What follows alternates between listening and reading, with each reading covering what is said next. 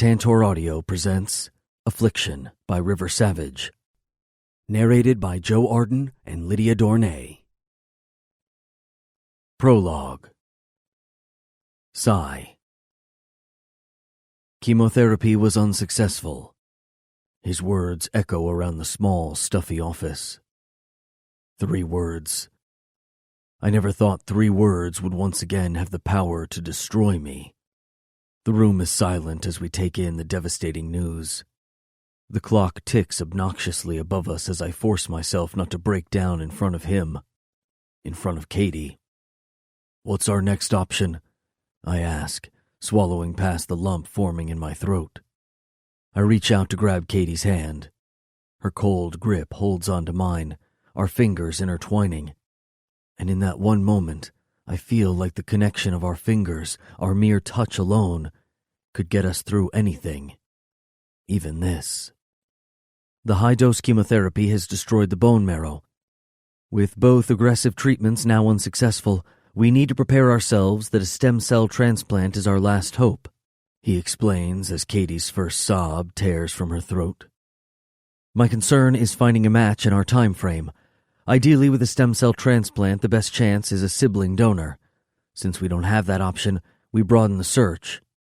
I want to discuss the possibility of contacting Kira's biological father before we move to anonymous donors. The chances of him matching are small, but as you both came back negative, we should try every avenue. What? The question gets stuck in my throat as my world spins out of control. You must be confused. I look from the doctor to my wife, thinking it's some kind of sick joke. Oh, God. Katie draws in a sharp breath and something in me clicks. Katie? I ask, pulling on her now lax hand. I'm sorry. Dr. Parks cuts me off, looking between both of us, his eyes growing wide as he puts something together. I was under the assumption that you knew Kira isn't your child. He shifts awkwardly, looking between us. Silas, I'm so sorry. This is not how I meant to tell you. Katie pulls out of my grasp, moving away from me. What the fuck is going on, Katie? Oh, God, don't hate me, she cries, rocking back and forth, holding herself. Protecting herself. Hate you? I search her face, still not sure my brain is caught up. What are you saying? I ask again, frantic as realization slowly creeps in. Kira isn't yours, she says, barely above a whisper, but the words blare into my ears like someone just announced it over the PA system. Sigh. She reaches out, but my body jerks away, her words running through me, breaking through the hardness I've erected since our daughter became ill. No, I argue, not believing what's coming out of her mouth. It's not true. I've been there every step of the way, from the first sonogram to holding her hand as doctors figured out what was wrong with her. This can't be real. I'm sorry, Sai. You have to believe me. I never meant to lie to you. I just couldn't bring myself to tell you. She frantically tries to reach for me. I move to the door, the stuffy oncologist's office closing in on me. I look at the woman who has had my heart from the moment she became mine.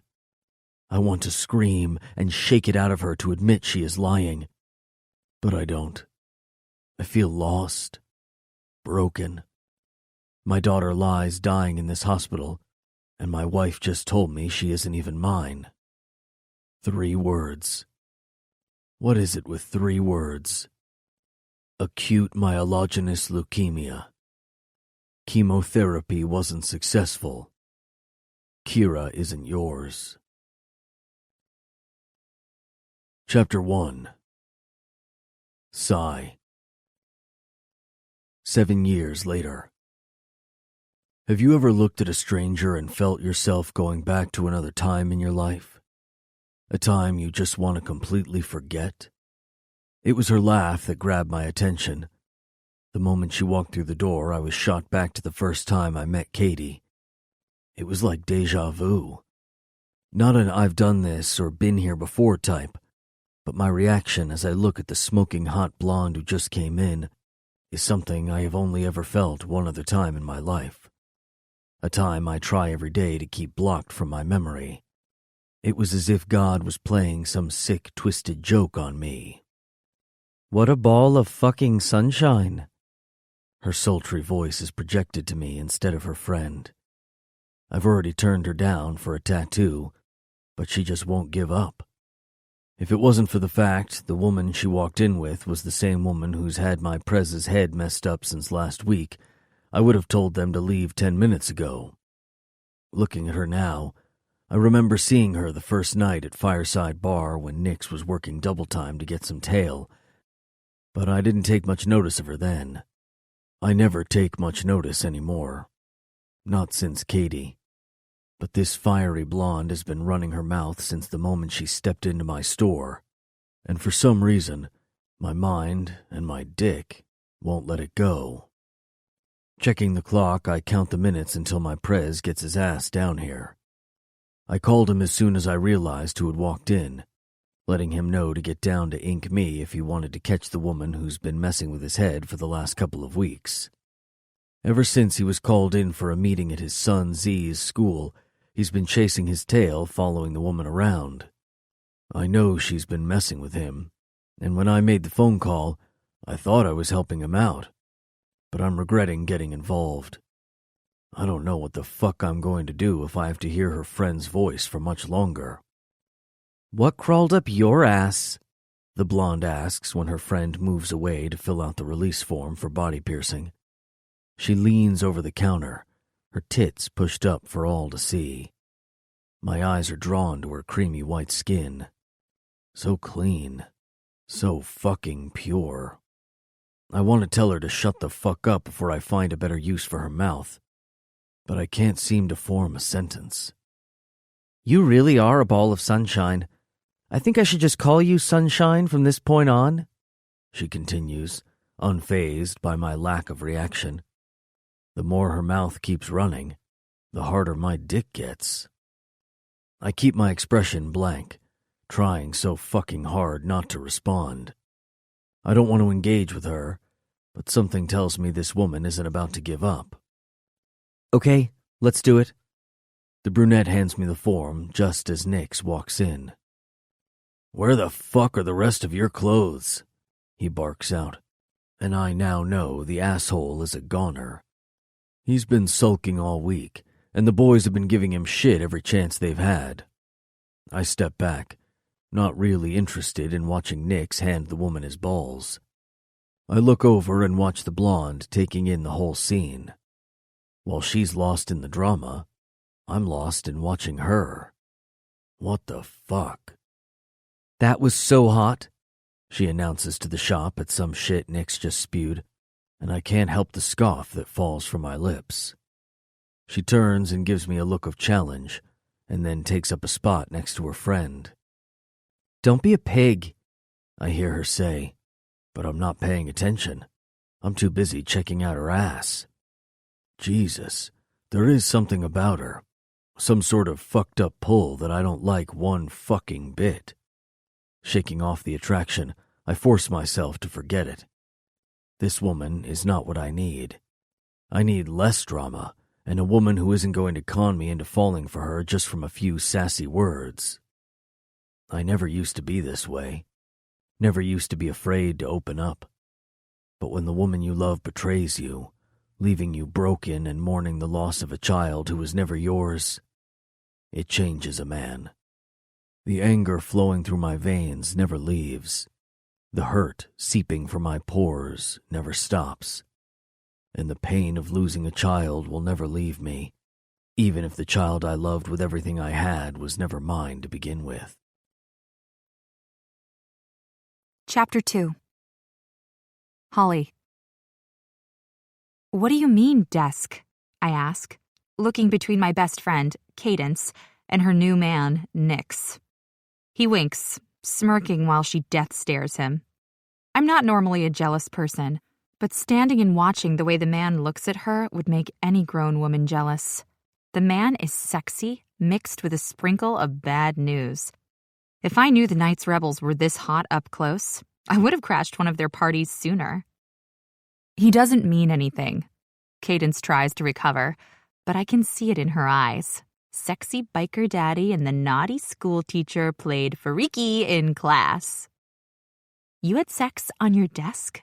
I ask, putting two and two together, wondering how she failed to fill me in on that bit of information. We are best friends, have been since our first day of college. When she walked into orientation looking all serious innocent, I knew we would be the perfect match. She's always been the serious one, and I've been the crazy one. But as we stand in front of the Ink Me, 10 minutes after Cadence just got her belly pierced, I'm beginning to think Cadence just took serious to a whole new level. I'm actually shocked she went through with it. We were heading home after a girls' night when I dragged her through the doors of the newest ink shop in Rushford. My only play was to check out the eye candy sitting behind the counter. His dark looks and inked skin were what drew me in. His bad boy attitude was what made me stay.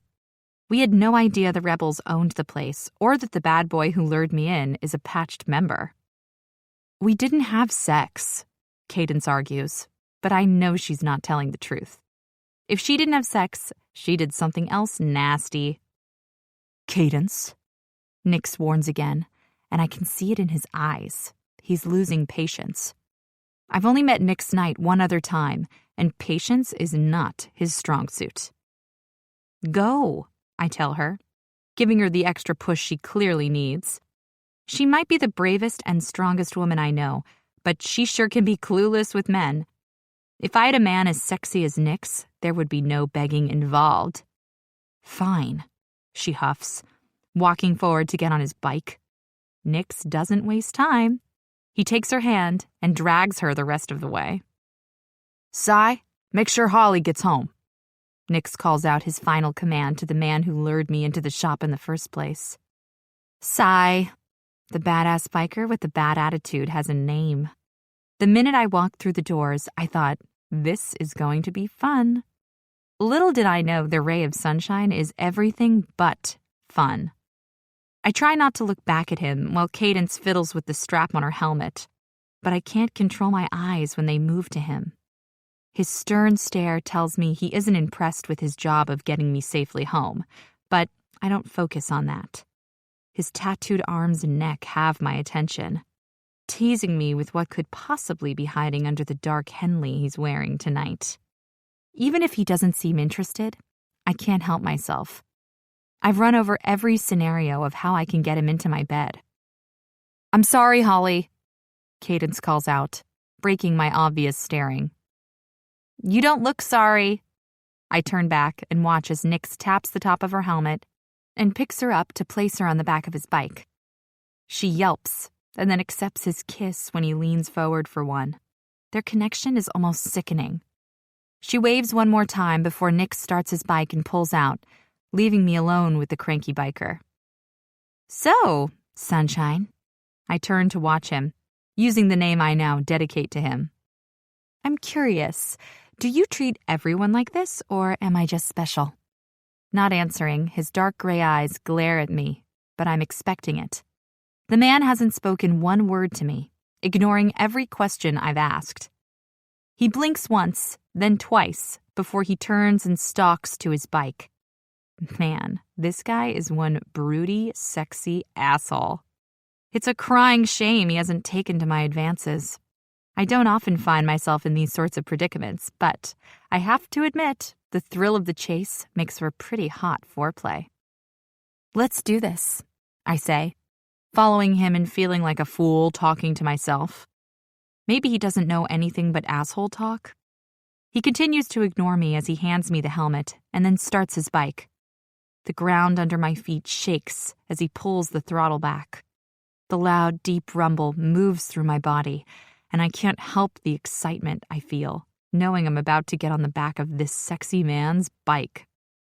Putting the helmet on my head, I fiddle with the strap, but he doesn't turn back to help like Nix did for Cadence.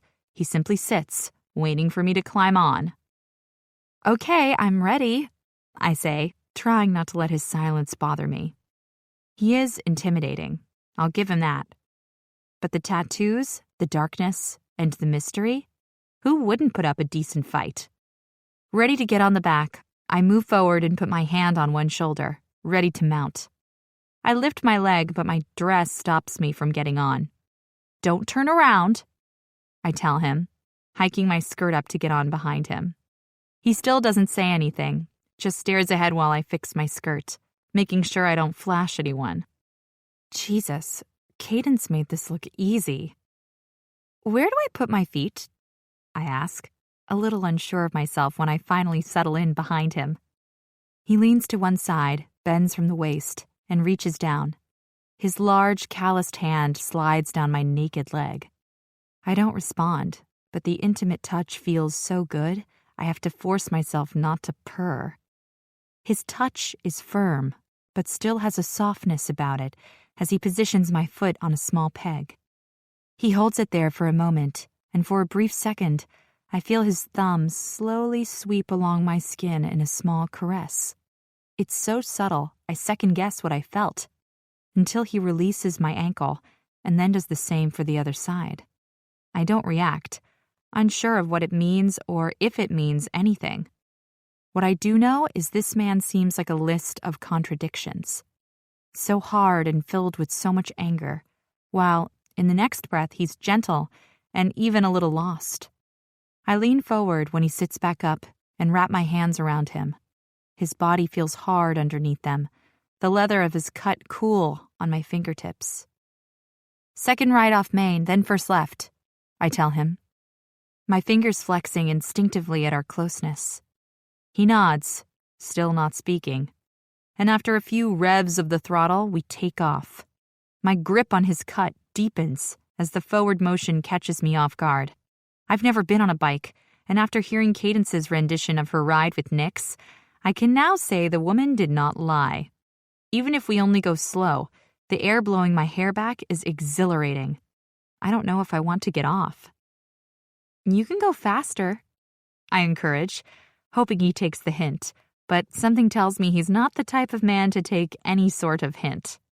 He continues to stay mute, so instead of wasting my breath, I hold on tighter and memorize his hard body under my hands. The short ride to my apartment is over before I know it, and when he pulls into the lot, disappointment fills me. I shouldn't be feeling like this. The man is all wrong. He doesn't even seem interested. Why do I always go for the ones not interested? He idles in the drive while I manage to untangle myself without flashing my neighbors. "Well, thanks for the ride, sunshine," I say once I've handed back his helmet. He takes it without speaking a word and places it on his head before looking back at me. Geez, he really is a man of few words. "Okay then," I say awkwardly, even giving him a small wave and goofy smile. "Holly, the guy isn't interested. Don't be cute." I inwardly groan at my discomfort. His eyes narrow as he watches me, and I realize I'm better off hitting my head against a wall. The man clearly has his own issues and is not interested in me being cute. I know rejection can happen. I'm just not familiar with it. I try to ignore the sting of his dismissal. I turn before I make a bigger fool of myself and start walking up the front path. "See ya," he finally acknowledges while revving his bike and pulls out before I can even reply. What the fuck? Now he talks? Hitting the button for the elevator, I go through the events of tonight. The whole situation was weird. Between his instant snarky attitude at me being in his shop to his obvious annoyance, I'm pretty sure cranky sexy biker doesn't like me at all. The doors open and I walk through, ready to put this whole night behind me. I don't need some sexy tattooed biker to warm my bed. I push the buttons to take me to my floor. Shit, I might not need him, but I sure as hell want him, even if it's just to say I've had him. Or at least, that's what I'm telling myself. So, let me just get this right for a moment. You went to visit your asshole ex-fiancé without telling me? He is a part of some huge drug ring, and the men after him, the men who started the fire at your house, are friends of Nyx's? I tick off everything that just went down as Cadence sits back down on the sofa the following morning. Yes, she admits, crying into her hands. I knew something was up when I received a text message from her. I had only just spoken to her about her first sleepover at the clubhouse and filled her in on my non-eventful ride home with Cy. She told me she was hanging out for the day when not 20 minutes later, she needed a lift. I didn't ask questions, just jumped in my car and drove to get her. I should have pushed her, demanded she tell me what had happened, but she brushed it off as nothing. I didn't even second-guess her when she was home for 5 minutes and then raced out the door. When she came through the door an hour later, white as a ghost, I knew something serious had gone down. Next thing I knew, sexy badass Nix was banging the door down, telling her that her ex-fiancé was second in charge of one of the county's biggest drug rings. I wasn't expecting the blow-up, but hearing Zane's name alone has my skin crawling. I'm not surprised he's come back to start some shit. I never liked the douche. Even back when things were good between him and Cadence, he always rubbed me the wrong way. But being the good friend I am, I kept my mouth shut and helped her plan her dream wedding. Why would you go and see Zane? I asked first, shocked she would want to see the man who destroyed her only a few years ago. He threatened you, Holly. Threatened our place. She motions to our small apartment to add emphasis. I don't care if that asshole threatened me, Cadence. I'm not scared of Zane. Besides, what's the point in having a badass biker daddy if you're not going to use him to your advantage? I ask, still not understanding her. The man tried to kill her for Christ's sake.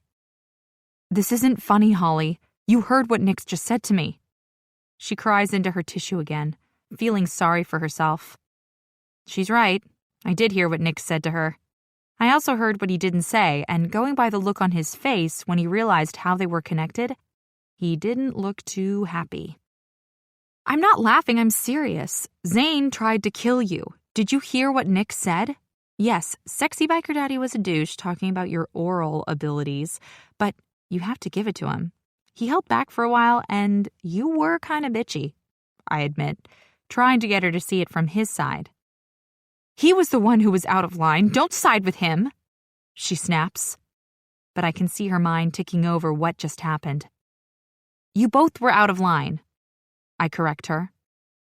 I don't want to talk about it anymore, she huffs when there's nothing left to say. She knows I'm right, and in time, she'll admit it. So, what do you want to do? I ask, moving over to sit next to her on our comfy sofa. I know she's upset. The best course of action would be to fill her with junk food and let her cry it out. I want movies, ice cream, and chocolate, she orders. And like any good best friend, I leave her sitting there to search for supplies. Cookies and cream or peppermint? I call out, checking our stash from the freezer. Both, she cries, and I hold in my laugh.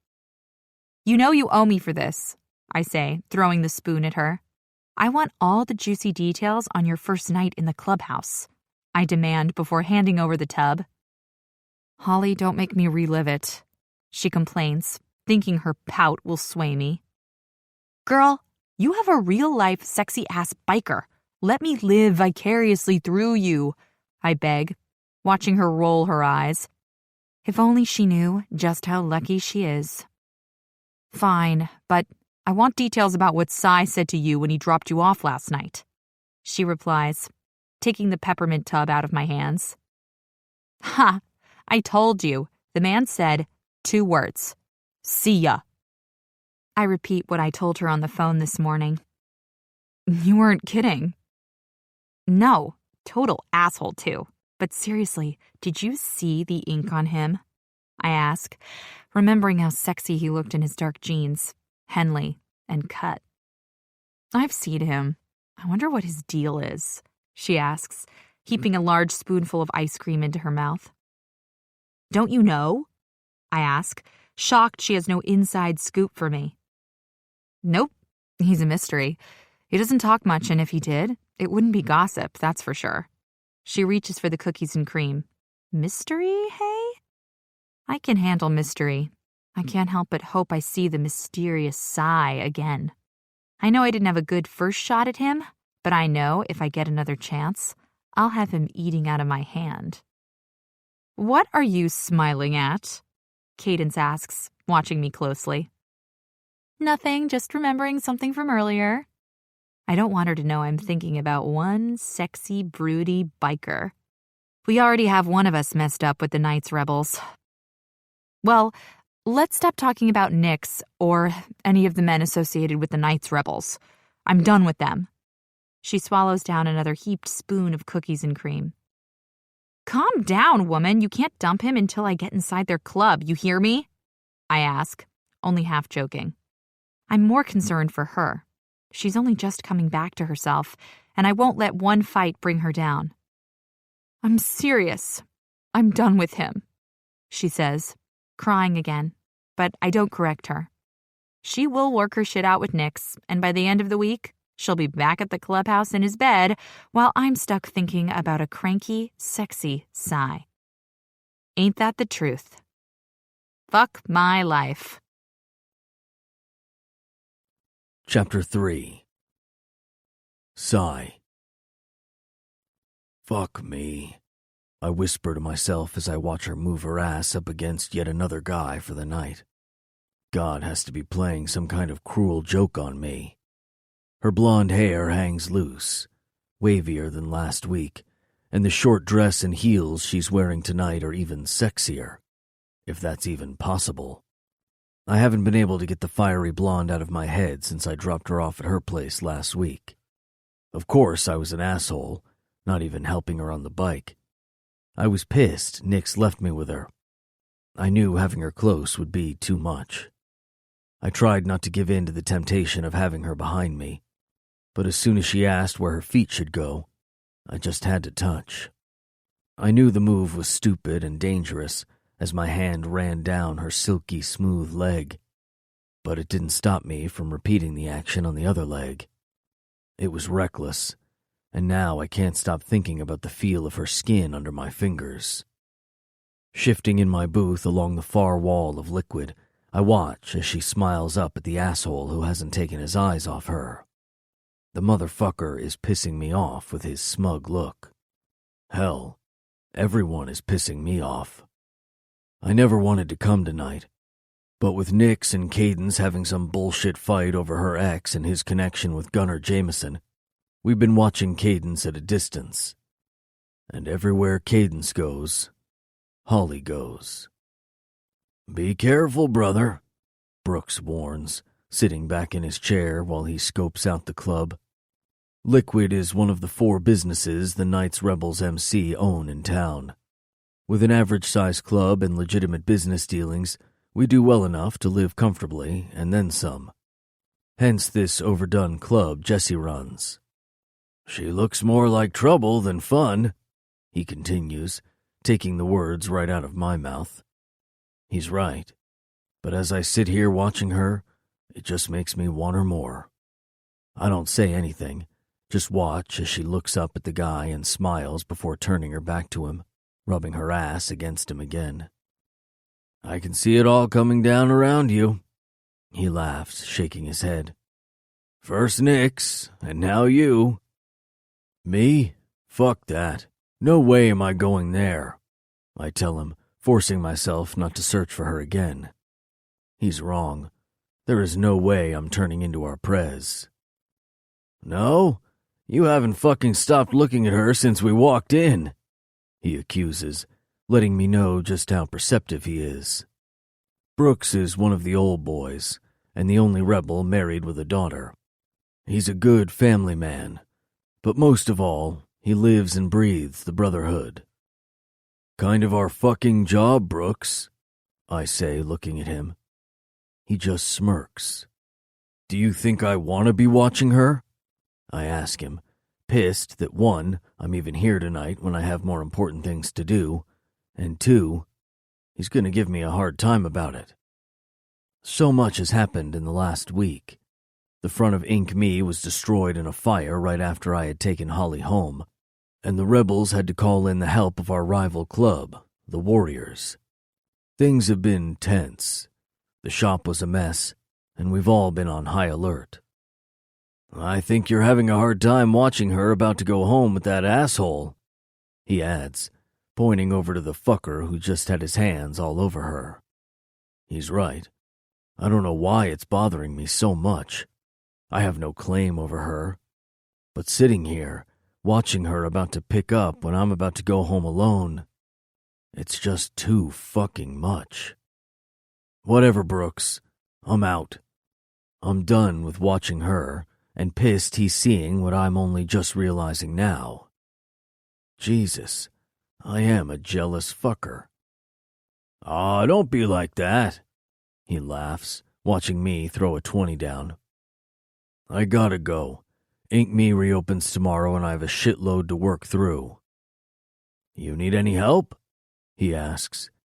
But the boys have all worked their asses off this week to get it back up and running. It was only the front of the shop that was damaged, thank fuck, but still a pain when it had to be gutted and repainted. No, go home to your wife and girl, Brooks. I know that's where I would rather be if I were you. I flick my hand goodbye as I turn away before he asks me what that was about. I don't talk about my past with my brothers. I don't let them in on the shit that lives in my head. That's not to say the fuckers haven't clued in on it. But sharing? No, that shit is not for me. I walk through the crowd, hoping to see her one last time before I head out. Neither she nor Cadence have noticed they've been followed, and I'm glad for that. After the shit that's been going down with T and his boys, who knows what Gunner could be planning? Cadence really has no clue who she was once engaged to. The man is dangerous, and knowing he has a pull over us now only puts me on edge. After looking around the club and not finding Holly, I give up and head down the back hall to leave. Not 10 seconds after admitting defeat, I run into her. Oh, sorry. She stumbles as my hands come up to steady her. Looking up, it takes her a second to register before she smiles her sexy smile. Why, hello, sunshine. She acknowledges me, not missing a beat, and I can't help the scowl that forms at the stupid name she called me last week at the shop. Why does her happiness make me angry? Aw, nice to see you're so happy to bump into me, she jokes, pulling back from me. But I don't let her out of my grasp. Watching her dance up against some asshole all night had me wanting to rip her off the dance floor. Yet now, when she's teasing me, making a joke of everything, I want to unleash my anger on her. Jesus, do you even talk? She snaps when I don't reply. I fight the pull she has on me. Nothing? Really? Okay, well, good chat, she says, stepping out of my hold. See you later. She waves, making her way around me, ready to meet back up with that fucker, I bet. What the hell do you think you're doing? My voice stops her, and she spins on her heel to face me. I should let her walk away, not let myself get caught up in this game, but for reasons beyond me, I can't. Sunshine, you talk? She lights up like she just received the greatest news. Yeah, I fucking talk. You pick up all your fucks from clubs? I ask, like the fucker I am. She's unfazed by my harshness. No, not always. I like variety. She smiles up at me. You should try it sometime, sunshine. Maybe you just need a good fuck. She winks. And if I wasn't such an angry fuck, I'd give her a lip twitch. Do you know that guy? I ask, ignoring her jab. She's right. I need a good fuck. But she doesn't need to know that. No, but I do know I'm going to get laid. She laughs, pissing me off again. Why? What's the issue here? You ready? The asshole who thinks he is getting his dick wet tonight asks Holly as he comes up behind her, enveloping her in his arms. No, she's not. I step up, grab Holly's hand, and pull her out of his hold. She's with me, so fuck off, I order as I level my stare at him. He looks shocked for a second, not expecting to come up against an angry-looking fucker. I can see him assessing his chances. Not a moment passes by before he leaves. "What did you do that for?" Holly turns, pulling her arm from my grasp. Fuck. Why did I do that? I don't know why, but watching the fucker touch her pushed me over the edge. Sorry, I shrug, not feeling one bit apologetic. Sorry? Jesus, Sai, what the hell? She asks, just as shocked as I am. You so did not just do that? She pushes past me to leave. Where the hell are you going? I call out to her, but she doesn't respond. I follow her, catching Brooks's smirk on the way, but I'm more interested to see if she follows the fucker than to worry that he called it right. Holly! I call out when she leaves through the front and walks in the direction of her apartment. Go away, Sai. You're really annoying, she shouts back, but I don't stop. You didn't even know the asshole, Holly. You could have found yourself in trouble. I ignore the fact that it's the first time I've called her by her name, or how good it feels rolling off my tongue. Maybe I wanted to be in trouble? She snaps as she walks past my bike. Stop right there, I demand, watching as she pauses, turning to me at my command. Why it stirs something in me, I don't know, but watching her obey when she doesn't want to is bad news for me. I'll take you home, I say in the same commanding voice, pointing to the bike. I'm not going anywhere with you. She crosses her arms over her chest. Sexy, funny Holly is hot. Pissed off Holly is a bigger temptation. Well, you're not fucking walking, so get on, I demand, passing her the helmet. She doesn't take it. I'm not getting on a bike with you again. She makes her stand, taking a step back. Listen, I don't want to fucking fight. Just get on the bike so I can get this shit done. I snap, pushing the helmet toward her and not giving a fuck if I sound like an asshole. You're a real asshole, Sunshine, you know that? Now I'm going to have to find less desirable ways to satisfy myself tonight, she teases.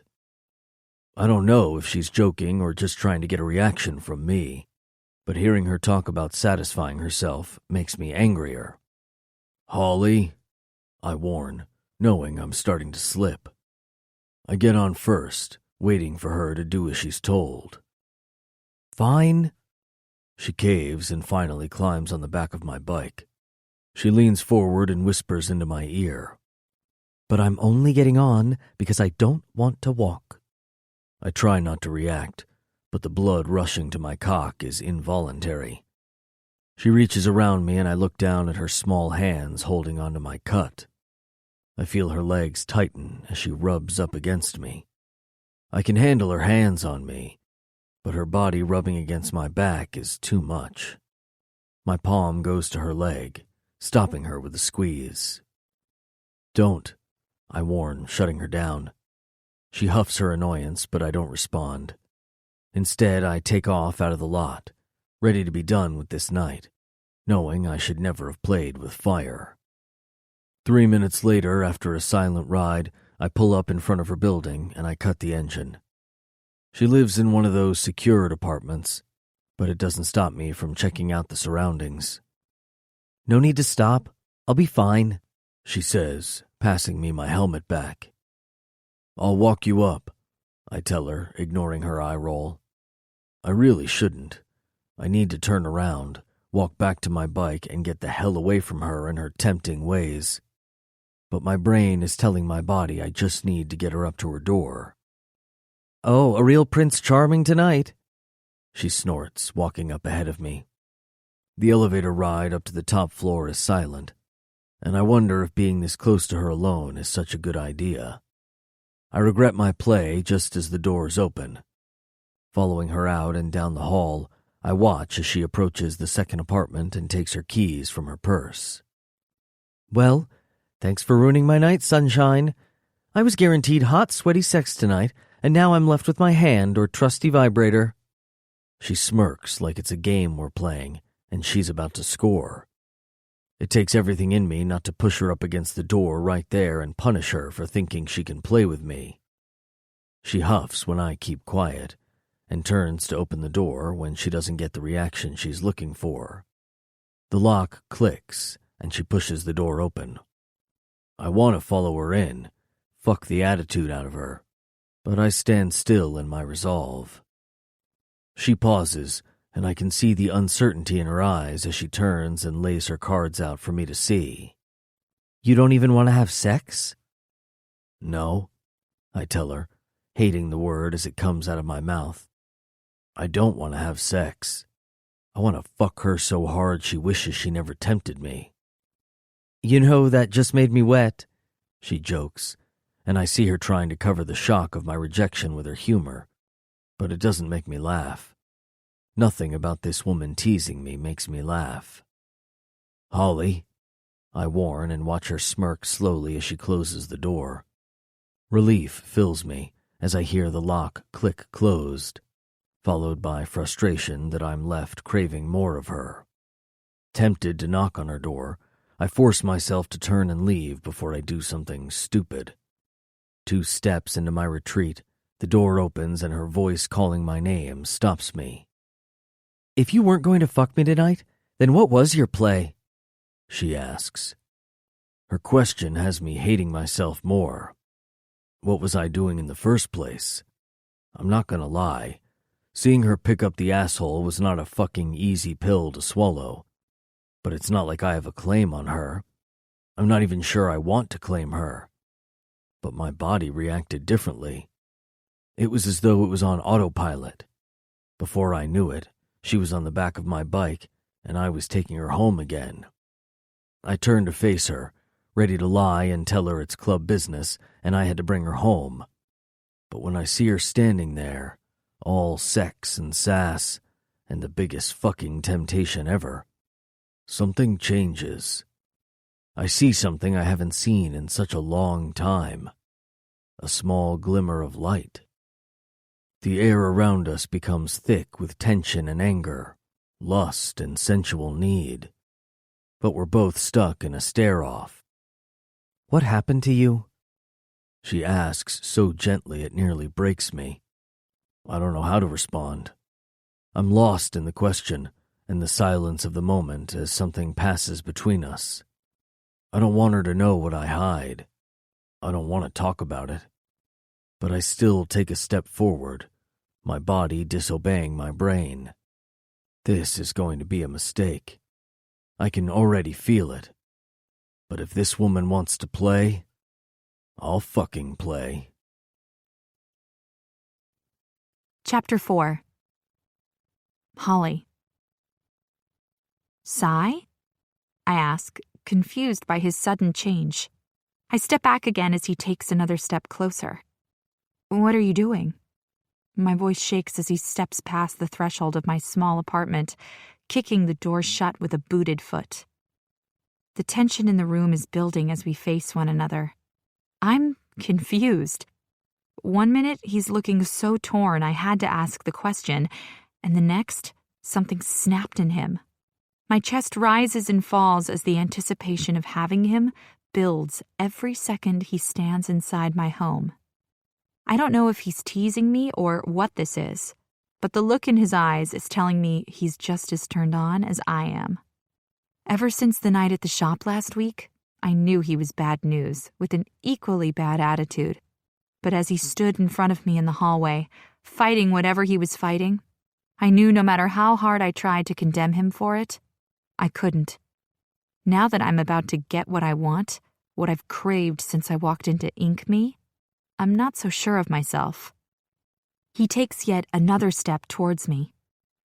Wait, I say, holding my hands up for no reason other than to get my breathing under control. The man is dangerous. He has me wanting him with just one look, and he'll probably have me coming apart with his touch. He steps closer as I step back, his eyes narrow at each one of my retreats. 1 step forward, 1 step back. Him, the predator, me, his prey. Sunshine, I warn, feeling like I've bitten off more than I can chew.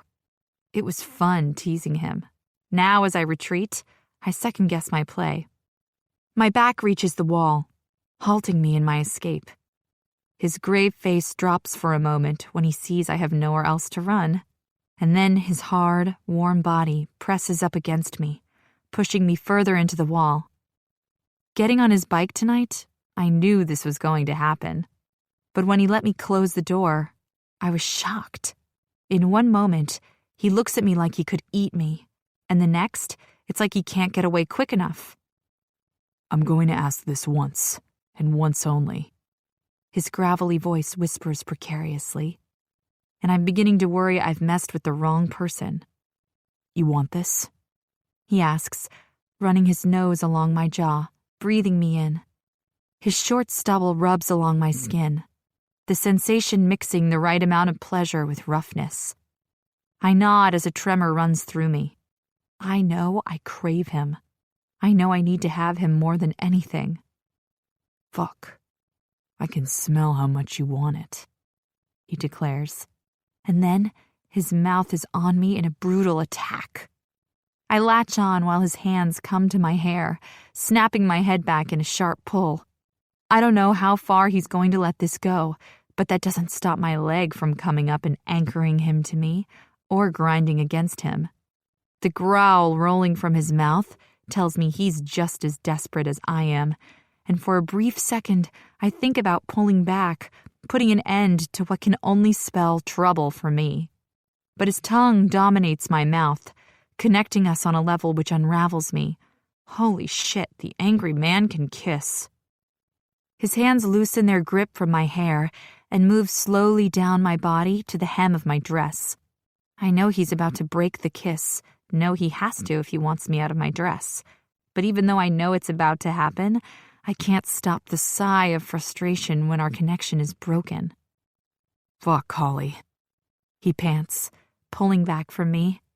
My lips feel bruised, but before I get a chance to touch them, he rips my dress up over my head, exposing me completely to him. My hands go to his cut, ready to strip him of his clothes, but his command stops me.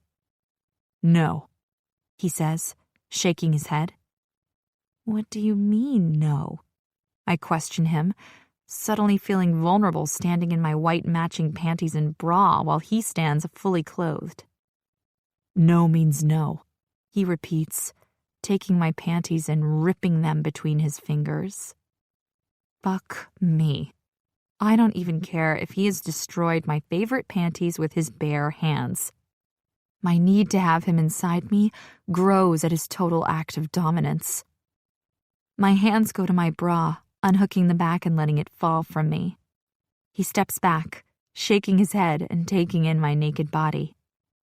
"It would help if you undressed," I say, eager to know just how much of his body is tattooed. I want to feel it under my hands. "No," he growls, rejecting my request. "Sigh," I argue, but don't get far before he steps back into my space and drops to his knees before me. I can't even control the moan that erupts from within me when he spreads me open and licks me hard. Fuck. My hands go to his head. The short hair is not long enough to hold on to, so my fingers graze his scalp in a need to touch him as my shoulders lean against the wall supporting me. He feasts on me like a starved man. "Fuck, Sai," I rasp as he builds me up, with each flick of his rough tongue against my clit. He's vocal in his oral assault, surprising me since he's so annoyingly quiet. The hungry moans vibrate against me, pushing me further into a haze as he worships my most sensitive area. The pleasure becomes too much, his skillful tongue demanding I fall apart. "Fuck, fuck, fuck!" I scream as heat fills me in a short but powerful orgasm. My hips ride his face as his thick fingers find my entrance, filling and stretching me wide. He pumps them into me repeatedly, setting off another orgasm. "Jesus!" I pant as pleasure rocks through me. My legs are jelly, and my head is lost in its own bliss as I feel his tongue lazily sweep through my wetness. Small bursts of orgasm run through me, and if it wasn't for Sai holding me up, I'd fall into a puddle in front of him, lost in the afterglow of 2 incredible orgasms. Sai? I ask, looking down and watching his head rest against my stomach. Sunshine, do you know what happens next? I ask, trying to get his attention. He looks up.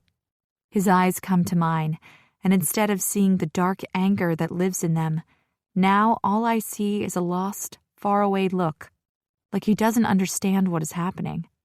He stands, drops his jeans, lifts my leg, and enters me before I even have time to process what's happening. You have no idea what I know, he threatens, pinning me to the wall as he pushes into me again.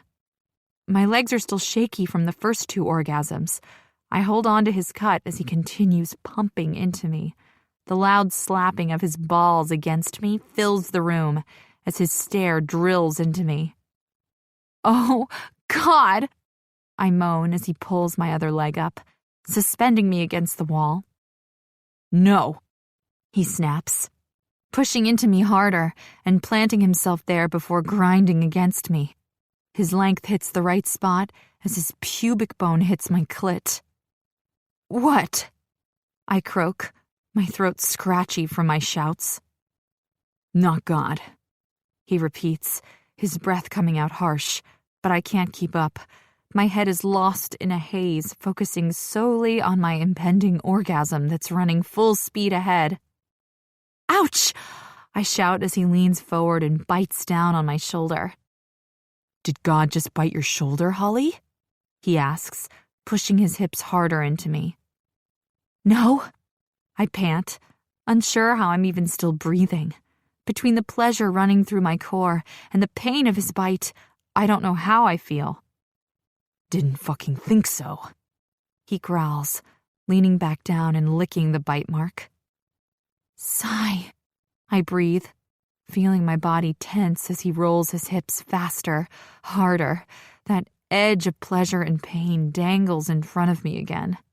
And like a greedy woman, I want to snatch it. He kisses the soft spot behind my ear, his hot breath sending goosebumps along my skin as his own groans grow louder. I don't want it to stop. I want to hold on to this feeling and never let go. But I can't control myself as I spiral out of control. Oh, God, yes! I moan out my intense rush of ecstasy. Fuck, he grunts, following me over the wall of our temporary bliss. I know this is nothing more than a screw, but something shifts in me as he draws a 3rd orgasm out of me. My emotions run haywire, but even in the heat of the moment, I know if I don't get a hold of it now, it will only spell trouble. Holy shit, I say quietly, looking at the patch sewn into his leather cut. Our breathing sinks as we come down from our marathon wall sex. Sai drops one leg, still planted in sight of me.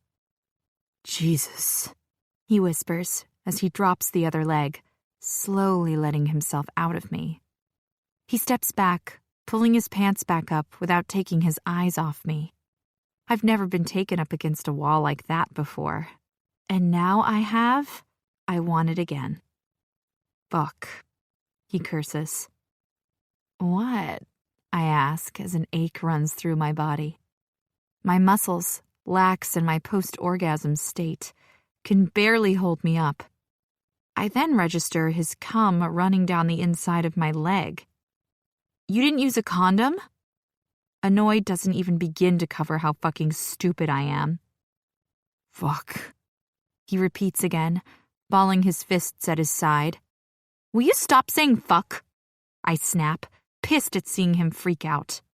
Pass the tissues. I use my hand to capture his release before it makes it to the carpet. He walks over to the coffee table, retrieves the box, and hands me 2 tissues. Thanks, I'll just go clean up, I tell him, replacing my hand with a tissue. I need to go, he counters, turning and moving to the front door. Are you kidding me? I ask. But he doesn't reply, just walks straight out without saying a word. I stand there not sure what just happened or how to respond. I knew it was some kind of heat-of-the-moment sexually fueled slip I had instigated. But to simply walk out while I'm standing here naked? What an asshole. Jesus, how could I be so stupid? Asshole. I voiced to the empty room, realizing he played me when I was meant to play him. Fucking moron, Holly, I whispered to myself as I locked the door behind him. Fucking moron. Chapter 5. Sigh. Could I be any more fucking stupid? Fucking her and then leaving her standing there naked and pissed. They both fall under the most stupid shit I did last night category. I was screwed when she came out of the bathroom and crashed into me. With her milky white hands coming to my arms, the look of them against my ink made me want her in that second. Her smart-ass mouth reminded me why she was bad news. But when that fucker walked up and smirked at me, I knew I had to do something. I fucked her because I didn't want anyone else to. No, I cock-blocked her, but then couldn't keep my own dick in my pants. If I could beat my own ass, I would. I should have left her standing there, but the panic in her eyes when she realized I didn't use a condom had me itching to get out of there. What the fuck is wrong with me? This woman has me twisted inside out, yet I can't seem to get enough. Setting up my station for our first day back in Ink Me, I try to push all thoughts of Holly out of my head. You all right, boss? Rue asks, coming to stand in front of me. Rue is one of Ink Me's employees. Her dark purple hair, heavily pierced face, and sleeve-tattooed arms are a total fucking turn-on. But since I'm her boss, she's off limits. Not to mention, since I met one pure-skinned, sexy blonde, I haven't had eyes for anyone else. Fuck me. Yep, I answer, not giving her my attention. I'm not in the mood for her, or anyone this morning. Sweet. You have a 9 a.m. first up and then back-to-back all day? I nod in answer, knowing it's easier to be an asshole from the start of the day. Spinning on my stool, I dismiss her and continue to set up my station. She gets the hint, leaving me alone so I can get lost in my head. I need to work. I need to clear my head from everything that happened last night. Finished setting up, I move to the employee lounge and make myself my second coffee of the morning. When I first came back to Rushford, I never thought I would go back to tattooing again. I left that part of me back in Brighton with the family I left behind. But I knew a part of me was missing. It was something I didn't want to let go. When the club discussed another shop, I knew it was my chance to get that part of me back. The boys didn't dig into my shit when I told them my idea, and if they were shocked to learn about my tattooing background, they didn't say anything. Sigh, there's someone to see you? Rue interrupts my thoughts of the past. Have them come through, I tell her, finishing the rest of my coffee. Not your appointment? Someone else? Standing from my position, I make my way back out to the front of the shop and curse when I notice Holly sitting there. Fuck. What are you doing here? I bark out before I think. She flinches and then quickly hides it before standing and brushing her hands down her yellow dress. I follow the movement, holding myself together as I take her in. Fuck me. She calls me Sunshine, but standing before me, she looks the picture of it today. The morning sun kisses the tops of her shoulders, and her hair sits up on top of her head, hiding its long length. Visions of her up against the wall, her rose-tipped nipples peeking out through the golden ends of her hair, flash in front of me as I remember just how perfect she is. Not that I want to be here, Sunshine, but we need to talk, she says, walking toward me. Her calling me Sunshine stirs my gut more than it should. I've got nothing to say, I tell her, feeling more like an asshole every time I give it to her. There's something about this woman that fucking gets to me. Yeah, I gathered that when you left me with your cum still rolling down my legs. She snaps. I flinch, but don't say anything. Seeing as you left, she raises her brow. I had to come and speak to you? She folds her arms across her chest, waiting for me to respond. Don't know what we have to talk about. We fucked. That's it. I say, annoyed she's turning into a hang-on. Fuck, you're a piece of work. I thought you might like to know I'm clean, she says, waiting for me to respond. But I don't. I'm more pissed that just seeing her again has my dick wanting more and my mouth watering at remembering her taste. Fuck. I should never have caved. And? She asks, prompting me. And? I reply, being a bigger asshole. Well, how about you? I think I'm fine. I tell her, shrugging like I don't really give a fuck. But I know I'm clean. I don't normally fuck without protection, so for me to even fuck her without a condom has my mind completely messed up. You really are something, you know that? She huffs, pissed, no doubt, that I'm acting this way. If only she knew this way is better. Believe it, woman. Oh, I believe it. And you better believe if you give me some fucked up disease, I'll let every asshole in this town know what a filthy fucking small-cocked douchebag you really are. She ends on a shout right as my first customer walks in. I don't say anything, so she turns and storms out of the shop without a backward glance. Shit, boss. That was totally a douchebag move.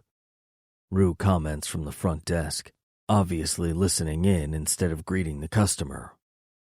Don't give a fuck, I tell her and head back to my station. I hope for your sake you don't give her anything. I wouldn't put it past her to follow through on her threat. She chuckles, turning to the customer. Fuck me. I knew she was going to be trouble. I should go to her and explain everything. Tell her just to leave me the fuck alone. But I don't. She's better off thinking I'm an ass. That way she'll stay away. I can't tell her there are some wounds that can't be mended, yet we carry them with us, hoping for a chance that maybe someday someone can fix them. I can't be fixed. Yeah, I gathered that, asshole, when you left me with your cum still rolling down my legs. I replay Holly's words over and over in my head the next morning. After she left the shop yesterday, her words fucked with me all day. I fucked up when I took her against the wall. Even in my reasoning that one time would be enough to get my fill, I knew I was kidding myself. I crossed the line, and now I'm dealing with it. Hey, brother. Jesse knocks on my door, pulling me out of the pissed-off Holly rant running through my head. Nix wants a meet now, he says. Yep, I yell, rubbing my hands over my face. Got it.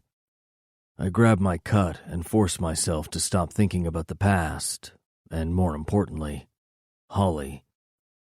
Closing the door to my small apartment, I make my way back up to the clubhouse.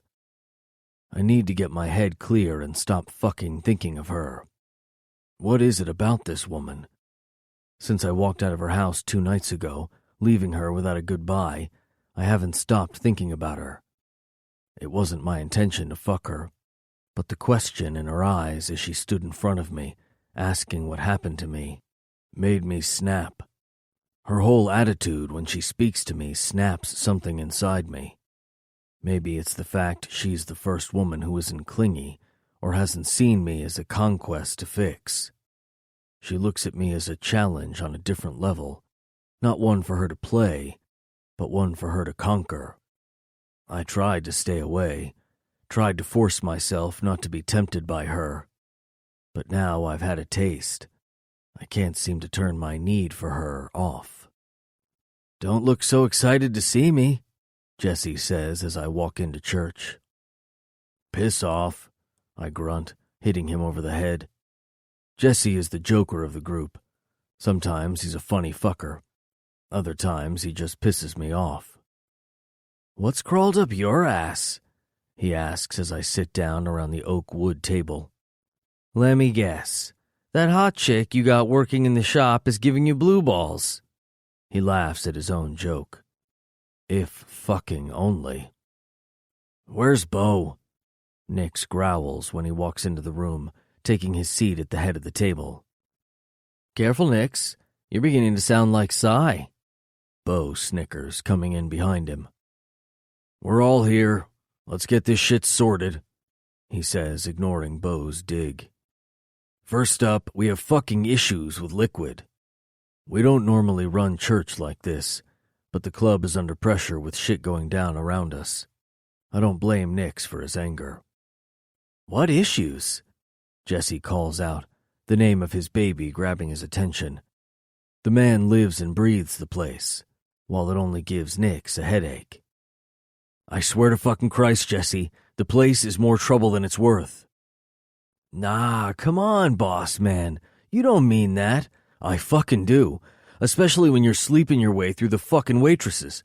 Keep your dick in your pants from now on, he warns, and I can't help but smirk. Jesse keeping his dick in his pants? Yeah, right. Who's bitching now? He shakes his head, not looking at all surprised. Fucking Tammy, you need to sort that shit out, brother. She has a daughter who needs feeding. Don't be a cockhead. She needs this job, he warns. Jesse might be a player, but he knows when he needs to step up. Right, Jesse agrees, ending it there and moving on. We still have no word on Gunner. T and his boys are keeping an eye out, but I don't doubt this shit with Cadence was a play. One he will pull again. Until we sort shit out, I want all hands on deck until the fucker is found. Any problems? Nix asks. So we're still on babysitting duty? Bo grumbles, saying what I'm thinking. I don't have a problem with Cadence, but I need to stay away from Holly. The woman is too dangerous for me. You have a problem with it? Nix asks. No problem. Just want to know where we stand here. We've worked so hard to keep out of T's shit. Now some pussy comes along and we're on meetups taking phone calls with the Warriors. Don't have to remind you what you've lost to get the club to where it is, he states. And he's right. We have worked hard to get the club to where it is today, but Nix has claimed Cadence is his, and therefore he will do anything to protect her. Bo knows this. You got your feelings hurt because your boyfriend went and found a woman, Bo? Jesse calls out. Fuck you, Jesse. What is wrong with everyone today? Jesse asks, looking around the table, but everyone ignores him. You call Cadence pussy again? We're gonna have problems, brother. Nix slams his fist down on the table. I'm just telling it how it is, Bo says, not ready to step down. I don't give a fuck how it is to you. It is what it is, end of story. Nix warns, and Bo nods, leaving it be. But I know the asshole won't be easily swayed. He keeps his cards close to his chest and doesn't trust easily. Where are you at the shop? He asks me, moving on from Bo. First day back was busy. Closing for a week has put us behind, but we've had a few inquiries for the job ad we put out. Any good ones? Yeah. Couple came in with some good portfolios. Gonna have them come work a day next week. The truth is, with the success of the shop so far, we could put on 2 more artists and still be holding our own. Let me know how you go. I nod, knowing whoever I choose, the boys will trust my decision. Anyone have anything else? Nix moves on, asking the table. Received a call from Tiny yesterday. Bo taps the table as he speaks. Last month, the club owed a marker to an old friend of Red's.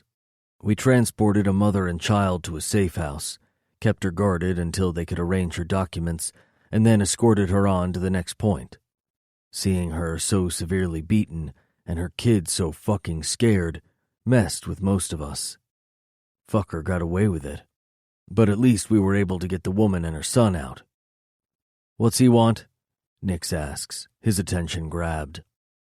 Wants us on board to help out with this underground gig. You know we're juggling a full plate right now, Brooks asks, always the voice of reason. I know what we have on our plate right now, but when shit calms down, I want in, Bo says, his voice absolute. What we looking at? I ask, wondering how we could work it. We start off small, pickups, drop-offs, and if there are any recoveries. Tiny wants to hang his hat up, so if we vote on it, I want to do it with the intention of taking over. Jesus, Bo, you go from not wanting to do this shit to wanting to run it? Jesse asks, shaking his head. I want it if I can have the control, run it the way I see it. We help these women where we can. We got Jackson helping us where he can, and then we have a smooth run. Jackson is Jesse's brother, who works for the county sheriff's department in the next town over. In the past, he's helped us out on a few things, walking the fine line of the law by turning the other way. But I didn't know he was in on this shit.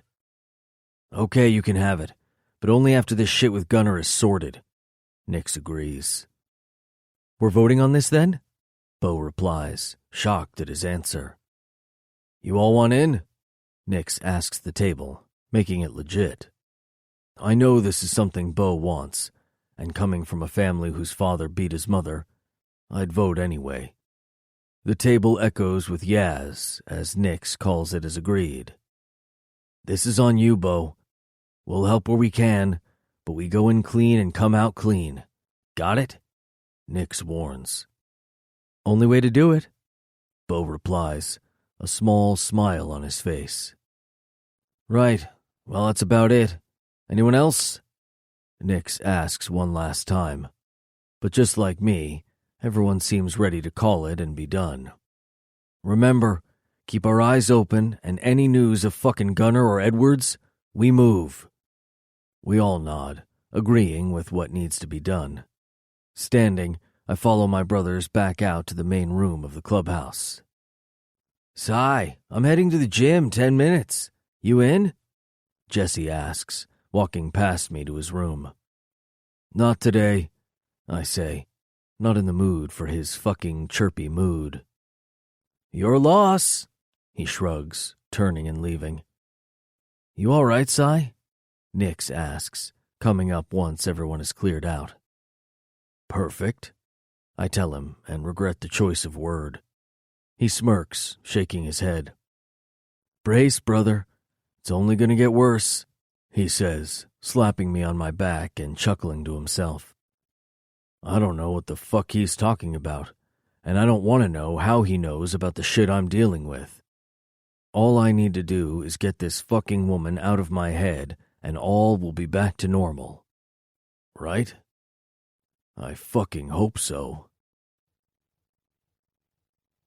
Chapter 6. Holly. Who is that man? Sarah asks from behind me as I turn to lock up for the day. What man?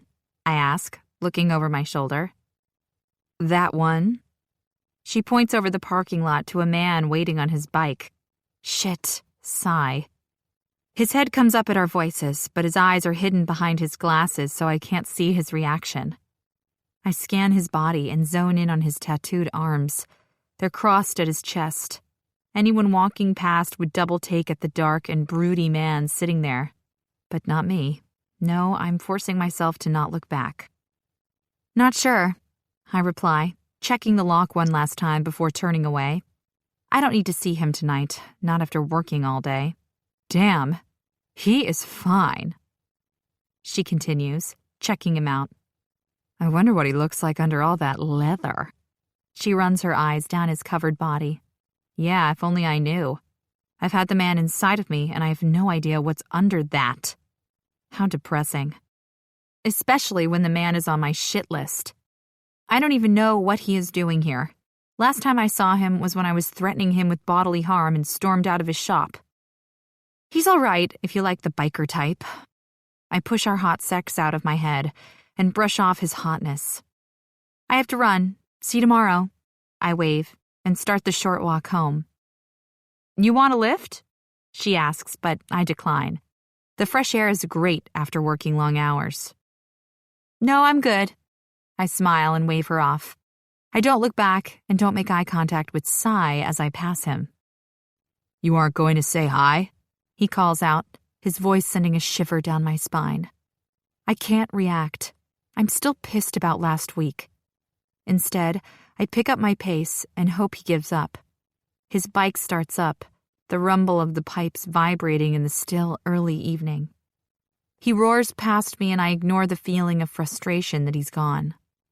I don't know why it bothers me. He's done nothing but be a dick since the first day I met him at the tattoo shop. I'm not everyone's cup of tea, but I'm not that bad. Turning the corner to my street, I regret the disappointment from a few moments ago when I see his bike parked out the front of my apartment building. Great. What do you want, Sai? I snap when I get to my drive and see him resting against my car. There's no point ignoring him when he's gone to all this effort. I'm clean, he assures me, putting his hands in his pockets and looking slightly guilty. Yeah, like I'm going to trust you, I tell him, not the slightest bit interested in his bullshit. I made an appointment to get tested next month. Fucker. I get checked every 6 months. Great, thanks for letting me know. I nod and turn, leaving him standing there. Wait, he calls out, but I don't. What I should do is cut his big, fat cock off and make him eat it. I don't know what it is about this man. He has this pull that I can't fight, even if he is a mess of contradictions. His attitude yesterday should have been enough to douse the fire burning in me, but even after the way he acted, all I can think about are his tattooed arms holding me up against the wall. Jesus. I make it to the elevator before he catches up. Go away, I groan as he steps in behind me, not giving up. No, we're going to talk. He calmly replies. His tone surprises me. What do you want to talk about? We'll talk when we get inside. No, we'll talk now, I protest. No way is he getting back into my apartment. No, he merely states. Yes, I reply, not giving in. The doors open, and in one fast motion, Sai has my hand and is dragging me to my door. Let me go, Sai! I try to pull away, but his hold is too strong. Open the door, he demands in his powerful voice. Fine! I huff, opening the door and turning to stop his advance. You are not welcome, Sai. Say what you have to say and leave. I'm sorry, he blurts out. Once again, his response surprises me. No problem, I say, accepting his apology, hoping he'll take that as leave to go. I need to be away from him. Don't do that, he growls. Do what? Brush me off. Sorry, I don't want to chat, Sai. You're kind of an asshole. Excuse me for not playing into your bullshit. I'm sorry. I am an asshole. Yes, I already know this, I agree, almost laughing at how ridiculous we might seem. Holly, just stop, he growls. The sound of my name and the pleading in his voice has me retreating. I fucked up. I don't know what I'm doing, he admits, and for the first time since I've known him, I feel his honesty. I don't know what he expects from me, so I don't say anything. I don't know what the fuck to do with you, Holly, he says, taking a step toward me. Sai, I warn him, watching his jaw tick and his fists flex. You should go. The tension between us builds again. Jesus, this is ridiculous. What if I don't want to go? Taking another step inside my home, he kicks the door shut. I need you to go. I put my hand up, stepping back to stop him coming closer. The anticipation as he closes in has my heart picking up speed and my breath coming in short, shallow bursts. Sigh. I all but whisper as his mouth descends on mine. My early declaration of never letting this man near me is over with just one touch of our lips. But it's not just a simple kiss that has me coming undone. The hungry kiss is rough and raw. Nothing like the other day as our teeth smash, our tongues duel, my lips bruise, and my stomach drops. All from the touch of our mouths. Every thought I had of the man in front of me has gone out the window with just one kiss. Breaking the connection, he brings my dress up over my head, exposing my naked breasts to him in the middle of the living room. My hands find his pants, eager to feel him under my fingers, but he stops me again, holding my wrist in his large grip. "Fuck you, Sai," I growl. Once again, he won't let me touch him.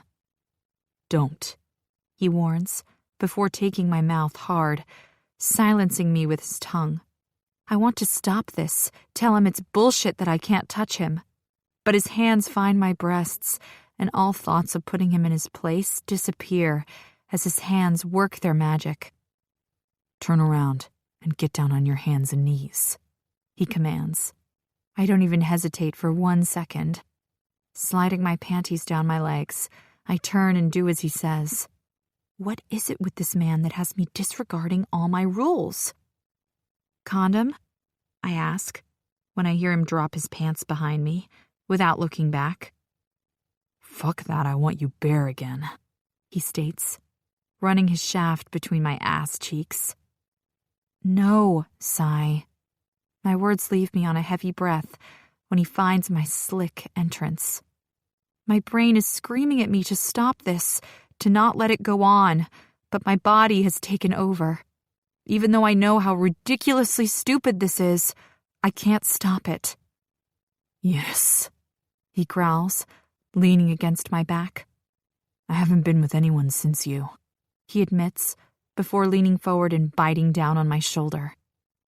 "Jesus, you're a biter," I accuse as he licks at the spot he just chomped on.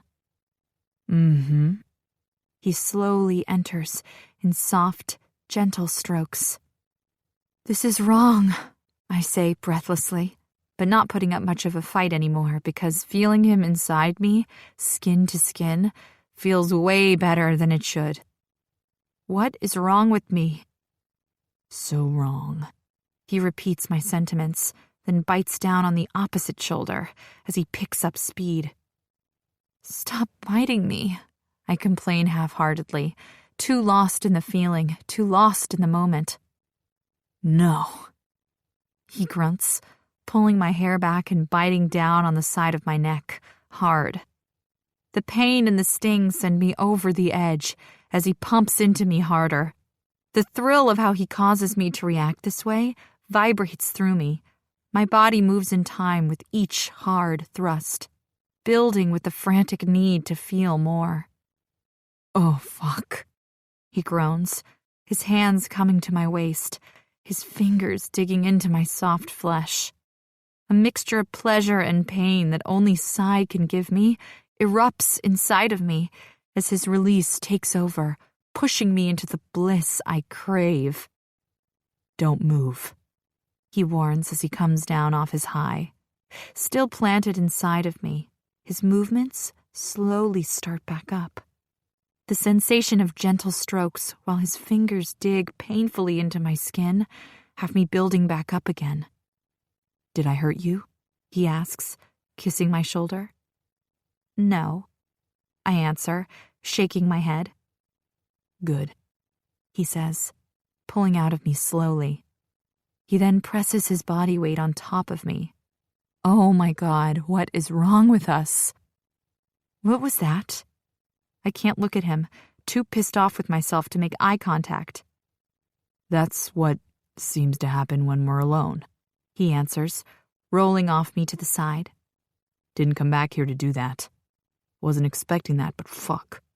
Every time I'm around you and you open your mouth, I can't help but want to rip your clothes off," he admits, both of us still lying on the floor. "Well, what are we going to do about it?" I ask, reaching over to the coffee table for a tissue. "Nothing to do about it. It is what it is, Holly. A fuck." He sits up, scowling at me. "Geez, Sai, calm down. I'm not some fucking crazy bitch who wants to have your babies now that you've given me a couple of orgasms," I say, reaching for my dress, feeling exposed while he's fully clothed. I'm asking because you can't just walk into my house, strip me naked, and fuck me when you decide you have a taste for it. I stand, stepping into my panties, ready to lay down the law. Well, it's not like I forced myself on you, he replies, standing to do his pants back up. No, but you didn't make it easy for me, just taking me how you want me. Well, when you throw your fucking anger at me, I can't help it, he says, taking a step toward me. Is this what you like, Sai? Do you have an appetite for an angry fuck? I ask, not trying to figure him out. That shit would take a lot more than one question, but I want to know what makes this man think he has any right over me. Lived with it for such a long time. I don't know if the anger is doing anything for me anymore. But you're a different kind of anger. His voice is low and filled with the same honesty from earlier. He's also now completely in my space. And what type would that be? I force myself to stand strong, not wavering under his dark stare. A type I've never known before. Dangerous. A type I need to stay away from. He admits, his stare now softening somewhat. Well then, by all means, stay away. I cross my arms, ready for the brush-off. At least this time he has the balls to say how it is. See? Right there with your anger again? You're making it hard for me to stay away, he whispers. You're the one who needs to walk away, Sai. I hold his stare. I'm leaving now. Great, I reply, giving him my fake smile. This can't happen again, he reminds me, like I'm going to find it hard to keep my clothes on around him. Really? I ask on an eye roll. I was thinking about calling my parents, letting them know I was in a committed relationship. Holly? Sigh, I reply, enjoying this more than I should. Fuck me, he curses under his breath. Would it be simpler for you if I stripped naked again? That seemed to work for you last time you had to leave, I remind him, trying to keep the sting out of my voice. I think I can manage, he retorts. Great, he repeats. The air of electricity we seem to create stirs again, building momentum as we stand staring at each other. It's like a force dragging me in. With no control over my own reflexes, I step forward as he leans into my space. And just as our lips touch, his phone rings from his pocket, the intrusion breaking our connection. Yeah, he asks into his phone after the third ring. I take a moment to move away from the vortex he sucked me into. Okay, give me 5 minutes. Turning my back, I walk to the kitchen, wondering if he will follow me. After a moment of silence, I hear the door open. The slow creak of the hinge sounds so harsh in the quietness of the apartment. I don't call out or turn from where I stand. The heaviness of rejection hits me strangely, and with the release of the door handle and the click of the lock, I get my answer. Sai doesn't follow anyone. You can't get shitty, Holly. You knew this going in. I remind myself as I walk to my room and clean myself up. So, why does it hurt a little?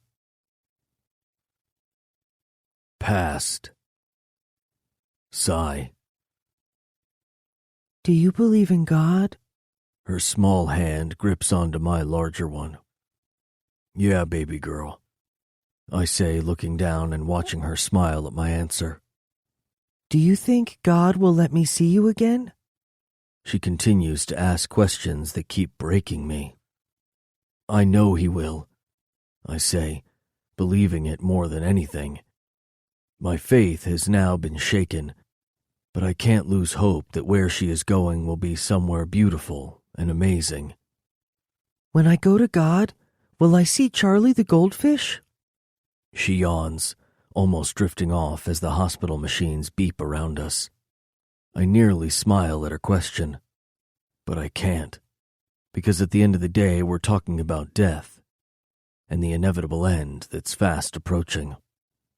I don't know, baby girl, I tell her, wishing I had the right answers for her. We've had a hospital staff come in and talk with Katie and me about how to approach the subject of death. I try to take everything they suggest on board, but sometimes Kira will hit me with a question that floors me, and I can't lie to her. "I want to go home," she says, nestling further into the stark white hospital pillow. It's the same thing she's said every day for the last 3 weeks we've been stuck here. "I know you do, baby." I reach out and brush the soft skin of her cheekbone.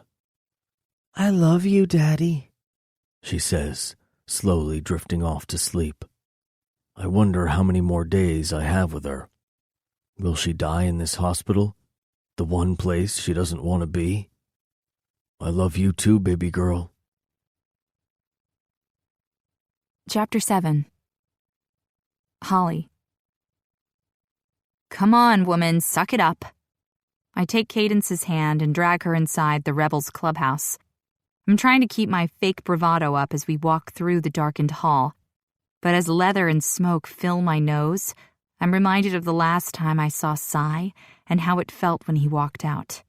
I knew coming here would be dangerous. I was happily settling in for a quiet afternoon of sappy movies and junk food when Cadence came rushing through the door telling me I had to get up and get ready as I was going to my first ever clubhouse barbecue. At first, I was against it. The last thing I need is to see Sai in his territory, but when Cadence told me Z, Nix's son, was going to be here, I knew I had to come for support. She has been freaking out about letting Z know about her relationship with his father since the moment she started seeing Nix. I personally don't think she has anything to worry about, but nonetheless, I'm here, questioning my sanity and wishing I was still on my sofa. Loud music beats out of the surround speakers, making the framed pictures of club members hanging on the walls next to us shake slightly. "We need to go straight to the bar," Cadence orders next to me as we turn the corner to a large open area. I nod, following behind her, needing the same liquid courage as she does. "2 Coronas, please," I ask the younger guy as we sit down. He nods, turning and getting our drinks. "This place is cool," I say, looking around. My eyes take everything in. Even if I'm nervous about seeing Sai, I still love that I finally have the chance to come here after everything Cadence has told me. "Yeah," Cadence mumbles, turning to greet someone, but I don't hear her as my eyes connect with his. His body stiffens at my presence, and I try not to let it affect me. But how do you do that when the man can get me out of my clothes in less than 2 minutes? Jesus, what was I thinking letting him fuck me? I thought it would have made it easier to not want him as much after the second time he left me. But even after he was the biggest asshole, I can't help the want flowing through me. I don't know how long he holds my gaze, but after what feels like a ridiculous time, I force my eyes away and focus on the man who just picked up my hand to kiss it. He's blonde, built, and has the biggest smile I've ever seen. "I don't think we formally met," he drawls, releasing my hand. "Holly, this is Jessie. Jessie, this is my best friend, Holly." Cadence introduces us before turning back around to scan the bar. "Hello, sweetheart." He moves in close.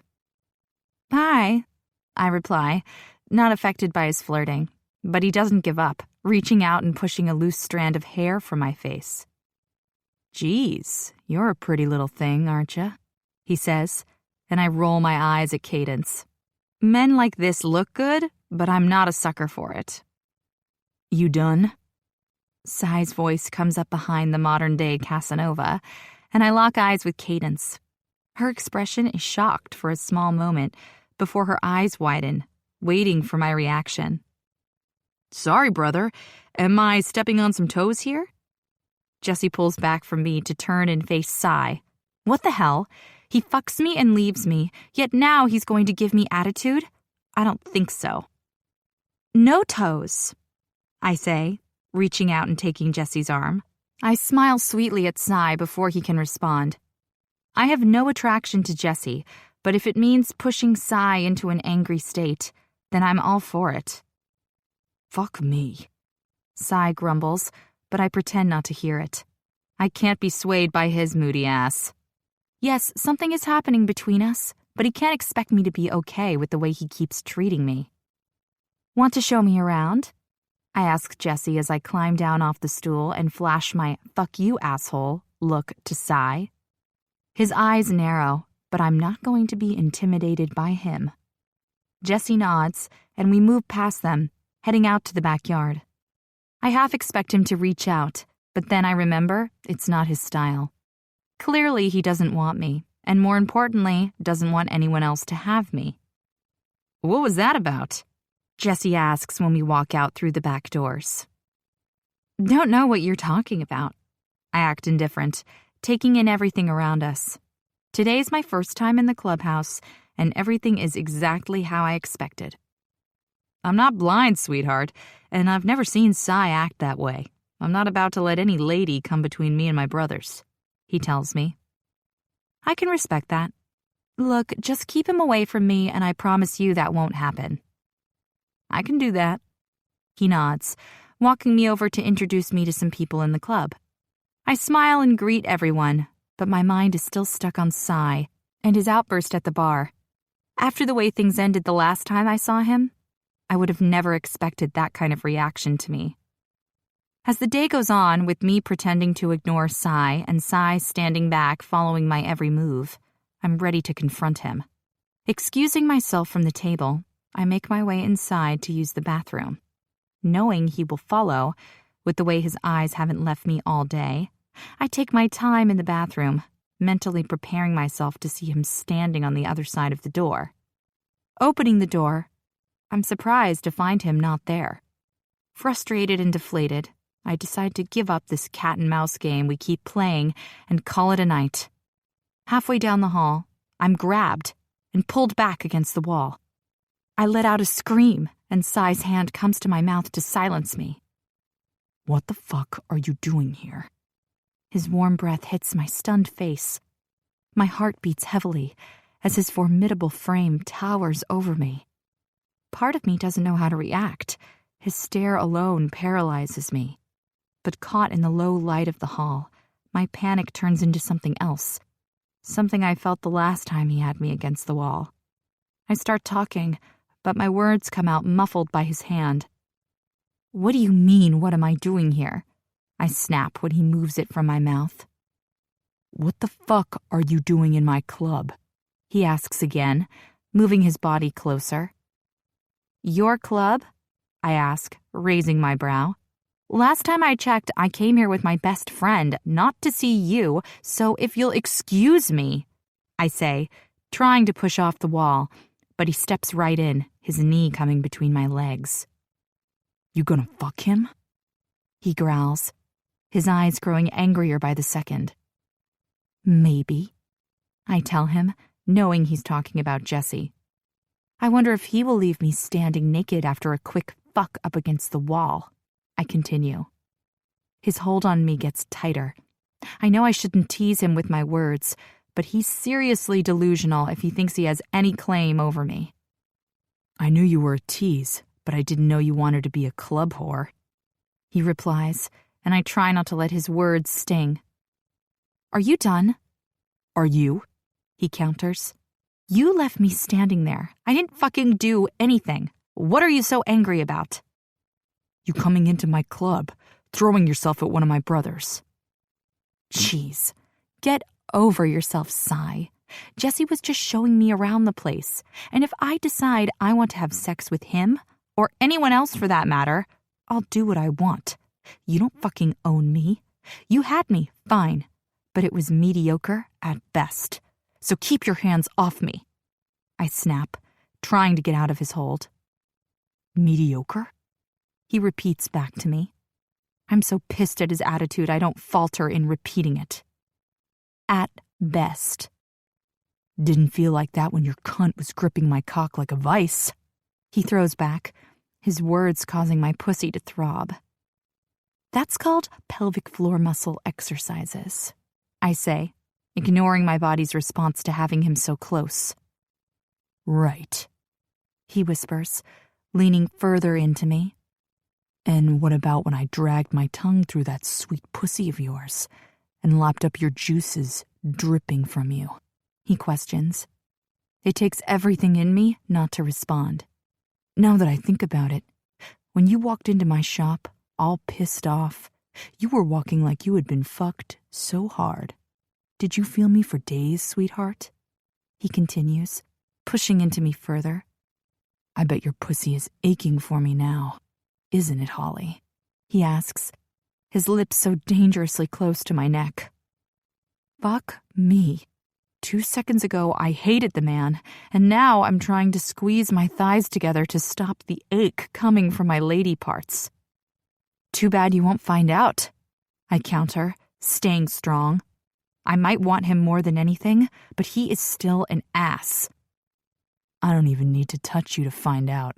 It's written all over your face, Holly. Whatever, Sigh, let me go. You know I'm right.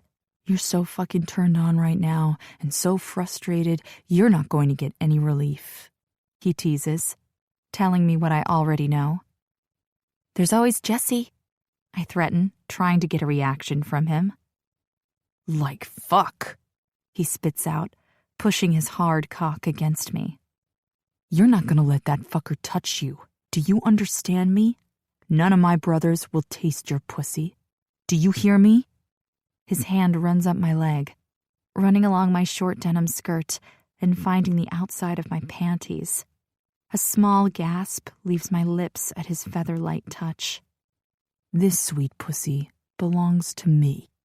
I fucking had it first. Now it's mine. No, it's not. I fight back, but my mind is too busy memorizing each lazy stroke of his finger over my lace panties. It will be again, he warns before taking my mouth hard, suppressing me with his tongue. His fingers pull my panties aside, slipping in and dancing over my aching heat. Shit. I breathe against his lips, forgetting where I am for a moment, forgetting we can't stand each other. You want relief, Holly? He asks as my hips start to ride the rhythm of his talented fingers. Yes, give it to me, Sigh. I plead, feeling myself build with each flick of his finger. Say please, he demands, slipping his thick finger inside of me. Please, Sigh. I cry out as he pumps me harder. That's it, girl. Fuck my finger, he growls. The heat of his voice causes goosebumps to break out on my skin. A wave of impending bliss washes over me, and then my orgasm hits, hard and fast. Sigh, I hiss, but don't get anything else out as his tongue is dancing with mine again, muffling my shouts of ecstasy. His taste reminds me of beer, mint, and all things Sigh. He latches onto my tongue, sucking it hard into his mouth, sending pleasure and pain rolling through my body. Fuck, this man is dangerous with his bad boy attitude, his sexy as hell dirty mouth, and his ability to take me on the highest of highs in less than a minute. He slows the kiss, lingering for a moment before resting his forehead on mine. This right here is why this man is dangerous, bringing me apart in the middle of the club and making me forget I hate him. Removing his fingers, he brings them to his mouth and sucks them clean. He murmurs. I'm not surprised by the drop in my stomach watching him get lost in the taste of my orgasm. Now, tell me that was mediocre. He smirks after licking his fingers. Get off me, I push at him, jolted back into reality. Not until you admit it.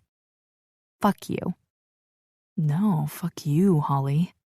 Don't come into my club and think you can play me. You won't win, he says, turning, leaving me again after a mind-blowing orgasm. I don't know what's worse, watching him leave while I stood naked in my house, or now, fully dressed and feeling like a whore in his club. Fucker. Pregnant. How can I be pregnant? I asked the doctor 2 weeks later. Sometimes the contraceptive pill isn't 100% foolproof. Anything as simple as taking your pill a few hours late can mess with the accuracy of it. He repeats for the second time this morning. I made him retest me twice before I believed him, and now I'm freaking out. Well, shit. I'm going to be a mom. I race to the small sink in the doctor's room and throw up my breakfast for the 5th morning this week. I knew something was off last week when I started feeling nauseous. I didn't think this was what would be telling me, though. I expected something more along the lines of a virus. I can't believe this, I say to myself, shaking my head. How the hell am I going to be a mom?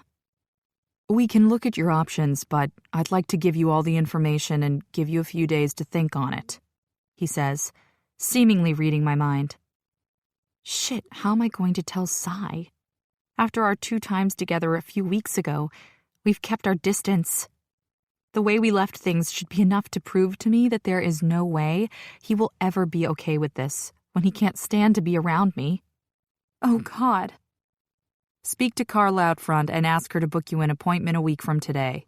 We can then discuss your options, he says, standing from behind his desk and handing me some pamphlets. Thank you, I nod numbly, leaving the room before I break down. I need to call my mom. Racing out with my mounting anxiety, I make it to my car and ring my mom before I have a full-on panic attack. I don't even bother making an appointment. My head is too foggy. She picks up on the 3rd ring. Hey, sweetheart, she answers, her normal happy self. Hey, Mom. I begin to cry, knowing she'll be supportive, but still be worried. What's wrong, doll? She asks.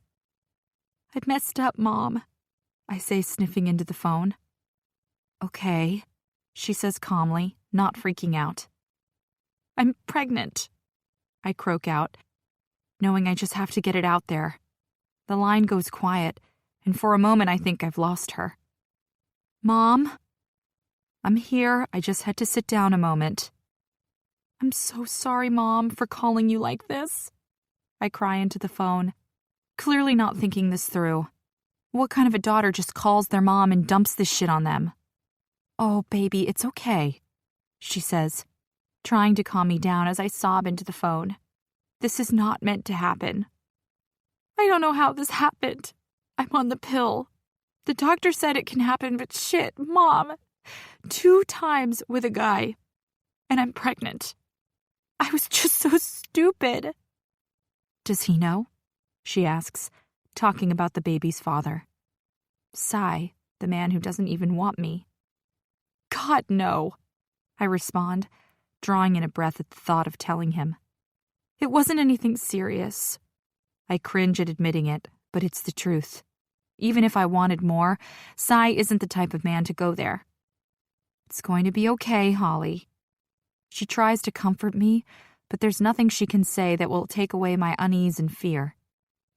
I don't know what to do, Mom, I say, not listening to her reasoning. What do you mean, what to do? She questions carefully. You know what I mean, Mom. No, I don't, Holly. Well, if I'm going to keep it or not. I explain and hear her suck in a breath at my confession. Holly, you know I love you and I'll support you through anything you decide. But I really think you need to take a breather first. I want you to think this through. You need to discuss this with him. I know, I'm just so confused. And I get that, I do. But don't make any decisions just yet. Okay? She pleads. Okay, I won't, I tell her, knowing I need more time. Have you told Cadence? She asks, and I cringe. Oh shit, how am I going to tell her? Not yet. I pretty much just threw up in the doctor's office and flew out of there. I don't know how I'm going to tell her, I admit, knowing that's a cop-out. She will ask questions I'm not ready to answer. Let's do lunch tomorrow. That would be good, Mom. Okay, darling. I'll call you in the morning to see how you're feeling. I remember when I was pregnant with you, you made me bring up my breakfast for 12 weeks. She laughs, and her voice gets that soft, wispy sound it always does when she talks about my brother and me as children. Instantly, my hand goes to my stomach. "I love you, Mom," I whisper, wondering if I could ever be as good a mom as her. "I love you too," she says before hanging up. Taking a deep breath, I rest my head on the steering wheel as the pamphlets the doctor gave me sit heavily on my lap. What am I going to do? I need to tell Cy before making my decision. I could never keep this from him. The thought alone has my head out the door of the car, heaving up the rest of my stomach's contents. He might not be okay with it, but I can't make this decision alone. Chapter 8. Cy. Hey, Cy. Tina walks up to me, her tits falling out of her top. I don't know what her game is, but I've shot her down already tonight. The bitch is clutching at straws. Yeah, I've fucked her once in the past, but since Holly walked into my shop, I haven't been able to sort my shit out. What are you doing all the way over here? She asks, sitting her ass down on my bent knee. Tina, fuck off, I say, not in the mood for club pussy. I'm pissed. I can't get my head around a certain blonde woman. Tina pouts, but knows I'm serious when I nudge her off my knee. Bitch should know not to fucking touch me. She rises in a huff, pissed she's not getting what she wants, and stalks back inside. That wasn't nice, Jessie says from behind me. Don't give a fuck. Yeah, we all know that, he laughs, finding the whole thing funny. What do you want, Jessie? Just checking in with you, brother, he says, taking a seat. I thought you were on Cadence watch tonight, I ask, trying to keep up with everything going on in the club. After the club barbecue 2 weeks ago, shit went down between Nix and his ex-wife, Addison. The blow-up happened right after I finger-fucked Holly in the hallway. I knew I fucked up when I saw the look of disgust on her face after what I said to her, but I couldn't go to her. Nix needed me more as Addison went at Cadence and Z. Everyone left soon after the drama, and by the time I was able to talk, she had gone. Nah, Brooks is on, he says, kicking back, stretching his legs out in front of him. I'm on tomorrow. You? Tomorrow night, I tell him, hoping like fuck Nix gets his ass home soon. If I could avoid this shit, I would. So, Holly? Jessie smiles, and my body tenses at her name. He laughs when he gets a reaction out of me. What's the deal? No fucking deal. I act indifferent, while inside my body is humming at the sound of her name. Didn't look like no deal when you were finger-fucking her last time she was here. He jokes, and I move fast, bringing him up by the scruff of his shirt and banging him back up against the wall. You didn't see anything, asshole, I threaten, feeling a fierce protectiveness over Holly and what the fucker is saying. Okay, calm down, he says, still smiling. Jesus, Cy, you're a fucking goner. He shakes his head, watching me come down from my freak-out. I stand for a few minutes taking in his words. I don't want to admit it, but he's right. I'm fucked.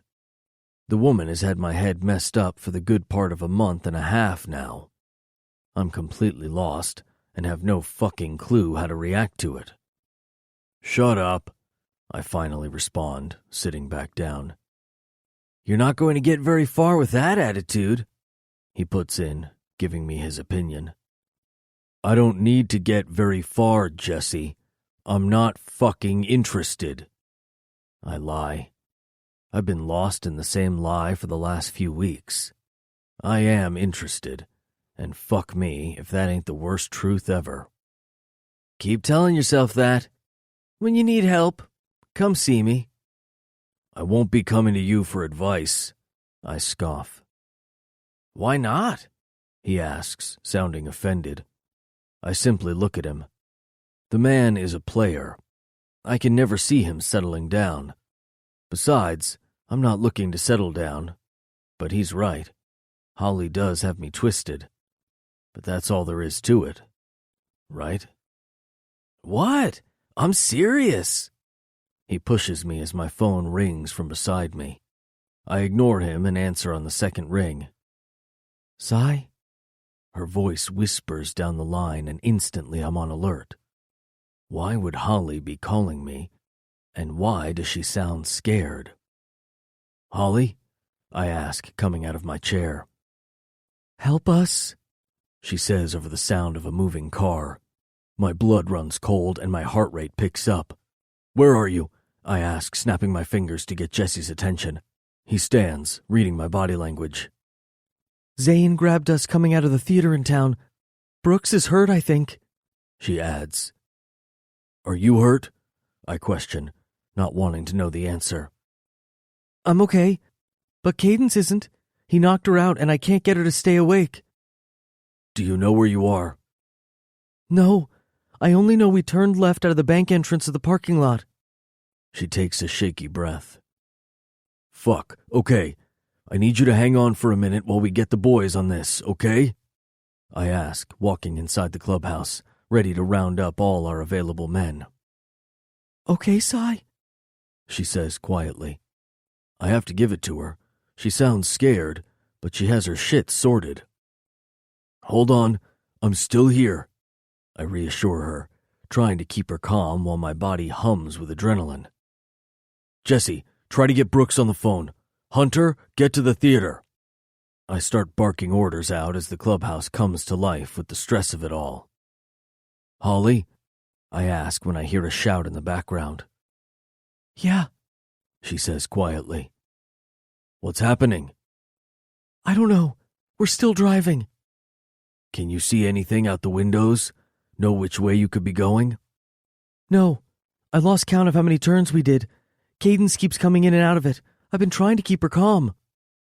Okay, sweetheart. We got everyone on this. Hang tight. We're on our way. I assure her, even though I have no fucking idea where she is. Hurry, Sai, she whispers, her fear coming down the phone and hitting me like a punch to the face. I'm coming, and that motherfucking asshole is dead. I promise her, meaning every word of it. She doesn't say anything, her silence telling me enough. Are we sure they're in there? I ask Chip, one of T's men, when we pull up at the front of the old barn about 30 miles outside of town. With no idea how to find the girls, we called in a marker with our rival club, Warriors of Mayhem. Where the Knights Rebels run a clean club, the Warriors run it dirty. I don't like the fuckers, but with Nix still 30 minutes out and both Holly and Cadence in danger, I have to trust them. T sets us up with all the information we needed to get to the girls. Information that's led us to here. Yeah, we have guys around the perimeter, he says, walking around the van to get to the side. We follow quietly, keeping ourselves hidden. We'll go in, see what we're up against and sort it out. T wants Gunner. We don't even know if Gunner is in there, Jesse says, coming up behind me. We're taking that chance. Chip cuts him off. I don't want fucking chances. He has 2 of our women in there, about to do who knows what. I fucking want him, I growl, my control slipping. I just need to get to her and worry about Gunner later. It's our recon and we'll run it the way we want to, he repeats, not stepping down. I look him over, sizing him up, seeing if I can take him. He has about 2 inches on me, but what I lack in height I make up for in size. I could take the fucker. He holds my stare, but I don't give a fuck. If I have to walk in and kill Zane with my own hands, I will. Sai, step back, Jesse insists, stepping between us. You're too close. I know he's right, but I don't give a fuck what anyone says. I'm going in, with or without them. I'm in. End of story, I say, leaving no room for argument. Let us just secure the perimeter and then we can move, Chip says finally, agreeing to my play. I don't have a moment to agree before a gunshot rings throughout the quiet night. Racing forward, I don't care about the consequences. When I hear Cadence scream Holly's name, I know I have to get in there.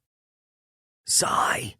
Jesse calls quietly after me, but all I see is red. The asshole is dead. I'm gonna fucking kill him. Kicking the door open, my eyes search the small area and go straight to Holly. Sitting against the wall, her hands cover her stomach. My gut tightens, and something I haven't felt in a long time ignites in me. Rushing forward, my gun goes straight to the asshole leaning over her. The bullet goes straight through his skull, but I don't have a minute to register I just killed a man. I fall at her side and watch as she struggles for air. "Holly!" I shout and shake her to make her open her eyes. My mind is running all over the place. I can't lose her, not when I only just figured out I want her. "Lay her flat and put pressure on the gunshot wound," Jesse instructs while holding Cadence's body over his lap. Fuck, when did he get here? Everything runs in slow motion. The commotion around us ceases to exist as I sit here watching all life leave her body. "Holly!" I shout, pressing into the wound. "She's not breathing," I choke out as panic seeps through me. "Start compressions," he says calmly. How the hell can he be so calm while I'm freaking out? "Holly," I plead, pumping her chest 8 counts before blowing my breath into her body. "Don't you die," I yell between breaths, remembering the feeling of loss and never wanting to have to live through it again. "Don't you dare die." The words repeat over and over as I pump her heart, begging it to start. "Don't you dare die." Chapter 9. Holly. "Don't you dare die." Sai's panic-laced words play over in my head. Die? What does it mean to die? Would the pain and the emptiness growing inside of me cease to exist? Would death be better? I wished the darkness that had crept behind my eyes in that old barn would come back to me and blanket me. I want to cry, to scream, but my throat is numb, my heart heavy, and belly vacant. "Holly, Sai's here to see you." My mom's voice breaks through my distant stare. I don't want to see anyone. I look up and realize silent tears are falling from her tired eyes, and I know I've caused them. My mom has always been beautiful. Her flawless skin and perfectly sitting hair was one of the things I admired when growing up. Standing before me now, I realize that woman is long gone. Worry lines that were never there fill her forehead and run down around her sad eyes. I know she hasn't left me for more than a few hours in the last 2 weeks, and she's no doubt exhausted, but it hasn't stopped me from being difficult. "Holly," she says again, breaking through the haze surrounding me. "What?" I snap, over-talking about Sai. "He has sat outside your room every day for the last 2 weeks," she informs me. Her tone speaks of disapproval. She thinks I'm rude. Maybe I am, but I can't bear to see him right now. "Just don't push it," I whisper, hating myself for putting her through this. "Do you really mean what you just said? About death?" she whispers, throwing me off for a moment. We were talking about Sai and now death? "You were mumbling while you were sitting there," she explains when she sees the confused look on my face. "No, Mom," I lie, not knowing what I mean anymore. "I was just thinking aloud," I tell her, hoping she believes me. "Have you been talking to the grief counselor when they've stopped by?" "Mom, I promise I'm fine." "Okay, good. Then tell Sai yourself. Tell him you don't want to see him, and maybe he will listen to you." I hold in the initial panic, hoping the steps the doctor taught me last week will help me through this moment. I'm not telling him anything, Mom. You will be. Sai's voice interrupts mine, and instantly I'm taken back to the place I'm trying desperately to forget. No. I manage to get out before my chest tightens as confusion clouds my mind. It's like a sudden and terrible awareness of the world around me, like I'm watching myself from a distance. I struggle to catch my breath. Each pull of air stretches out my heart. Holly? I hear my mom's faint voice, but I'm too taken in the moment. My hand goes to my chest. The overwhelming feeling to run burns through me. If I could just get out of this room, maybe I could breathe. Holly. Sai's deep murmur anchors me to the bed. The man that tailspins me into a panic now has the calming effect I need. Deep breaths. The timbre of his voice is soft and controlled. Focus on me, he instructs as I clutch hard at my hospital gown. You're safe. Nothing is going to hurt you. His words slowly chase the intense pain away. Close your eyes. He continues to take control of the situation, and my body listens. Closing my eyes, I continue with my breathing exercises, and soon the sensation of my world spinning slows as the numbness separates me from reality. I stay in it, not caring if I ignore the world. Good girl, my mom finally says, reminding me she too just witnessed another of my panic attacks. I block it out. Worrying about it will probably set me off again. Instead, I focus on the slow rhythm of my deep breathing. To the room, I look as though I've returned, coming back calmly after what just transpired. But to me, I return with a piece of my sanity missing. My body feels heavy and head foggy. After 5 minutes of silence, I build up enough courage to open my eyes. Welcome back, Sai says first, and I can't bring myself to look his way. Please go, I plead, feeling the tears start to fall. Don't make me go, he replies, and the anguish in his voice makes me want to cave, to let him stay, but I can't even look at him. Please, I repeat, turning away from him and protecting myself under the itchy hospital blanket. Holly, my mom pleads, but I cut her off. I can't do this with him here, I tell her honestly. Just knowing he witnessed my meltdown has my chest tightening again. I don't want to go, but I will, he finally replies after moments of silence. I'll come back tomorrow. Don't, I say, knowing I won't want to see him tomorrow. I will, and I will wait outside this door until you see me, Holly, he warns, his tone telling me he means every word of his threat, but I don't reply. There's no point. The room is quiet, but I don't chance a look. I need him gone.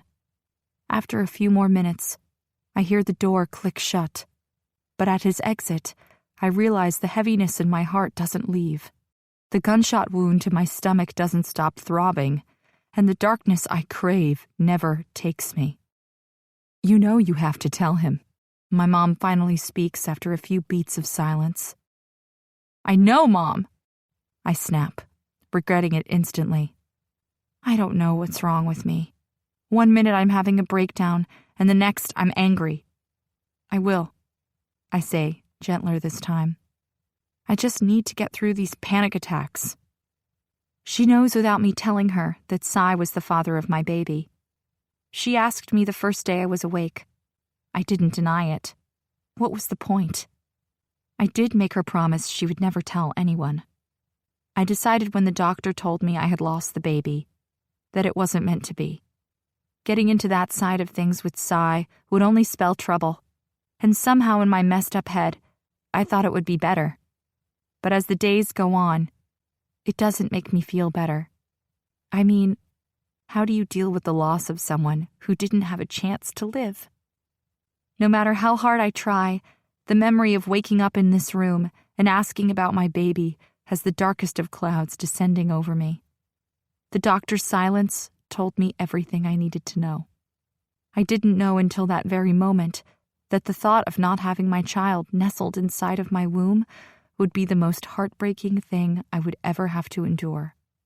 To know the baby you are carrying is no more, where only a week earlier its heart was thumping with life, fills me with a pain so deep I don't think it will ever fade. I feel alone, lost to the emptiness that settles within me, and I don't understand. The doctor said it's normal, Holly. She comes to sit on my bed, her warm hand taking my own. I know they've said it's normal to experience all these feelings after a trauma, but it doesn't make me feel better.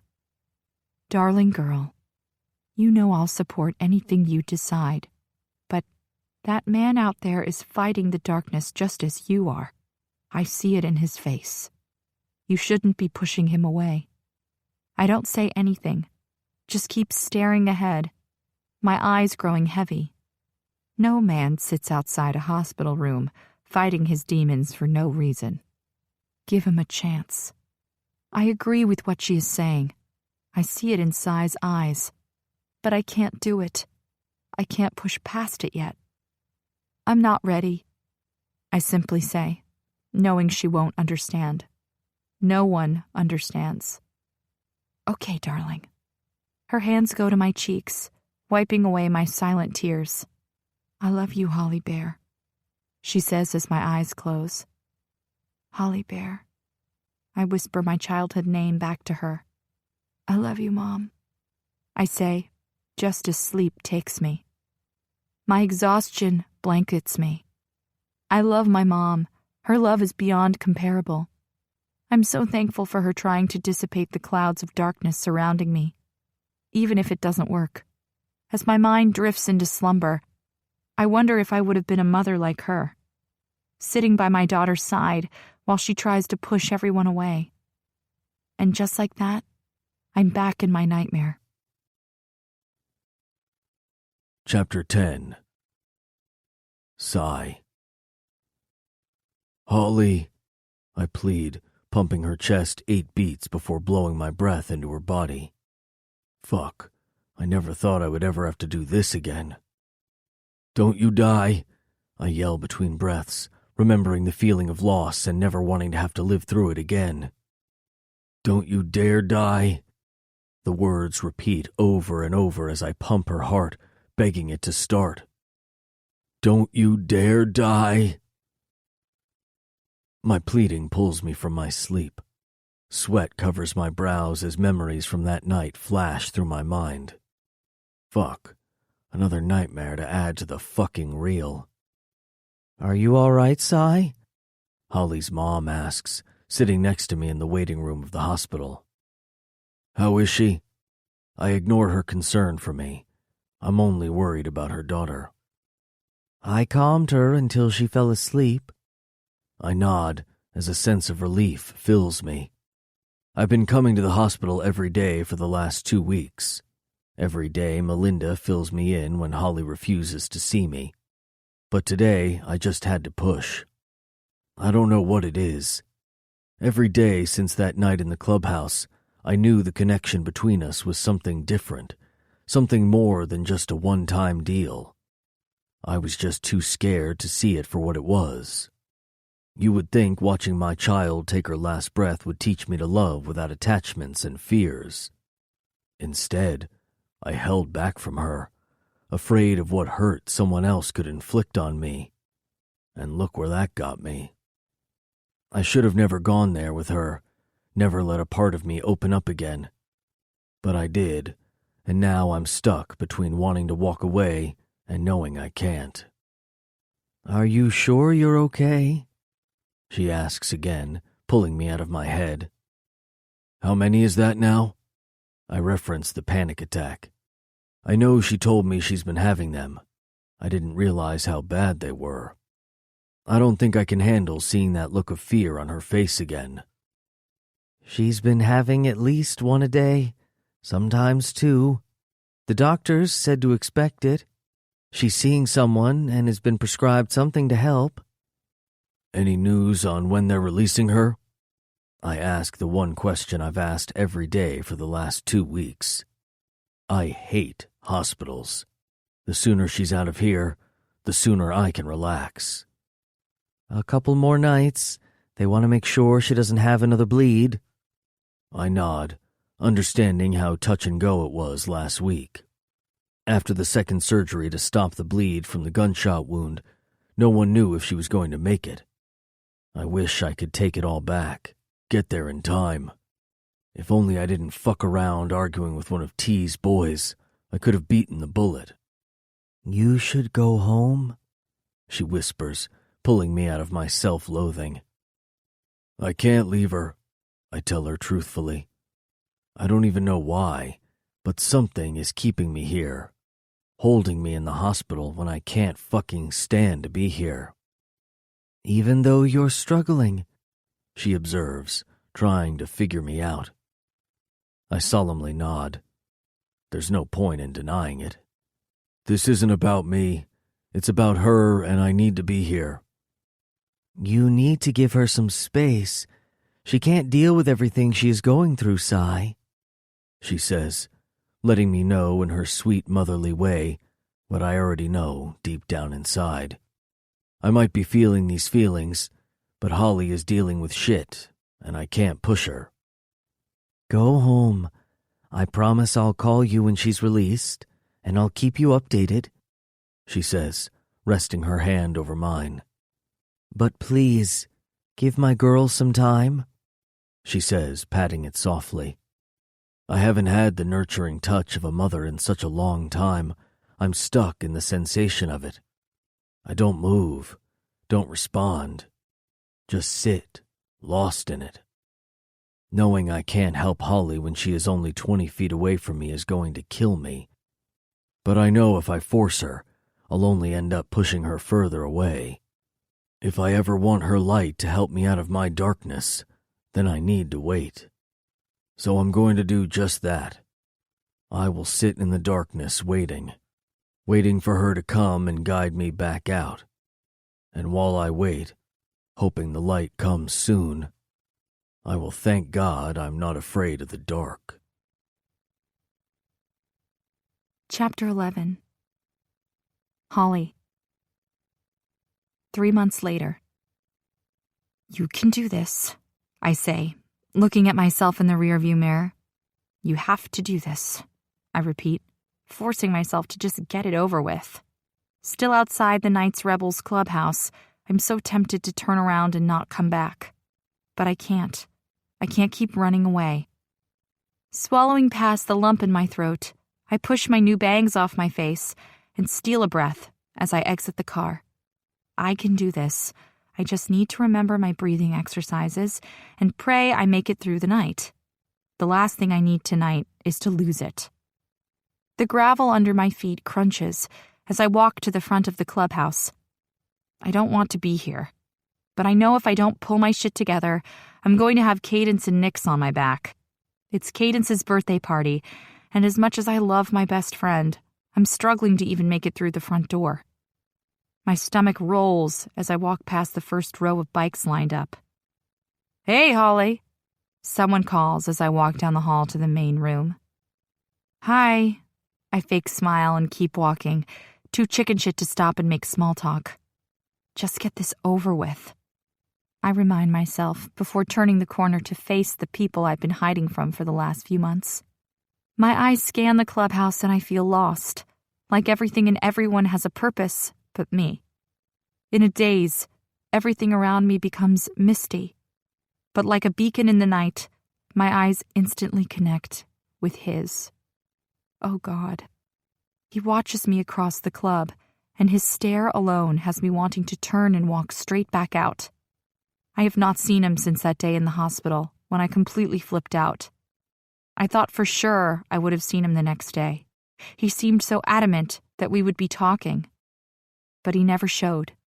At first I was relieved that I didn't have to see him, and thought the panic of what he represented wouldn't follow me. But as the days went by and he didn't return, I realized I was wrong. The panic still came, and what he represented was still in my mind. For every day he ignored me, I became more lost.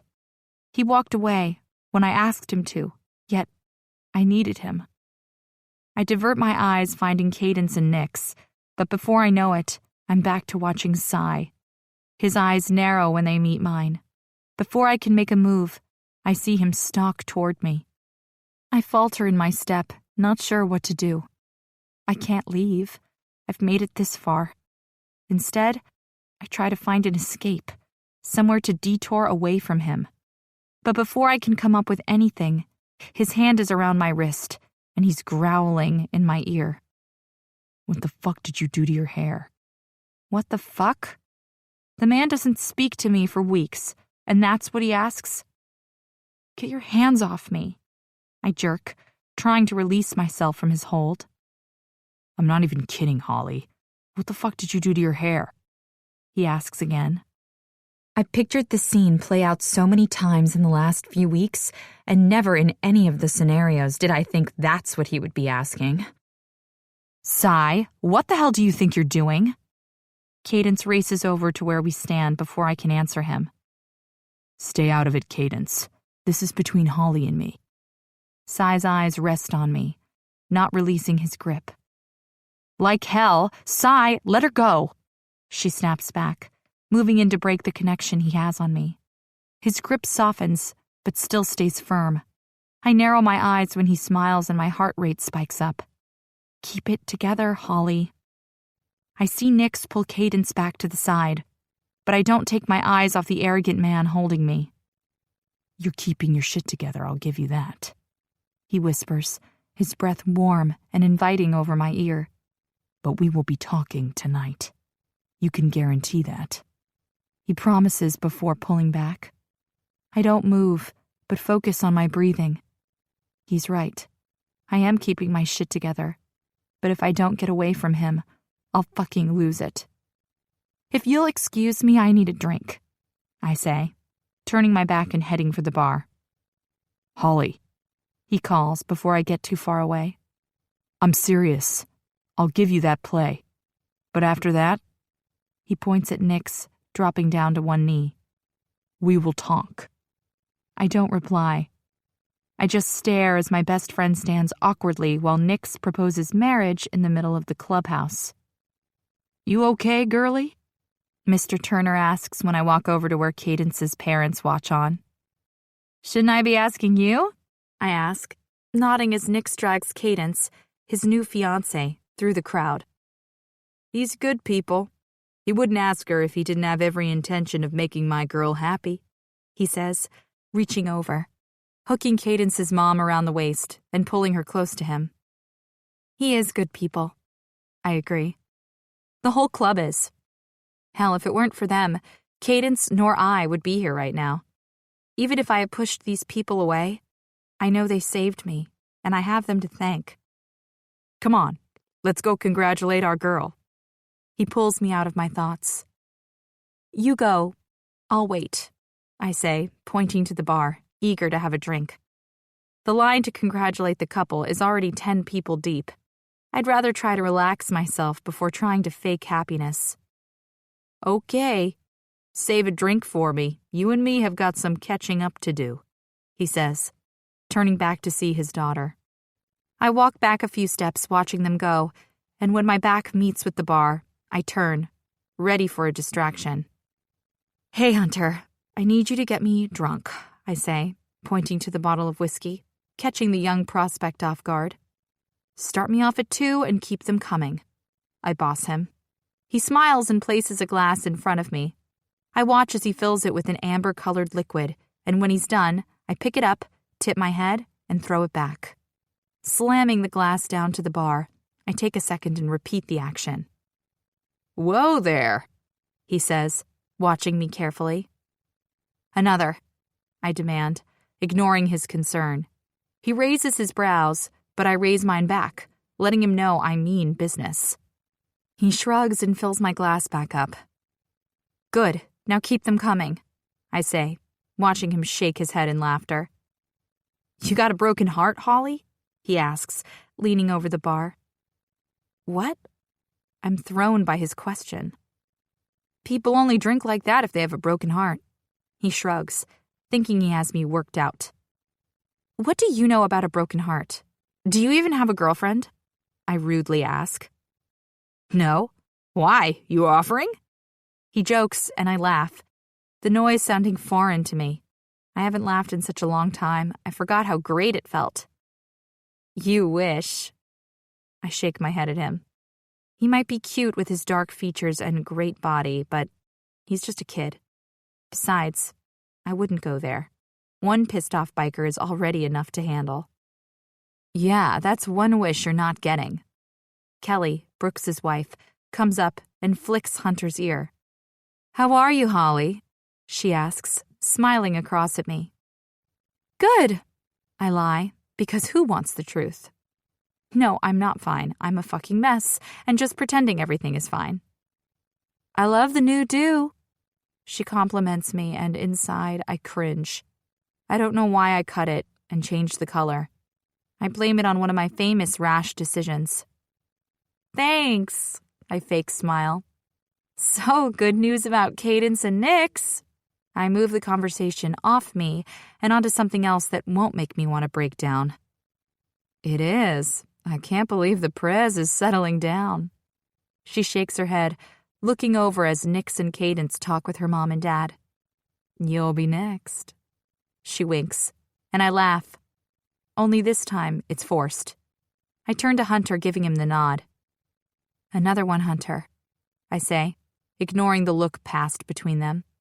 This is what I need, something to stop the pain and help me pretend, 'cause I sure as hell need to tonight.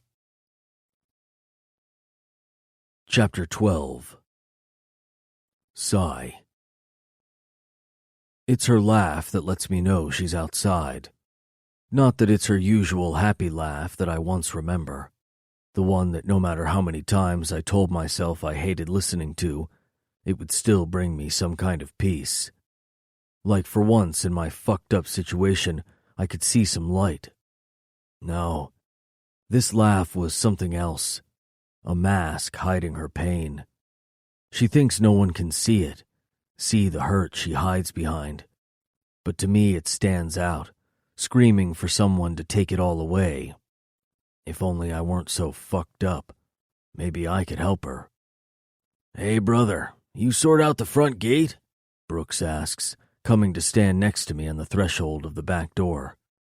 I just did a check after seeing Nix and Cadence off. We might have had Gunner sorted out, but we're still keeping our eyes open. Since the girls have been home, we've had eyes on them every day.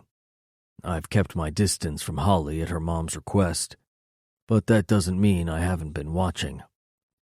Yep, all good on my end, I reply, scanning for who's left tonight and how much trouble Holly can get herself into.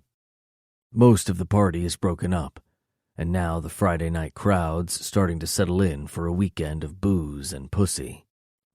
You gonna sort that out anytime soon? He asks, and he doesn't have to say her name for me to know who and what he's talking about. Getting there, I tell him, turning back to watch her plant her ass down on the runt's lap. She started drinking after our little talk, and I haven't had a chance to get her alone. Once everyone said their congratulations, she never left Cadence's side. But now that her bulldog protector best friend has gone home, I've got an opening. She's so far in her own head, I don't think she realizes we can see past it all, I say, turning back to him. I know I have no claim to her, but at the same time, just the thought of her pert ass sitting on Hunter's lap has me grinding my teeth. She's still dealing, I get it. We've all been there. Been watching you do it for the last few years, he says, taking a pull of beer. I ignore his dig at me, but agree with him about her. Thinking back to the first time I met her, walking into the shop drunk and throwing her attitude around. She might think she has everyone fooled, but I know she's not the same person. Two different things, but I'll give you that, I tell him, not prepared to get into sharing. Might be, but her way of coping is no different than what you do, he says, telling me what I already know. I do know. Fuck. I live with that shit every day, but seeing her live through the shit she's hiding is getting old. fast. Sai, can you help me with her? She's completely off her face, Kelly asks, looking over at Holly as she throws back another shot.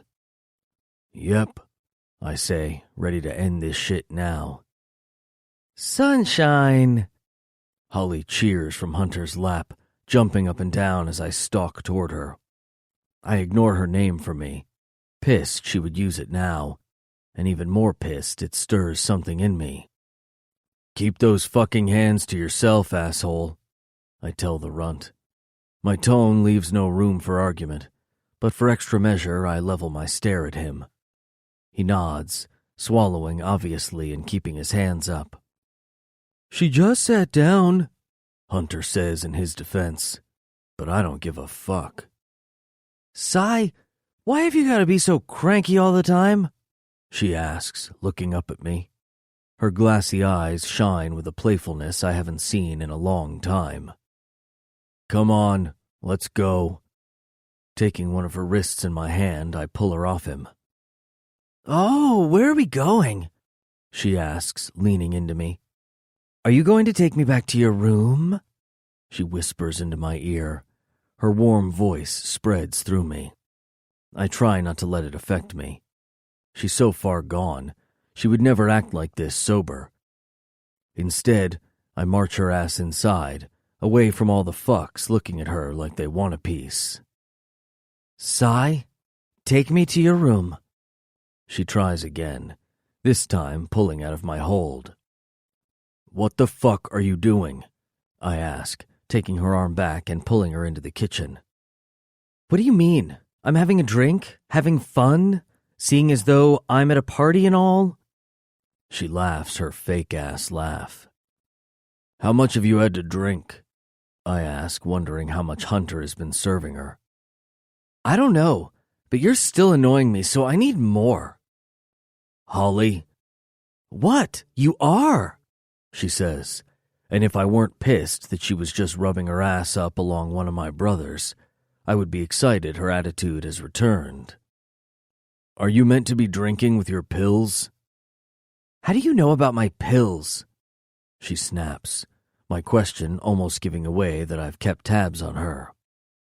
Answer the question, Holly. I don't want to talk about it, Sai. She spins to leave, but I hook my arm around her waist and pull her back to me. Oh, I know, but what you want and what you're going to get are two different things, I tell her, picking her up and planting her ass on the counter. She doesn't fight it. Instead, she pushes herself back and rests her head on the wall, pouting. Are you listening to me, Holly? I ask and wait for her to answer. I'm so tired, Sai, she says, barely above a whisper, and for a moment I don't know if she means tonight or in general. Then she looks at me, her eyes so fucking lost I don't even know how to help her find her way.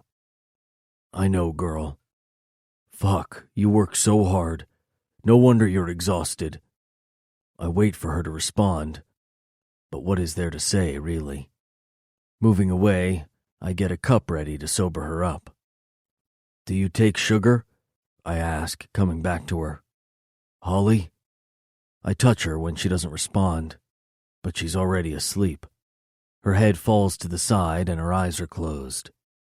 Taking her in my arms, I walk her through the clubhouse to my room.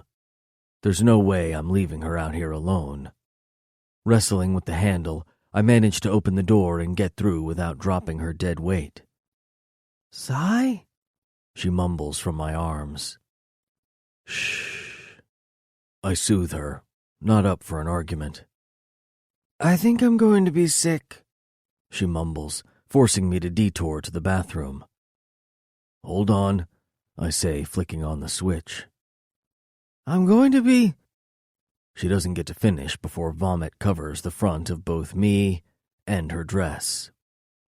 Oh, God, she moans, bringing her hands up to cover her face. Shit, Holly, I curse, placing her on her feet in front of the toilet. I'm so sorry, she apologizes, leaning over into the toilet bowl before throwing up again. Oh, my God. she repeats again as her body racks with silent heaving while I get her a glass of water. Looking down the front of me, I quickly remove my fucked up cut and shirt. "Sigh," she moans. "I don't feel too good." She shakes her head in the bowl. "Get it all out. You'll feel better tomorrow," I tell her, cleaning myself off. I watch her for another 10 minutes until she starts to fall asleep. "Come on, girl," I say, pulling her up and sitting her on the toilet. "But it's so comfortable," she argues, looking like complete shit. "You'll be more comfortable without vomit down your tits." I point down the front of her. "God, how embarrassing," she says, looking down the front of her. Her hands go to her straps, pushing them off her shoulders. I keep my gaze up high, knowing I can't handle seeing her naked and so close to me. "Help me, Sigh," she slurs, pushing the dress down her body and swaying on the spot. "Here." I offer her my hand and pull her up to standing. My hands go to the tops of her arms, holding her still as she steps out of the dress. "Oh, does this remind you of something?" She giggles, and I make a note to check her meds and alcohol side effects. "Give me a second," I tell her as I guide her back down to sit on the toilet lid while I grab a clean washcloth and an old t-shirt for her to throw on. "You awake?" I ask when I come back in and see her slouched over herself, her head hanging low. "Holly?" I nudge her, but she's completely out of it. Who the fuck falls asleep sitting up? Wetting the cloth, I try to wipe her down as best as possible before I put her in one of my shirts. She doesn't stir once, and I know my night is going to be rough making sure she's okay. Picking her up, I carry her back to my room and place her on the left side of my bed. She rolls into the fetal position, curling into herself and nestling into the pillow. She looks so innocent, yet when I look at her, I see myself. A lost person who's trying to fight the darkness. Only I've had years to perfect it. Taking the blanket, I cover her and pray she doesn't get sick again. The last thing I need to be doing is changing my sheets after the night we just had. "Night, Holly." I brush a piece of hair off her face. "Sigh," she murmurs before she's out again. But the damage is done. My name coming from her lips as she finds sleep explodes into my heart. I'm fucking screwed. Chapter 13. Holly. My hungover ass rolls out of bed and looks around the room. Where the hell am I? The bare room rings no bells as I sit up and get my bearings. My legs are naked, and I'm wearing a worn black tee and my panties. What the hell? The shower runs in the next room, and for a moment I panic that I've ended up in some stranger's bed. How did I get here? My eyes search the room some more, only stopping when they land on the leather cut draped over a chair. Shit. The memories of Cadence getting engaged, Cy and his calling me out, and me getting drunk off my ass, all comes back. Oh, God. That all happened. My stomach turns, and before I know it, I'm racing for the bathroom. I don't care if Cy's in the shower, naked, only a few feet away from me. Or the fact I'm only wearing panties and a t-shirt. My only concern is the toilet and hoping like hell I make it in time. What the hell? Cy turns as I push the door open and run straight to the toilet. Dropping to my knees, I hug the bowl like it's my long-lost friend. Holly, are you okay? Yep, I croak into the bowl, hiding the crimson shade I'm sure to be wearing on my face. I dry heave some more, my embarrassment growing as the sounds being exorcised from my mouth echo around the small bathroom. The shower door opens, and I don't have it in me to turn and tell him to stay in there. Fuck, he curses, leaving me alone for a moment, before returning a few seconds later. Here, he says, pulling me away from the bowl and holding out a cold glass of water. I look up, my eyes watering from the intense chuck-up session. But through the haze, I'm met with the image of pure fucking sex. Sai is wrapped in a towel, every inch of his body covered in tattoos and dripping with water. Fuck me, I curse, taking him in. I already have, he says, smirking. If it weren't for the fact that I'm probably still drunk, a wet, naked Sai standing in front of me would totally mortify me. But it doesn't. I swallow past the lump forming in my throat and take the glass of water, swallowing the bitch down fast before I choke on my drool. Care to tell me how I ended up in your bed? I ask, after handing the glass back up to him. Well, I could have put you in the spare apartment, but I was worried you might have choked on your own vomit. He smirks again, resting his hip against the basin. I vomited already? I wince, wondering how much I had to drink. Twice, he informs me, as he folds his arms across his tatted-up chest. Jesus, the man is covered in ink, every single inch of him. Is that why I'm not wearing my clothes? I ask, putting two and two together. Yeah, you totally fucked them up, he tells me, shaking his head. Did you change me? Yep. Stripped you, washed you, and dressed you. My face heats up again, embarrassment filling my cheeks. Not like I haven't seen it all before, he remarks. And at his comment, I tense. The past comes crashing back, reminding me of my grief, but most shockingly, the regret. I need to tell him. Where did you just go? He asks, his eyes narrowing, watching me carefully like he can read me every which way. Nowhere. You went somewhere. For a moment there, I thought I had you. Had me? I ask, coming to a stand, but I'm shaky on my feet. He reaches out, steadying me. A small glimpse at the old Holly, he says. I'm still the same Holly. I defend myself, yet at the same time, I know exactly what he means. The old Holly wouldn't be hiding. You keep pretending, and I worry I won't ever get her back. You say that like you had me in the first place. I snap, not liking where this is going. Oh, I've had you, Holly. Don't deny it. Had you with the snap of my fingers. He purrs, the mischievous grin breaking out over his face. Oh God, that shit works. Please keep telling yourself that, I say, still holding on to his arms. His strong, wet, naked arms. Releasing my hold, I step back out of his reach. I try to look anywhere but at him. My eyes have other ideas, though, as they keep drifting back to the towel wrapped low on his waist. They then zero in on the water droplets forming over his inked body. I wouldn't be surprised if my mind and tongue took over and started worshipping each drawing he has etched into his skin. Like what you see? He asks, catching me checking him out. I've seen better. I go for the cool and collected vibe, failing miserably. You feeling okay now? He ignores my blatant lie. It's for the best. I even feel embarrassed for myself. Yeah, I'm good. I'll just wait back in the room. I go to walk past him, but he stops me in my escape. Probably best to get that vomit out of your hair first, he says, pointing to my head. Oh my God, it just keeps getting worse. I turn fast, looking in the vanity mirror. Fuck.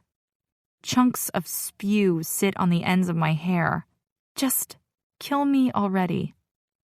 Ew, I say, turning the tap on and leaning forward to rinse out the mess. Just get in the shower and shampoo it out, he says. And I look up, catching his gaze through the mirror. Okay, I respond, thinking how perfect a hot shower would feel right now. I turn and face him, noticing the smirk on his face. Why did you change your hair? He asks the same question as last night, the one I don't want to answer truthfully. I knew the drastic cut and color would shock everyone, and maybe that was my intention. Get them to talk about something other than the fact that I'm fucked up from what happened. Wanted a change. I go for a simple version. Because really, telling someone you hated yourself so much you wanted to feel like someone else isn't what they want to hear. Why? Just can't believe you cut your hair. What, you don't like it? I strike back. Didn't say that. Oh, you're the type of guy who loves their woman long and blonde, I accuse.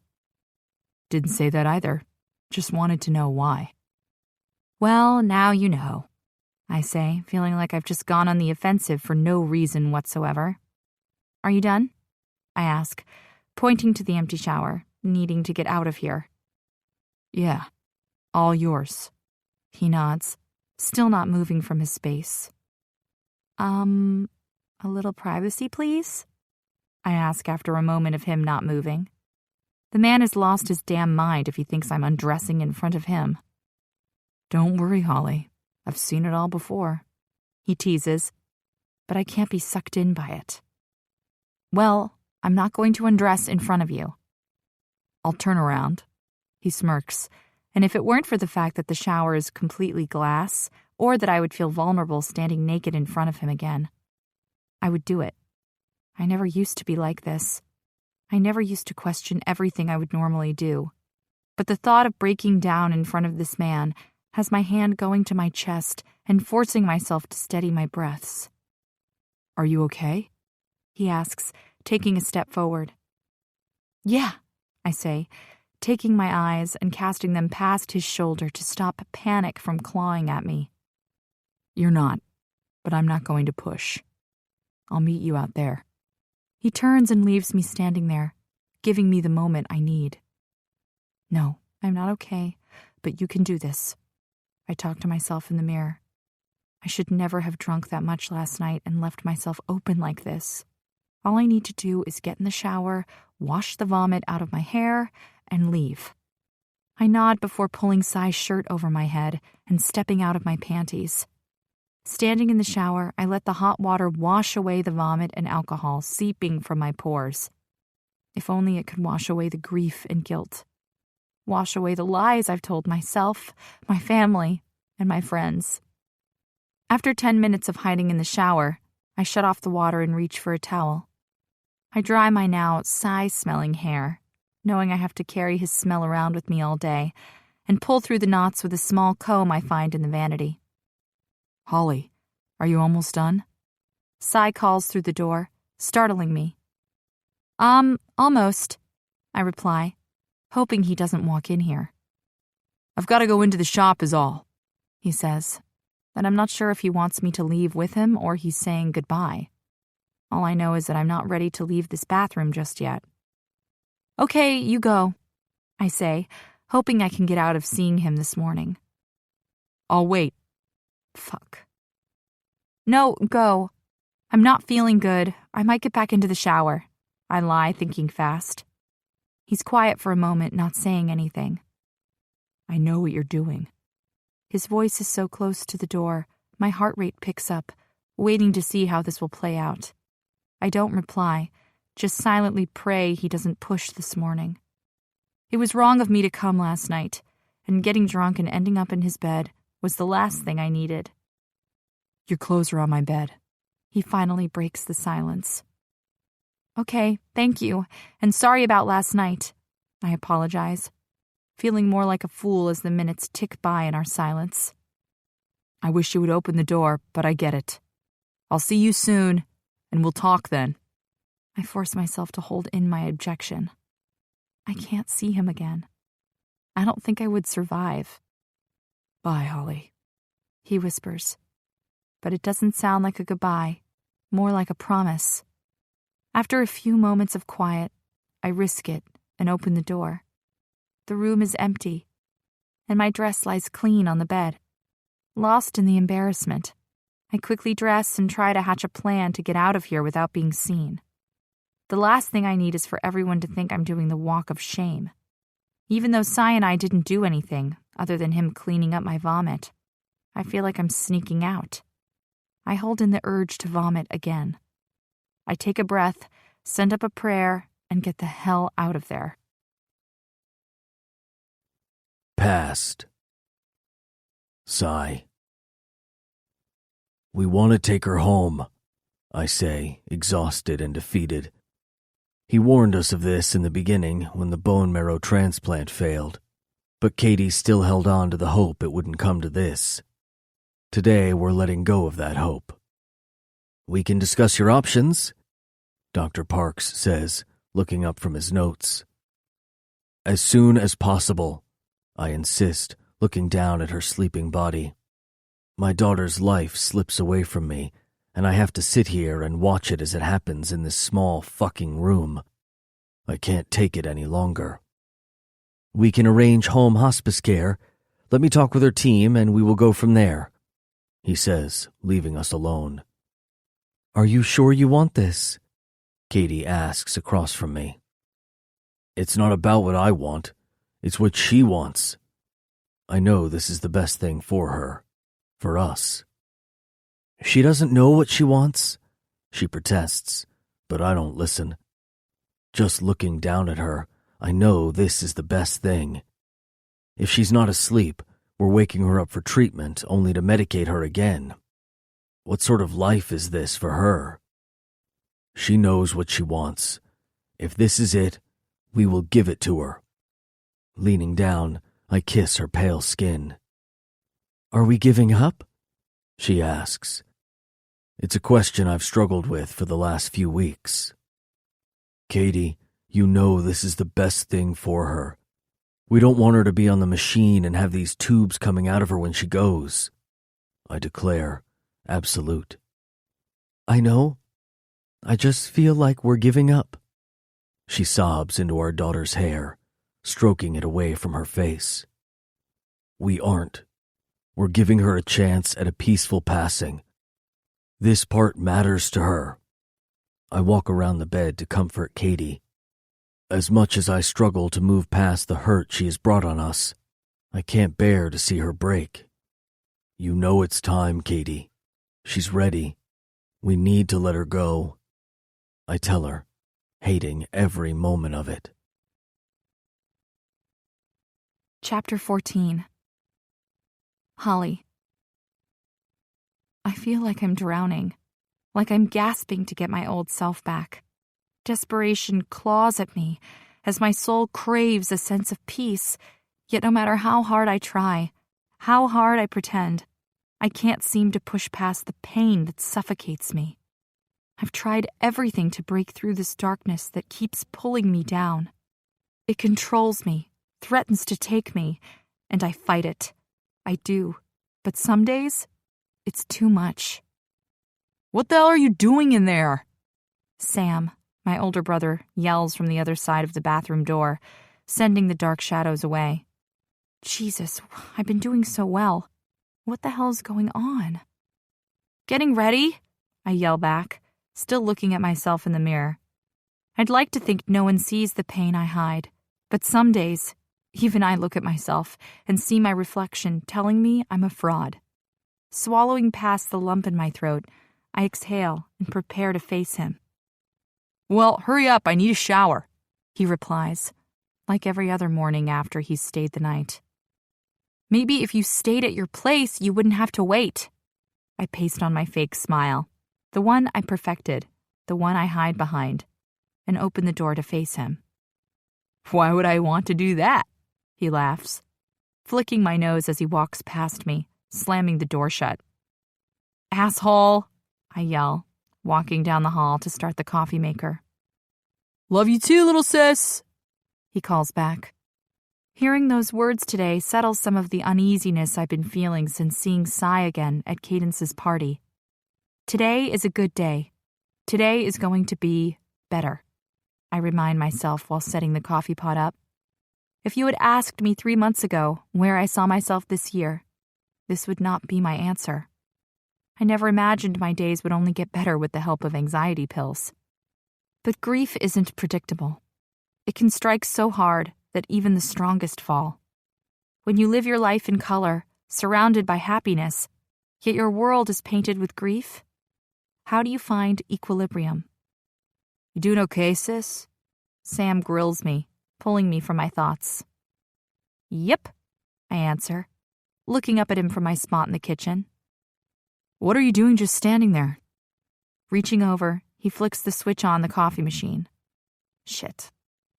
Oh gosh, still waking up. I fake a yawn and hope he doesn't push. "Want eggs?" I ask, walking past him to get breakfast started.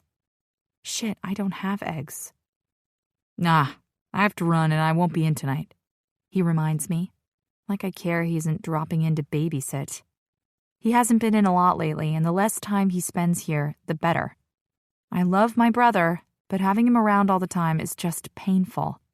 He showed up the first day I was released from the hospital, taking up Cadence's old room. I didn't protest in the beginning. It wouldn't have gotten me anywhere. My brother is a fierce protector, and in his eyes, this was something that would let him feel like he was fulfilling his brotherly duties. I gave him that, knowing I needed it too, but now, 3 months later, it's getting old. "I know, dear brother. However will I survive?" I joke and watch his lips cork at my attitude. "I'm sure you'll manage, but if you need me, just call," he says, coming forward and wrapping his arms around me. "I'm not a child, and you're not my parent, Sam. I'll be fine," I counter, pulling back to face him. I hate feeling like a burden to my family. "No, Holly. You're my sister. You were shot. You're dealing with some serious shit, and I'm worried about you. We all are." "Sam, that was 3 months ago. I'm fine," I protest, with only a small amount of lying laced in my words. I am fine, aren't I? I was until I saw Cy last week. "I know how long ago it was, Hall, and the more you say you're fine, the less I believe you. I'm your big brother. I'm allowed to worry." "You worry too much," I tell him, hating that I can't fool him. "Do I?" "You know you do. Quit it. You're turning into Mom," I tease. "Take it back." He reaches for my arm and twists me, holding my arm behind my back. I try to out-twist him, but he's too quick. I know his moves. He's been pulling them on me since I was 5 years old. "Let me go. I thought you had to leave." I try for a different tactic. "Not till you take it back." "Sam, you are so like Mom. It's disgusting," I say as an insult. He reaches around and flicks my nose again. "Quit it. You're going to mess with my makeup." "Take it back." "Fine, okay. You're not turning into Mom." I lie. "Now let me go," I demand. He holds on for 1 second longer and then releases his grip. "I miss this side of you," he quietly confesses, causing me to look up at him. "I'm getting there," I tell him. "Love you, little sis." He smiles, reaching out and scuffing my hair. "Sam," I screech, smacking his hand away. "I'll see you tomorrow." He laughs like he loves the fact that he has now pissed me off. "See ya, asshole." I wave him off and walk back to the bathroom to fix up the teased mess that is now my hair. "Make sure you lock up," he calls after me from the front door. "Yes, Mom," I yell back, hearing him laugh. After fixing my hair, I walk back out and finish getting ready for work. A knock at the door stops me from reaching my coffee, and I curse, realizing I keep getting interrupted. Opening the door, I feel the color drain from my face when I see Cy standing there. "Cy," I murmur, hiding my reaction. "Oh God, what is he doing here?" "Holly," he responds, the sound of his voice sending a rush of pain through me. It's the most beautiful pain in the world. One only I can feel. "What's up?" I try for cool, but don't feel like I even pull it off. I haven't spoken to him since the morning after the party where I had made a fool of myself. "Can I come in?" he asks, and like a dumb fool, I step aside and let him inside. "Is everything okay?" I ask, surprised I'm less panicky to have him in my home. "Yep, but you've got a tail today," he states without any further explanation. Okay. Why exactly do I have a tail today?" I ask, knowing this has to do with Cadence. "Club business," he says, shrugging, his hands going to his pockets. I cross my arms, waiting for him to tell the truth, because if he thinks for 1 second I'm in any danger, Cadence would have already called me. Well, considering I'm not part of your club, doesn't look like it concerns me, I say, walking back to the kitchen to try for the 3rd time this morning to get my coffee. Well, you are a part of the club, so don't even start that shit, he says, following me into the kitchen. What do you want, Sai? 'Cause I'm certain you didn't come all this way to argue with me about it if I'm part of your club or not, which, by the way, I'm not. I did come here for Holly Watch. Got shit going down. Nix wanted eyes on you. There's been some talk circulating because of the fallout from Zane. What talk? I inquire, my panic spiking. Just some whispers. We're looking into it. I try not to let my panic show, but just hearing Zane's name has my hand grasping my chest. Don't you fucking touch her, asshole! I yell out to Zane. Don't worry, Holly. You can watch, then you'll be next, Zane taunts, and the bile I had been holding down since being thrown in the van slowly starts to rise. Don't, Cadence pleads with him. You can have me, but please don't touch her, she says, giving herself over to him. Are you okay? Sai's voice pulls me out of my memory as concern fills his eyes. Yeah, I'm good. I take a large breath and control my breathing. I haven't had a panic attack for a week, my first one over Zane in 2.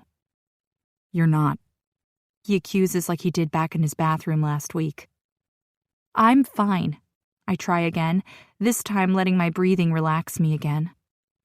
You do know you have a tell, he smirks, folding his arms across his chest.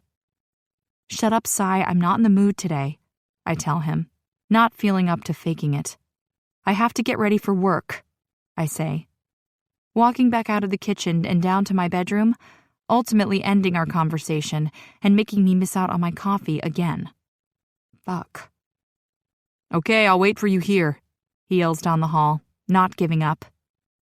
Sitting on my bed, I force myself to calm my racing heart. Shit. Every time I see the man, my heart aches. Why does he have to come here and shake my world upside down again? Forcing myself to work through it, I grab my keys and handbag and make my way out of the room past Sai, who's now sitting in my favorite chair. You ready to go? He asks, snapping his head up before running his eyes down my body and creating an awareness in me. I'm ready to go without you, I argue, ignoring the tingling sensations that prickle in me at watching him watch me. Babe, I already told you. Club business. Well, I'm not going to the clubhouse, I'm working in the salon, I inform him, ignoring his babe comment. Didn't say you had to, but today you have a tail. Sound good?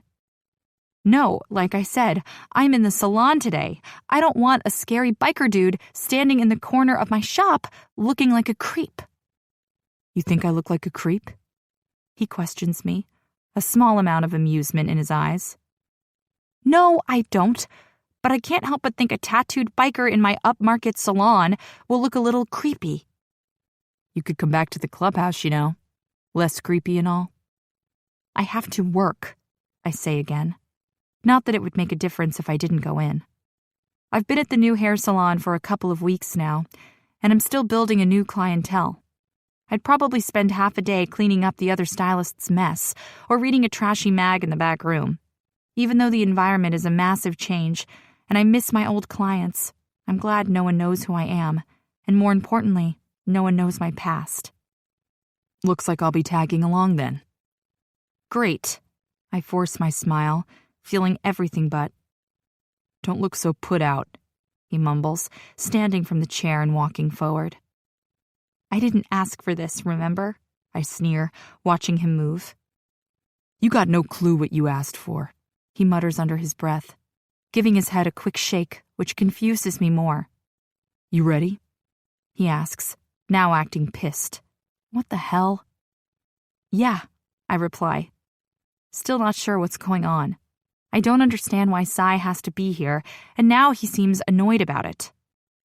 What's going on here, Sai? I ask when we travel down the elevator in silence. You tell me, Holly. Tell him? God, I wish I could just let it all come out. But I'm just so caught up in my darkness, I don't know how to let anyone in. Not even the one person I should be letting in. And that shames me each day, knowing what I hide from him. Chapter 15. Sigh. I walk close behind her, hoping like fuck I don't mess this up. I know pushing her right now is not wise, but I've sat back for the last 3 months and I can't do it anymore. I need to be the one to help her, to pull her out of this funk she's been living in. I follow one step behind her as we make the 10-minute walk to the new salon she started working at a couple of weeks ago. It's only a few blocks further down than her last salon, but I hate that she walks alone. Something we will be talking about later. Her small frame shivers in the brisk air, causing her to rub her small arms to keep warm. I'm not surprised she's cold. The woman I took in the heat of the moment, those months ago on her living room floor, no longer stands in front of me. I know by looking at her she hasn't been taking care of herself.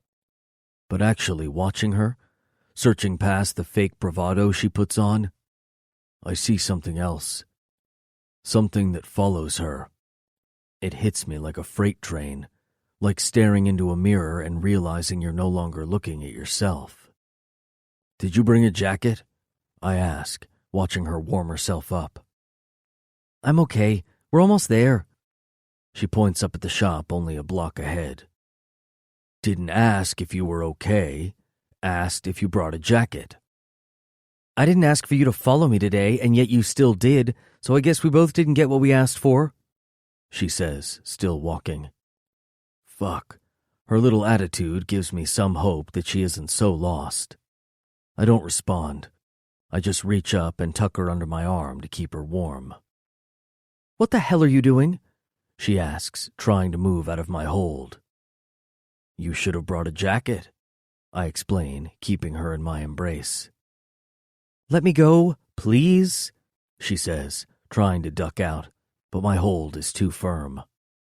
"Quit moving, or I'll throw you over my shoulder," I threaten, meaning every word of it. Her movements still, her fight not that desperate to leave.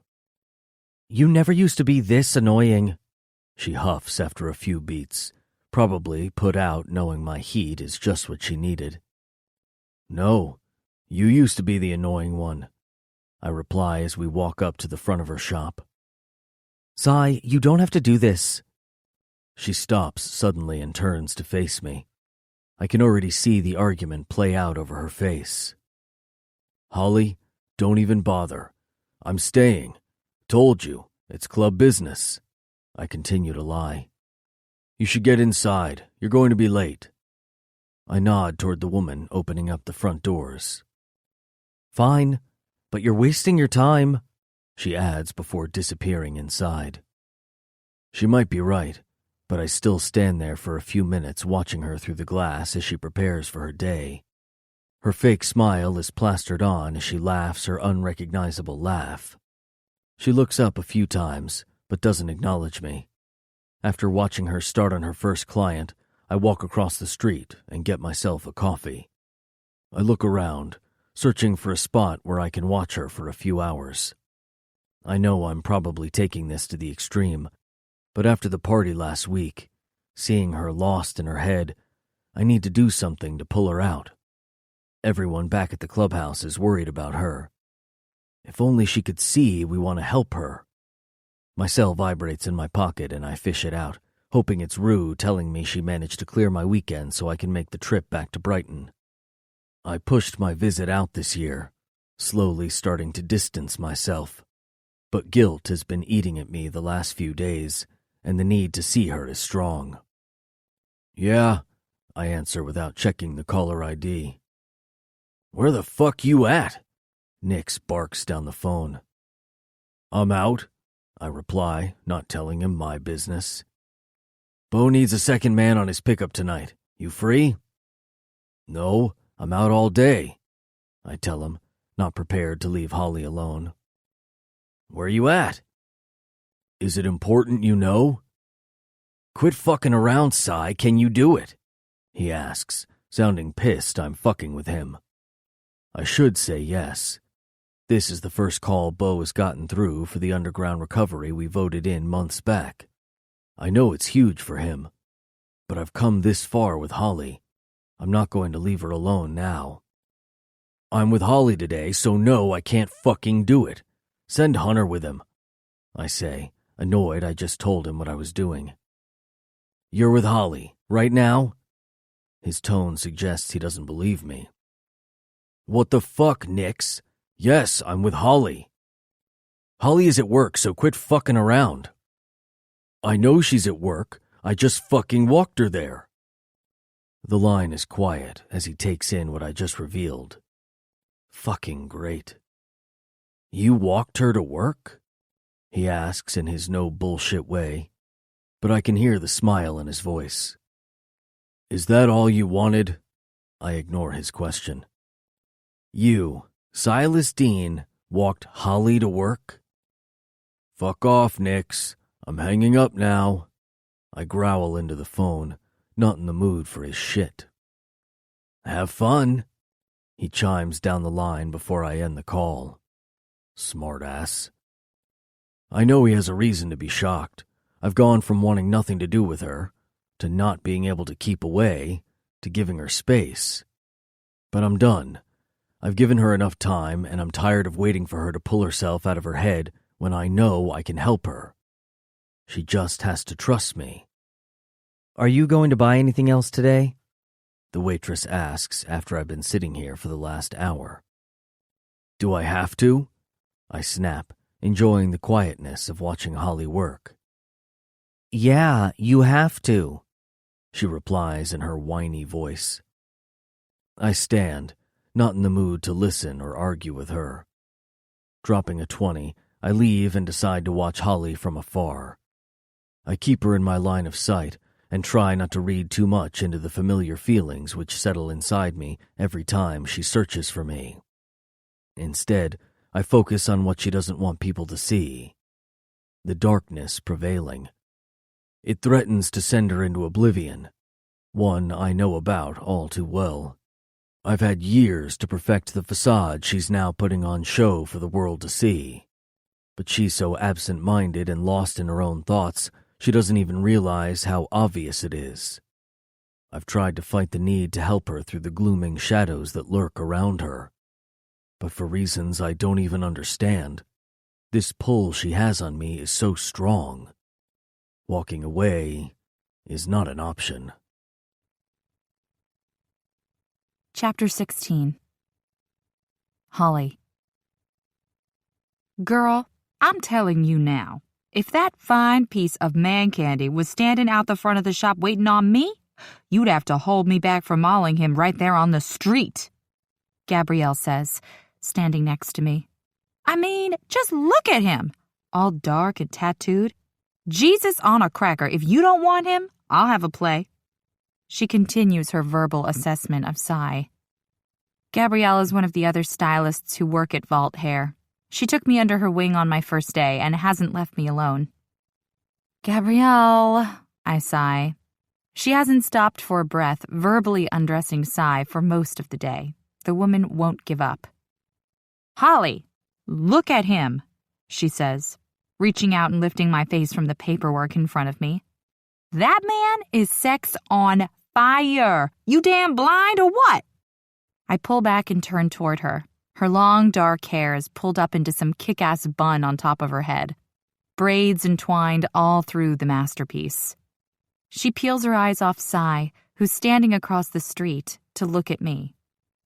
I'm not blind. I can see. I agree with her assessment. I silently add, but Cy and I are just complicated. We may have had a connection once before, but now things are too messed up. He's so mysterious. Maybe I should get a tattoo from him. She smirks, resting her elbow on the desk, her head lost in her personal daydream. You do that, I say, going back to my paperwork. I've had a busy day, picking up 2 new clients, plus the few I had booked. You wouldn't care? She sounds shocked. Why would I care? I already told you. He is just someone I know. That's it. I try to let the words be true, but I know I'm only lying to myself. Holly, the man has stood out there all day keeping an eye on you. I've watched him watch you. He might be someone you know, but that man out there is feeling something else for you, she says, pointing toward Sai. She shakes her head at me and walks to the back of the salon. I look up and catch Sai's stare. His chin lifts, giving me his signature nod. I awkwardly raise my hand and wave over at him. His lips cork in a small lift, awarding me with his grin. Dropping my hand, I get back to my work as an unfamiliar sensation flows through me. Excitement? Anticipation? Something settles over me. It slightly outweighs the dread I always feel. For the first time in a long time, I find myself not wanting the sadness to take over and bring me down. Looks like Mr. Dark and Dangerous is heading our way, Gabrielle says, walking past me with her bag and coat. You okay if I head out? I have to pick up Rosie. Derek's on late nights this week. Rosie is Gabrielle's 5-year-old daughter, and Derek is her amazing husband. Yeah, it's okay. I'm just finishing up now. I wave her off, my eyes still on Sai as he walks past the glass door. See you tomorrow, she laughs, leaving us alone in the empty salon. You're still here, I state, packing up the desk, not quite giving him my eyes. I thought you would have given up. I'm shocked he's hung around all day. Nope, told you. I was on watch all day. How was your day? Busy, I answer while reaching for my bag. What have you got going on now? He questions quietly, watching my every move. Just heading home. I pull my hair up on my head. You want to get something to eat? He asks. Eat? Yeah, I'm starved. While we're out, we may as well pick something up. He shrugs, looking around the salon. I'm pretty tired. I was planning on a quiet night. Okay, I'll order us some takeout, he suggests, completely ignoring my idea of a quiet night. What do you like? I was just going to have a glass of wine, a bath, and go to bed, I admit, and then cringe internally at the visual of it. Sai doesn't respond. Instead, he stands before me, his dark stare now piercing into mine. You need to eat, Holly. I'll make something at home, I lie, knowing I don't have an appetite. I watched you all day today. You haven't stopped. No arguing. I'll order you some takeout. You ready? He asks, ending all conversation of dinner and stopping me from replying. I'm capable of looking after myself, Sai. Really? 'Cause where I'm standing, you're not doing a good job. So, until you start, I'll take over for you. I don't need taking care of. I'm doing an okay job, thank you. I fight, knowing the words coming from my mouth are a lie. I can even hear it. Babe, your clothes are falling off you. As beautiful as you are, you look like shit.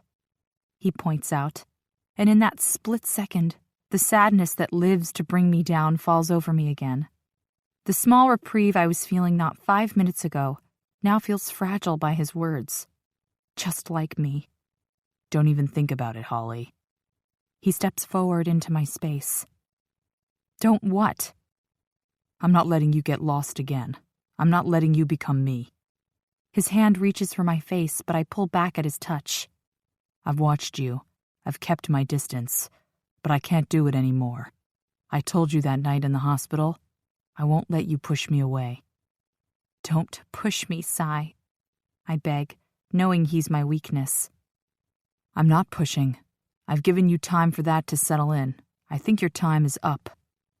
Sai, your act is not working for me. That smile you hide behind doesn't fool me. I don't know what you're talking about. I step out of his space, needing a moment to breathe. This pretend act of yours? You think you have everyone fooled. He shakes his head.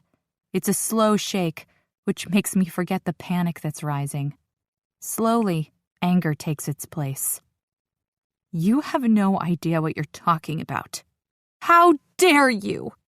My voice rises, and at the same time, heat floods my cheeks. Come on, baby. You can do better than that. He smirks, setting my blood on fire in frustration. Fuck you! There she is. I'm starting to see her. He whispers, his eyes shining with excitement. The real you is still in there. I just have to piss you off to convince her to come out. His voice is low and filled with amusement, making me angrier. My hands go to his chest, an impulsive reaction to his accusation. I'm here. I've always been here. I push hard, but his hands come to my wrists, trapping them in his grip. You might think you've been here, but Holly, you've been missing, and I'm not going to let you do that anymore. My defenses fall, his hands on my skin unraveling me. I don't know if I'm ready. I don't want this pressure. I'm not brave enough. I foolishly admit. I don't know why I cave to this man, admitting truths that don't need to be voiced. I've done so well keeping my shit together, yet now he's in my face for one day. I'm giving in. You don't need to be brave, Holly. Sigh, I murmur, trying to pull out of his grasp, but he holds on tighter, forcing me to forfeit. Holly, don't say anything. Just trust that I've got you. Let me help you, okay? His grip on my wrists loosens, but I don't have the strength to fight him anymore. I stand before him exposed, stripped back, my body begging for comfort, for affection, for the touch of another.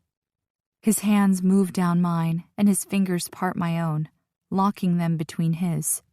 The warmth of his touch takes some of the panic away.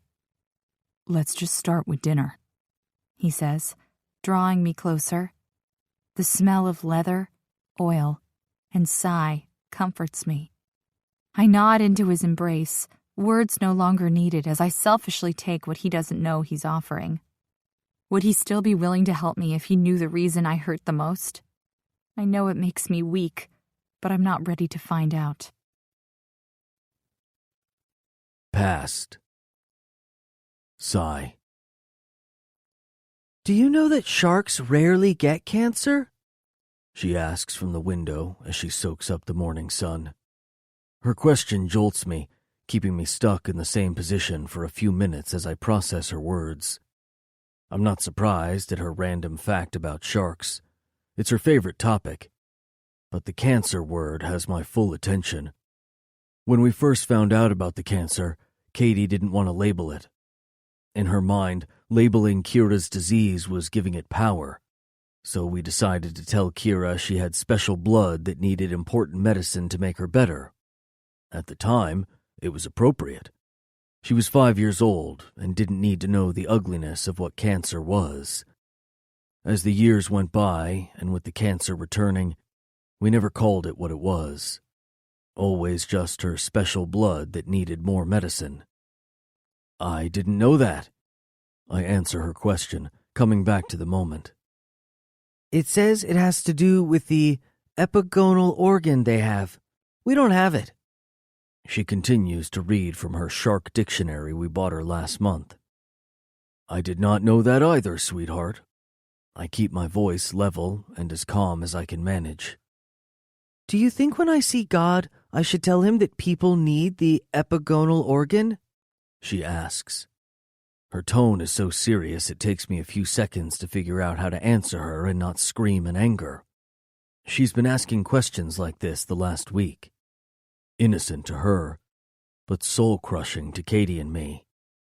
I think that would be a good idea, I reply, the only thing I can say at this moment.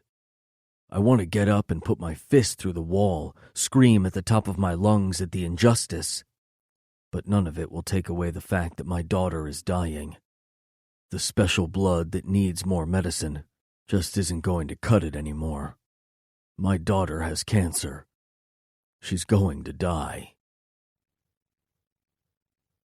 Chapter 17. Holly. I have a 9 o'clock with Dr. Elliot. I tell the young receptionist. Take a seat. She smiles and nods over at the quiet waiting room before going back to tapping away on her keyboard. It's the morning after Cy walked me to work, hung around all day, and then proceeded to buy me dinner.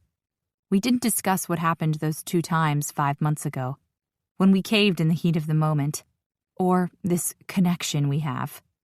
I didn't tell him about the baby or even talk about the shooting, but each time I see him, it gets harder and harder to keep it all inside.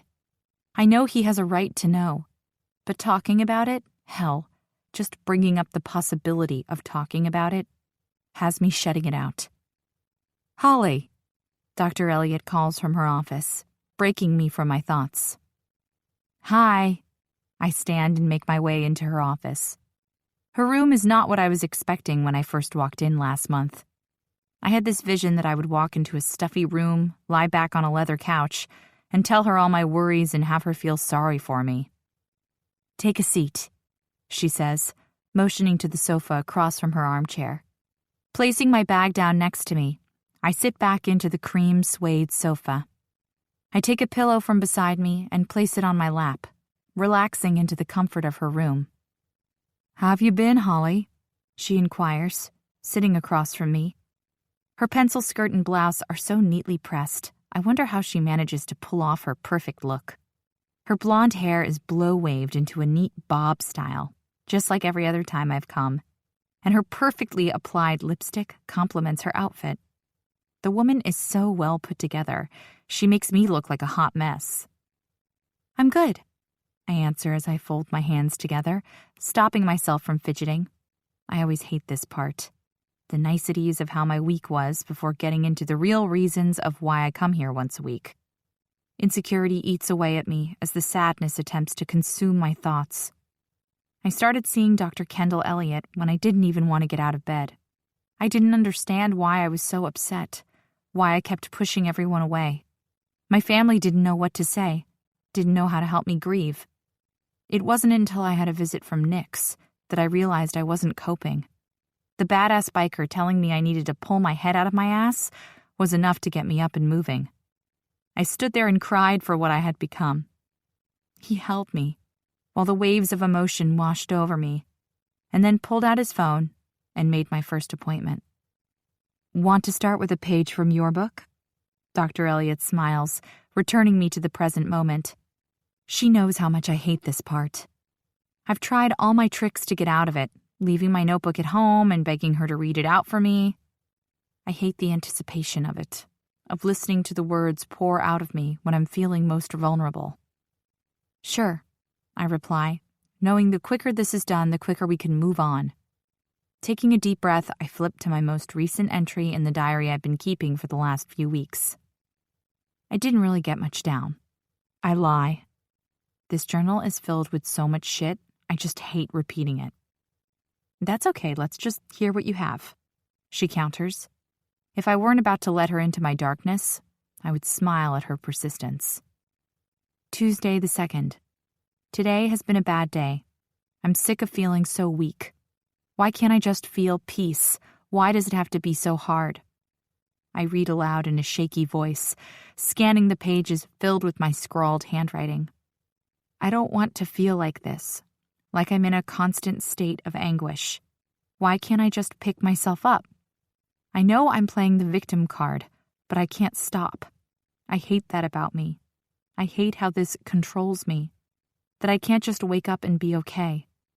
I begin to cry through my words, resenting every moment of it. My innermost thoughts spew out of me, holding me together, but at the same time, they possess the strength to break me. Very good, Holly. She smiles her gentle smile. Can you tell me why you think you have a hard time reading your diary back to me? I don't know. Sometimes when I start going down the path of feeling sorry for myself, I can't stop. It's like I work so hard trying to feel okay, but then I do this and feel worse. I shrug, not really understanding why I have to relive it over and over. Well, that's the purpose of these exercises. You're not playing the victim, Holly. You are a victim. Getting these feelings out is normal. You're not going to break. It's okay to feel those things. They are a normal reaction to what you have experienced. But is it? Shouldn't I be over this by now? I feel like I need to just get over it, get over this pain, this loss, but I can't, and it's messing with my head. I let out a shaky breath. This panic consumes me. It takes everyday things and makes them impossible to endure. When will it all be okay? Holly, you experienced something that was life-threatening. You were shot. The same bullet killed your child. That is what happened to you. That won't ever leave you. So it's okay to be feeling these emotions. It doesn't make you weak or helpless. You had something taken from you. You need to stop worrying about how other people expect you to act or be. There is no shame in feeling like you can't handle the stress of what you went through. There is no shame in wanting to curl up in your bed and feel like you don't want to face the world. What's not okay is hiding these feelings. If you don't want to talk about what you're trying to bury, then you aren't going to work through this and move forward with your life.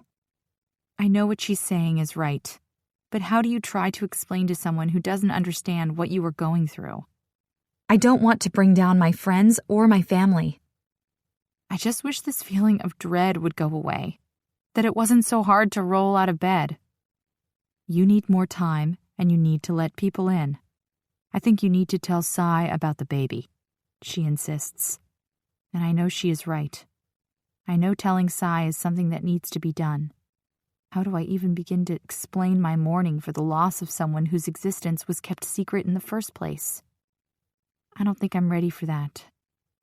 What are you so afraid of? She asks, eyeing me carefully.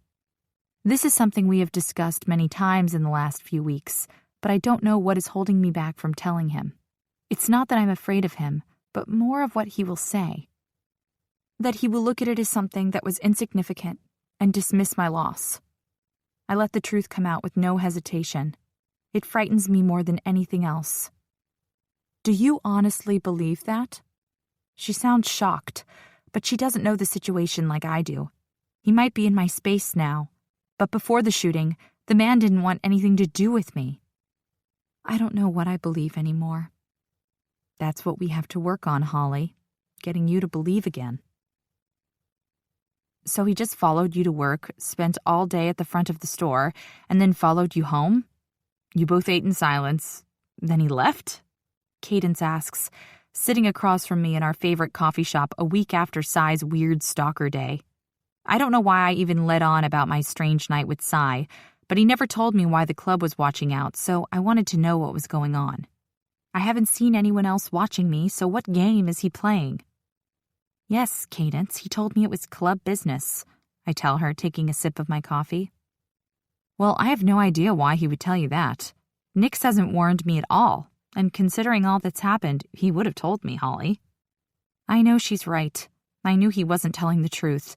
I just don't understand what he's up to. Well, looks like I was played. Or maybe he is done waiting like he said, she adds. I don't reply. I watch as she tries to work her brain to come up with a way to talk about it. Are you planning on telling him? She asks over her mug of coffee. I'm getting there, I mumble. I really am. I know I have to tell him that he deserves to know. I'm just working up to it. Well, the sooner the better, she adds, knowing she can't push me. So, how are the wedding plans going? I ask, hoping to get off this subject.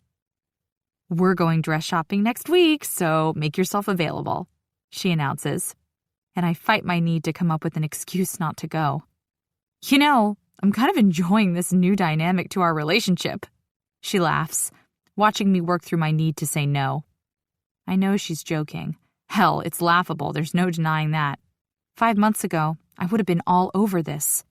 Now I'm fighting my panic at even the thought of going out. I didn't mean that.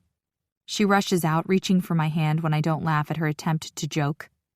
I wish I could go back to the way we were before, when she was the one hiding away in our apartment, keeping to herself while I had the carefree attitude.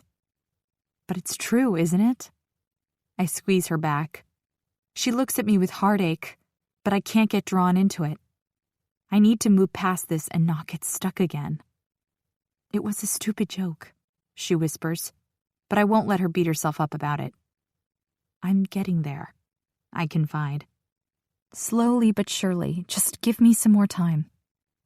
I love you, Holly. You know that, right? I do, and I love you too, I reply sincerely. Now, let's talk about this bachelorette party. Can we do Vegas? I force myself to be happy for her. I'm her maid of honor. This is what I need to do. Besides, keeping my mind busy will help me stop thinking about things that need to be forgotten. Oh, Nix will not be down with that. She shakes her head, but her smile tells me she would risk it. Okay, leave it with me, I tell her, knowing I'll be limited with that man of hers. Just please, whatever you do, do not make me wear something ridiculous. Who are you talking to? I'll make you look good, don't stress, I say, reaching for my phone when it vibrates. Picking it up, my stomach flutters when I see his name flash on my screen. I hate myself for it, considering I've worked so hard to keep him at arm's length the last few weeks. But after the party and now dinner, I can't hide my smile when I see his name on the screen. Sunshine, are you busy tonight? I look at the screen, wondering what alternate universe I'm living in when Sai messages me asking if I'm busy. Me. No. Why? I quickly type back and place the phone on the table to stop myself from over-analyzing my reply. Why did I tell him that? So, when do you want to do this? Same weekend as the boys' bachelor party? I ask, giving Cadence my attention again. No, we'll have to do separate dates. We have Z, she says, watching me carefully when my phone beeps again. I pick it up, ignoring her smirk, and read his new message. Sunshine. I'll be over at 5 p.m. I check the time and see I have a couple of hours. You okay? Cadence finally gives in and asks. Yeah, I tell her, not sure why I don't want to fill her in on Sai's message or him coming over again. Something in me wants to keep it a secret from everyone around us, even her. Who are you messaging? She raises her brow in suspicion when I don't fill her in. Just Mom. She sent me something silly. I somehow come up with a lie and instantly feel like shit. I'm a bad best friend. No, really? Show me. She smirks and holds her hand out, calling my bluff. Shit. You won't think it's funny, I mumble, placing my phone in my bag. You never know, I might think it's really awesome. She shrugs, not fazed with my secrecy. She knows. Fine, it wasn't Mom, just leave it, okay? I spill, feeling the pressure of her stare. Didn't think so. She smirks into her coffee. Just remember, Holly, I have your back, but the longer you keep it all hidden, the harder the fallout will be. She warns. And I know she's right. I just need to tell him when the time is right. Then again, when is it the right time to tell a man he's lost a child he didn't know he had? Chapter 18. Sigh. I knock on her door, trying to juggle the bags in both hands before I drop it all. Fuck. Am I doing the right thing here? Hi, she says, opening the door and looking down at the bags I brought with me. She's wearing some sweater that normally would not be a turn-on, but with her wearing it, she manages to make it look sexy as fuck. Hey, I respond, walking past her to the kitchen. I brought dinner. I can see that, she replies, closing the door and following behind me. Have you eaten? I pull out food and set it down in places I'm sure it doesn't belong. Sai, it's 5 o'clock. No one eats this early, she points out, still standing at the threshold of the kitchen and living room. I know what time it is, Holly, but I want to know, have you eaten today? As a matter of fact, I had lunch with Cadence. She raises her brows, waiting to see if I'll push. Well, that's a start, I admit, going back to the groceries. What is all this? She asks, folding her arms over her chest. She looks stuck between shock and annoyance. Shocked that I shopped, annoyance that I'm back here bossing her. It's called food, Holly? I joke and watch her fight a smile. I wish she would give it to me whole. I know what it is, smartass. Why is it all here? Well, you see, last time I was here I didn't notice much in your fridge. Thought I might help you out. You went into my fridge? She chastises me as if I committed a felony. No. I mean, yes, I admit, not really sure what the fuck to say. Shit, is that like a fucking rule you're not supposed to break? I ask, wondering what the right answer is. No, it's just rude. You should know by now I'm rude. I tell her what she sure as fuck should already know. So you went into my fridge and thought you would buy me food? She presses, not agreeing with my rudeness, but still fucking caught up on the damn fridge incident. Well, I was concerned for Sam. I offer my first thought when I open the damn fridge. Sam? Yeah, Sam. How the fuck does he survive living here? The dude is a fucking big guy. I remember the first time I met him at the hospital. Tall, broody, and didn't even give a fuck he had a group of bikers standing around wanting to know about his sister. Sam doesn't live here. He just stays when he needs a break from whatever screw he has going on that week. So, Sam isn't living here? You're living by yourself?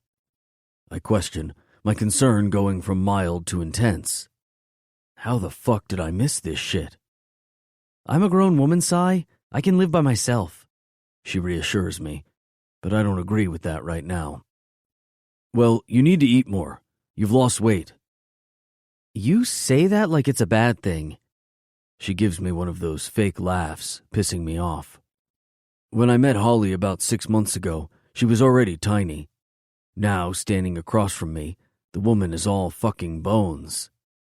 Believe me, it is. I look her up and down, not at all satisfied with how she thinks she's looking after herself. How much do I owe you then?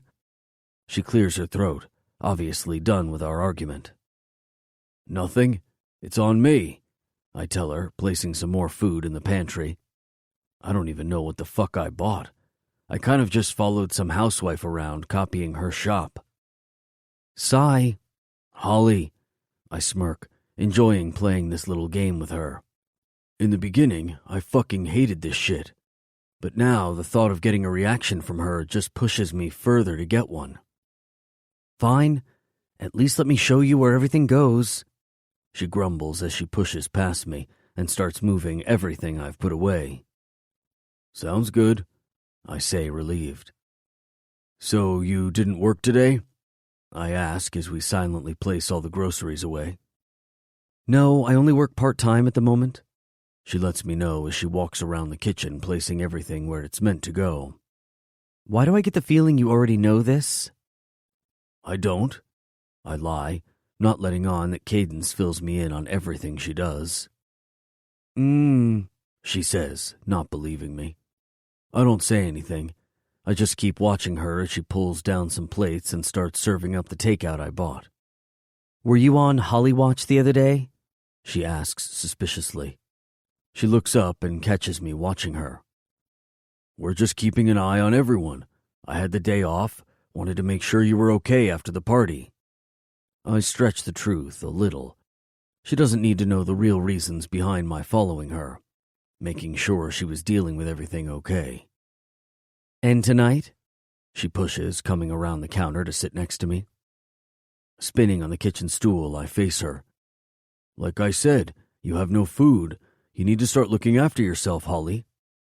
I am looking after myself, Sai. But thank you. She whispers down at her plate. I might not have a kitchen full of food, but I'm trying hard to get my life back to what it was.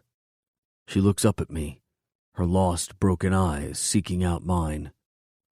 There is something about this woman, something that I can't stop myself from wanting.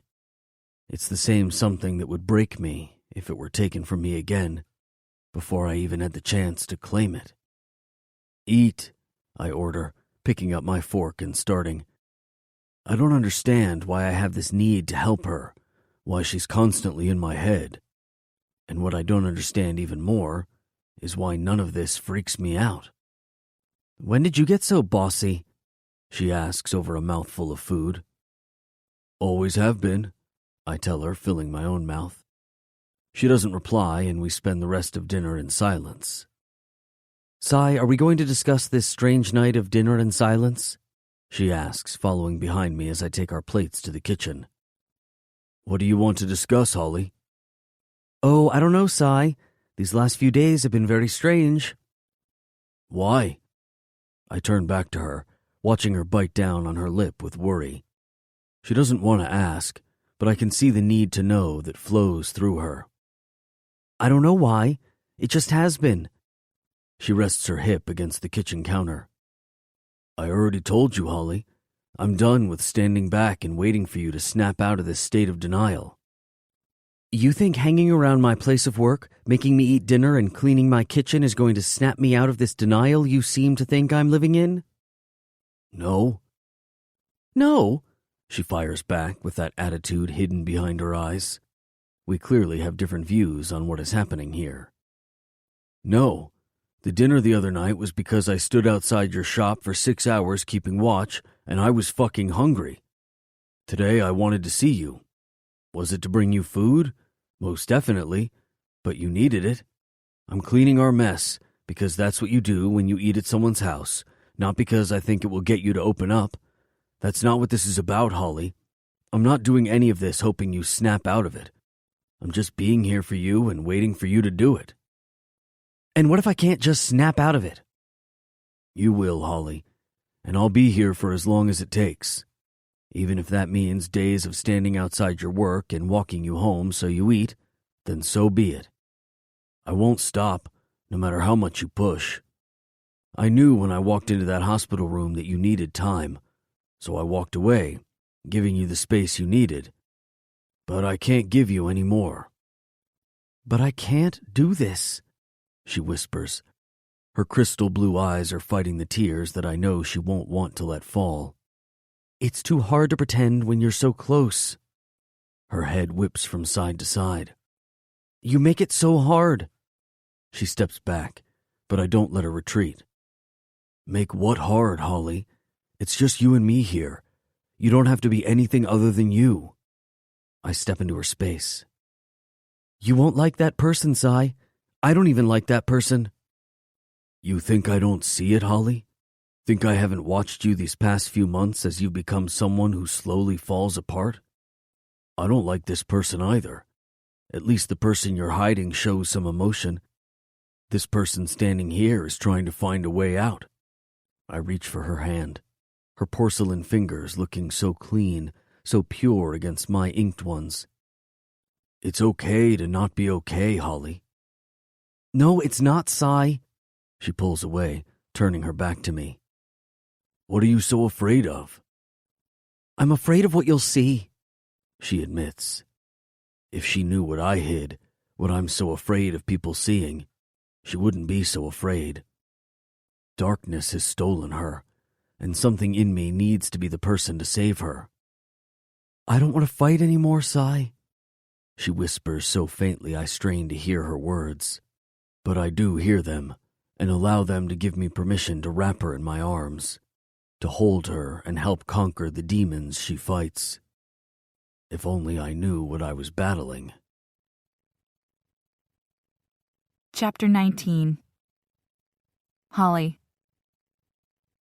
Oh my God, don't look now, but that sex on a fucking bike from last week is about to walk in the shop, Gabrielle says from behind me.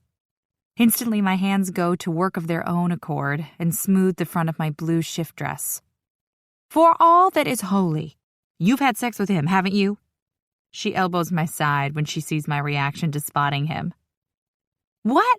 I have not. I defend myself just as he walks in. Hey, he greets me before nodding at Gabrielle. Hey, I reply, the sight of him causing me to fumble with the pen I was using to fill out a client card. You free? He asks, looking around the quiet salon. She was just about to take a break, Gabrielle answers for me. If Sai wasn't watching me carefully, I'd kick her. Don't you have work to do? I turn and ask her.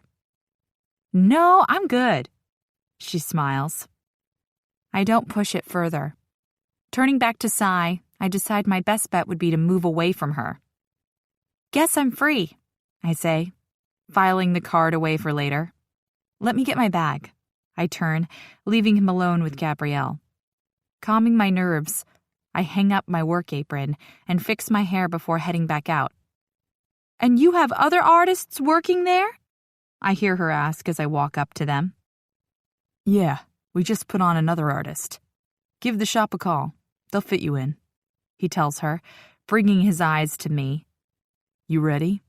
He asks, and I nod. Am I ready? You don't have anyone in for an hour, so take your time, Gabrielle calls out. Gritting my teeth, I vow to kill her when I get back. I'll have her back in time. Sai answers for me, and I hear Gab laugh. Bitch. So, what's up? I ask when we walk down the sidewalk. I don't know where we're going, and I don't find myself asking. Want to get some lunch? He suggests, pointing over to one of my favorite diners, Happy Chef. Okay, I agree. We walk over and get ourselves a booth toward the back. Sai, what's up? I ask again, wondering if I'll get an actual answer this time. The waitress hands us our menus and leaves us to look them over. Not much. What's up with you? He asks, looking at me over his menu. No, seriously, what's going on? I demand when he goes back to studying our meal options. I don't know why he thinks I will just go along with this little charade. I'm not sure what has changed with him, but this new friend business is starting to freak me out. What's worse is every time I see him, he reminds me of the baby. But at the same time, he makes me forget. How's that for a contradiction? I wanted to see you, he says straight out. No games, no lies. Okay, why? I don't know why. He places the menu down. Fuck, Holly, I don't know what you want me to say. I've tried not to want to see you, tried to go back to ignoring you, but I can't. Why? I find myself asking. What's changed? I don't know. He repeats like the thought annoys him. I don't know what to say, how to respond. The 2 times we were together were intense, I'll give him that. But he showed no sign of wanting anything more. Sai, I'm not ready for this. I've spent the last few months reliving that nightmare, and I'm getting there. I promise you I am, but this? I gesture between us. This isn't going to happen, I confirm, and I hate myself for it. I don't know if he thinks he owes me something or what, but the last time we spoke before the shooting, we had no plans to start a relationship. Fuck, Holly. I'm not asking for anything, He takes a breath to gather himself. I'm not labeling this. I'm not talking about what this is when I don't even understand it myself. But when you walked out of that clubhouse, that night of the barbecue, I knew I wanted more. I might not have admitted it, might not have showed you that, but you had gotten under my skin, and nothing I did was getting you out. I was so close to following you, but I held off, and I wish I hadn't. Then that shit with Zane went down. I nearly fucking lost you before I ever had you. I can't even tell you what I was feeling then. It fucked with me, Holly. This right now is what this is about. I get that this is hard for you, but it's the same for me. Don't make me label it. Don't make me explain it. Just let this be what it is, he says, holding my gaze. You guys ready to order? The waitress addresses us, breaking the moment before I can answer him. I'll have a club sandwich and a diet soda, please. I order and wait for Sai to place his. Just let this be what it is. Can I do that? So we're not going to talk about what this is. I'm just going to put up with you randomly showing up at my workplace and being my friend? I surmise when the waitress finally leaves us. Yes, and you're going to do it with a smile, he adds. And what happens when we're not talking about when, why, or how, he points out. You know that sounds ridiculous, I ask. Don't give a fuck, he shrugs. Okay. I tentatively agree, still not feeling okay with the situation at all. Whatever is going on between us can go one way or another. I know that right now I'm not looking for anything more. but I can't help that feeling of knowing that whatever is going on between us could be destroyed with my secret. Part of me is telling myself I should tell him now before it's too late. But then the other part is telling me I'm not ready to get into it. I just wish it wasn't so hard. I wish I didn't have this secret to keep. Maybe things would be a lot easier if I tried to forget about it. What the hell are you doing here? Sai's deep rumble comes from behind me as I check in for my daily workout. What are you doing here? I stammer for a moment, wondering why Sai just walked into the gym. My gym. Working out, he says, checking in using his electronic card. Shit, Sai works out here? You work out here? I've never seen you here, I accuse, thinking this is one of his setups. Been working out here for the last 3 years, Holly, he informs me as he walks to the locker room. Well, shit, how did I miss that? I follow behind hesitantly, not looking forward to working out in front of him. After our 2 dinners last week and lunch this week, I'm not sure how I feel about what is happening, but at the same time, each moment I see him in this new light makes me want to be better. The whole situation is strange. Before the shooting, he wouldn't give me the time of day. I knew he was struggling with something. And now, all I can think about is what has changed. If I weren't so worried it would bring up questions of what happened with us, I would ask. I go about my business, storing my belongings in a locker and pull my hair up in a small ponytail. I started using the gym 2 weeks ago when Dr. Elliott suggested it would help with the anxiety. I had never stepped into one before. I've always been one of those people who could eat what I want and never pay the price. When she prescribed it one session, I never thought I would enjoy it as much as I do. I never knew actively going to the gym would help clear my mind and help center me for the day. I warm up on the rowing machine, not interested in a treadmill or other machines I see the bimbos working out on while they make sure their makeup is perfect. I enjoy the continuous rhythm I can create with each row. I get lost in it. Each stroke pulls me deeper into a place that relaxes me. After 20 minutes of warming up, I move over to the free weights and try not to seek out Sai. When I first joined, Andy, the gym's trainer, set me up with a beginner's program. Light to start off, and as I grow strength, we can alter my program. Choosing the 22-pound weights, I start with my chest workout. Placing my towel over the bench, I sit down and lower myself back. Bringing the weights above me, I slowly lower them down to my chest and then bring them back up again. I repeat the action over and finish out my set.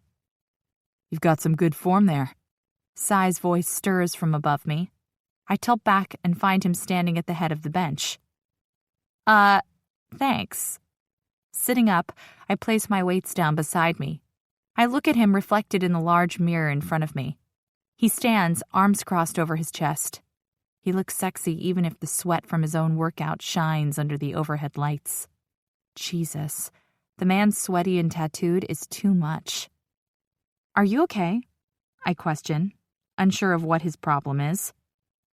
Do you always wear this? He swirls his finger at me, looking angry. Great, cranky Sai is back. Yeah, why? I look down at my gym outfit, black yoga pants and gray gym top. It's far from revealing, but the way Sai's acting, you would expect me to be wearing what the bimbos over on the treadmills are wearing. It's a little slutty, don't you think? He accuses. I'm shocked at his words. I turn to face him. Enlighten me how wearing this outfit, when you can barely see any skin at all, is slutty. I stand, not comfortable having him looming over me. It's so fucking tight, Holly. Every fucker in here can picture your fine ass naked, he growls. Looking over at some of the men standing around us. They don't seem too interested in checking me out, more focused on themselves and correcting their form. Sai, you've lost it. I can't even respond to that. I turn back around and ignore him. I pick up my weights and begin my next set, pretending he isn't standing over me like a formidable force. Go away, I finally breathe when I get through my last set and sit back up. No, he simply replies, still watching me. Whatever, I mutter, walking past him to move on to the next machine. Setting up the seat, I catch him eyeing off the poor guy at the machine next to mine. You know you don't own the gym. You can't just try and scare everyone away, I inform him, placing the rod in the 30-pound weight slot. Leaning forward, I hold on to the bar and pull back. You need to keep your back straighter, he states, stepping forward and placing his palm on the small of my back. And keep your chin up. He keeps instructing like I need his help. I follow the instructions nonetheless, pressing my chest further out and keeping my chin up. Fuck me, don't stick your tits out like that, he growls, stepping in closer. Sigh, I complain, letting go of the bar and looking up at him. You're disturbing me, I snap. Yeah, well, you're disturbing me with your fucking sexy outfit and now pushing your tits out, he says, frustrated. I try to not let his words affect me. We've been there and done that. But hearing he is still affected by me moves something in me. Something I should not be worrying about right now. If I'm disturbing you, Sai, then leave, I suggest, starting up my second set. If he can't handle me working out, then he needs to go. I keep my form solid, ignoring his grunts and growls throughout it. When I finish, I stand, stretching out my chest, ready to move on to the next machine. Jesus, he mumbles behind me. Then taking my hand and towel, he pulls me off to the side room. What are you doing? I'm not done, I say, beginning to feel like this workout is a bust. He walks over to the built-in storage room and pulls out a set of boxing gloves and mitts. Suit up, he bosses, throwing the gloves at me. I'm not boxing with you, I scoff, unimpressed. I came here for a workout, not a fight. Trust me. It will help both of us. You get to punch me, and no fucker will be checking out that tight ass of yours, he says, putting his fingers in the pads. Sigh, no one was checking out my ass, I argue, but it only falls on deaf ears. You get to hit me, he repeats, and I give up fighting. Fine, I huff, making it sound like a hassle when it's the best thing I'll probably do today. I strap my hands into the padded gloves and get ready to unleash my anger on him. Have you ever boxed before? He asks, moving over to the middle of the room. No, never, I confirm, following behind him. Plant your feet into the ground and use your upper body with each strike. He demonstrates the fluid movement. His body gracefully moves from side to side with each hard jab and punch. Got it? He asks, coming to stand in front of me. Yeah, I think so. I nod and position myself. Okay, come at me for 50 jabs, he insists, and I nearly fall over. 50? I gasp. 50 is nothing. Quit your bitching and let's do this, he says, pumping me up. I ignore him and adjust my stance before starting. With the first hit of glove to pad, I feel a rush of excitement. Harder, he commands. So I do just that, each strike intensifying with more power than the last. My abdomen starts to ache slightly. The power behind each hit is probably not helping the situation, but I can't stop the need to keep going. That's it, girl. Keep those feet planted, he continues to instruct. My body takes over. The rush of hitting something hard and fast is like no other. And before I know it, he calls, 50. My arm drops to my sides, heavy from their actions. The familiar burn in my muscles set in. Shit, Holly. Got a good arm on you, he compliments, shaking out his hands. Thanks, I grin, feeling lighter than I have in a long time. Let's do a combination this time, he suggests, banging the pads together. Left, right, left. You got it? He demonstrates, and after the first go, I pick it up easily. Left, right, left. He continues to instruct as we build the momentum. My body feels alive with each jab, each hook, and each connection to the pad in front of me. We continue to work out for another 30 minutes, only stopping when someone walks into the room to set up for their class. What are you doing now? I find myself asking as we pack up our equipment and walk out.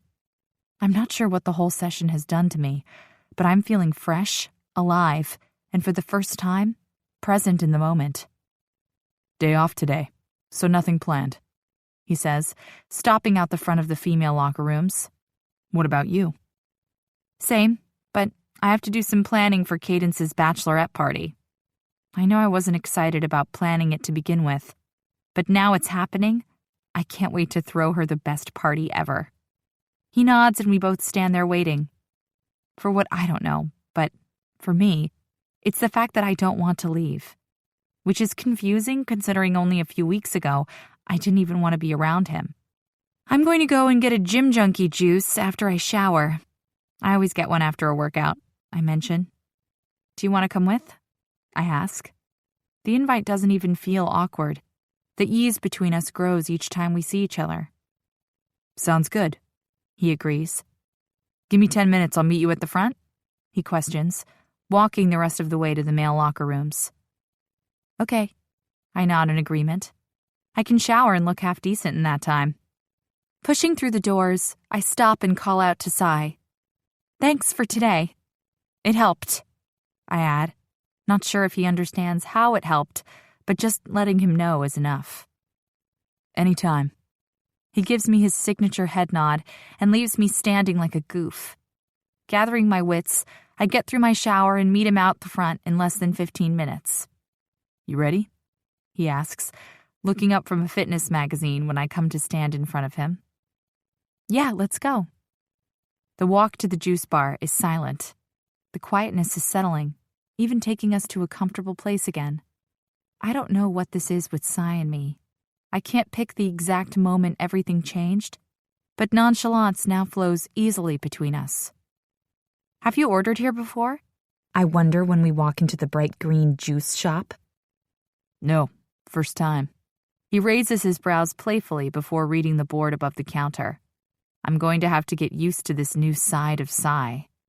After ordering my new favorite, raspberry reflex, and Sai choosing a post-workout smoothie, we sit out in the morning sun. "We should work out like that again," he mentions, taking a sip of his bone crusher. "What the fuck is this one again?" he queries, his face scrunched up in distaste. "It can't be that bad," I smile, picking it up and sipping it. The chocolate and peanut butter smoothie is disgusting. "It's all right," I shrug, hiding my distaste and handing it back to him. "We should do this again. I had a good time. Who knew punching you could be so much fun?"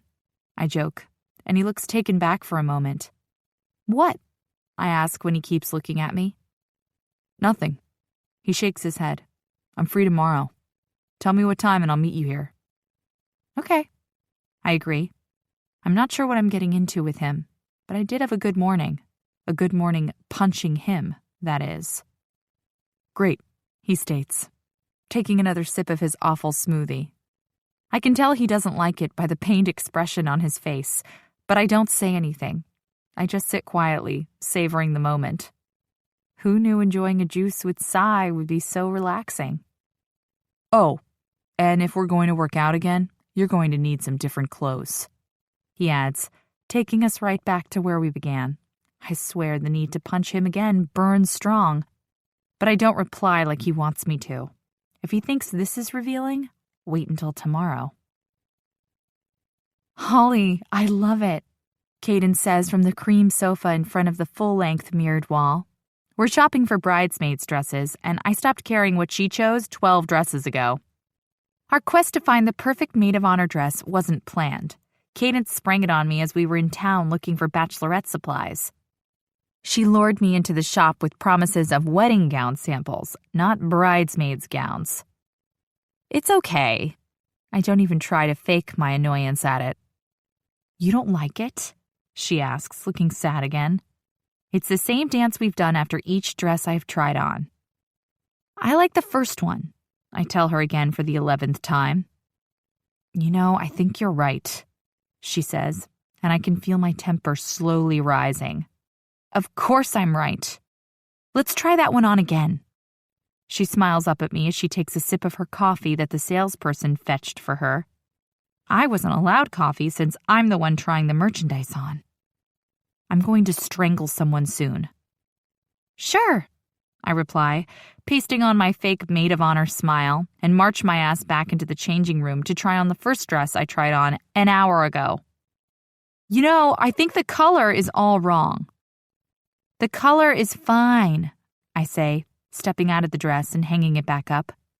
Handing it out to the shop assistant, I patiently wait for her to bring me back the first dress I tried on. Looking in the mirror, I take the time to look at myself. The harshness of the changing room lights are in full effect. Thinking back to Sai's comment about my weight loss, I wonder how much my body has changed.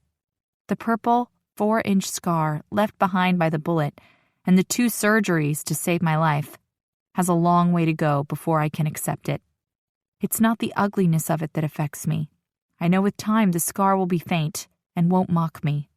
No, now it's just a harsh reminder of what I lost, what was horribly taken from me. You okay in there? Cadence pulls me out of my thoughts and back into the ugliness of my reality. Yeah, I wheeze out, not realizing I was captive in a memory and had pushed myself into a small panic attack. At least it wasn't a huge one. Holly, are you sure? Cadence's panicked voice asks again, but I can't focus on her as the all-too-familiar feeling of panic claws up my back. The fear, the pain, all spiraling out of control. Dropping to the floor, I lift my knees up and bring my head between my legs. Just breathe through it, Holly. You can do this. I repeat over and over, trying to calm my panic. I'm coming in. I hear her words, but they don't register in my mind, falling short at the wall of anxiety currently building inside of me. Memories and sound coming at me only keep pushing me deeper into the ugliness of that night, the ugliness of what we experienced. Focus on my voice, Holly, she says, kneeling down next to me. You're safe here, she reassures me carefully. And while I know I'm not going to die, there is no controlling the feeling of fear and loss of control. We sit like this for a few more minutes. It could be longer, I don't know. When I do eventually come back to the dressing room, I feel drained and ready to leave. Hey, Cadence says, reaching out to touch my arm. Oh my God. I finally acknowledge her. I'm sorry, I whisper when she leans forward and embraces me. No, I am. She squeezes me tighter. You scared me, she admits, pulling back and wiping her tears away. It just came on. I haven't had one in the last few weeks, I admit, wondering what the hell just happened. It's okay. She shushes me, not having any part of my apologies. I don't know what I'm sorry for. The whole thing is embarrassing. Is everything okay in there? The shop assistant queries through the curtain. We're good, Cadence calls back, and I realize I'm sitting in my underwear on the floor of the changing room with my best friend. I let out a small giggle at how ridiculous we must look, followed by another, and before I know it, I'm laughing. I don't know if I'm laughing at the fact that it's funny, or if laughing helps stop the tears. Whatever the reason, I continue and pray I don't stop. Chapter 20. Sigh.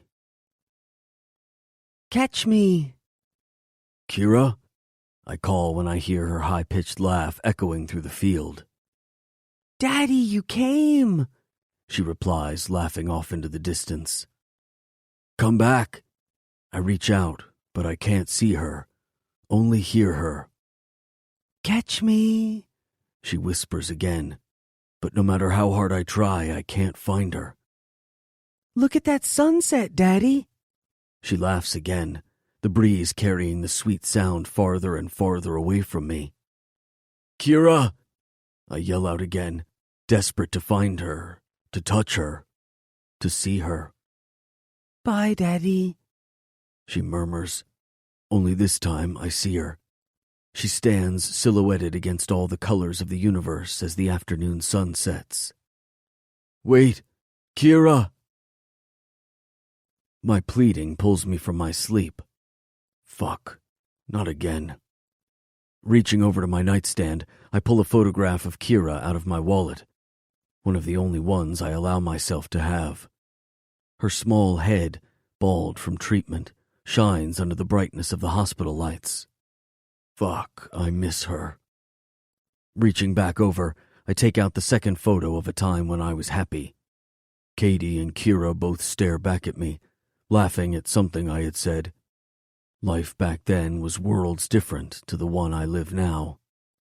Placing my most prized possessions back safely in their place, I climb out of bed and make my way up to the clubhouse. No point in trying to go back to sleep now, especially after that nightmare. "Yo, Cy, you're up early," Jesse calls from the sofa as I walk into the main room. "Come join me." He smacks the ass of the blonde next to him to wake her. "Time to go, baby. Get your shit and split," he says, smiling down at her. She obeys, taking her half-naked ass down the hall. "What's happening?" I question, ignoring the woman and making my way into the kitchen in search of some breakfast. You know, same fuck, different hole," he follows, laughing at his own joke. "You're a sick man, Jesse," Bo replies, looking up from his breakfast when we walk into the room.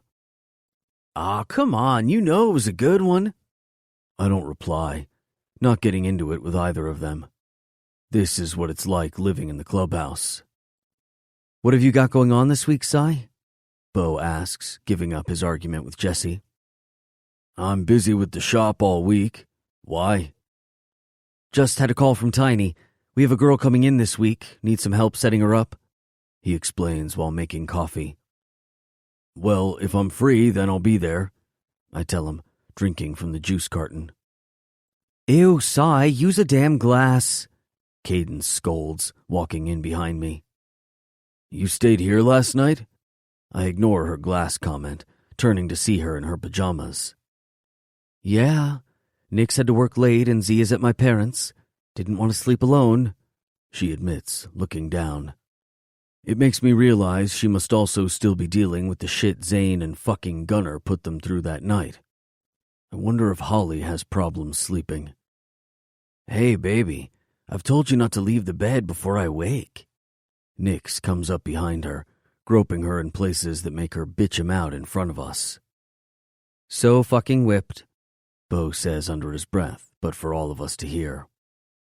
"Whatever, asshole. You're just jealous," Nix calls him out, but I don't stand around waiting for his reply. Leaving them, I head back to my room to get ready to meet Holly. I wasn't expecting to run into her yesterday. I did know she had started at the gym a couple of weeks ago. Cadence mentioned it one night that she was working out, but I didn't know it was at my gym. After waking up from a fucked up sleep yesterday, I needed to release some pent-up frustration. Normally I work out at night when it's less busy, but when I pulled up and saw her getting out of her car, I knew it was meant to be. At first I was pissed at the outfit she had on. Before she even walked through the door, some beefhead fuckers were checking her out. The skin-tight yoga pants and tight-as-fuck top that pushed her tits together were any man's fucking picture of sexy. She has no idea how gorgeous she is. It's not even an attempted sex appeal. It's a natural sexuality that she exudes even when she doesn't realize she's doing it. That's why I had to pull her into the private boxing room before I started pissing around her to mark my territory. She might not be mine just yet, but she will be, and I'll be fucked if I have to watch some juiced-up fucker undress her with his eyes. Picking up my gym bag, I throw in a change of clothes, hoping to convince her into going for one of the fucking disgusting drinks she says she gets after every workout. "I'm out," I call to the boys as I walk past them having breakfast. "You heading to the gym?" Jesse asks around a mouthful of food. "Yeah, I gotta get an early workout in," I mention, hoping he doesn't invite himself along. "If you give me 20, I'll come with," he says. Fuck. "Don't have time to wait around today, Jesse." I knock him back. If there is anyone I don't like working out with, it's Jesse. The man is as bad as the fake bitches who check themselves out in the mirror. No, he's worse. "You're lost then," he shrugs, going back to his breakfast. "What gym do you go to again?" Cadence eyes me, wearing a sneaky smile. "Just down on Main," I answer, not liking her assessing me. "Huh, that's where Holly works out." She smiles again, but I don't react. Never react. Never seen her there, I say, turning and walking out the door. If she thinks she will have me slipping up, she has no idea who she's dealing with. Have fun, she laughs, and I wonder just how much she knows. Has Holly told her, or is she as observant as me? I don't reply as I leave the room. I pull up at the front of X Sports Gym and see her instantly. Jesus fucking Christ. She has on a tiny pair of fucking shorts and a skin-tight top. She may as well be wearing her fucking bra and panties. She smiles over at me, and it's one of the real ones, not the fake shit she likes to put on show for everyone. It takes everything in me not to pick her up, throw her over my fucking shoulder, and take her away. Hey, she greets me, looking up in my direction. I know she knows I'm pissed. I can see it play out over her face. So instead of giving her the reaction she's hoping for, I act like it doesn't affect me. Hey, I say, nodding down at her. You ready to do this? I ask, walking past her to swipe my access card. She doesn't reply as she follows. I'm gonna go change, I tell her, walking into the locker rooms and leaving her behind. I have to adjust myself in my gym gear and try to control my anger over the little stunt she just pulled. Giving it a few moments, I walk out not knowing how I'm going to be able to get through the morning being so close to her with her dress the way she is. You good to go?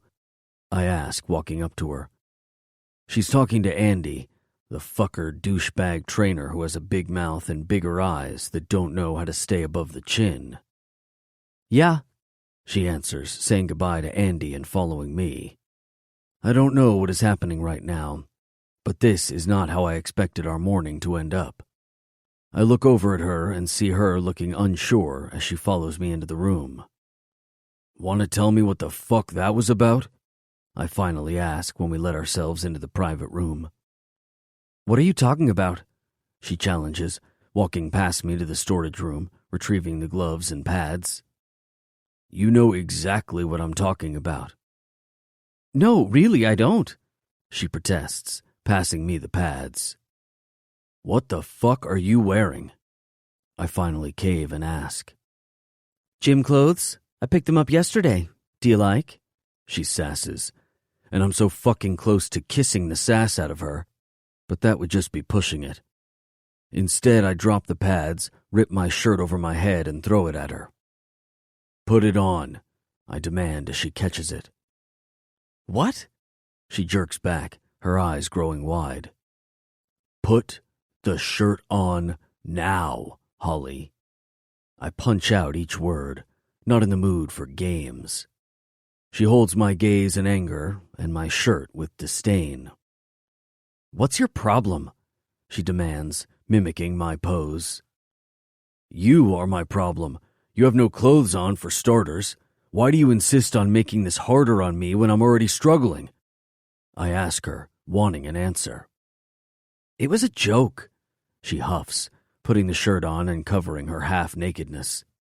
The shirt falls to mid-thigh, and I don't know what's worse, seeing her in tight-fitting gym clothes or seeing her in one of my shirts. Fuck, I growl, frustrated. What now? She sighs, looking innocent. Nothing. Now get your ass here so we can work out. I boss her, picking up the pads and feeling better that no other fucker can see her. I didn't realize just how hard this shit would be. I know I need to tread carefully, take it easy on her. But the more time we spend together, the easier it is to lose control. I just have to keep doing what I'm doing and pray she finally comes around. 'Cause if she pulls any shit like that again, there will be no controlling my reaction. Chapter 21. Holly. Mom? I call out, walking into my childhood home. The smell of her famous chicken wing marinade fills the air. In here! She sings songs from her favorite place in the house, her kitchen. Hey! I round the corner to see her preparing lunch for our Saturday grill-out. "Hey, doll, how are you?" she questions, looking up from the kitchen island and giving me a huge smile. She looks beautiful today, not that she doesn't normally, but put together. Her pale blouse looks new, and her tawny brown hair is blown back away from her face. I can see she's put a light coating of mascara on her eyelashes, making her blue eyes seem bigger. "I'm good, Mom. How are you?" I come forward around the large stone-top bench and kiss her cheek as she dries her hands on her apron. Our kitchen is huge and holds so many warm memories of growing up. It's the kitchen where I bonded with my mother. We'd spend our early evenings here when I was a teenager, talking about school, friends, and boys, while she taught me how to cook. If I needed to find my mother, I would walk into this room, and more often than not, she would be here, baking away or preparing something to feed us for our next meal. "I'll be better when your father sorts out his new grill." She rolls her eyes at my father and his new toys. "He bought a new one?" "Don't ask me why. He's only had the last one for barely a year, but he insisted." She smiles, shaking her head at my dad. After 30 years, my parents are still happily married. She loves his annoying ways because he continues to be annoying. I know they adore each other. You can see it in the way they are together. Speaking without saying words, the way they move in sync, like they know what the other is going to do. That makes me want what they have. "How's work?" she asks, moving over to the fridge to retrieve more tomatoes. "Getting there, slowly building up my clients." I fill her in. We normally talk every other day, but since I've been back at work and spending more time with Sai, I've been neglecting her. I know she's suspecting something is up. "Well, that's good, honey. I knew you would do well there." She continues to chop away, making her famous salad. "Where's Sam?" I ask, grabbing a glass down from one of the cupboards and try not to let out a cry of pain. After working out with Sai all week, I feel like a truck has hit me. I've never been so sore from exercise. The first day I woke up, I thought I was sick. It wasn't until I said something to Sai the other day that he told me it was a good thing. After a hot bath every night, I try to stretch out the worst of it. "Oh, Sam is bringing a girl. He just called earlier." She sounds excited, like the thought of her boy bringing home a date is something she's been waiting for forever. "Sam is bringing a girl home?" I ask, shocked, and then realize why she looks so together today. She dressed up to meet her. "He didn't tell you?" "No, he didn't tell me." "Tell you what?" Sam cuts me off as he walks into the kitchen. I'm about to drill him when at the last second, I see a small, pretty, blonde girl come in behind him. "Oh, hello." Mom stops her chopping and dries her hands to greet Sam's new girl. "Mom, this is Claire. Claire, this beautiful woman, is my mom, Melinda, and my sister, Holly." He points to both of us. "Well, look at you!" My mom takes her in her arms and embraces her like a long-lost daughter. I try not to groan as she embarrasses the poor girl. "Mom, let her go. You're scaring her," Sam finally says, trying to pry Claire out of our mom's arms. "Oh, hush." Mom swats him away while keeping Claire at arm's length. "Let me get a good look at you. Oh, you're such a doll," she says, looking her over. I can already tell my mom is in love. She only calls her favorite people dolls. Claire smiles shyly and a light blush coats her cheeks. I can tell she is perfect for my brother. He is demanding, bossy, and too pig-headed to go head-to-head with a similar match. No, he needs someone soft and sweet. Someone who gets under his skin in another way.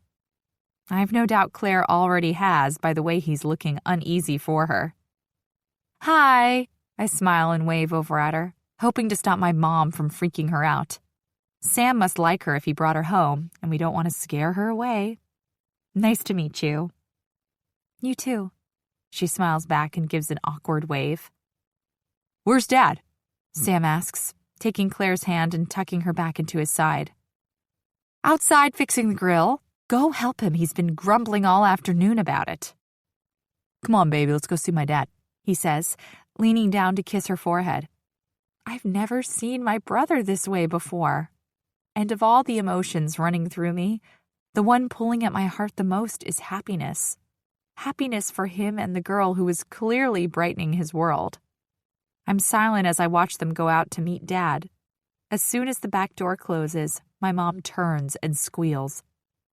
Oh my gosh, she is beautiful. Her hands come out in front of her, expressing her excitement. Who would have thought he would meet someone so soft and beautiful? She sighs, lost in the moment. Oh God, Mom. Calm down, Mom, you'll scare her off. Oh, please, I wouldn't scare anyone off. She goes back to her salad. She's right. My mom's pretty kick-ass and everyone loves her. It would take a lot not to like my mom. You're right, but if you don't calm down, you might scare me off. I smile as I fill up a glass with some wine.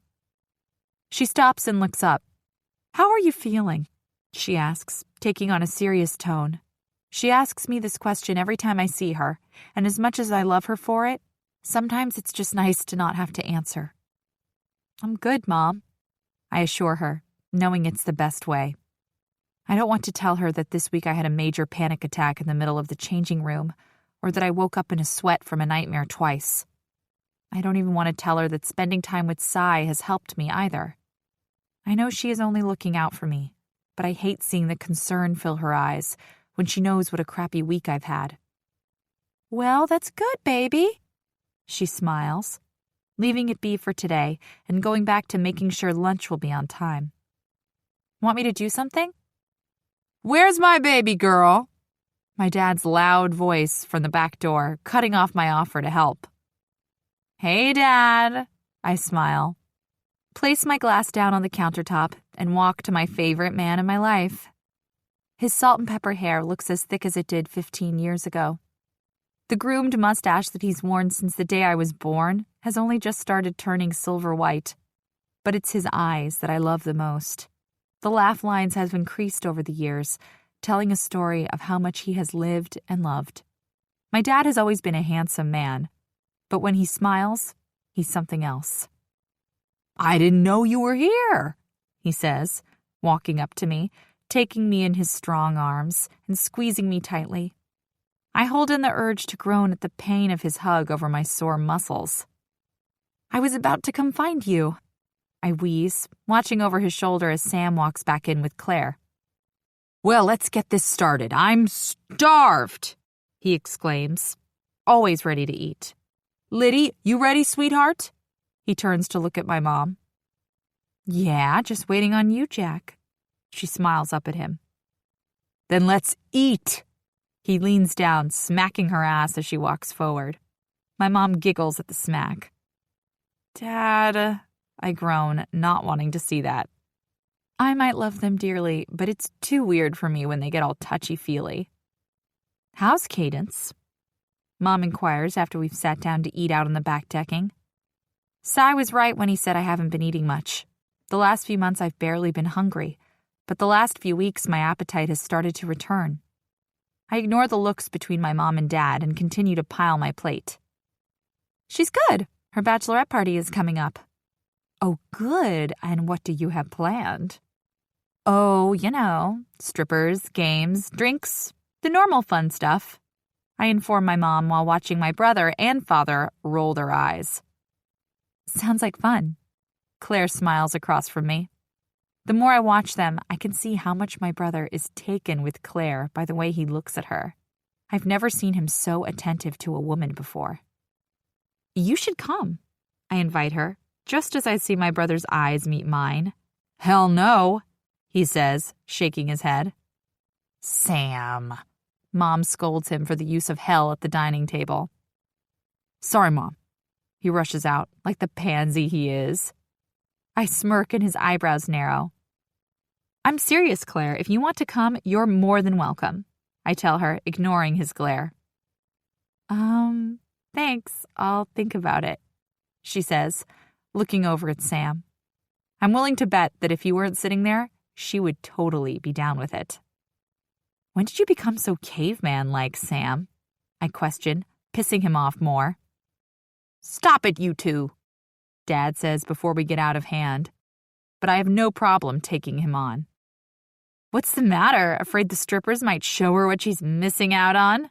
I laugh, and he practically growls from his spot next to her. The table falls silent, and I look up to see my family staring at me. What?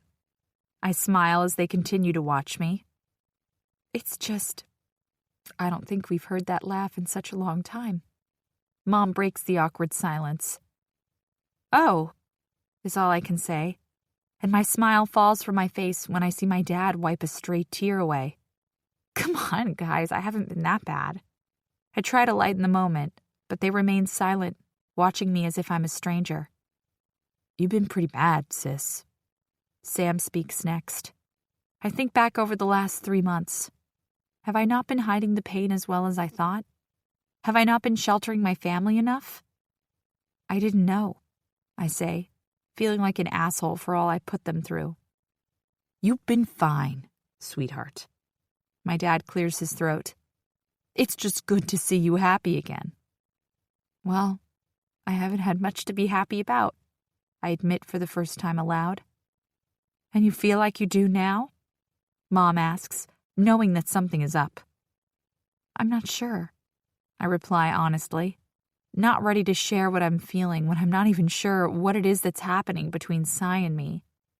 I know my newfound confidence and happiness has to do with him.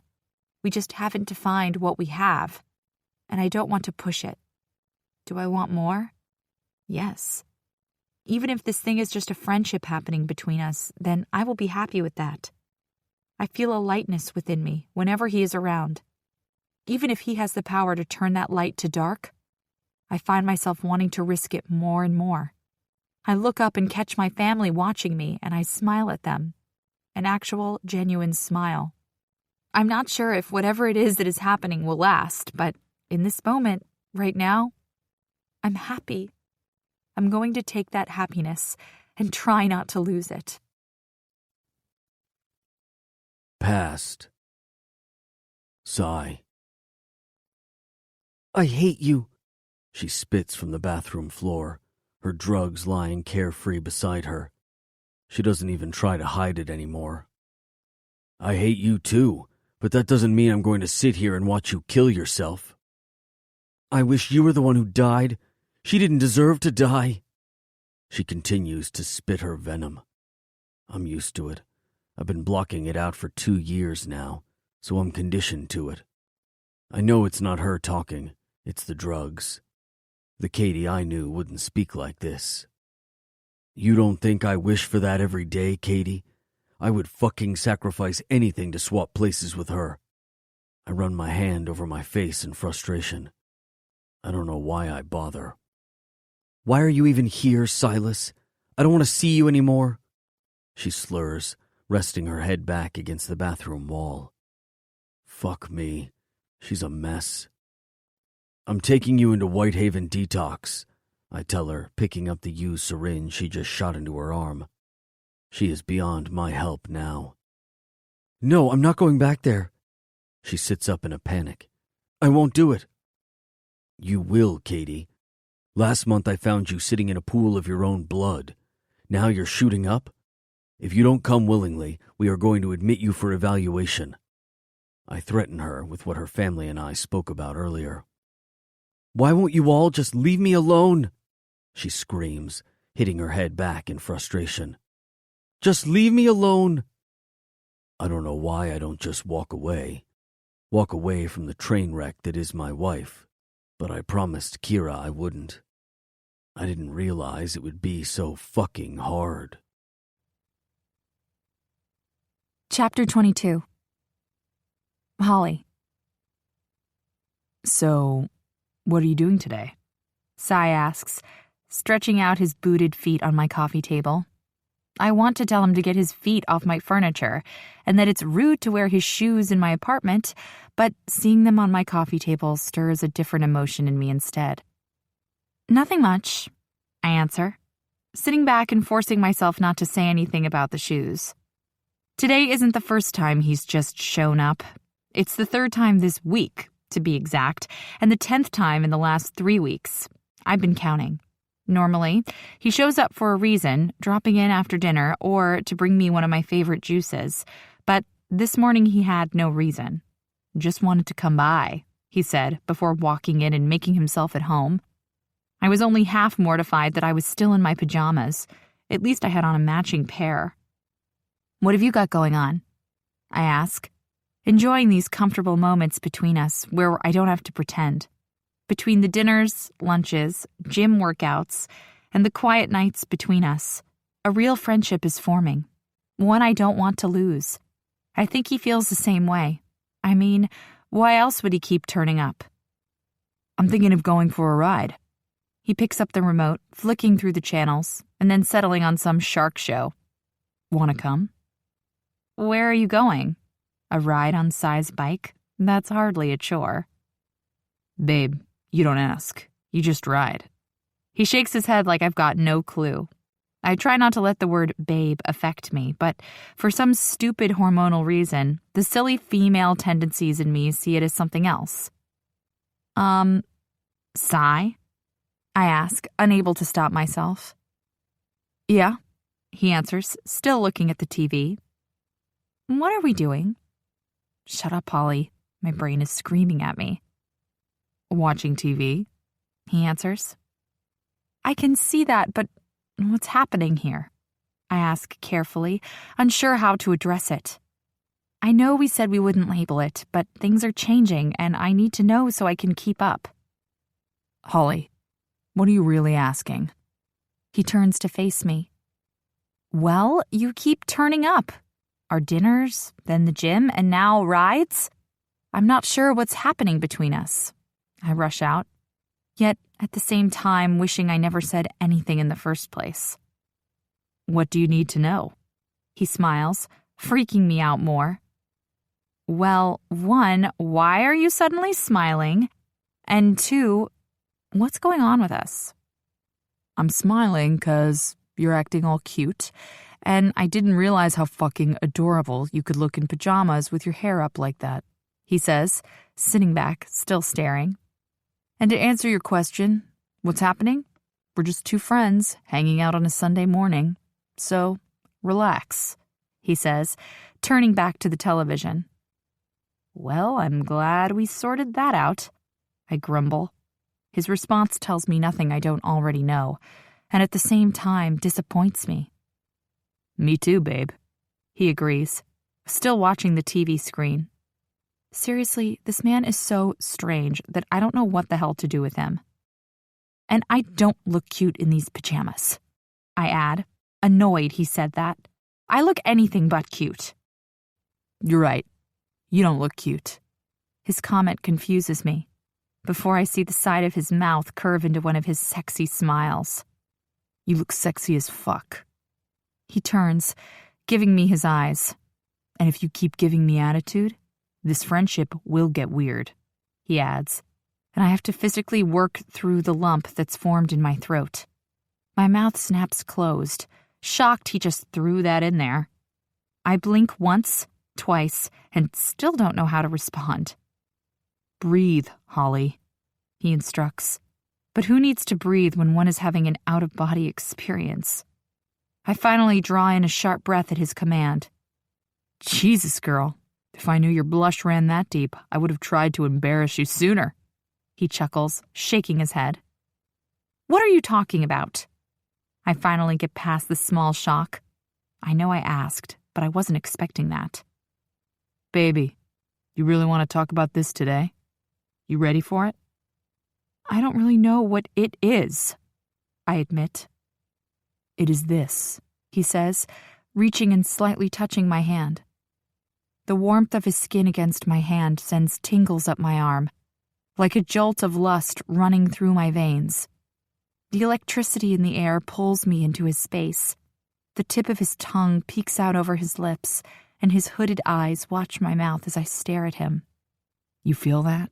He rasps, and I nod, feeling it all the way through me from the tip of my nose to the bottoms of my toes. That's what we need to talk about. You ready for that? He gently asks, while slowly drawing circles over my skin. I nod, not listening to my screaming heart, yelling at me that it's not ready. My stomach drops at that all-encompassing encounter of totally surrendering to the feeling, to an emotion, to this man. "Holly, I'm going to kiss you now," he murmurs, barely above a whisper. The words caress my skin, like the heat of a fire on a chilly night, and my eyes close at the heaviness of what is about to happen.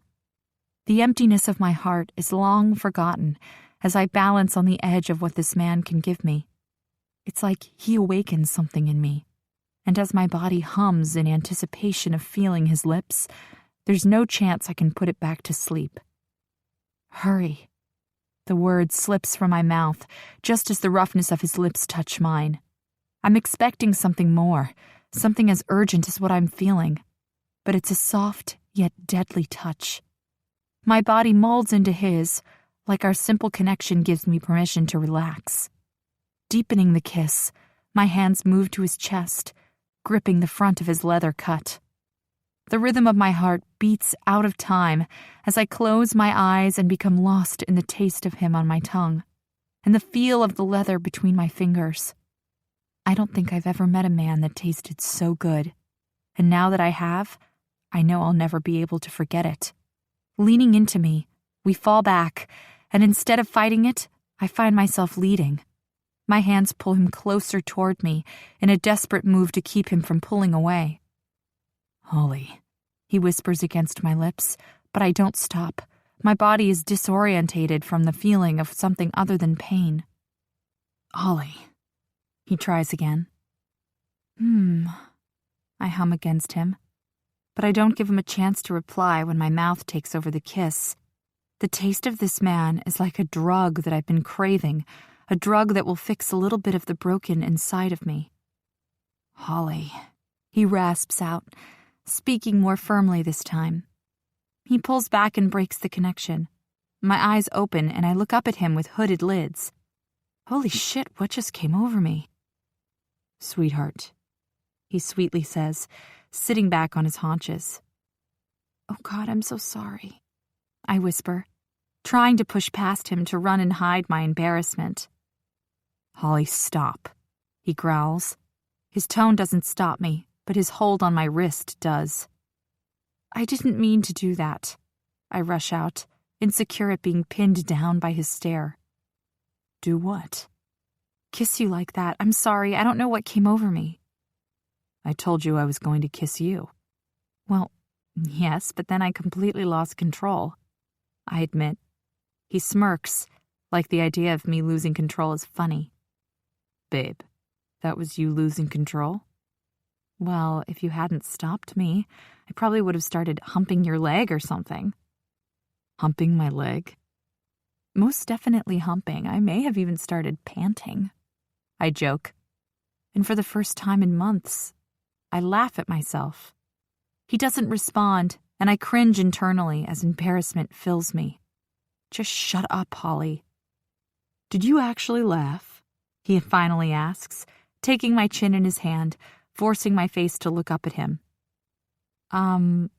Yeah, I pull back, but his hold on my face doesn't falter.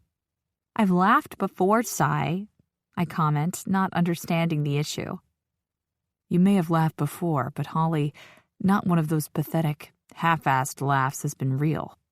Haven't heard the real thing in a long fucking time," he says, as a small smile slowly breaks out over his handsome face. "You missed my laugh?" "I miss a lot of things, Holly. Some so significant, I wouldn't even know where to begin. But your laugh, the sound of your happiness, is something that makes all those significant things hurt a little less." The fact that this man could be as broken as I am makes our connection solidify. "You want to leave for that ride?" he asks, leaning back into my space, the smell of mint on his breath reminding me of his addictive taste. "Not now," I tell him, letting the pull of his scent drag me in closer. "Good," he says, crashing his lips to mine, this time harder. I whimper as his tongue demands entrance. Long gone is the gentleness from before. Now taking my mouth is the same man who took me hard and fast on the floor of my apartment months ago. We're immersed in kissing, touching, and heavy breathing, and it's the most incredible feeling in the world. Holly. Sigh breathes, coming up for air as he lightly kisses along my jaw and down to my neck. Yeah? I manage to say, reaching for his shirt as each connection of our lips pulls me further under his spell. I'm going to fuck you. Not now, 'cause this is not what this is about, he says in between each kiss. But that doesn't mean I don't want to. Fuck, I want to. He groans, taking my hand and bringing it to his hardness that's covered in denim. Believe me, I want to strip you out of these sexy as fuck pajamas and worship every inch of this fucking milky skin. But I can't. He growls into my neck when I groan in frustration. Don't do that, baby. It's only going to make this harder. He pulls back to look at me. I didn't start this to go there. I just needed to kiss you. Okay. A combination of relief and frustration fills me. So, you just want to be friends who kiss?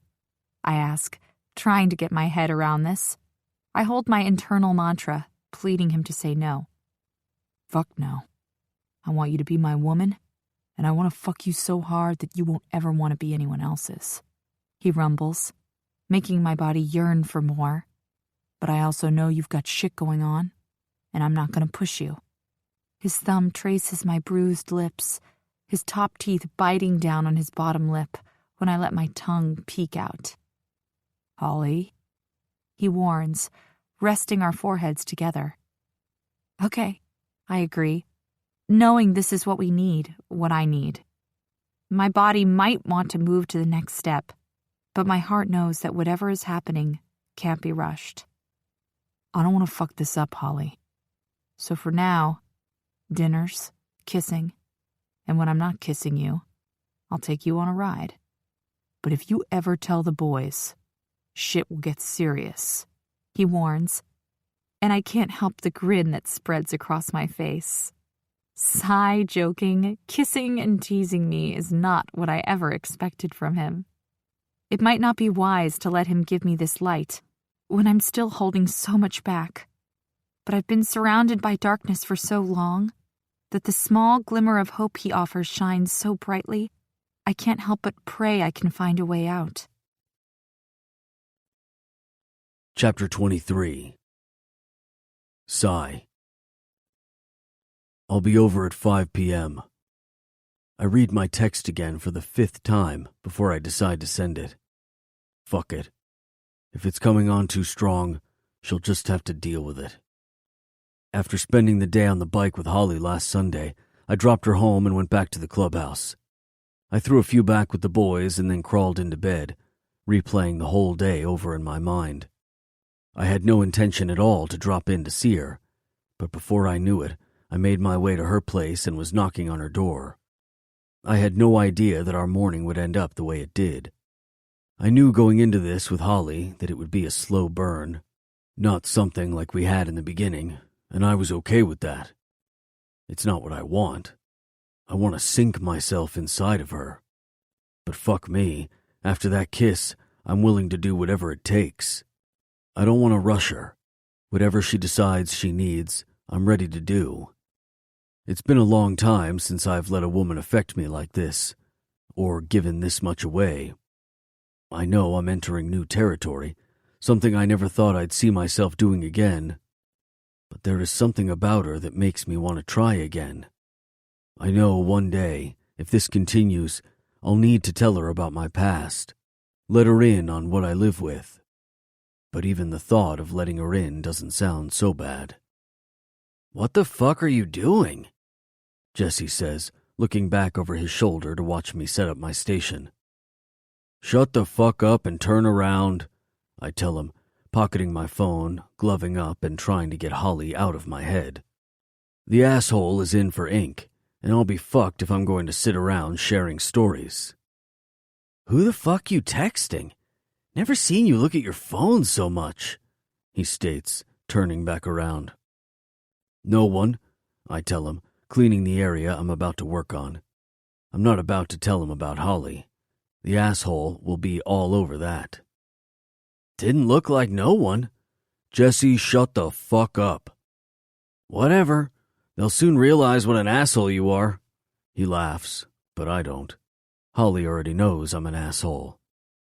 Why the fuck are you in such a good mood this morning? I ask him, checking the placement and making sure it's even. Oh man, bagged this chick last night in the back room of Liquid. So frickin' tight. He groans, remembering the moment. Jesus, Jesse, I don't want to know about that shit. I scold. Jesse is the biggest fucking whore. I sometimes worry about his manhood. I hope you're fucking wrapping that shit up. Always, brother, always. He laughs, resting back. How's that? I ask, checking the placement on his ribs. This design he's had me working on for the last few weeks will eventually be huge. Starting from the top of his ribs, down his side, and around to his back. Each and every detail of the drawing is a significant moment to him. I don't ask questions, I just draw up his design. In this case, I tidied up Jesse's design. I didn't expect to learn he had hand-drawn the sketch he handed me a few weeks back himself. Fucking A, he says, standing in front of the mirror. Let's do this, he insists, coming to lie back down on his side. You at Liquid tonight? I ask, settling in for the 2-hour job. This is the only place you'll ever find me seeking out pointless conversation. The sound of my ink gun buzzing and dull, monotonous talk. There is something about it that calms my mind. Yeah, girls have their party tomorrow night. Need to sort that shit out, he says, revealing one bit of the puzzle Holly has been hiding. They're having it there? Yeah, fucking stripper and all. What the fuck? Like hell is some fucker gonna swing his dick in Holly's face. Does Nix know this? I look up, pissed he would even be okay with this shit. I don't think he does. Was going to talk to him about it tonight, he says, looking down at the needle. Can't see him being all right about it, I put out there as I go back to tattooing Jesse's side. I'm betting he won't be, but he's whipped, so who fucking knows what he's gonna do. I say we cancel that shit. Some asshole swinging his dick in his old lady's face. The picture alone will have him coming out of his skin. Jesse laughs, moving too much for me to keep going. I don't know about Nix, but the picture has me seeing fucking red. Or we could call in new talent. He grins, and I can already tell I'm going to like the idea that's running through his head. What sort of new talent? The sort that will piss them off and make for a good fucking laugh? Let's do it, I agree, not needing to think on it. Holly isn't seeing some other guy's cock when she only needs to see mine. Want to run it by the prez? Jesse suggests, reaching for his cell. Fuck no. Just do it, I order. Nix will agree anyway. This way his hands are clean. Holly's going to shit a brick, he warns, searching his phone for the contact. She probably will, but I'd rather a pissed-off Holly than a turned-on one. If anyone is making her wet, it's gonna be me. I don't say that to Jesse, just continue tattooing his ribs while he makes the call. As for tomorrow, I know I'm in deep shit, but I can't help the smile forming from just thinking about it. What's happening at this bachelorette party? I ask her later that day from my position on her sofa. As soon as I arrived at hers, I made myself comfortable and have been firmly fixed on my back while she reads. We're just going to Liquid. Why? She asks suspiciously, looking over her book at me. Her eyes narrow when I don't respond. Anything else I need to know about? I finally ask. Nope. She smiles, going back to her book. Even if I didn't know she was lying for sure, the guilt plastered all over her face is a dead-set giveaway. What the fuck are you reading, anyway? I ask, annoyed she isn't giving me her attention. Just something Cadence left behind? She goes back to reading. Her lips move as she reads, making her even cuter. Is this one of her porn books? I lean forward and pull it out of her hands. I've heard Nix talk about these smut books she reads. He told us one night it was just pure porn. Sai, give it back. She jumps up, trying to pry it out of my hands. I keep her at arm's distance and read aloud from the book. He allowed his molten juices to intermingle with hers. I read over her screaming. What the actual fuck, Holly? I ask, trying to hold her off as I read some more. She climbs onto me, her ass right in my lap, but I can't even think about that now. Give it back, now! She demands, but I don't. Instead, I read aloud. Plunging into her glistening moistness. Sai! She screams, snatching it out of my hands before I can finish. What the fuck are you reading that shit for? I ask, concerned she's being brainwashed. Molten juices. It was just lying around. I picked it up one day, she tells me, trying to move off me, but I hold her in my lap, enjoying her sitting there. It's not just about sex, she adds, trying to defend it, but I can see her blush. What's it about then? I ask, running my hands up the back of her dress, loving the feel of her under my hands. It's about this guy who gets run over, she explains, arching her back into the feeling of my hands, lazily stroking her soft skin. Go on, I encourage, watching her stumble. She pauses. He was... She breaks again, too lost in my touch. You're distracting me, she complains, dropping her head to the side. Her soft, pale skin looks delicious.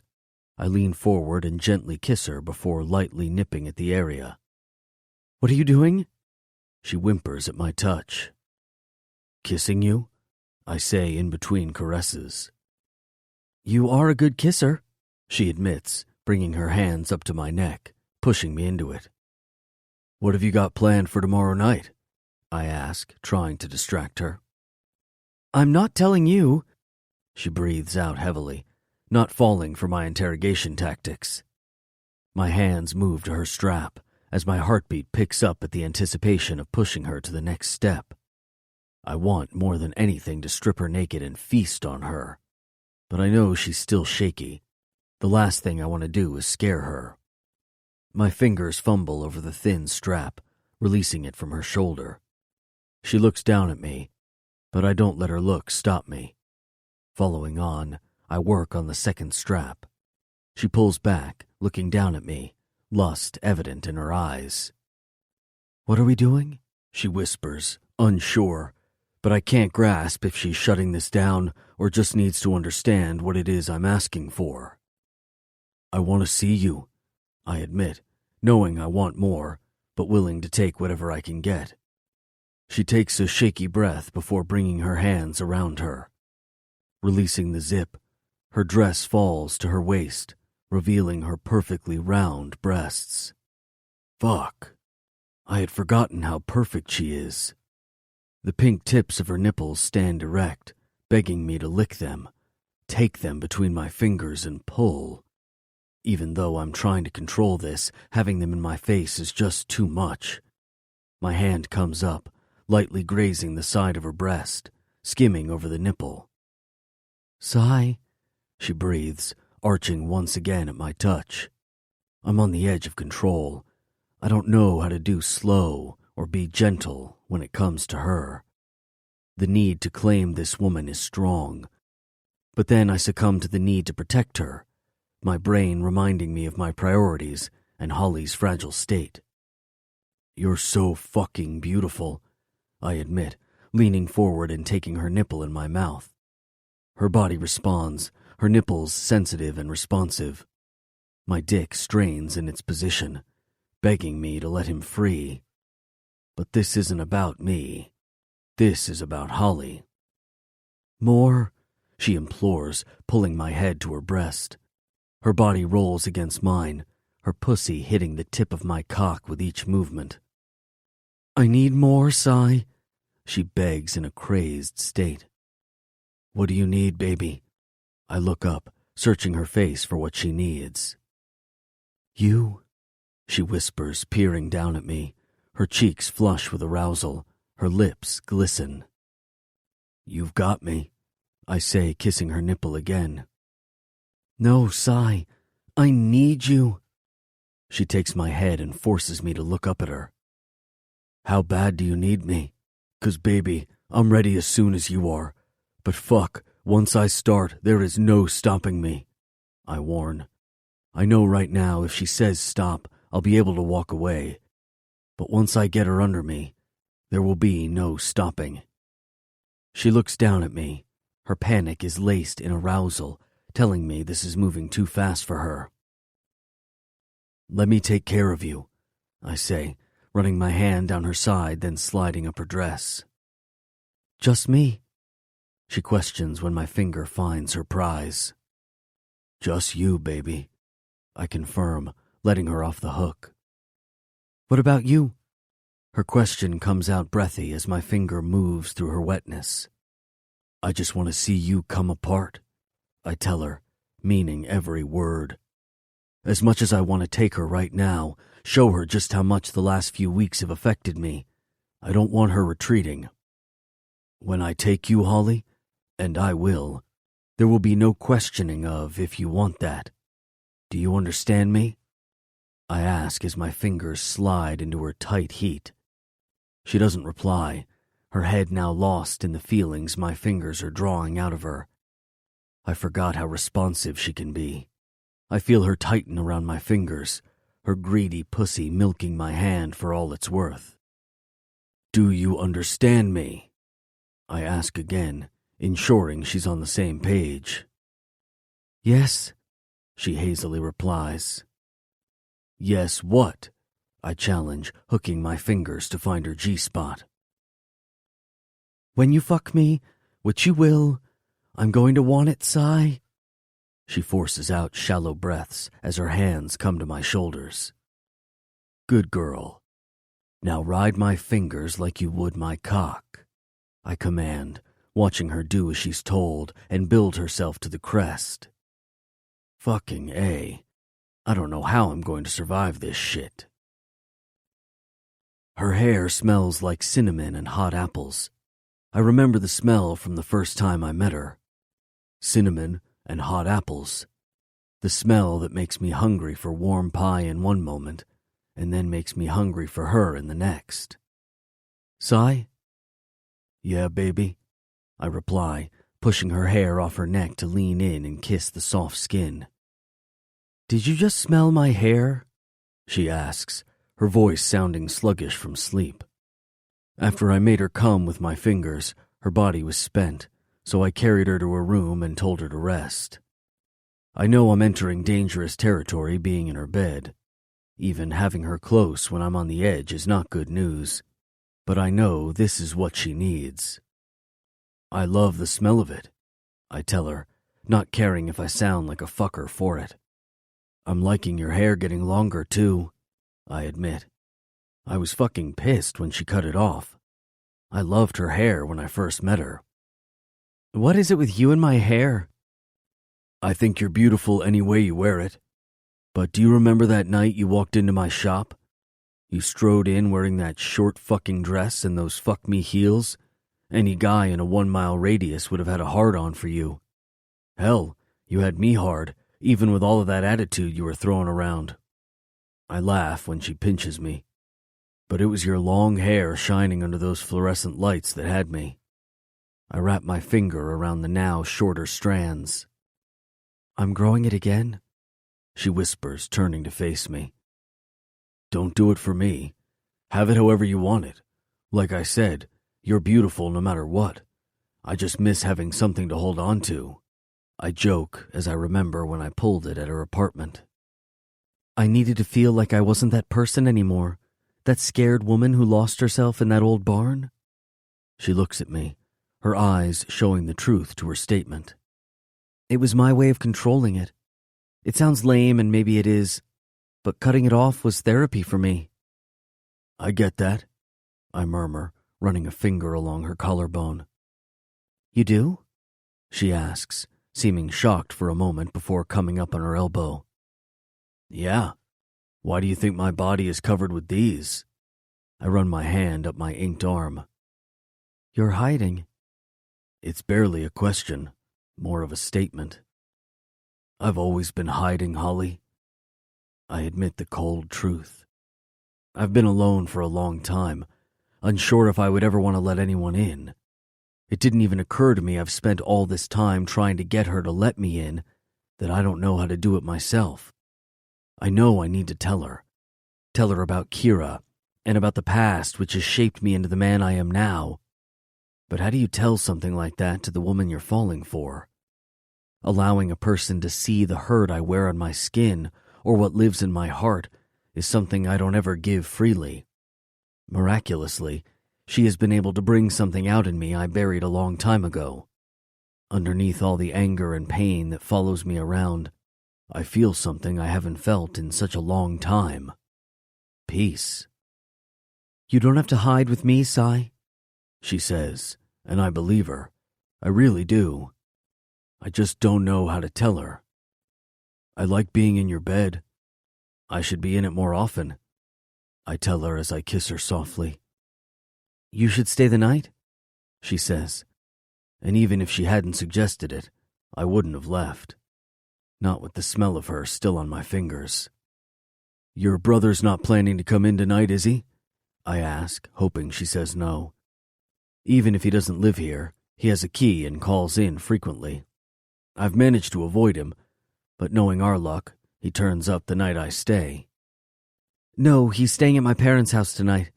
He and Dad have an early fishing trip. Don't worry. We're safe, she jokes. My poor mom will be up sending them off with a packed lunch. She laughs, picturing it. Your mom and dad seem close, I say, watching her smile. They are, she nods. She doesn't need to tell me she likes that a lot. If I ever get married, I hope after 30 years I'm still happy like them, she says. What about you? Are your parents still married? She asks me. Jesus, tonight is the night for home truths. My dad died 3 years ago, and my mom walked out on us when I was 10, I tell her. She sits up, shocked at my story. Oh God, Sai, I'm sorry. I didn't know. She looks uncomfortable, but there's no need for it. Don't be. My father was a drunk all my life. He was a member of Knights Rebels MC and thought he was a god. I shake my head, remembering what sort of man he was. Wow, so your dad was in the club when Red was president? She asks. Yeah, I grew up with Nix and Bo. I was a few years behind them, so I didn't go to school with them, but at club get-togethers and family shit, we would hang out. I reply, thinking back to the shit the boys used to get up to. Is that how you joined the club? Fuck no. I left the moment I could. Didn't want anything to do with my old man or the club. He didn't care when I left. We never had that relationship, and I wasn't interested in trying. I only came back when he was dying. The club had pulled their shit together by then. Nix was prez, and he took me in. Didn't think I wanted in, but after spending the last few months with my dad, seeing how the club looked out for him in the final days, it just kinda happened.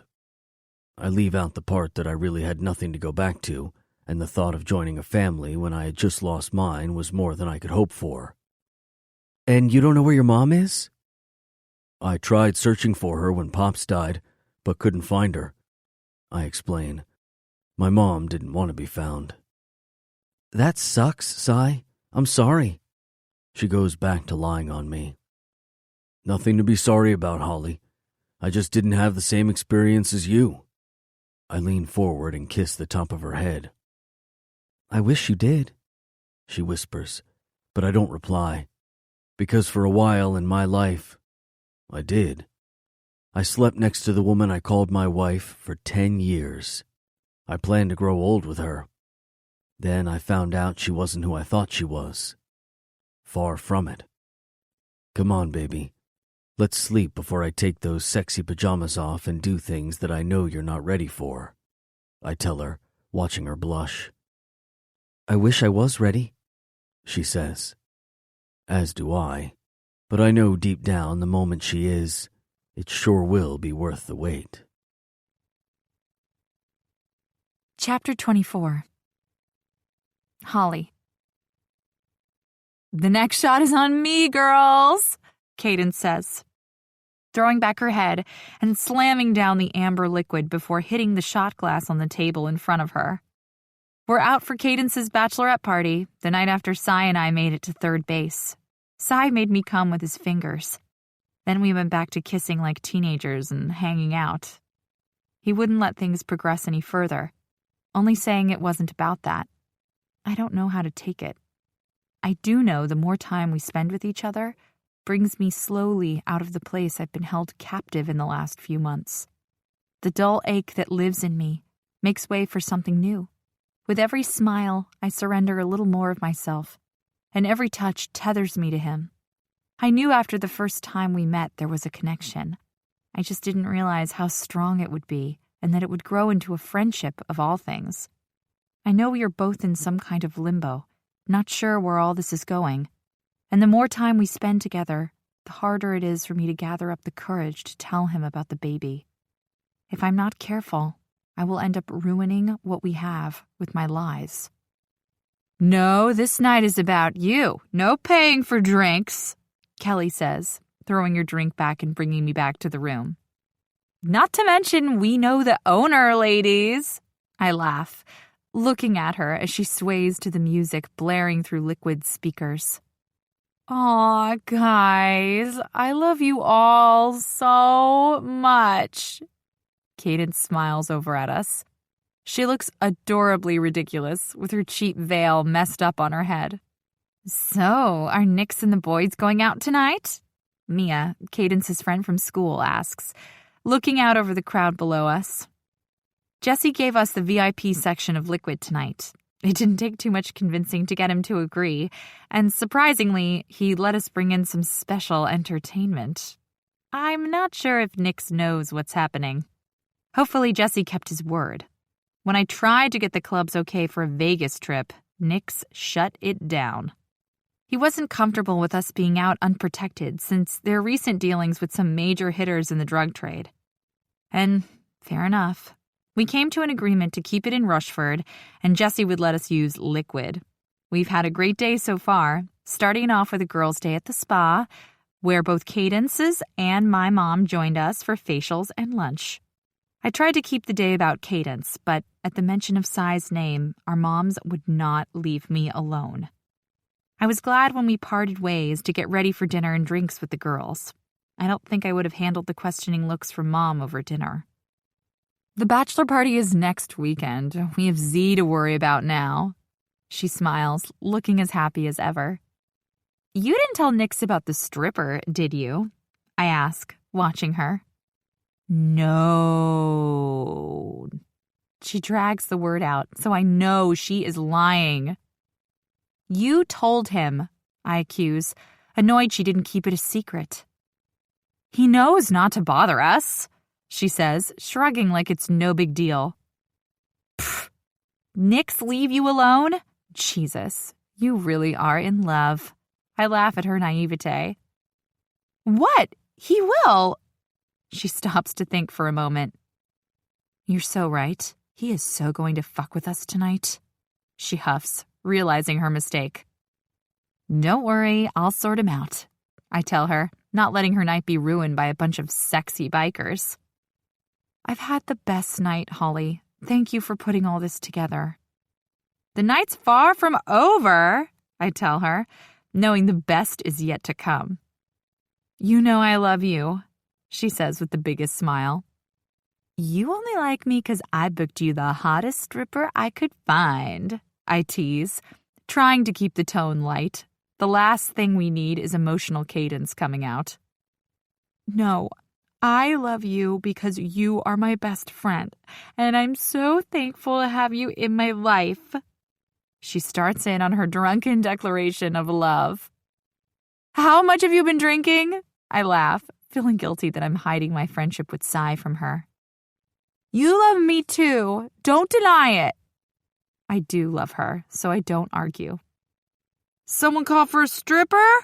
Jesse's voice booms from the top of the stairs, and he starts moving his hips in perfect rhythm to the music. Damn, the man is sexy. I'll give him that. "Go away, Jesse," Kelly shouts from the back booth. "We don't want to see it." "Just keeping an eye on you crazy girls," he winks, walking forward to where Cadence and I sit. "Jesse," I warn. "You promised we would be left alone," I accuse, not in the mood for his games. Yeah, I know. Your stripper just turned up, just making sure everything is okay," he explains. "Okay, well, we are comfortable, as you can see, so buzz off." I swat him away. We don't need a Big Brother act tonight. Okay, enjoy your party," he laughs, holding up his hands and backing away to the stairs. "You girls behave now," he winks before turning and leaving us. "Let's do another shot," I shout, ready to get the entertainment started. I order another round from our personal waiter and sit back ready for the hot male stripper I booked 2 weeks back. My phone beeps in front of me on the table, and I pick it up, expecting a text from the stripper. Instead, Sai's name flashes on the screen. "Sunshine, enjoy your stripper." I look at the words, unsure how to respond. Evidently, the guys have been sharing information. "Holly, how did you know about the stripper?" I type back as a funny feeling settles inside of me. What is he up to? "Sunshine, I have my ways." I read the text back and know he's up to something, but before I can reply, the music in the VIP section stops, and a deep voice rumbles from the top of the stairs. "I'm looking for a Cadence Turner," he shouts, and I nearly fall out of my chair. A large man wearing a worn cop's uniform stalks to where we sit. His outfit hugs his body tightly. The buttons on the pale blue shirt look dangerous, like they could be a hazard and pop off. I don't know if I want to scream or cry, because instead of muscles that go on for days and a six-pack you want to lick, we're stuck looking at a beast of a man who has to weigh at least 300 pounds. No six-pack in fucking sight. I don't know who the fuck he is, but I'm willing to bet the boys have something to do with it. Most probably Sai. "Fucker," I say, reaching for my phone to call the man in question as the fat guy starts moving to some 80s porn song. "Yes?" Sai answers on the second ring. "What did you do?" I ask, watching the fat man shake his ass and start stripping down to what I think is a thong. "You got our present?" "He has bigger boobs than me!" I shriek, watching the fatogram pick up his gut to reveal a bright green thong hiding underneath it. I'm half mortified and half bursting with laughter. "He does?" he asks before erupting in laughter. It's the first time I've ever heard him laugh.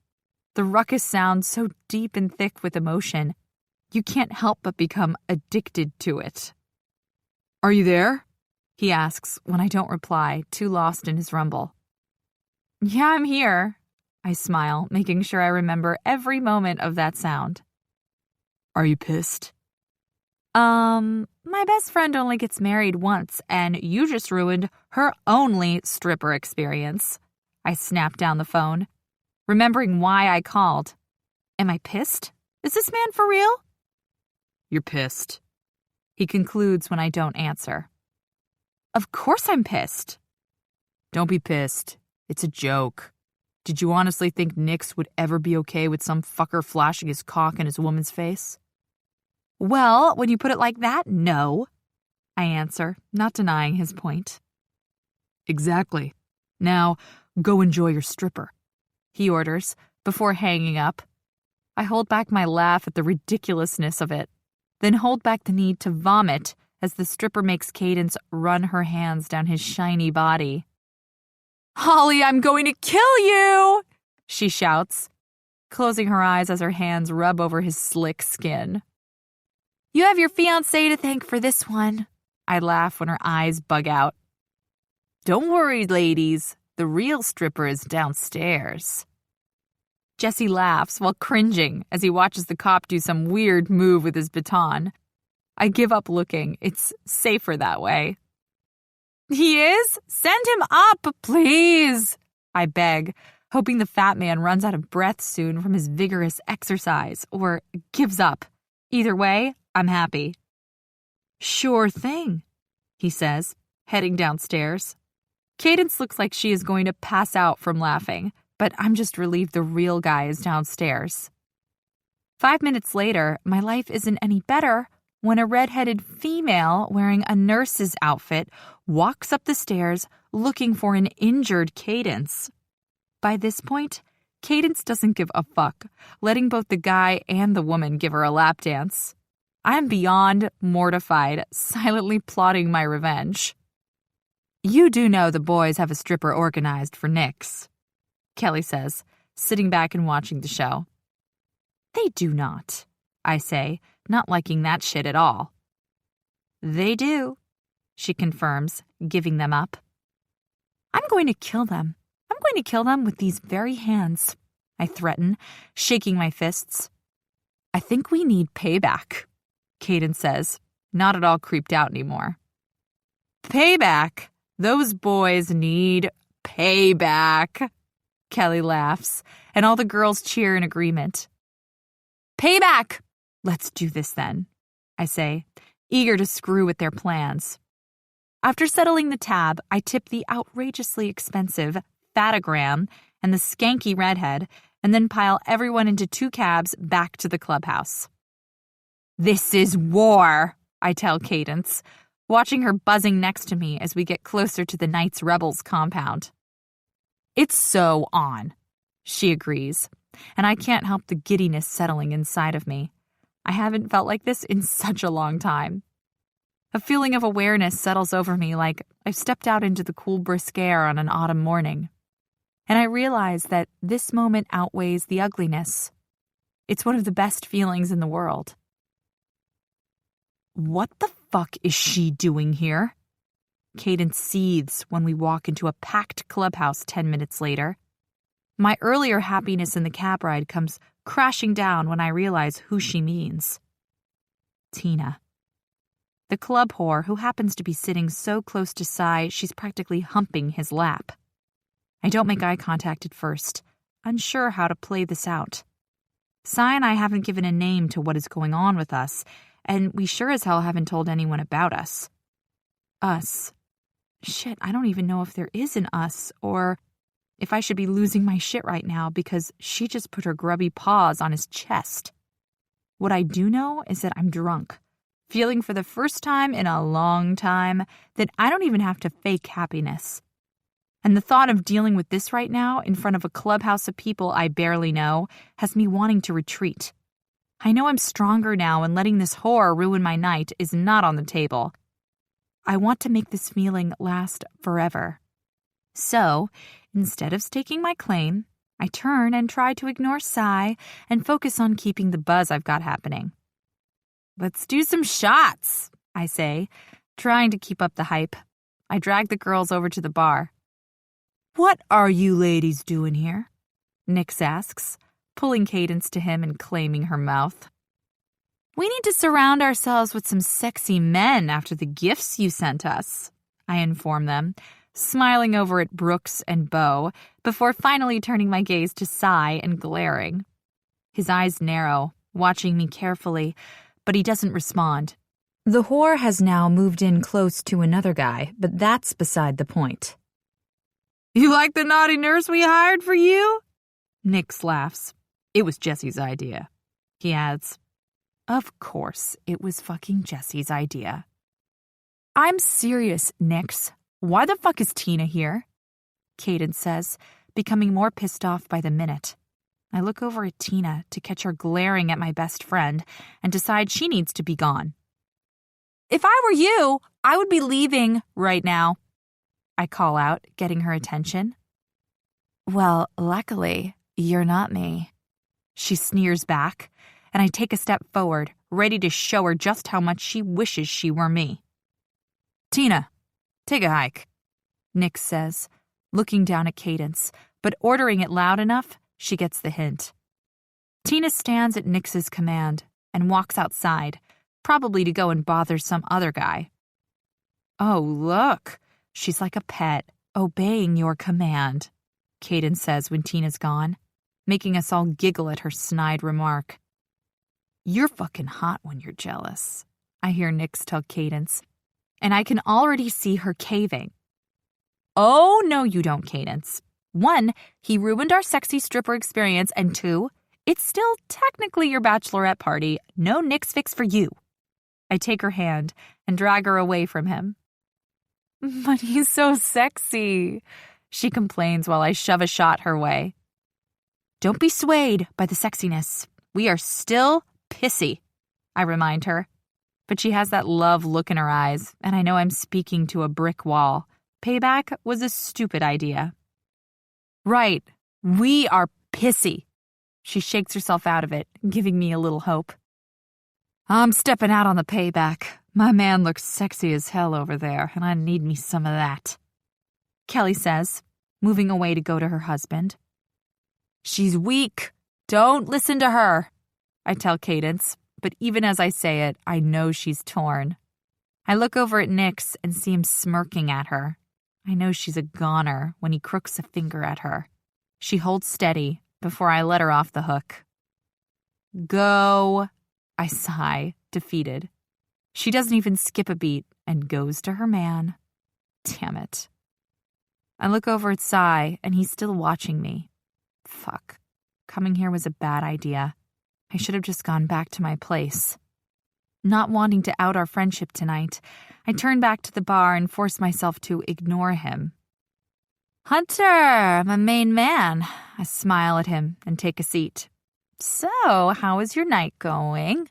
I ask, hoping he will play along. I know I'm playing a dangerous game with Sai, ignoring him while he sits there watching me. But what does he expect me to do? Hunter leans in and whispers so only I can hear. I'm not fucking dumb. I nearly got my ass beat the last time you played this game, Holly. I don't know how to respond at first. Is Sai watching right now? Tilting my head back, I let out a laugh, pretending he just said something funny. Hunter simply shakes his head. You fucking owe me for that, Holly, he warns before stepping away. Shit. Quickly turning back to the room, I see Sai move from the sofa and stalk over to where I sit. I don't have time to run away before he's in my space.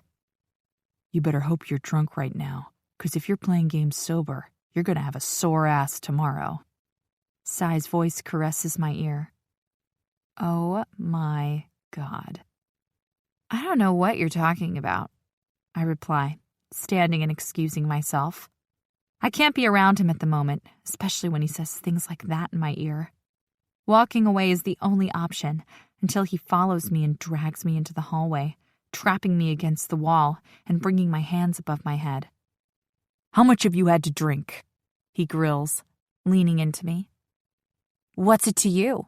I fire back. I need to know if I can fuck this attitude out of you or if I should be letting you sleep it off. He growls, pushing his hard cock against me. I repeat, oh my God. Why does it matter if I'm drunk or not? I ask, openly letting the idea of Sai's angry fuck entice me. We've been teetering on the next step all week. I know he wants to. Hell, in the heat of our makeouts, I want to. Oh, it matters, Holly. When I take you, you won't be drunk, and I won't be angry. But I like angry sex. I challenge, not understanding why he's angry. I'm the one who should be angry. Oh, I do too. Fuck, baby. I don't want you to be able to blame the alcohol. He dips his head and takes a deep breath of me. Why are you always saving me, Sai? I wonder, probably ruining the moment. But I need to know. How does this man go from not even giving a fuck about me to making sure I'm safe, or that I'm not drunk so he's not taking advantage of me? Someone has to, Holly, he says, curling his finger around a stray hair. Maybe I don't need saving, I mutter, feeling brave as I push off the wall and walk toward his room. I might be drunk, but we can do other things. Don't ever say that, Holly. His harsh grip stops me, spinning me back against the wall. Someone once told me that, and it broke me. Holly, don't break me. He says so quietly that I wonder if I even heard it. You need time? That's all I'll give you. But don't ever ask me not to save you, 'cause I won't listen. I'm not walking away from this. The sooner you realize that, the better. Past. Sigh. I can't deal with this anymore, Katie. I tell her from the window, trying to find the words that need to be said. There's only so much I can deal with. I can't make you want to live, and I can't keep bringing you back. I told you to stop trying, she fires back. I don't want to fucking live, so stop trying to fucking save me, she screams while her mother sobs from beside her. You don't mean that, her father says, taking her bandaged arm. It's her 5th attempt to end her life, and I don't understand how she keeps failing. No, that's not true. I know why. She's addicted to it. Addicted to the pain. Don't fucking touch me. I don't want you all here. I don't even want to be here. She thrashes from side to side, pushing her family away. Get the nurse in here, I tell her sister as I come forward to try and calm her. I hate you. I fucking hate you all so much. Let me go to her. It's your fault. She spits, thumping into my chest. I don't correct her. I don't stop her. Instead, I let her release her anger. I've been where she's at. I've felt that extreme anguish and pain that feels like someone is tearing you open. The only difference is I've moved past that soul-breaking feeling. It never leaves you. I've just learned how to not let it destroy you. She hasn't. The doctor comes in, the nurse following behind. I don't watch as they fill her line with something that will only bring on darkness. I just hold on to her, knowing that this will be the last time. I can't do this anymore. I can't help her when she won't help herself. She holds on for a moment longer, putting up a substantial fight before the drugs take over and pull her away. Laying her down, I step back from the bed. Are you sure you want to do this? Her mom asks, sweeping the hair back off Katie's face. If I don't, then she's only going to bring me down with her, I tell them. They might not get it, but they see it.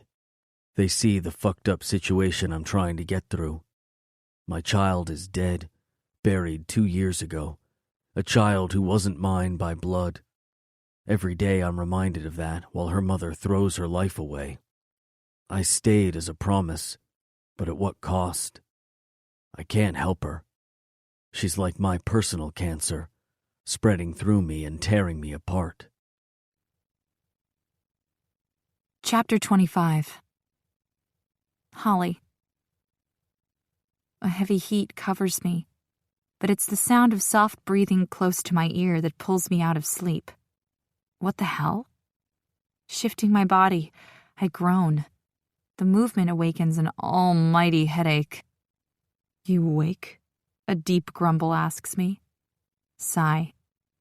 Yeah, I croak, feeling worse each moment my eyes are open.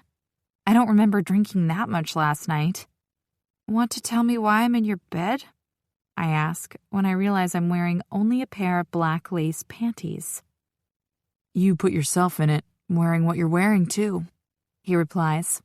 Oh, shit. You could have put me on the couch, another room, perhaps? I say, looking up at the roof, too afraid to turn and face him. Would you have preferred hunters? He asks, causing me to turn and look at him. What? Yeah, Hunter. The one you were flirting with last night? He says, causing me to cringe. Shit, how much did I have to drink? Well, maybe if I woke up in Hunter's bed, there'd be less talking. I'm not even sure what I'm saying, but I might as well play along. He moves so fast that before I know it, my hands are above my head and his body is over me. Is that what you want, Holly? You want me to fuck you when you're so drunk you don't know whose bed you're lying in? He demands to know, his tone dangerously dark. I was joking, I say, trying to calm my racing heart. The fact that I'm in Sai's bed alone has my blood running hot. His face drops, and for a second I brace, waiting for his mouth to crash to mine. Instead, his mouth moves to my ear. Fuck, Holly. I'm fucking struggling here. Having you sleep next to me all night, your tight ass rubbing up against my cock. He murmurs into my ear. The warmth of his breath prickles my skin, and the heat of his words awaken me. Sigh. I swallow, my body aching for something I haven't had in such a long time. I try to get my hands above my head to move, but his grip tightens. I don't think my cock has ever been so fucking hard, he tells me, nipping at my neck while his lower body grinds up against me. His hardness hits me right between my legs, and my body involuntarily grinds in rhythm with him. This is wrong, I moan as he bites down harder. We shouldn't be doing this here. We said we were going to go slow, that we would wait. No one said it had to be right, sweetheart, he counters, releasing one hand and moving it down my body. Besides, that's not what you were saying last night. The anticipation of his touch has me moaning out his name. That's it, baby, you remembered, he growls as he moves my lace panties aside. Been thinking about sinking my cock into you for the last 5 months. Came so close to it last night, he says, running his fingers through my wetness.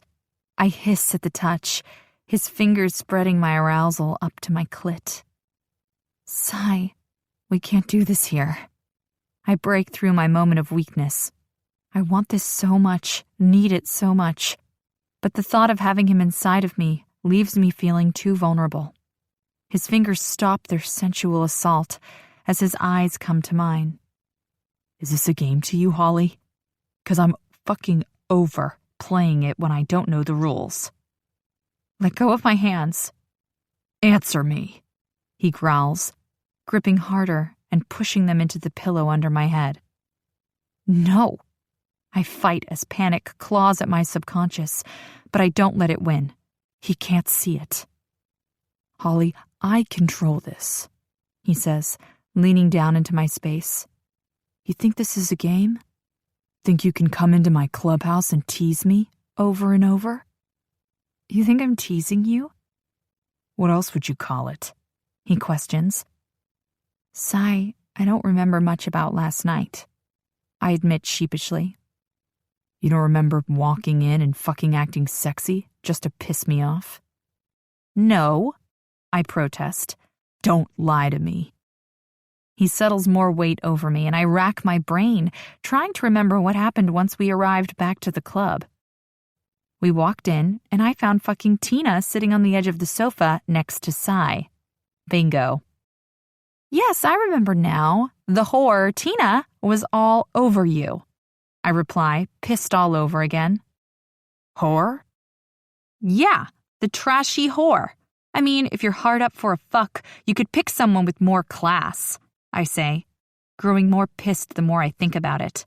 I'm not sure if I'm allowed to have a claim over him, but the vision of her whore hand on his shoulder just pushes me over.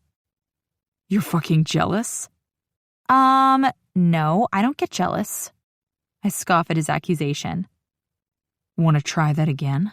He replies, smirking. You're very handsome when you smile, I say, changing the subject. Don't change the subject, or I'll slide your panties aside and sink myself into that tight cunt of yours and fuck you so hard you'll be wishing you just answered me. His words hit me hard and fast as a wave of arousal covers me. Sweet baby Jesus, did I just come? Holly, he warns when I don't reply. Fine, I huff, and he just stares me down. The woman is a whore. Why do you even let her touch you? I didn't let her touch me. If you hadn't jumped to conclusions when you walked in and simply looked away, you would have seen that I nearly pushed her off the side of the sofa. I'm sorry, I say, feeling like a moron. I'm only going to tell you this one time, Holly. Don't ever play that shit again. I nearly fucking killed Hunter when you were smiling up at him. You walk into my club all sexy and ignore me? It's not going to end well. Sigh, I begin, but he cuts me off. No, I'm not fucking kidding, Holly. Those smiles are for me. No one else. Do you understand me? He growls, holding my gaze. At first I think he's joking. The ridiculousness of his command has the same smile play out over my face. Yes, Sigh. For you. I play along, giving him my answer. Only for me, he replies, and then he kisses me. His lips claim mine, hard and brutal. It's everything that represents Sigh, so I take it all. Take everything he gives me because that's what I crave, what I need. My hands go around the back of his neck, pulling him further into me. My adrenaline spikes again, only this time I don't let the panic rise. Instead, I get lost in his mouth and how he can manage to make me come undone by just one kiss. The butterfly feeling once again flutters to life, the sensation never getting old. Moments pass, our time lost in the intimate act of our mouths dancing together. And when I think there is no possible way this moment could get any better, he pulls back and holds my gaze. Sigh? I gasp out of breath when he doesn't say anything. I'm gonna fuck you now, Holly. And I know we said we would take things slowly, but I can't handle slow right now. I need to fuck that smile out of my head and give you a new one that only I have put there. He pulls back his hands, going to his boxers, pushing them down his legs and taking his thick length in his hand. Okay, I agree. Not sure I would be able to deny him. Condom, I add, needing that protection. I'm clean, he says, watching me still lazily stroking his hardness. Oh God, what is it with a man pleasuring himself? Condom, Sigh, I repeat, not letting myself make that mistake again. He holds my gaze for a moment longer before reaching next to his bed and retrieving a condom. Taking himself in his hand again, he strokes it a few times before tearing the condom wrapper apart and sliding it over his angry cock. The veins throb before my eyes, and I hold back my panic. I'm about to have him inside of me. Oh God, Sigh inside of me, connecting with me. I know he needs this because I made him need it this way right now. But if we're going to do it, I need something from him. Wait, I rush out, halting what I know is going to be a brutal attack. Fuck, Holly, he groans, thinking I'm stopping it again. No, I want to see you, I whisper, unsure what I'm asking. Please? I don't hold back my plea and wait for him to knock me back. We never had the intimacy the first time. If this is going to be the start of something new, something real, I need something more. He pulls back, slowly and deliberately, and for a second, I think I've ruined our moment. Instead, his hand goes to the back of his shirt and rips it over his head. I hold in my gasp as I take in every inch of his chest and arms that are decorated in ink. I know I've seen some of him that morning after Cadence's party, and the morning at the gym when he ripped his shirt off in anger. But I was too caught up in the moment to really see him. Now, laying under him, I see the art adorning his skin in a different light. He's so fucking beautiful. You're covered. I reach out, touching the colorful artwork etched into his body. Yeah, he responds, taking my hand in his to stop me from touching him. Is this okay?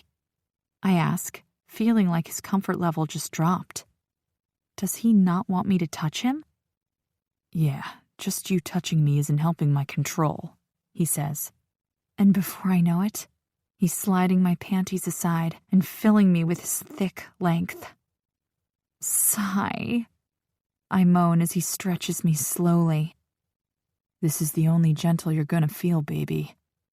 So hold on to the headboard, don't let go, and whatever you do, don't stop looking at me," he demands, the power behind his words making me clench at the anticipation of what is about to happen.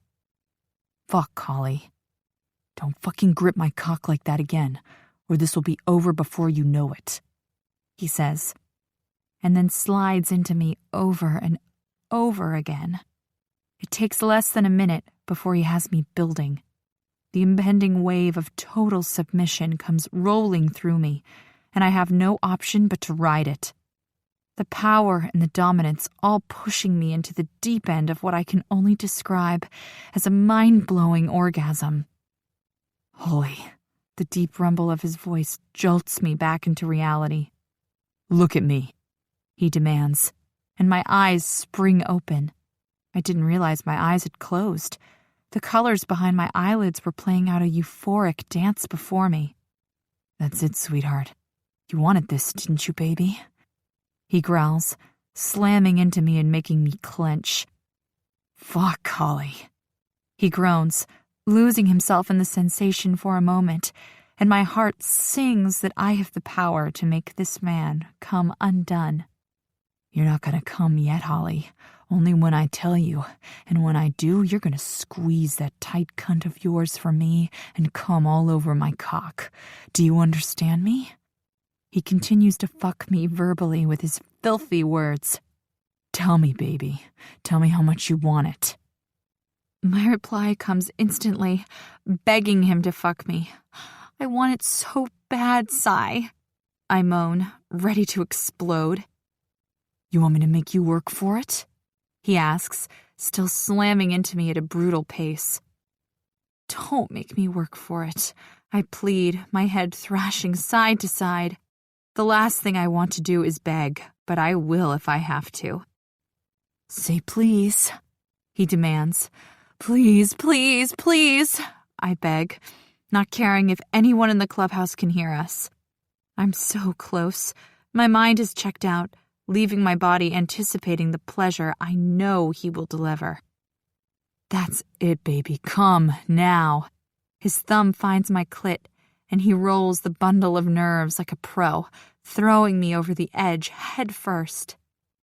"Fuck!" I scream, my release before his mouth silences me, drinking in my verbal approval. Every nerve in my body is frantic, the pleasure now becoming my pain as the explosion rips through me. He drags out his orgasm, holding on for a moment longer before biting down on my lip, following me over and releasing himself. The intensity of the rumble that leaves his throat makes me hot all over again. "Fuck, I'll never get tired of your heat, baby," he moans, slowing his movements. His vocal performance was more desperate than the first time we had sex. It almost shocks me. There is nothing sexier than a man who likes to express himself, and Sai expressing himself was just... wow, I say after a moment of heavy breathing. He looks down at me and at my smile, and returns it with his own. "That's what I wanted," he murmurs, rubbing his jaw along mine, and every time he touches me gently, I fall a little more for him. "So, this is what happens when you take things slow?" I ask, after my breathing goes back to normal. "No, this is what happens when you tease me," he counters, nipping and kissing at my neck. "I'll make sure I do it more often," I joke, tilting my head back, granting him better access along my neck. "I don't doubt it." He pulls back and smiles down at me. I can feel the after effects of his cock slightly pulsing while still inside of me. "Does anyone know I'm here?" I ask, realizing what just happened and how loud we were. "Don't know," he says, slowly sliding out of me. "Well, does Cadence know I'm here?" I ask, watching him climb out of bed and walk to the bathroom to take care of the condom. "She went home with Nix, but knows you stayed at the club." He comes back, handing me a glass of water. "Oh, okay," I say, feeling relieved I won't have to walk out and face her. "Why? You worried what she might say?" he asks, taking the glass back from me, placing it on the side table, and climbing back into bed beside me.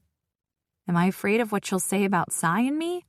Or what she'll say when she learns I've been keeping this from her? No, I lie.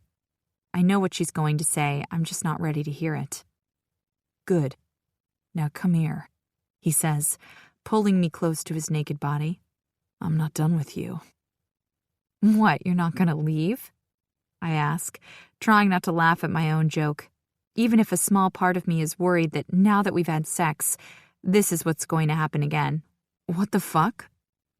He pulls back, his eyes hardening through his stare. Sorry, just a joke, I assure him, biting at my bruised lip. Oh, God, way to go. He watches the movement, and I see his gaze heat up. What am I going to do with you? He asks, softening when he knows I'm playing. Seems you've bewitched me with your smile, your pussy, and now your humor, he says between kisses. Aw, now, you've always loved my humor. Only when it's not pissing me off, Holly, he says. Is there anything that doesn't piss you off? I ask, holding back my laughter when he narrows his eyes. Oh my God, you are such a cranky ass, Cy. I tell him as I roll over and cover him with my weight. I trace the tattoos on his chest, the ink containing so many stories I can't wait to ask him about. You smiling at me doesn't make me cranky, he answers, running his fingers through my hair. I'm pretty sure you just fucked me hard because I was smiling, I tease, leaning forward and kissing his lips. No, I was pissy because you weren't smiling at me, not the other way around. He sets me straight, taking my arms and rolling me to my back and covering me again. Now I'm going to eat you out hard for reminding me how pissy you made me, he states. And if that's punishment for making him pissy, I'll take it willingly. Chapter 26. Sigh. What are you doing here, sunshine? She asks through the small gap of the old chapel door. It's Nick's and Cadence's wedding, exactly 2 weeks since I woke up with her in my bed and made her mine. She hasn't accepted that fact yet, but she will soon. Preferably tonight. I wanted to see you, I answer simply, forgetting why Nix sent me back here. Shit. I became distracted when I saw her standing there looking so fucking beautiful, and when she called me Sunshine. She hasn't called me that name in such a long time. I don't know how to react. You look handsome, she says quietly, looking back over her shoulder. But you shouldn't be here. Cadence is getting changed, and then I need to fix her hair. She leans forward, bringing her lips to mine in a chaste kiss. Can't wait to get you out of this dress, I admit, drinking her in. Go, before someone comes. She pushes me back, but I don't leave until I sneak one more kiss. She rolls her eyes, closing the door on me before we get caught.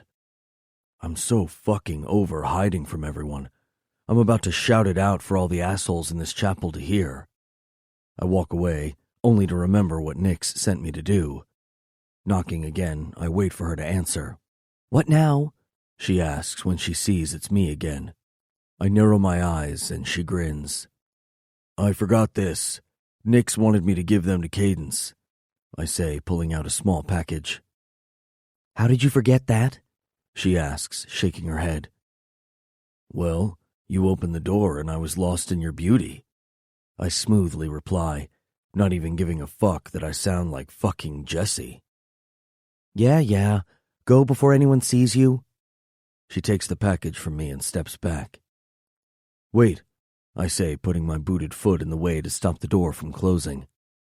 Cy, we're going to get caught, she pleads, and I know, in this moment, I'm not hiding anymore. Who cares? I ask. Well, I don't know. She hesitates. Told you I don't want to hide us, Holly. I growl, not understanding what her issues are.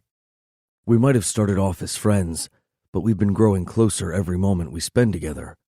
As far as I'm concerned, the moment she let me sink inside of her, she became mine. Can we talk about this later? She pleads, looking over her shoulder. Oh, we will be doing more than talking. I threaten and watch as a blush spreads across her cheeks. Satisfied, I give her a wink and leave her to get the bride ready. Who knew this wedding would be so much fun? Walking back out, I nod to Nix, letting him know it's done. He nods and then goes back to talking to his dad, Red. Taking my seat, I wonder how long this is going to take. The thought of sitting in this fucking suit for longer than I have to makes me sweat. The last time I went to a wedding, it was mine. It was nothing the likes of this. I never thought I would get married, but then I met Katie and I was in love. And the rest, they say, is history. Brother, Jesse comes to stand next to me, pulling me out of my thoughts. I think they're ready, he says, nodding as Nix takes his place. The asshole looks as uncomfortable in his suit as I feel standing here. Do you think Cadence is still pissed about the party? Jesse snickers, looking over at Nix and the new eyebrows he's got coming through. We had our bachelor party last weekend. To say it ended well would be a lie. After the shit we pulled on the girls with the stripper the week before, Nix was in the doghouse. We had to find some new fun. No stripper for Cadence, no stripper for Nix. Not that it bothered me. I didn't need to see some whore ride a pole. We just hung out at the club until Nix passed out. Jesse came up with a brilliant plan to strip him, shave him, and drive him into town and leave him. Apparently, it was something they did for hazing when the recruits came through as firefighters. I knew it was a bad idea. I don't think Jesse was counting on the local police who picked us up halfway through chaining him to the lamppost. I wouldn't bring it up to her, I advised, knowing just how pissed all the girls were about not only our party, but theirs. But it was Cadence's eyes when she walked into the station the next morning to pick us up that told me she was beyond annoyed we landed Nix in overnight lockup. Nix was more worried about his balls and who had touched them than his fuming fiancée. We were lucky. We got a break and charges weren't laid. The rebels' relationship with the police in the past has been strained, but in recent times, it's been a hell of a lot better. I didn't know the cops would be there, he defends, but before I can reply, the music fills the chapel and everyone around us stands. I look back, feeling a little claustrophobic in the small room, but then I see Holly step up to the threshold, and everything stops. Jesus H. Christ. Seeing her for a brief second earlier doesn't even compare to seeing her stand before everyone at the foot of the aisle. Fuck, Cy. You need to sort that shit out before someone tries to get in on that. Jesse stirs me. I know he knows I'm already in, so I don't comment. I just keep watching her. I know today is meant to be about Cadence, but fuck, Holly looks so fucking beautiful it hurts. I can tell she's nervous, her eyes never looking up as she passes rows of friends and family. 6 months ago, this woman would have lit up this whole chapel with her smile. Even though she never makes eye contact with me, I can't stop looking at her. Even when Cadence comes down the aisle, my eyes never move from Holly. I'm mesmerized, watching everything she does. She captivates me. Her beautiful pain and her heartbreak draw me in. I can see why she still fights a small amount of her anxiety, but after everything we've been through, she's slowly coming back. You're meant to be watching the bride. Jesse nudges me, making me stumble in my spot. Shut the fuck up. I elbow him back, realizing my stumble has caused people to look. Fucker. Nix and Cadence continue with their vows, too lost in each other to even care as I go back to watching Holly. Jesse's right. I should be watching the couple we're all here to see, but I don't want to. I can't keep my eyes off her as she stands before me, looking more beautiful than I've ever seen. Her hair is done up in some fancy shit way that would normally bother me, but it doesn't, because the color is almost back to the blonde that she first had when I met her. She smiles as Nix stutters on his words and then wipes a stray tear away as she watches them kiss. And when it's all over and done with, she finally looks over at me and gives me the most beautiful smile I've ever seen. Finally, my sunshine has come back. We're heading out in an hour, so be ready, Bo says, coming back outside, letting me know we have the go-ahead for tonight. He took a phone call 15 minutes ago letting him know we are needed. We haven't had a call for a couple of weeks, and this one will be my first ride along. Tonight is a transport, stepping in and helping a young girl onto her next stop. It's not ideal, since it's Cadence and Nix's wedding, but when you get the call, you have to go. What do you mean you're heading out? Cadence asks, coming into the conversation. I've got a pickup and I need Cy with me. Bo answers for me.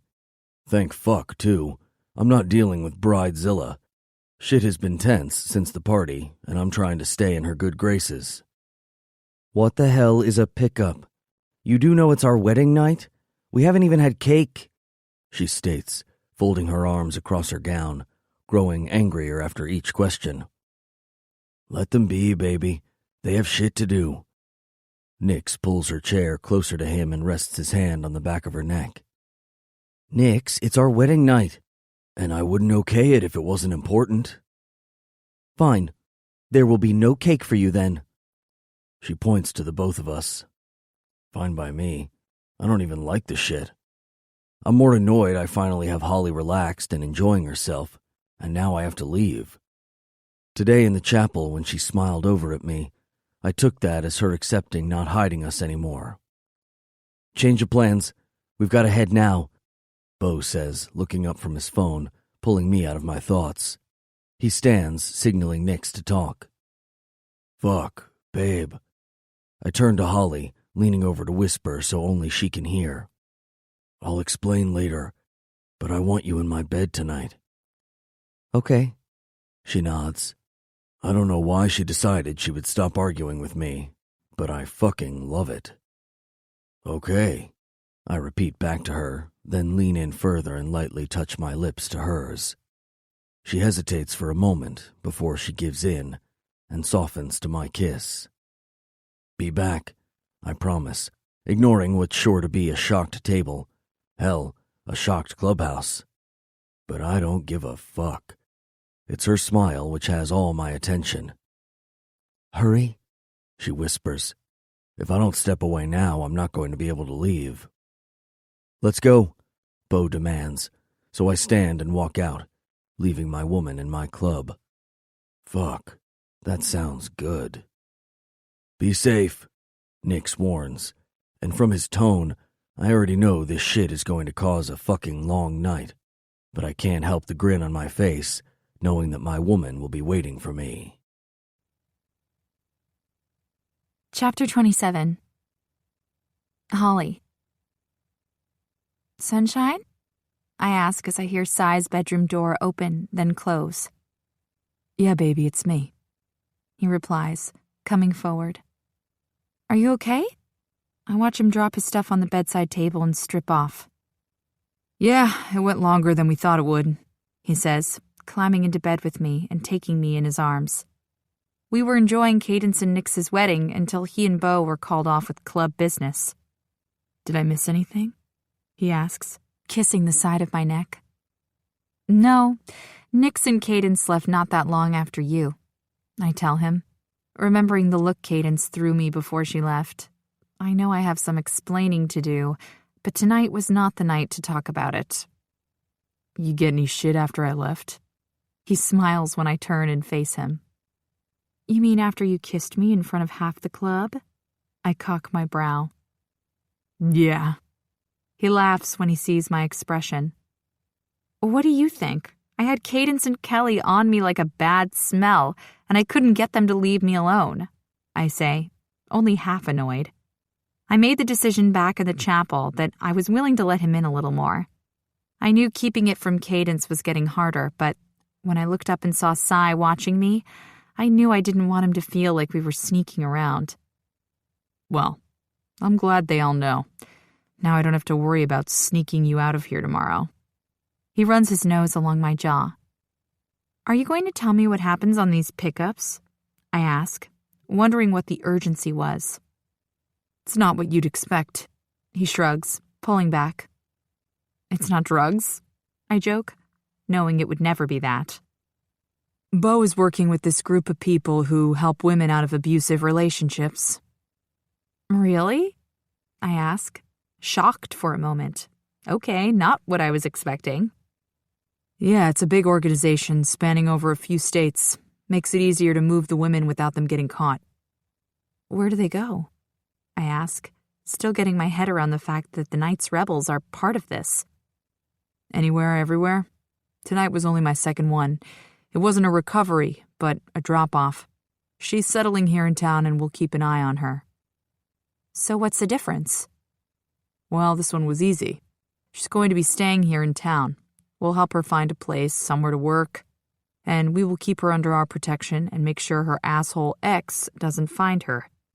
The other one I've helped with was a transport. She was a young woman. We didn't pick her up from a shelter or set her up in town. We took her from one pickup point and on to the next. We keep moving them along so the trail gets lost. Do you know where she is now? Or if her husband has found her? I ask all at once. I've never heard of any of this before, and it blows my mind that things like this happen. No questions, no information is given. The person who sets up the move is the only one who knows the full name and details. Everyone else just does their part. Makes it easier if anyone comes looking. You're amazing. Do you know that? I smile, loving that they are part of something like this.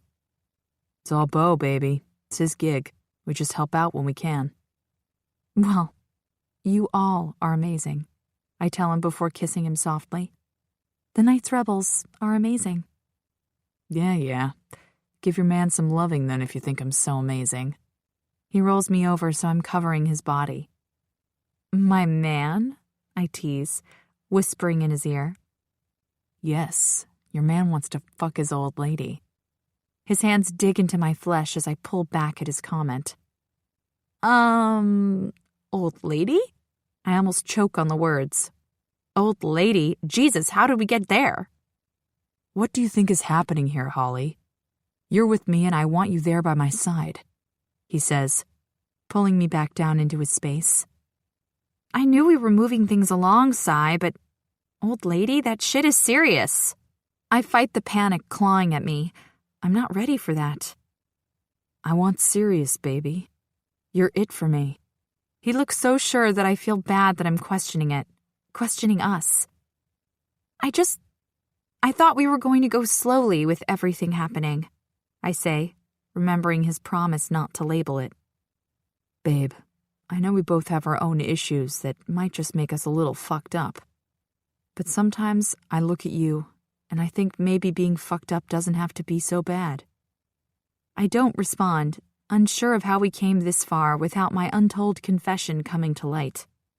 I know I should tell him about our baby, but it's like the secret is a virus, a disease spreading through me, taking control of my body from the inside. Now I'm stuck. It holds me hostage, and no medication can cure my guilt. What are you thinking? He asks, taking my chin and forcing me to look at him.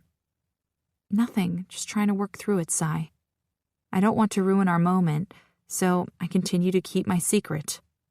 He looks at me, assessing me in his own way, but I hold his stare, waiting to see where this goes. Well, work it out quick. I want to fuck my old lady, he says, rolling us so now he covers my body. So everyone thinks I'm your old lady? Yeah, he mumbles, kissing down my neck. All of them? I breathe out. Ollie, half of them already knew we'd been seeing each other. He informs me before latching onto my nipple. What? Oh God, they've known about us? I rush out, getting my words caught as he rolls my nipple between his teeth. Don't care, he growls, moving on to the next one. Well, I care, I moan, letting my concerns get lost in the sensation of his bite. You shouldn't. You never used to. He pulls back, watching me. You never used to, And maybe that's a good thing. Maybe it isn't, but this here, Holly, is all that matters with us. Not anyone else.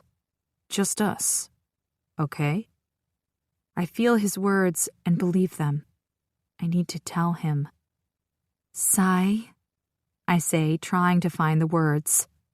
Shh, he whispers, moving down my naked body. I just want to taste you, he says, before running his tongue along my stomach. Sigh, I try again, but know this isn't the time when his fingers spread me open, and he runs the tip of his nose along my center. I know I have to tell him, and I will, just maybe not this second. I'm so fucking hungry, Holly. I could eat you all fucking night. He groans like a starved man before lightly skimming my clit. Don't tease, I complain, waiting for his touch. But I love watching you squirm, baby. He purrs and blows a warm breath over my heat. Sigh, quit it, I demand when he lightly touches me again. It's nowhere near enough to give me what I'm aching for. I'm not going to quit it, Holly. I'm going to slowly bring you apart with my mouth and then fuck you so hard you won't be walking easily tomorrow. He looks up, his eyes dancing with fire at his threat. Yes, I eagerly plead, waiting for what he is offering. But before I do all that, I think I want to watch you suck me first. He changes his play, crawling up my body and moving to the side. Sigh, come on, don't be a tease, I pout, frustrated I'm not getting the attention that I need. You know you love it, he smirks as he rests back, his arms folded behind his head. Knees, now, Holly. He pushes in his no bullshit voice. Normally, if a guy talked to me like that, I would tell him to fuck off. But the way Sai says it, demanding and unrelenting, makes me want to surrender. Moving down his body, I do as I'm told and reach for his rigid length. Spread those sexy legs so I've got a good view. He continues to break me with his words. I should be embarrassed at my willingness to submit, but I'm not. My legs spread of their own accord, straddling his body so my pussy is in his line of sight. Fuck me, you have a pretty pussy, baby, he says, running his calloused finger through my wetness. I don't know what qualifies as pretty, but whatever it is, I'm glad he approves. Now, my pretty pussy, he adds as I stroke him in my hand. Leaning down, I lick the pre-cum beating on the tip of the bulging head. I savor the hiss that leaves his lips, letting it push me forward, taking him to the back of my throat. Fuck, baby. He groans as he slides 2 fingers inside of me, stretching me. That's it. Suck my cock the way I like it and maybe I'll let you come, he growls, making me work harder. The dynamics of our relationship is unlike what I've ever had before, but I know what Sai offers is what I need. He gives me permission to not be okay, to struggle and fall, and in return, I surrender. I allow him to take the lead and guide me back, because if it weren't for Sai, I'd still be sitting in the dark, exhausted, and fighting alone. No, no, he shouts, pulling me from my sleep. Sitting up, he takes me a minute to get my bearings before I realize he's dreaming. Kira. He continues thrashing next to me. I don't know if I should wake him or let it run its course, but the louder he gets, the more stressed he becomes. Don't leave me, baby. He mumbles, and the darkness in his voice confuses me. Who the hell is he talking about? Sai? I shake him softly, but he's a deep sleeper. This is the second time I've heard him call out in the middle of the night. Sai. I try again. Yeah. He wakes, sleepy and confused. Are you okay? I ask carefully. I don't want to ask him who Kira is. The way he said her name has me holding off. Yeah, why? He sits up and looks around the room. You were having a nightmare, I tell him, watching him wipe the sweat off his brow. I'm fine. Standing, he walks out of my room into the bathroom. I'm not sure what's happening, if I should follow him or leave him alone. Hearing the shower, I sit up and switch the bedside light on. I fight the need to go to him and the need to let him have a moment. My desire to comfort him wins out in the end. Can I get you anything? I ask, walking in and watching him stand naked under the water. I'm good. He looks up and I can see in his eyes something is haunting him, but I don't push. Want some company? I smile, hoping to make him feel better. We've shared a bed every night this week, always at my place, and for the last 2 nights, he's woken shouting the same name. Yeah. He smiles, liking the idea as much as I do. I strip off and then step into the shower. Have I told you how fucking beautiful you are? Leaning toward me, he kisses me as the warm water trickles over both of us. Yes, you have, I reply, bringing my hands around his neck. Have I told you how incredibly sexy you are? I ask back. His body is amazing, making me weak just looking at it. Not as sexy as you. He pushes me up against the glass. You want my mouth or my cock? He asks presumptuously, running his nose along my jaw. What, you're not even going to clean me first, sunshine? I smile, and he acknowledges with a growl. Don't tease me, I need you, he complains. I relent, seeing just how on edge he is. You want my mouth or my pussy? I ask the same question back, trying to give him what he needs. Dirty girl, you know I'll take you anyway, but right now, I need that tight cunt of yours. He purrs, sending goosebumps to my skin. We don't have a condom. I sigh as his hand moves between my legs and trails his finger along the seam of my smooth lips. You know I'm clean. Haven't been with anyone since you, he says, and as much as I want it to be my only issue, it's not. The last thing I need right now is to get pregnant. I'm not on birth control, I admit. When I found out I was pregnant, I stopped immediately and haven't started back up again. He groans, resting his head to mine. I thought you were. I was, and now I'm not, I tell him, hoping he doesn't ask why. I want to fuck you bare, babe. You need to sort that shit out, he tells me, sounding unimpressed.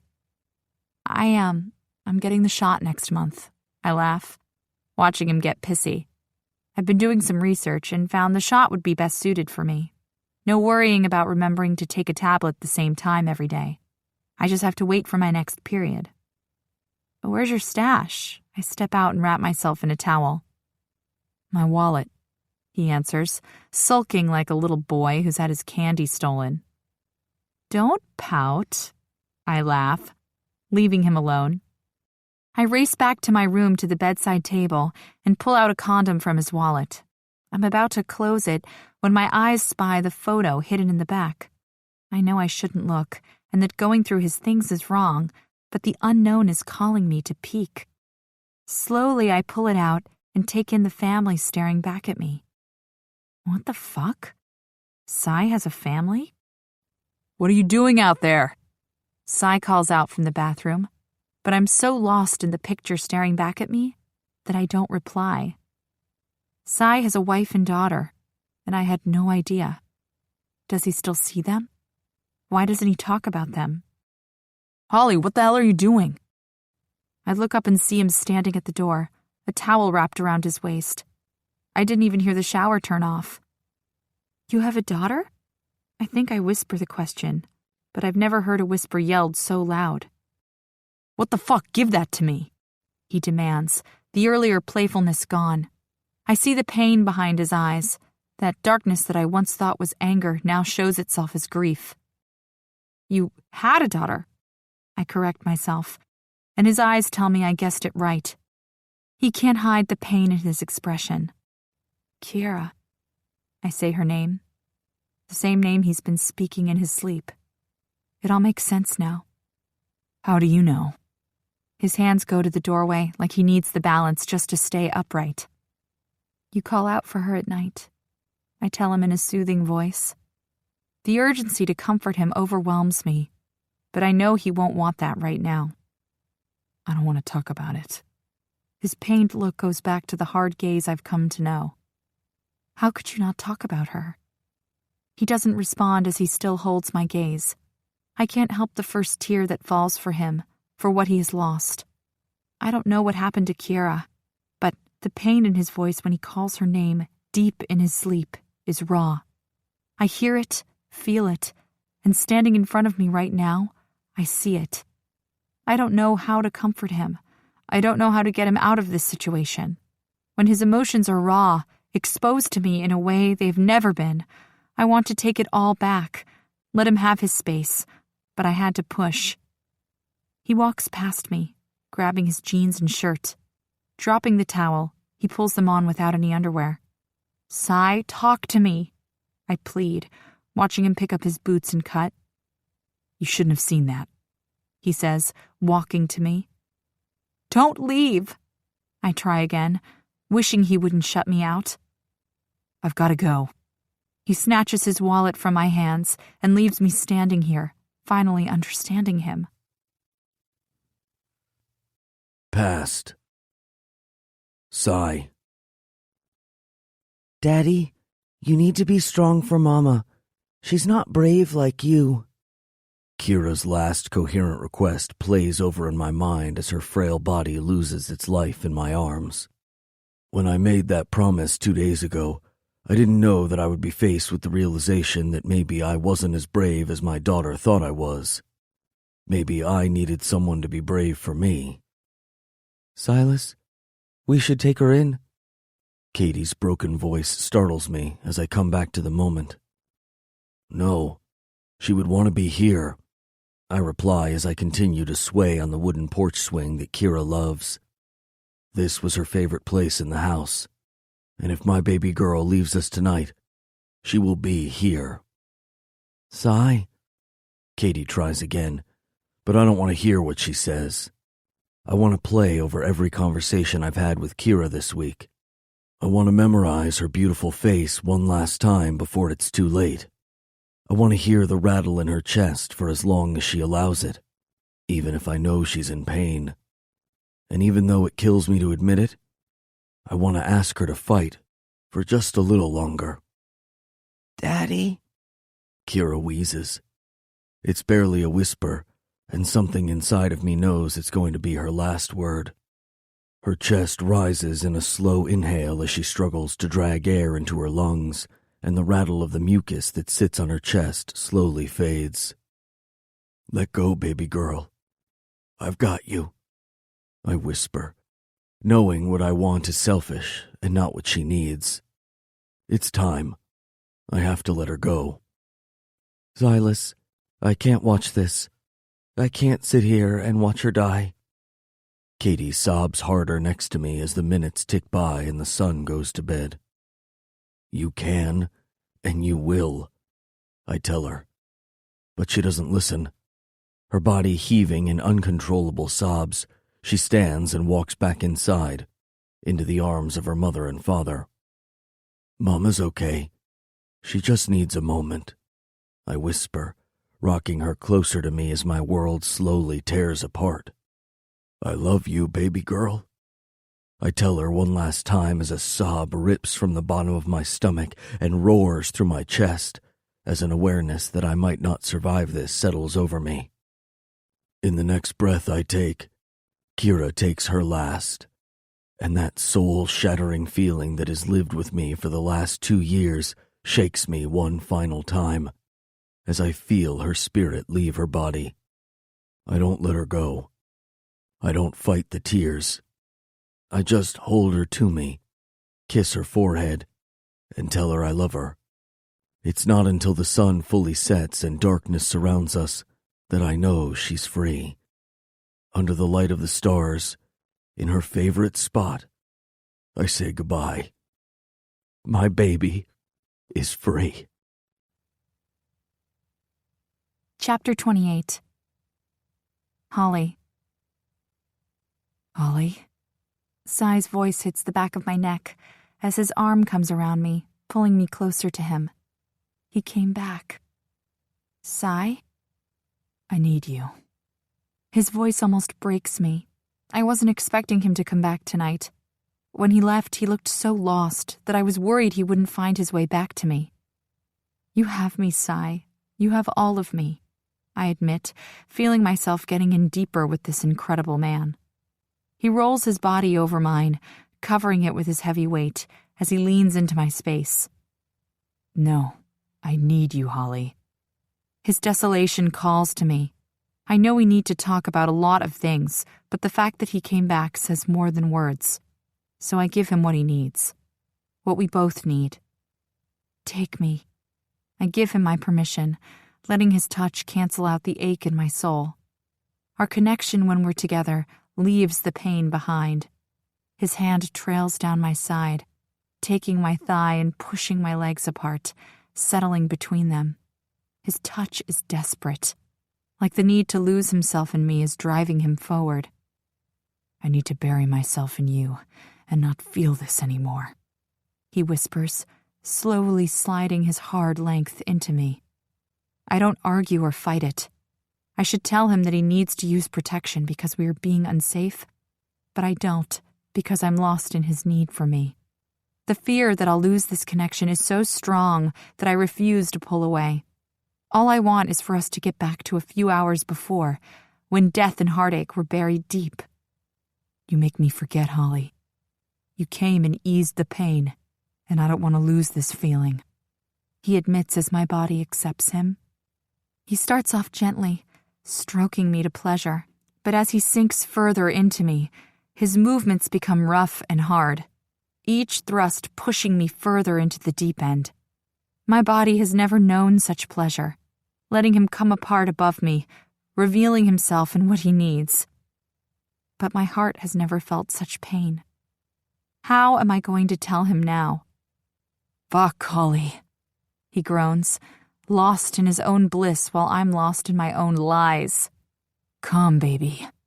He bites down on the soft flesh of my breast, and like every time he commands it, I obey.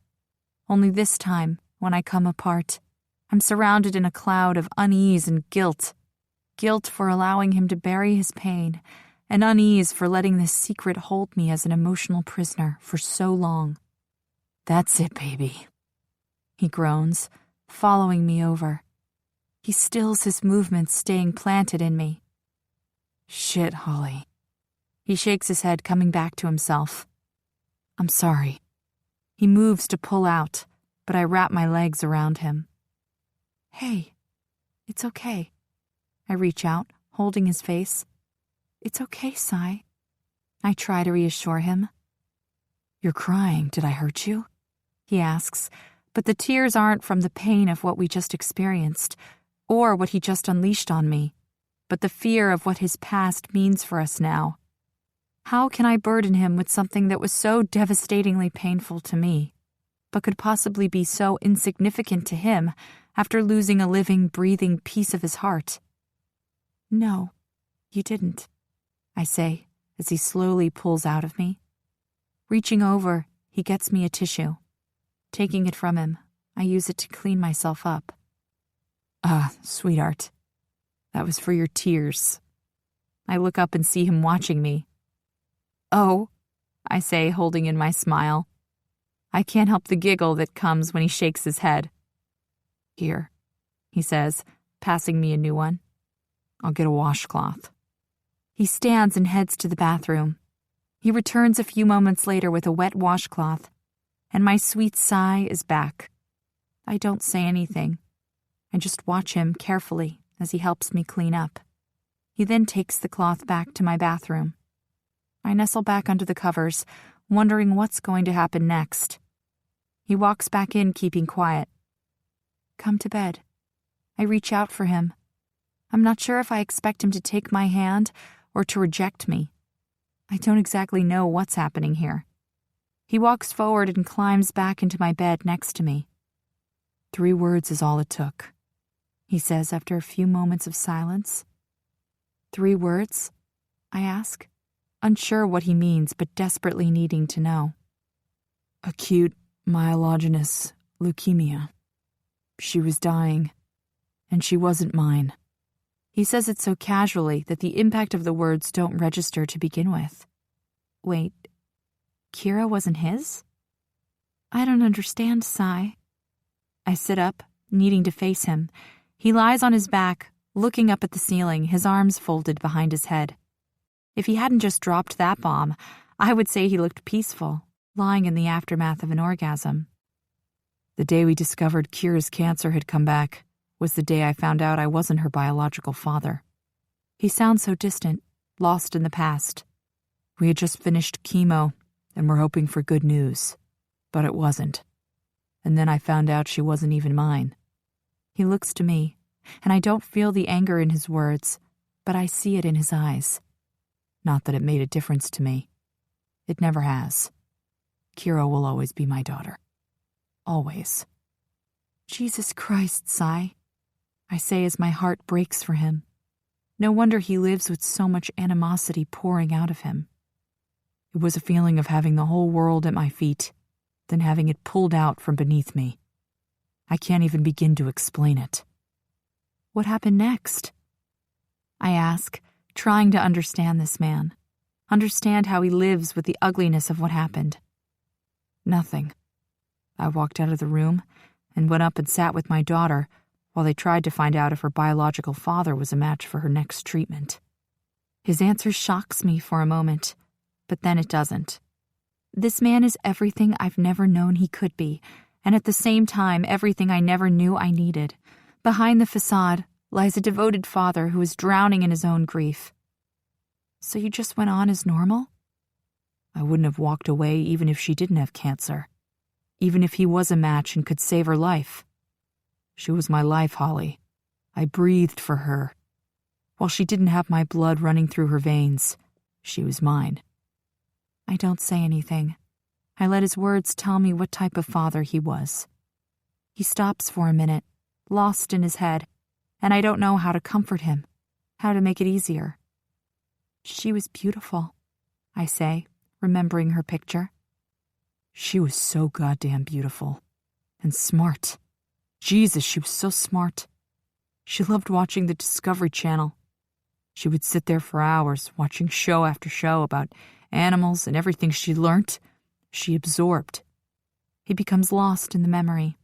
The comment makes sense with all those animal shows he watches. He watches them for her. How old was she? I ask, unmoving, waiting for him to tell me in his own time. I want to know all about her, but I don't know if I'm pushing his limits. 7. She was meant to start school that week, but instead she was sitting in a hospital, her small body getting pumped with chemo. God, sigh. I lie back to match his position, needing to be closer. You don't have to tell me, I say, now unsure if I can even handle hearing his pain. I should have told you sooner, but I've been holding off. He turns to face me, drawing closer until we are laying face to face. I don't say anything. No words are needed. Rather, I let him hold me in silence and give the moment the respect it deserves. I knew she was dying. I had prepared myself for that. I even thought I was ready for it, but fuck, I was wrong. Nothing prepares you for that, Holly. Nothing conditions you for that nightmare of watching someone you breathe for take their last breath. I'm not prepared for the sob that tears from my throat at hearing his words. Talking of what he lost only brings more heartache. Knowing I am now keeping something from him like his ex-wife did is going to destroy me. I'm so sorry, Sai. I cry against him.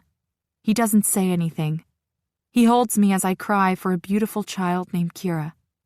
Crying for the family he lost, I cry, wondering how the loss of the baby we shared could ever compare to that. Chapter 29. Sigh. You ready to go? I ask through the door, my patience wearing thin the longer she stays in there. It's Cadence and Nick's welcome home party, and the longer she takes in there, the longer it is until I can get her back home. We've been laying low the last couple of days. After the other night when I opened up about Kira, things have been different. Not in a fucked up way, but something has shifted in both of us. I feel like I can move forward with Holly without having this over us. And I feel like she gets why I am the way I am. We still have yet to talk about Katie. I put up my walls on that subject. Talking about Kira has been enough for me, but I know it's something we have to talk about. Eventually, I will have to tell her that I walked out on Katie, that I left her after multiple suicide attempts and drug overdoses, that I walked while she was grieving the death of our child and haven't gone back. One day, I will tell her all the things I wish didn't happen. Today just isn't the day. Yeah, give me 5 more minutes, she shouts. We're late, Holly, I declare, getting pissed the longer she takes. I don't like waiting at the best of times, but waiting for my woman to leave the bathroom is high on the list of shit that pisses me off. Oh, hush. You can leave any time, sunshine. I'm driving, remember? She replies, reminding me she has an early start tomorrow. Why is the door closed anyway? I ask, opening it without seeking permission to barge in. Habit, she answers, looking up at me through the mirror. Babe, we're going to a barbecue, I tell her when I see the short number she has on and a pair of fuck-me heels to go with it. Jesus, this woman is a fucking knockout, and she's mine. Mine. I never thought I would claim another woman again, but after the last few months, it's become more than just a desire to have her. It's a yearning for something more than lust. It torments my every thought. Even as I fought an internal battle of denying myself her touch, I knew she was different. I wanted to let her in past the walls of hard concrete I surrounded myself with. I wanted her to break them down and replace the ice encompassing my heart with her warmth.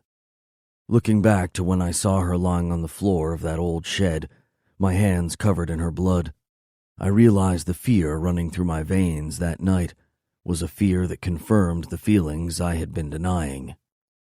So what, Si? I like to dress up?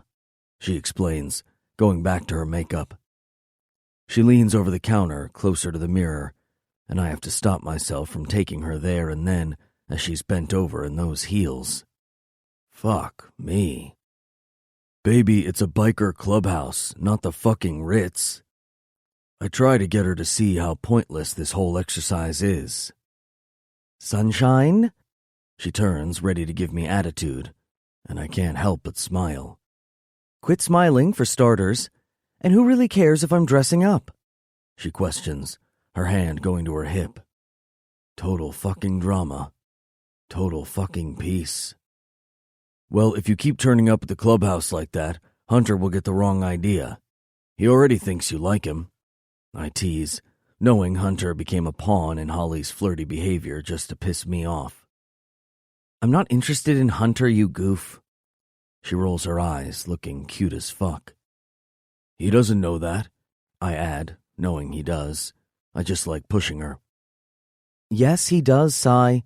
He knows I love you, she says, and I watch her hand still as she applies some sticky shit to her lips. You love me? I ask, not at all freaked out at hearing her say it. Well, not love you. More like I love your cock. She replaces the lid to her lip shit and rubs her lips together, trying to hide her slip-up. A classy recovery, I'll give her that. So, you just love my cock, then? I move closer to her, wanting her to admit what she just slipped.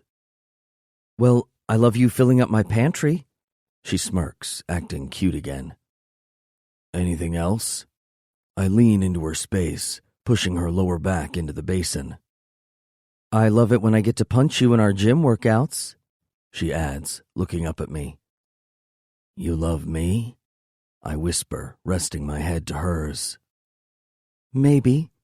She looks away, unsure. Maybe. Okay, a little, but only this week. If you're not careful, I'll revoke that love right back, she jokes, making me fall a little more. You can't take it back, I say before kissing her. Hard. Her hands come to my cut, pulling me closer as I pick her up by her waist and place her on the vanity. I move between her legs to get closer to her. "Wow," she breathes when I pull back. Her hands come up and wipe my mouth of that sticky shit she left behind. "You know you don't need that shit, right?" I ask, running the back of my hand on my lips to wipe the last bits. Yes, I do." She rolls her eyes at me. "And now you've messed it all up." She turns to look at herself in the mirror. I don't know what she's on about. I've seen her done up, waking up and sweaty at the gym, and it wouldn't matter to me. I still think she's sexy either way. "You're crazy," I say, kissing her again, not caring if I'm messing with her makeup. "Sigh, we're late," she complains when my hand moves up her thigh. "Don't give a fuck.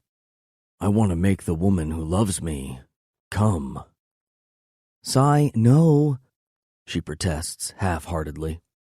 I hold back my laugh at her pathetic attempt to push me away. "Shh. It won't take long," I promise, letting myself out of my jeans. "Condom, Sigh," she says as I pull her to the edge of the sink and move her panties aside. "No, I need you raw, baby." I make it known as I slide straight into her slick heat. Fuck. Whenever she is around me, I feel like I can just get lost in her. I want to live inside of her. "Sigh, no, we aren't safe." She pushes back, breaking our connection. But that doesn't stop me as I try to find my way home again. I know she's not on the pill, but fuck, having her raw right now outweighs my concern about the consequences. "I'll pull out, baby," I tell her, meaning it. "I just want to feel you come around my cock. Give me that connection," I plead, sinking back into her slick heat. She doesn't argue, letting me in without a fight, and I regret my promise when she hugs me so tightly, I don't know if I can last getting her there. "Fuck, baby, you feel so fucking good," I groan, pumping my hips harder into her. Our cries fill the small bathroom, our bodies coming together so perfectly, like they always have. "Holly," I call as I feel her tighten and myself get closer. "Yeah," she looks up at me. "I love you a little bit too," I profess, kissing her hard as her body falls over the edge of her orgasm. I haven't said those 3 words to a woman since Katie, and even though Katie gave me something irreplaceable, Holly has given me something I didn't know I needed, her light. I look at her, and I see something more. She makes me forget about the past, the one where I had it all. She takes the constant ache that lives inside of me and turns it into something I don't deserve. And when she looks at me, fuck, when she smiles up at me, everything changes. The old gets lost in the new. Her light shines through my darkness, and as I stand here in this moment making love to her against the bathroom counter, I realize my affliction doesn't matter. She matters. Chapter 30. Holly. You should have seen him. It was ridiculous. Cadence laughs, replaying one of their adventures of their time away in Mexico. We're back at the clubhouse for a welcome home party for Cadence and Nix. They only left 3 weeks ago, but so much has happened while they've been gone, it feels like a lifetime ago. Cy and I have grown so much in that time. Knowing what he lives with has really shown me what type of man he is. When I slipped up earlier and told him I loved him, I didn't think he would respond. I didn't mean to let it spill, but once I said it, I couldn't take it back. I wasn't expecting him to say it to me. I know our relationship has been a journey and unconventional, but having that friendship mixed in just makes it seem so easy. He had this poor taxi driver pulling over every few miles to throw up. Poor baby. Cadence continues to laugh over her new husband's misfortune of traveling. I'm never going there again. Nix grumbles next to her, unimpressed with everyone laughing at his expense. Oh, come on. It can't be as bad as when Jesse ate that bad seafood in Vegas, Kelly reminds them. That's right. He couldn't even ride his bike home. We were stuck there for a few days. They all laugh at the memory. I'm allergic, assholes, Jesse says, walking out and catching the end of the story. You're not allergic, idiot. It was food poisoning, Kelly laughs. Pretty sure you ended up shitting yourself, too, Brooks adds, causing everyone to laugh again. Whatever, Jesse says, reaching for his beer, but I can see the small smile he's fighting. Well, what's been happening while we've been away? Cadence asks once they all calm down. Not much, we all answer around the table. Nothing as exciting as a vacation in Cancun, I say, eager to know more. She looks at me with a knowing smile, telling me we will be talking later. Everyone now officially knows Cy and I are together since I pulled up behind him earlier. He climbed off his bike and stalked to me before planting a kiss on my mouth that told all who were watching, she's with me. I think everyone seems to have accepted it and moved on, except my best friend. Beau has been in a feral mood since you've been away. I don't think he liked his role as acting prez, Jesse comments. Where is Beau? Cadence asks, realizing he hasn't come in tonight. He's the only one who didn't turn up for the get-together. He's out on club business, Jesse answers. What sort of club business? Cadence turns to Jesse. Club business that's not your concern, baby. Nix answers for him, his tone letting her know not to ask. I don't know what the big secret is about what they are doing. Cy told me without any problem. This is the second time Nix has shut down talk on these pickups, evidently not wanting anyone to know. Really, Nix? Club business? Last time I checked, I'm part of this club too, she says, and for a moment I sit shocked at her attitude. Cadence can give it good, but when it comes to club business, she generally keeps tight-lipped, especially in front of everyone. Calm down, baby, Nix says, pulling her down to sit on his lap. Don't tell me to calm down. Stop telling me to calm down all the time. She growls, and I'm not sure what is happening between them, but I'm not used to seeing it. Cadence, calm down. Nix's tone is darker this time. He means business. She stops and looks down at him. Shit. Sorry. She shakes her head, catching herself. Geez, the honeymoon really is over, Jesse jokes at their little episode, trying to ease some of the tension swirling around us. Something isn't right. I look over at Cy and catch his gaze. He looks just as shocked as me. Sorry, I'm just tired. She waves it off, leaning into Nix to kiss him. The flight took it out of me. She recovers back to her usual self. You sure you're okay? Nix whispers, but we can all hear it. It's probably the baby, Z announces across the table, rendering everyone silent. What baby? Kelly's excited voice fills the shocked room. Shit. Cadence curses as her panicked eyes come to mine. You're having a baby? I ask on a whisper, trying to keep my voice level and not show the pain I'm suddenly feeling. Yeah. We only just found out yesterday, she quietly admits. The table erupts in congratulations while I slowly wrap my head around it. I don't know how to respond to her news.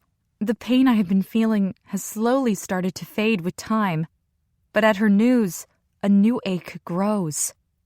Is it jealousy? I'm sorry, I wanted to tell you tonight, alone. I'm so excited! I cut her off, not wanting this to become something more than what it has to be, especially in front of Cy. This would be the worst time for him if this were to come out. I just didn't want you to find out like this. She rises from Nix's lap and comes to stand near me. Am I missing something? Jesse asks, and I look around, horrified that everyone has zoned in on my reaction. Why does it matter so much to Holly if you're having a baby? He asks the seemingly obvious question. Why does it matter? It doesn't. I'm fine, I tell myself. Jesse, Nix warns, but I can already see it dawning on Sai's face. Shit. What the hell's going on? Red calls from the door, not clued in on the tension buzzing in the back court of the Rebels clubhouse. Nothing, Dad. Take Z inside for me, he says, while I try to get my head around what might possibly be coming out right now. I just need to get up and walk inside, away from this, my brain tells me. I'm okay, guys. There's nothing to make a big deal about. I stand on shaky legs, finding myself throwing my fake laugh while Red takes Z inside. Holly. Cadence's eyes fill with the sweetest sadness I've come to recognize well. I don't want her sadness, but it calls to me, and every time I see it, the torturous past all comes back to me, full force. I'm still lost, Brooke says, sitting next to Kelly. Shh! Kelly whacks him on the shoulder, telling him to be quiet. Congratulations, guys. I'm so excited for you both. I try again, hoping the more I say it, the more I'll feel it. Panic claws up my body, scratching to be released. I can't do this here. I pick up my bag and try to come up with something that gets me the hell out of here. What's going on? Sai finally speaks, looking between Cadence and me, and all the fight in my body leaves, knowing he won't give this up. Not now. Nope, all good, I say, not looking at him but focusing on Cadence. So, I just remembered I should really go. I fumble out, not even making any sense considering we've been here for less than an hour and haven't even eaten yet. Holly? Sai calls to me, but I'm a coward and I just can't face him. I really have to go. I'll call later. I turn and escape inside as Cadence and Sai both yell out for me. Jesus, that wasn't strange at all, Holly. I make it to the hallway before Sai catches up with me. Stop, Holly, he demands, cornering me into the small space. I can't, I begin to say before he cuts me off.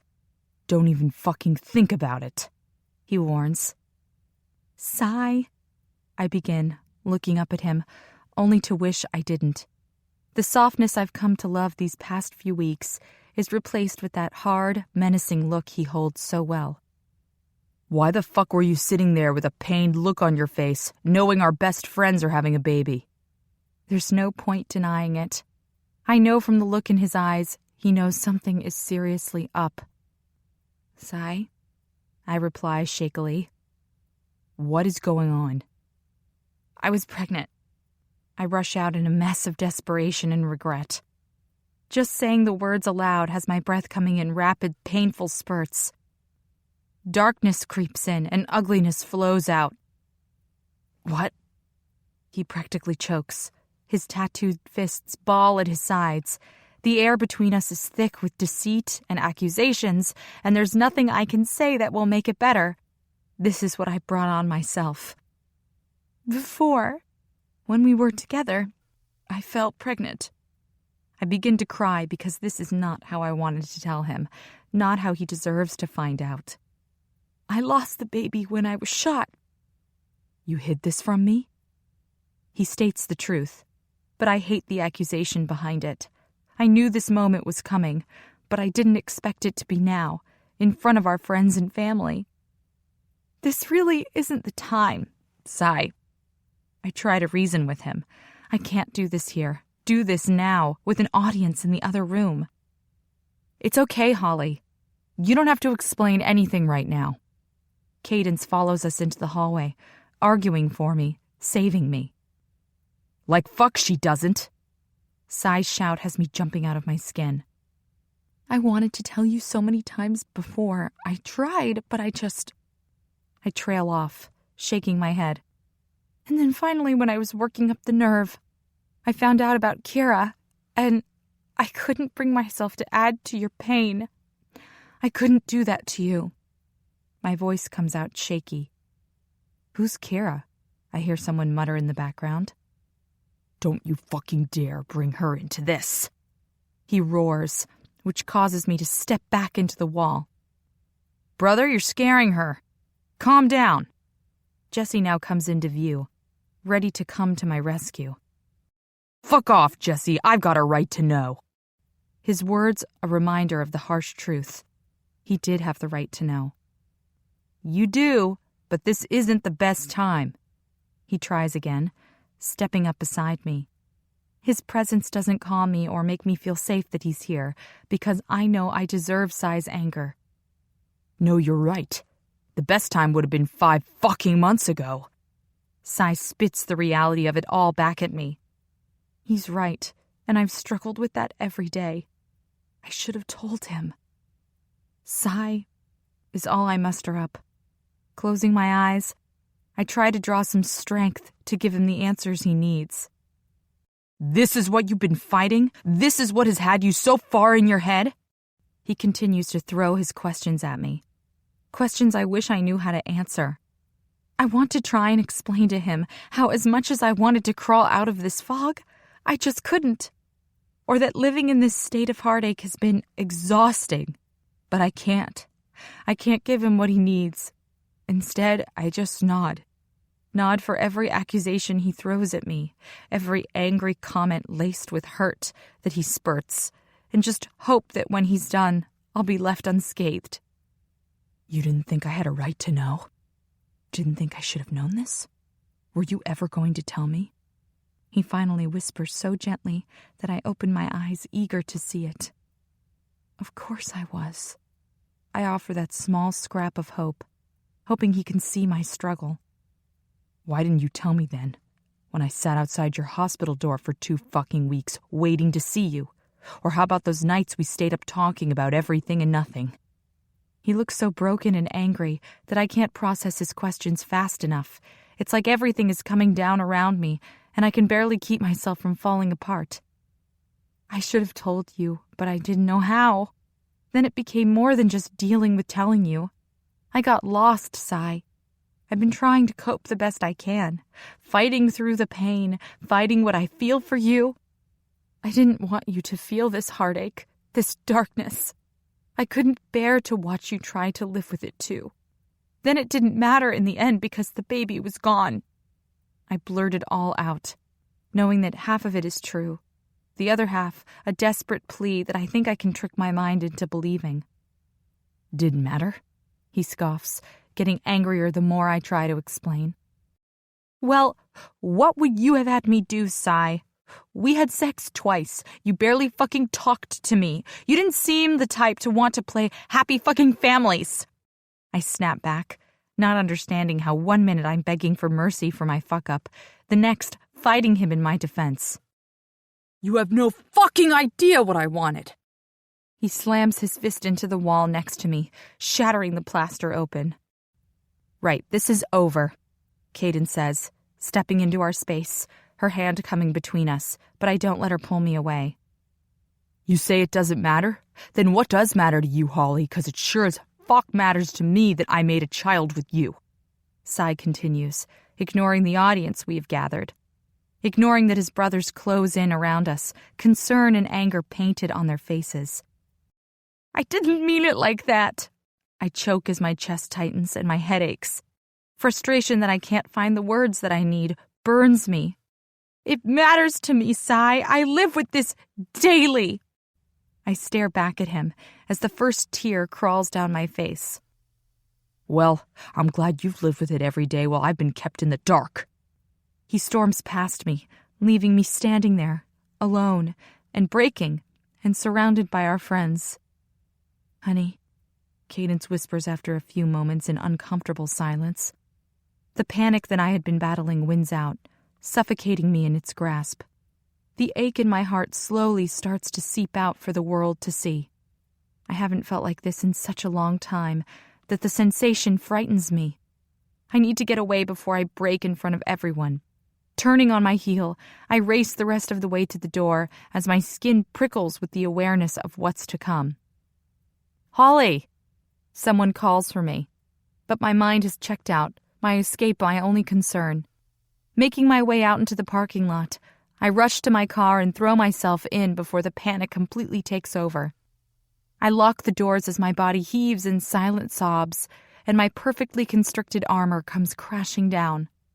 I want to turn it all off, shut everyone out, and hide my shame. "Open the door, Holly." Someone bangs on the window, but all I can see is my tunnel vision, and I'm spiraling into it at full speed. "Holly, open the door or I'll break the window."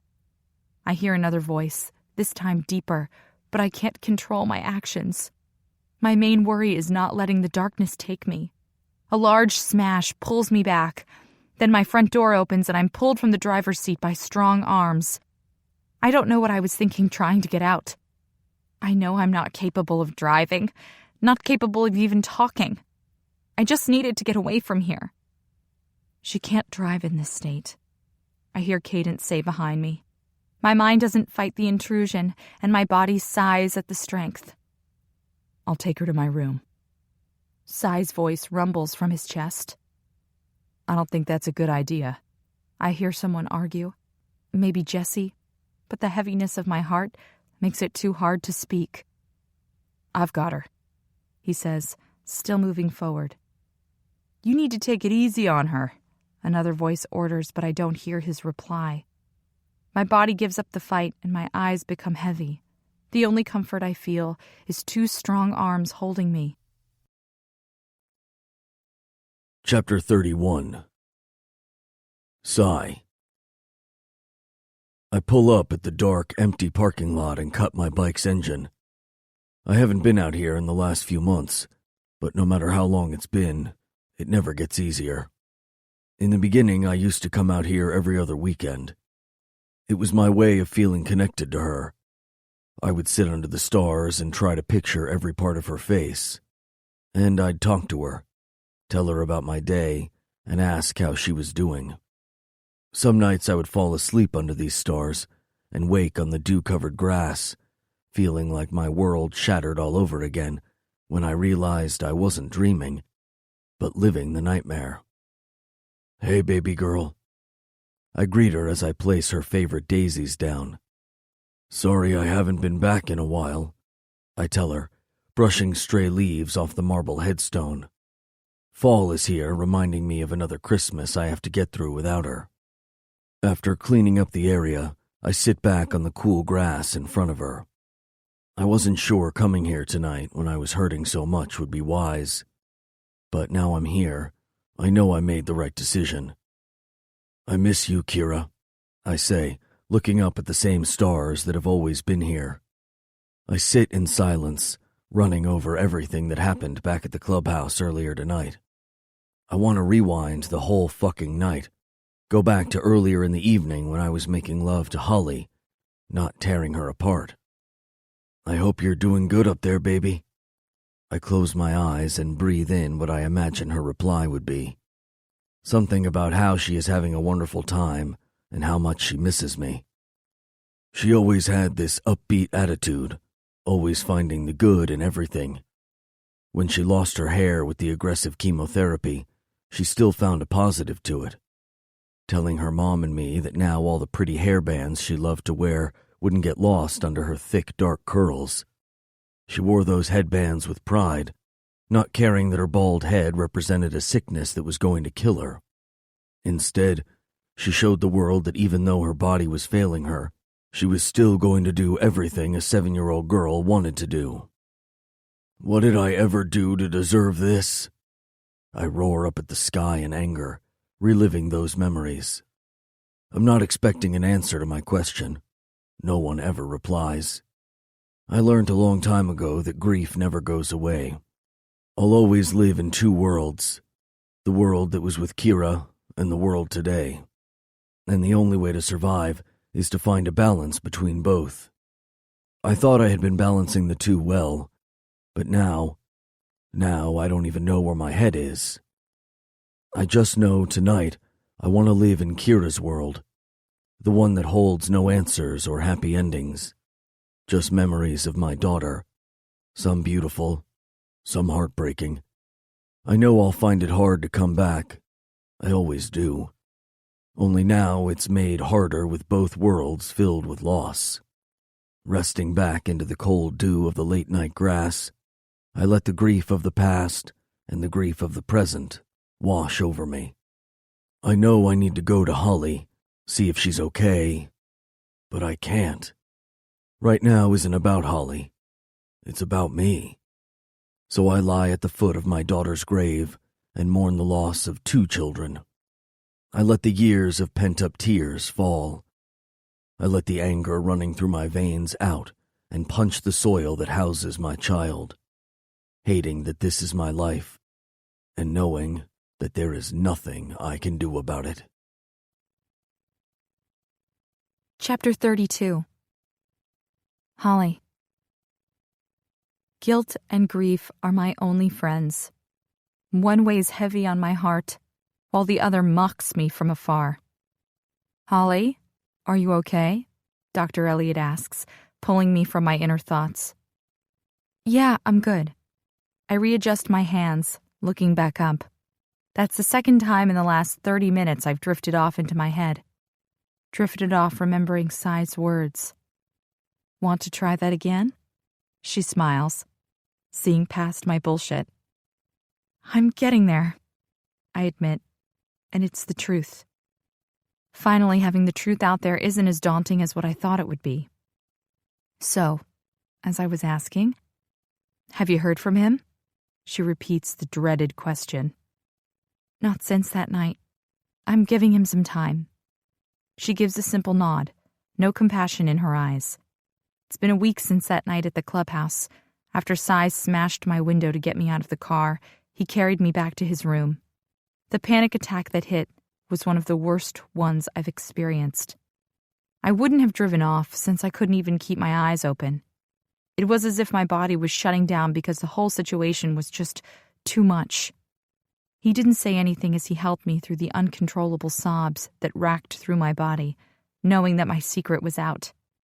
I wanted to talk, wanted to tell him how sorry I was, but the words wouldn't come. I could sense his anger as he held me from behind on his bed. And I didn't blame him for it, but I didn't understand why he was holding me with tenderness when I knew he didn't want to. He didn't want to hold me in that moment, but he did. He held me until I fell asleep, and then I woke up alone in his bed the next day. I didn't know where he was or if he was coming back, so I left, wanting to gather myself together properly before I saw him again. Have you tried to talk to him? No, I answer, wishing I could talk to him. Each day gets harder not hearing from him. Why is that? She asks, not giving up. I don't know. Maybe from fear of rejection? I shrug, unsure I understand my concerns. I think it's a fear of what he will say, fear he might dismiss what we've lost. Fear? She asks, looking up, her interest piqued. Fear of his anger. Do you think Sai is angry? She asks the question that's been weighing me down from the moment I served up the hidden truth. I know he is. Of course he is angry. I kept something from him, something huge. Even if he helped me and let me mourn our child, he's angry. Why would he be angry? Why do you ask all these questions? I deflect. But she expects it, so she waits patiently for me to answer. Fine, he's angry because I couldn't trust him with the truth when I should have. He's mad because I hid it, pushed him away. She nods, writing more shit down in her stupid book. So, are you going to talk to him, Holly? I don't reply, unsure of the answer to her question. Can I go to him, open and willing to accept whatever wrath he delivers my way? And then, could I walk away if he delivers a blow I'm not ready for, knowing this is my fault? Okay. I want you to do some homework this week, she says, letting my non-response slide. I want you to write yourself a letter, giving you permission to let go of your guilt. Do I deserve that? I retort, not feeling very deserving after the shit I put Sai through this last week. Why wouldn't you? You're a human being, Holly. You make mistakes, and you did what was best for you.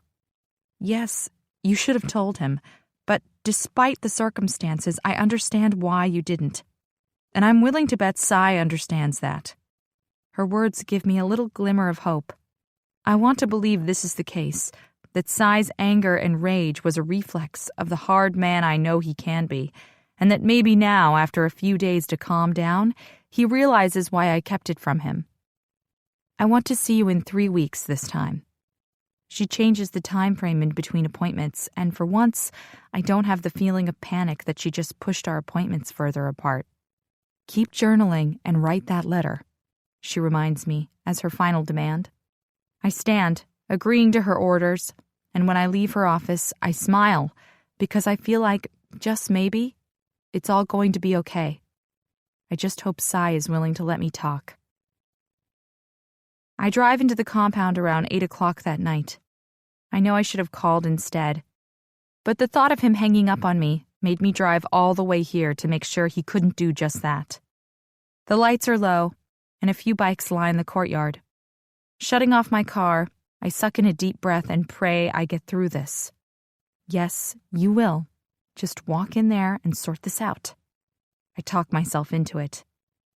The short walk to the clubhouse feels like a mile, each step bringing me closer to the man I miss so much. He's not here. A voice stops me as I get closer to the door. I spin and see Jesse resting up against the brick wall, taking in the dark sky. He's not? I stammer, losing control of my breathing after being frightened. No, he's out, he tells me, not taking his eyes off the stars. How is he? I bravely ask. I know he's a guy, and a biker at that, but Jesse is Jesse. He wouldn't be Jesse if he didn't know everything about his brothers. Been better, he divulges, and I feel defeated, but still better than what he was before you came along. How are you? Same. Been better. I use his words back at him, and he nods but doesn't respond. Will he be back tonight? I need to see him. No, he's out for the night. Okay, thanks, Jesse. I turn and walk away, conflicted that I'm going home without speaking to him, but feeling somewhat relieved I'm getting out of it. I'll tell him you came by, he calls out, and I almost tell him not to.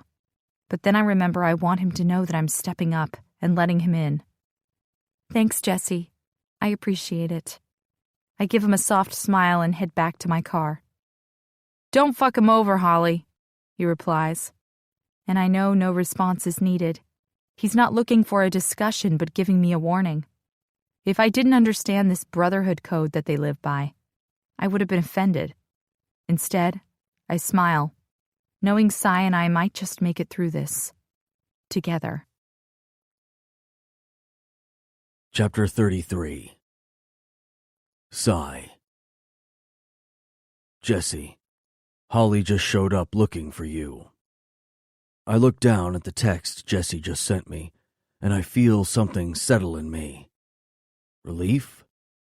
If we weren't in the middle of trying to get a young woman out of Redwick, I'd be on the back of my bike riding to her place and knocking her door down. It's been a fucked up week, to say the least. After losing my shit and watching her fall apart, I couldn't walk away. I watched her from my bike when she followed me out to the forecourt.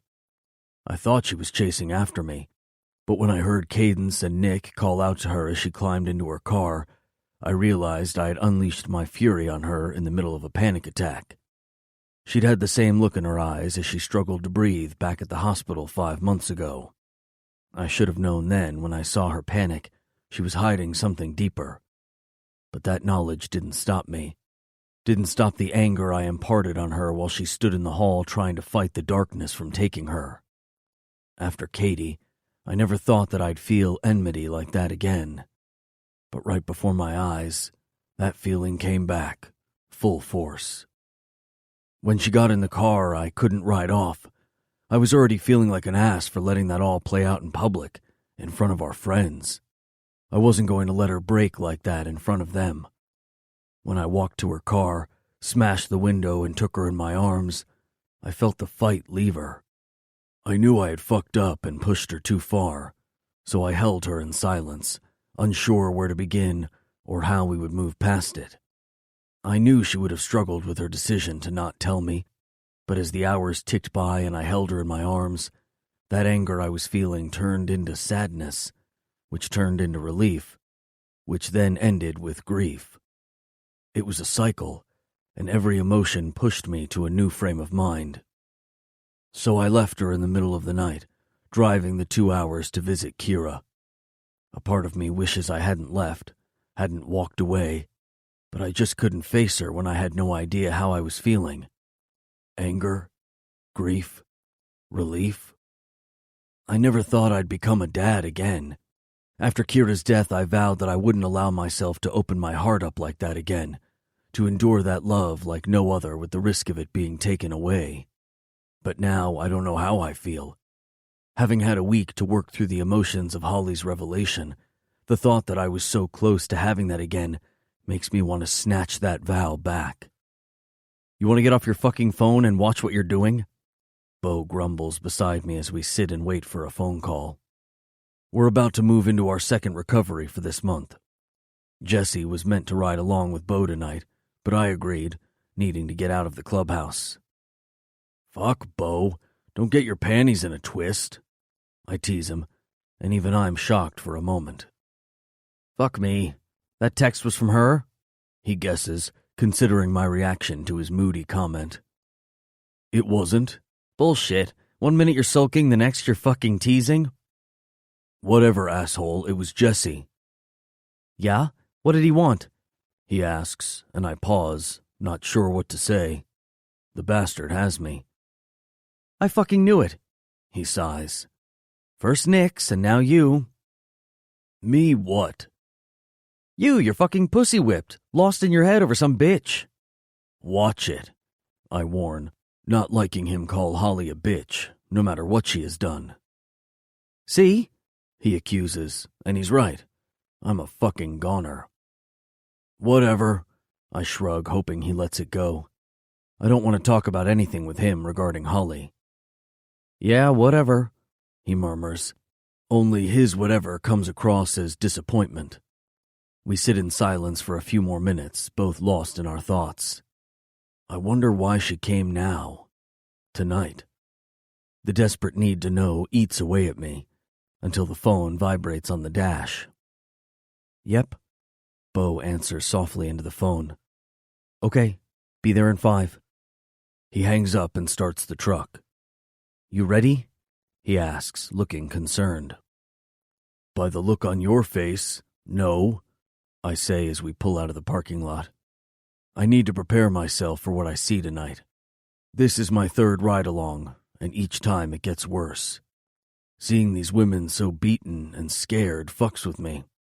I know this is Bo's thing, his passion, and I know what we are doing is the right thing. I just find it hard to stay calm when I witness what happens here. You know my sister died at the hands of men like this? Bo breaks the silence a few minutes later as we head to the first safe house. Yeah, I reply, unsure how to respond. Fuck, what do you say to that? I only found out about Bo's sister last year. Jesse was talking about it one night and I had no fucking idea that's what happened. Could have killed the fucker too. Could have taken him out with my bare hands. His voice becomes harsher with each word he speaks. Why didn't you? I know if I had a sister and her husband killed her with his fists, I wouldn't hesitate to fucking kill him. Because I wanted justice for my sister? The fucker would have gotten off easy. I nod, agreeing to some extent. But in my quest of redemption and letting go, I haven't got to that point yet. This is why you do this? I ask, wondering why we slowly seem to be getting in deeper. Yeah. These women, if they don't get out, they're dead. I wish my sister had that option. A place to go. I don't say anything. What is there to say? I wish she didn't have to live with that. Wish we all didn't have to live with some of the ugly shit from our pasts. After a few more silent minutes, we pull up to an old dirt road and turn down it. We need in and out on this one. She's been patched up, but she needs medical attention, fast. He tells me as we come to a stop out the front of an old barn. Where are we going to get that, Bo? I ask, feeling uneasy again. Fuck, this is going to get out of hand. We've never had a pickup that needed medical attention before. Let's just see how bad she is. We need to get her out first. He reverses the old truck we use for pickups and slowly brings it closer to the entrance. Leaving the engine running, we exit the truck and Bo heads to the back door, knocking while I make sure no one comes down the drive. The light outside the porch illuminates the inky night, and then the back door opens. She's not good, a woman's voice says, and the fear in it puts me on edge. Okay, Bo replies, walking past her into the house. I wait outside, making sure we can get out without being seen. Door, Cy, Bo whispers, coming into view while carrying a small, unmoving woman in his arms. I don't stop to look, just open the back doors for him and step back as he climbs in and positions her on his lap. I'm going to stay back here with her. You drive, he orders, his stare tense, and I know not to argue. Closing the back doors, I make my way around the front and pray the trip to the night's safe house is smooth. Fuck, a woman messed up in the back of the truck would never be classified as a night gone smoothly. She can't be moved. That arm needs to be reset, and I suspect a few of her ribs are broken. The doc we called up an hour ago tells us as he packs away his medical bag. Once we get her to the safe house, we realized things were about to get tricky. The poor woman was so fucked up, we had to call in a marker to get him up here, something the club does not like to do. We need to get her out to the next drop-off, Bo says from his chair next to the woman's bed. She's not going anywhere, not until that arm is reset and cast, the doc firmly replies. And how do we do that? I ask, concerned this woman's chance of getting away is becoming slim. I'm going to have to go back to the clinic and get more supplies, he explains, removing his gloves. Is she going to be okay? Bo asks, coming to stand with us. I think the main concern here is who that woman is. That's what I would be worried about, fellas. You've been listening wonderfully.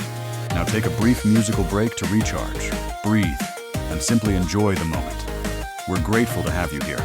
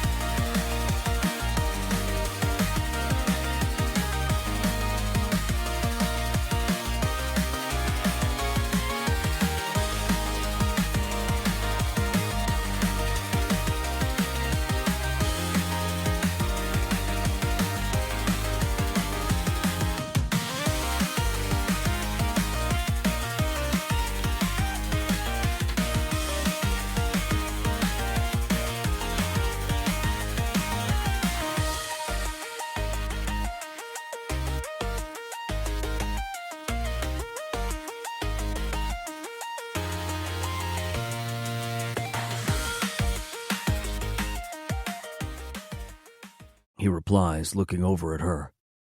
And how you're going to keep her hidden. Who is she? Bo asks, just as confused as I am. That woman there is Mackenzie Moore, he informs us. Fuck, Mayor Moore's daughter-in-law? Jesus, I didn't see that one coming, Bo says, looking back over at her. Yes. Her husband, Chad Moore, is known for his temper, and this isn't her first beating either. He leans in closer so only we can hear. His father smoothed out the last indiscretion without too much media attention, but this is beyond that. He lets us in on that valuable information while looking concerned.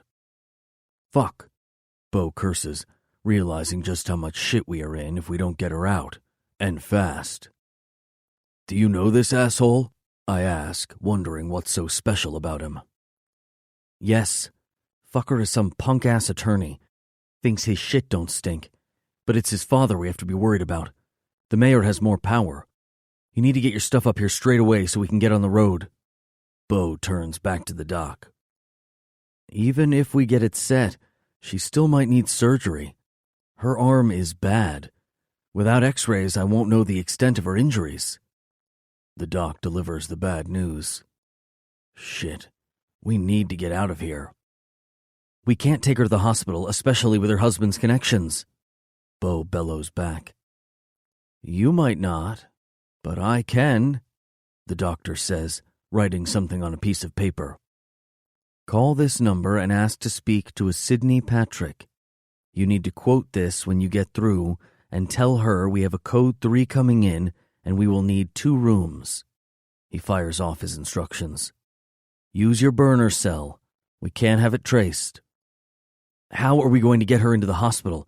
Can this person be trusted? Bo questions, not looking confident with the plan. I need to collect some more supplies. Once we stabilize her, we'll discuss this. Until then, I suggest you settle in for a stay, boys. He walks to the door. I'll be back as soon as I can.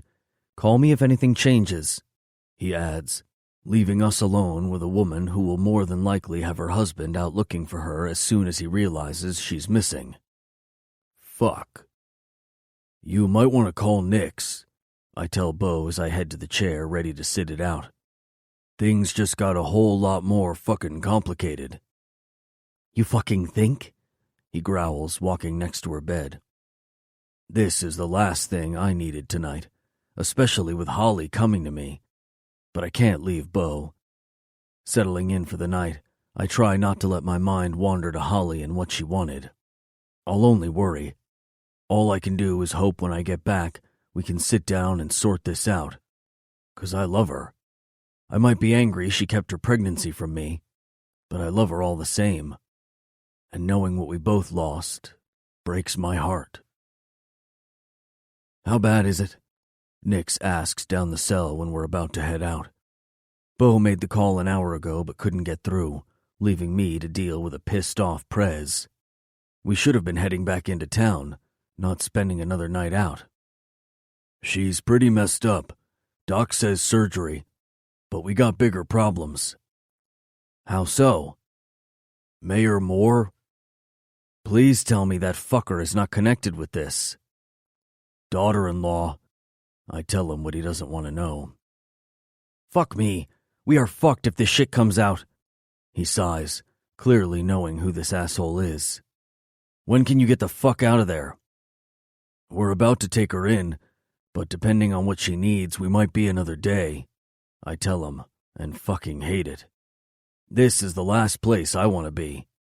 But helping this woman is our priority. We can't just leave her. Get your asses home as soon as possible. The fucker has bigger connections than anyone in that town. You keep your eyes open. Last thing we need is that fucker onto us. Yep, on it, I tell him before hanging up and walking back inside. You get onto him? Bo looks up as I walk back into the room. Mackenzie is awake, sitting propped up by a few pillows. Yeah, all good. Says to get back as soon as possible. He nods, looking over to the messed-up woman. You need anything?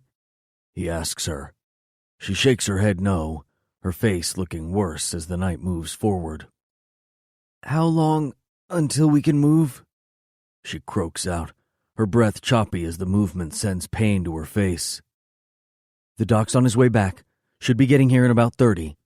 Bo answers her. He's going to find me? Her panic is not unwarranted. The asshole has instilled fear into her. But we will do everything in our power to make sure that won't happen. No one is going to find you. This wasn't in the plan, but we're going to work with what we have. Bo assures her. You don't know him like I do. He will find me. He did this because he knew I was leaving. I don't know how he knew, but he knew, she whispers. Listen, Mackenzie, we will do everything we need to get you out of here safely, but we have to get this arm set. It's too badly damaged to move you to the next drop-off. We have the connections here. I promise you he won't get to you. I don't like the feeling that settles in me at hearing Bo call her Mackenzie, or his absolute promise that her husband won't find her. I know we will do everything in our power to get her out, but that's not to say we won't run into some problems. We need to prepare ourselves that her husband might find her. A car pulling up into the gravel drive has me on alert. Did the doc call? Bo asks, standing as I move through the cabin to get the guns. No, he said he would call 5 minutes out, I tell him as I retrieve my Beretta 92 FS. Whatever you do, don't make a sound, he whispers to a petrified-looking Mackenzie as I pass him his weapon. Get her to the back room, he instructs, moving to the front window. It's him. I know it is, she cries, not listening to Bo's command. Woman, be quiet, I growl, moving back through the cabin. She nods, silent tears falling down her face. I need to move you. It's gonna fucking hurt, but you can't make a sound. You hear me? I ask, leaning down into her space. She nods, my stare telling her we are not fucking around. We don't know who is coming up the drive, but the doc has been on plenty of calls out to know not to show up unannounced.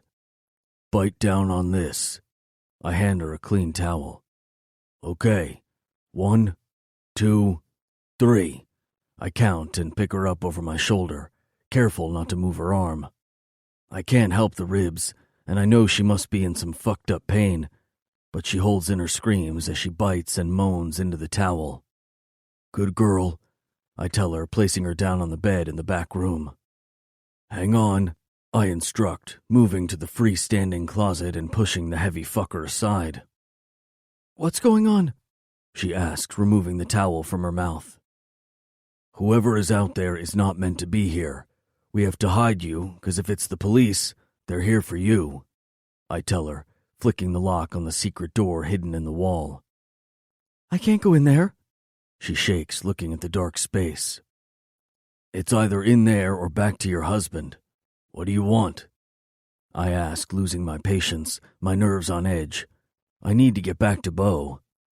She nods, understanding it's our only way. Okay, she agrees, standing shakily from the bed and walks forward slowly. With every step, the pain is evident on her face. Please don't leave me in here long, she pleads as I go to pull the door closed.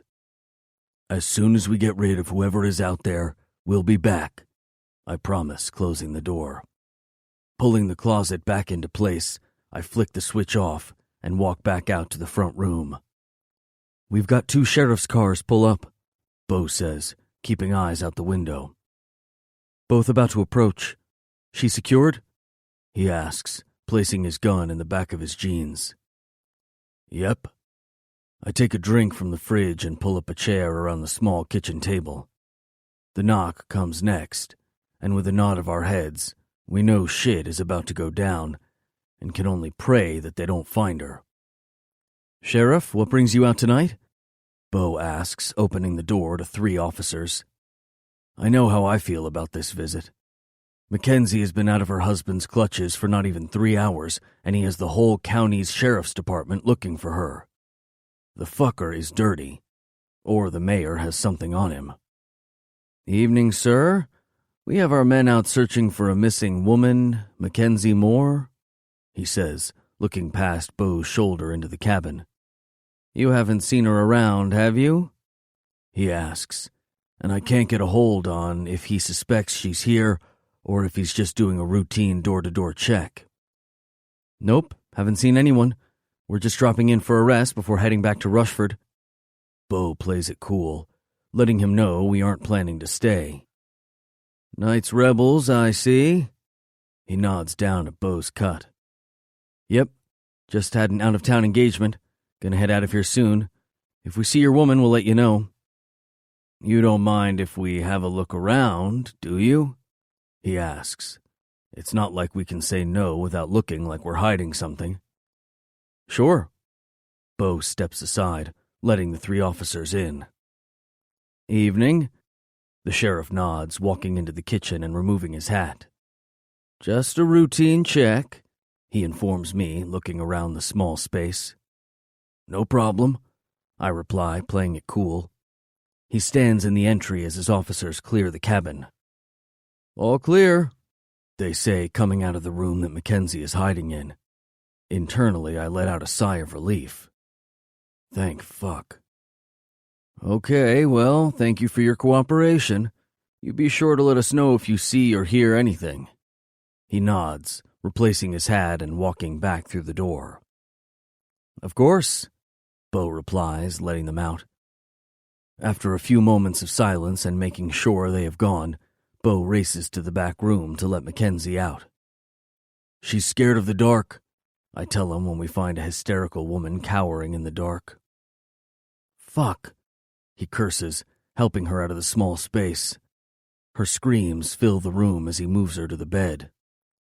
Go get the meds the doc left, he orders, placing her down on the bed and climbing in behind her. I don't know what's happening, but this shit is not normal. I've never seen Bo so protective of a woman before. Moving back through the cabin, I pick up the pain meds and pray whatever is happening here is just Bo comforting a broken woman and nothing more. 'Cause if it's more, the club is about to enter a whole new world of trouble. With the likes of this Moore family, I doubt they're going to stop until the woman is found. And knowing Bo, we won't give up until this woman is safe. Chapter 34. Holly. So, how far along are you? I asked Cadence, trying my hardest to hold in the tight feeling putting pressure on my chest. I've been avoiding her the last week, blowing her off every time she is called. I know she's been worried, concerned that her news has sent me backward in my recovery, and while the news came as a shock, hearing she is becoming a mom when I'm not doesn't hurt as much as she thinks.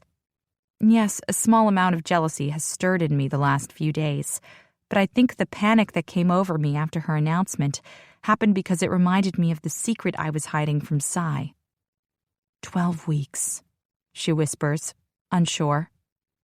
12 weeks? Wow. Yeah, Nix wanted to try as soon as he put that engagement ring on my finger.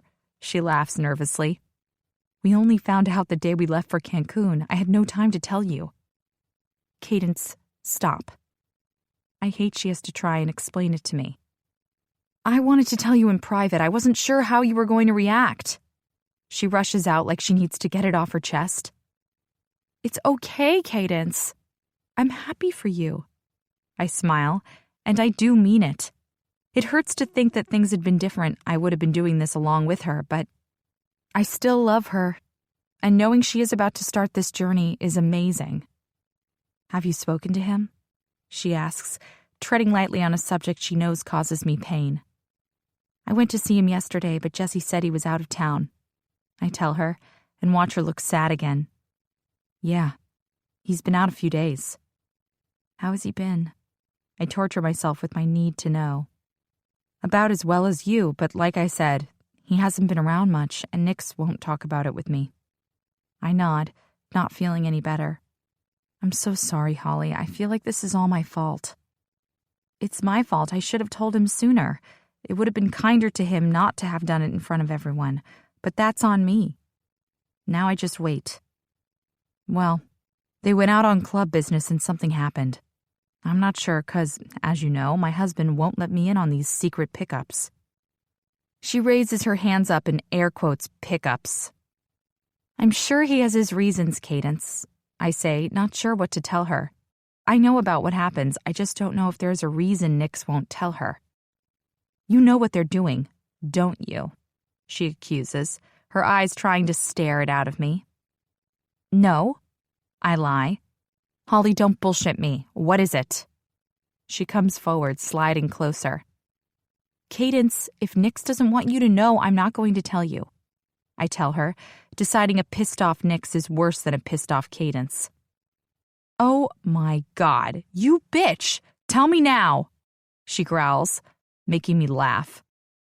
Oh, you really are hormonal, aren't you? Oh my God, am I? Ever. She agrees. Nix is in for a rude shock. Now tell me, she demands. I really am happy for you, Cadence. I change the subject, reaching out and taking her hand. I love you, and I can't wait to see you as a mom. She wipes at her face before embracing me in a tight hug. I love you too, she cries into my neck, almost squeezing me to the point of suffocation. I let her hold me, let her comfort fill me. I'm not half the mess I was laying in the hospital, and I know a lot of the reason why is because of her constant love and support. I am going to need some more coffee after these tears, I announce, standing to refill my cup. Make me jealous, why don't you? She calls out. You want anything? Coffee, she begs, but she already told me no to caffeine now that she's pregnant. No, I'm good, she replies as the doorbell rings. I'll get it, she calls, getting up and moving to the door. Sai, is everything okay? I hear her ask, and I feel the world spin around me. Oh God, he's here. Is Holly in? He asks, and the sound of his voice centers me. I didn't realize how much I missed hearing it, how much I needed to hear it. In the kitchen, I hear her tell him. So I quickly face the sink, trying to busy my hands. I have no idea what I'm going to say. I'm not prepared for this. Yesterday I was full of answers, full of passion to see him. Now I'm second-guessing that he even wants to see me again after the way we left things. Holly, I need to run. I'll call you later. Cadence calls from the door. As I turn, I see him standing before me. Okay, bye, I say back, never taking my eyes from his gaze. We stand like this for a moment, leaving Cadence to find her way out. Hi, he finally speaks, breaking the silence between us. Hi, I reply, feeling like a fool. You came to see me. It's not a question, but a statement. He folds his arms across his chest as he leans back on the doorframe. I did, I admit, wishing the awkwardness wasn't there. Long gone is the easiness between us, and I know it's my doing. I put that between us, but that doesn't make it better. I'm so sorry, I break after a few beats. I've realized I'm not ready for him to shut me out. He walks forward, his arms envelop me, and as much as I don't deserve it, I'm thankful for it. I wanted to tell you, I swear it. I cry for the mess we find ourselves in. Don't talk, he instructs, picking me up and carrying me down the hall to the bedroom. I don't argue, the tears too heavy and my heart too broken. We're going to make it. Tell me we are going to make it, Sai. I plead, feeling painfully disconnected from him, from us. We'll talk tomorrow.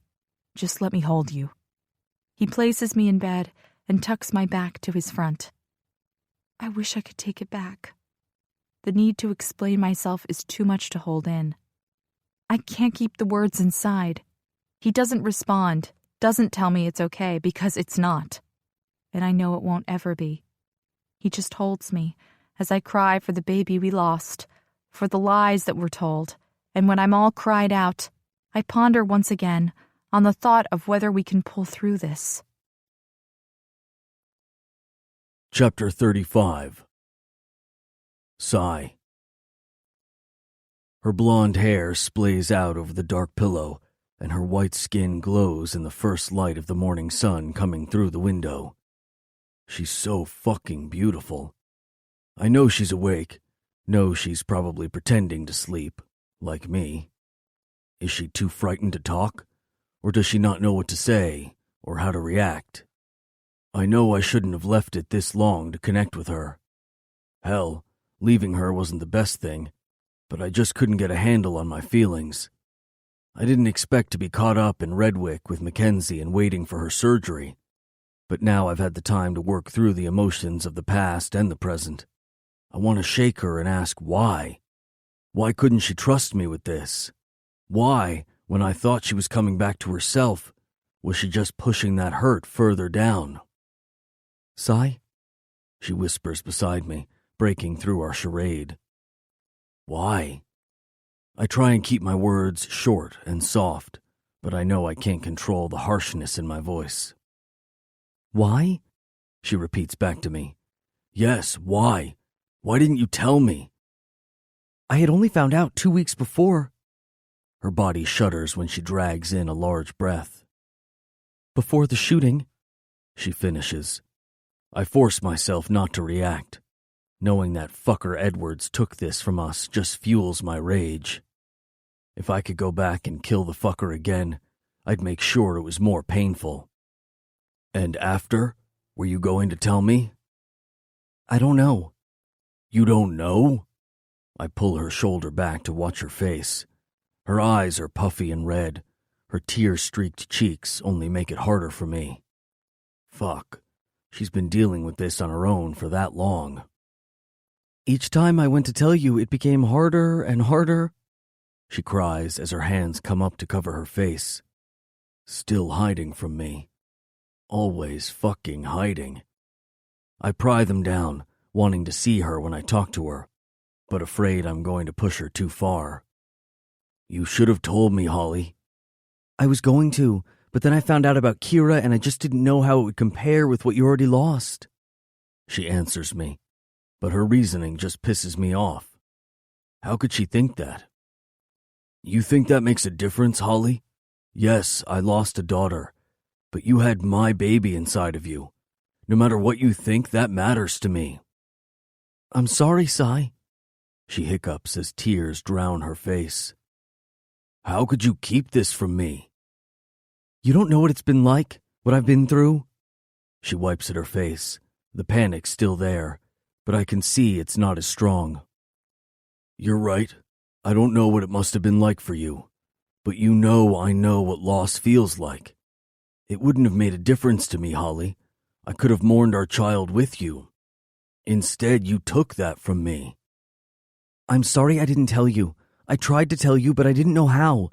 You have every right to be angry, but this was taken from me too, Sai. She breaks in my arms, and the past comes crashing back, and the memories bring on a new wave of sadness.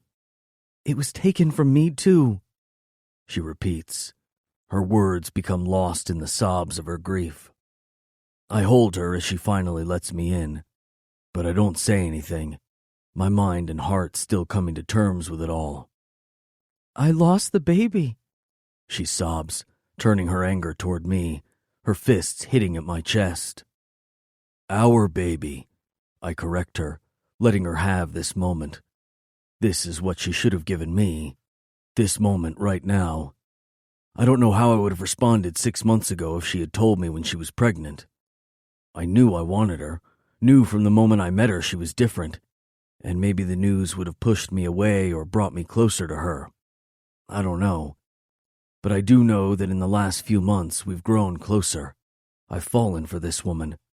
And knowing something we created was taken from us, something that could have grown into someone amazing who could no longer be, makes it hurt so much more. I know we were only in it for fun, Sai, but when I heard that heartbeat, it didn't matter. I was going to be a mom. She cries harder, letting her emotions show. There's nothing I can tell her that will make it better. No magic potion to stop the hurt. So I don't say anything. I hold her and let her cry for a baby we shouldn't have lost. A family we could have had. And I do it knowing I feel the same way. A prickly sensation covers my body. Confusion clouds my mind. And for the second time this week, I feel the painful sting of tears. I thought you'd left. Her sleepy voice drifts behind me as I flip the bacon over in the frying pan. No, just got up to make you something to eat. I turn and watch her looking uncomfortable, maybe unsure. She had fallen back to sleep after crying in my arms for over an hour, so I left her to sleep and decided to make breakfast. Come here. I hold my hand out for her, hating she doesn't know how to act around me now. She falters for a moment before taking the first step. Why does this feel awkward? She asks, burying her head into my neck. I think you're the only one who's making it awkward, baby. I pull back, watching her. She's right. There is an air of unease around us. I just don't know how to act. I don't know how I feel. She steps back and hikes herself up on the counter. I don't know how you feel. She whispers the last part without looking me in the eye. I want to go to her, tell her everything I'm feeling, not just the pain and the hurt, but that the lies she told were too much. She knows this.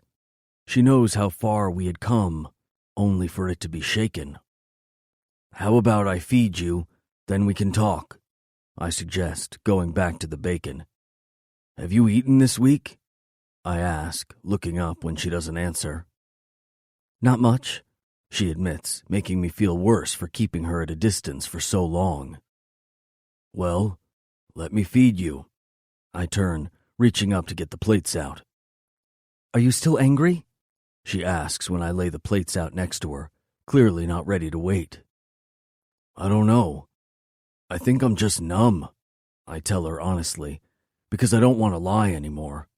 I think the anger is gone, and now I've come to the conclusion that we need to move forward. I'm not going to lose her over this, and I don't want to push her away. I hate that for you.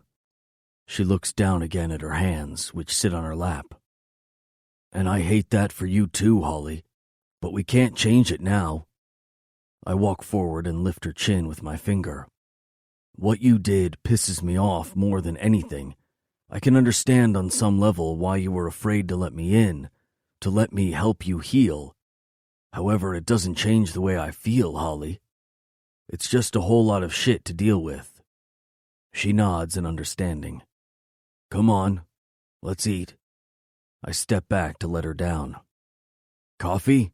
I ask, moving to the coffee pot. Yes, please, she answers, walking around the table while I serve up our breakfast. We eat in silence, the comfortable peace we've always shared together slowly returning. Can I ask you a question? Her voice pulls us out of the quietness. I nod, knowing whatever she has to ask, I'll answer just to get us back to where we were. Would you have wanted me to keep the baby? Her eyes look so unsure, as if the answer scares her, but the depth of her vulnerability is what scares me. What the hell, Holly? I spin in my chair, reach out to pull her from her seat to sit on me. I wanted you before I found out about the baby, Holly. I'm not going to lie. I never thought I would want another child after Kira. But knowing our child was in here, my hands go to her stomach, fills me with hope. Hope that my heart can handle that again. I would have wanted him or her just as much as you did. You say that now? She looks up. What if I was pregnant again now? Could you already be? I ask as a small fire lights inside of me. I was not expecting her to say this, but Jesus, could she have my child growing in her?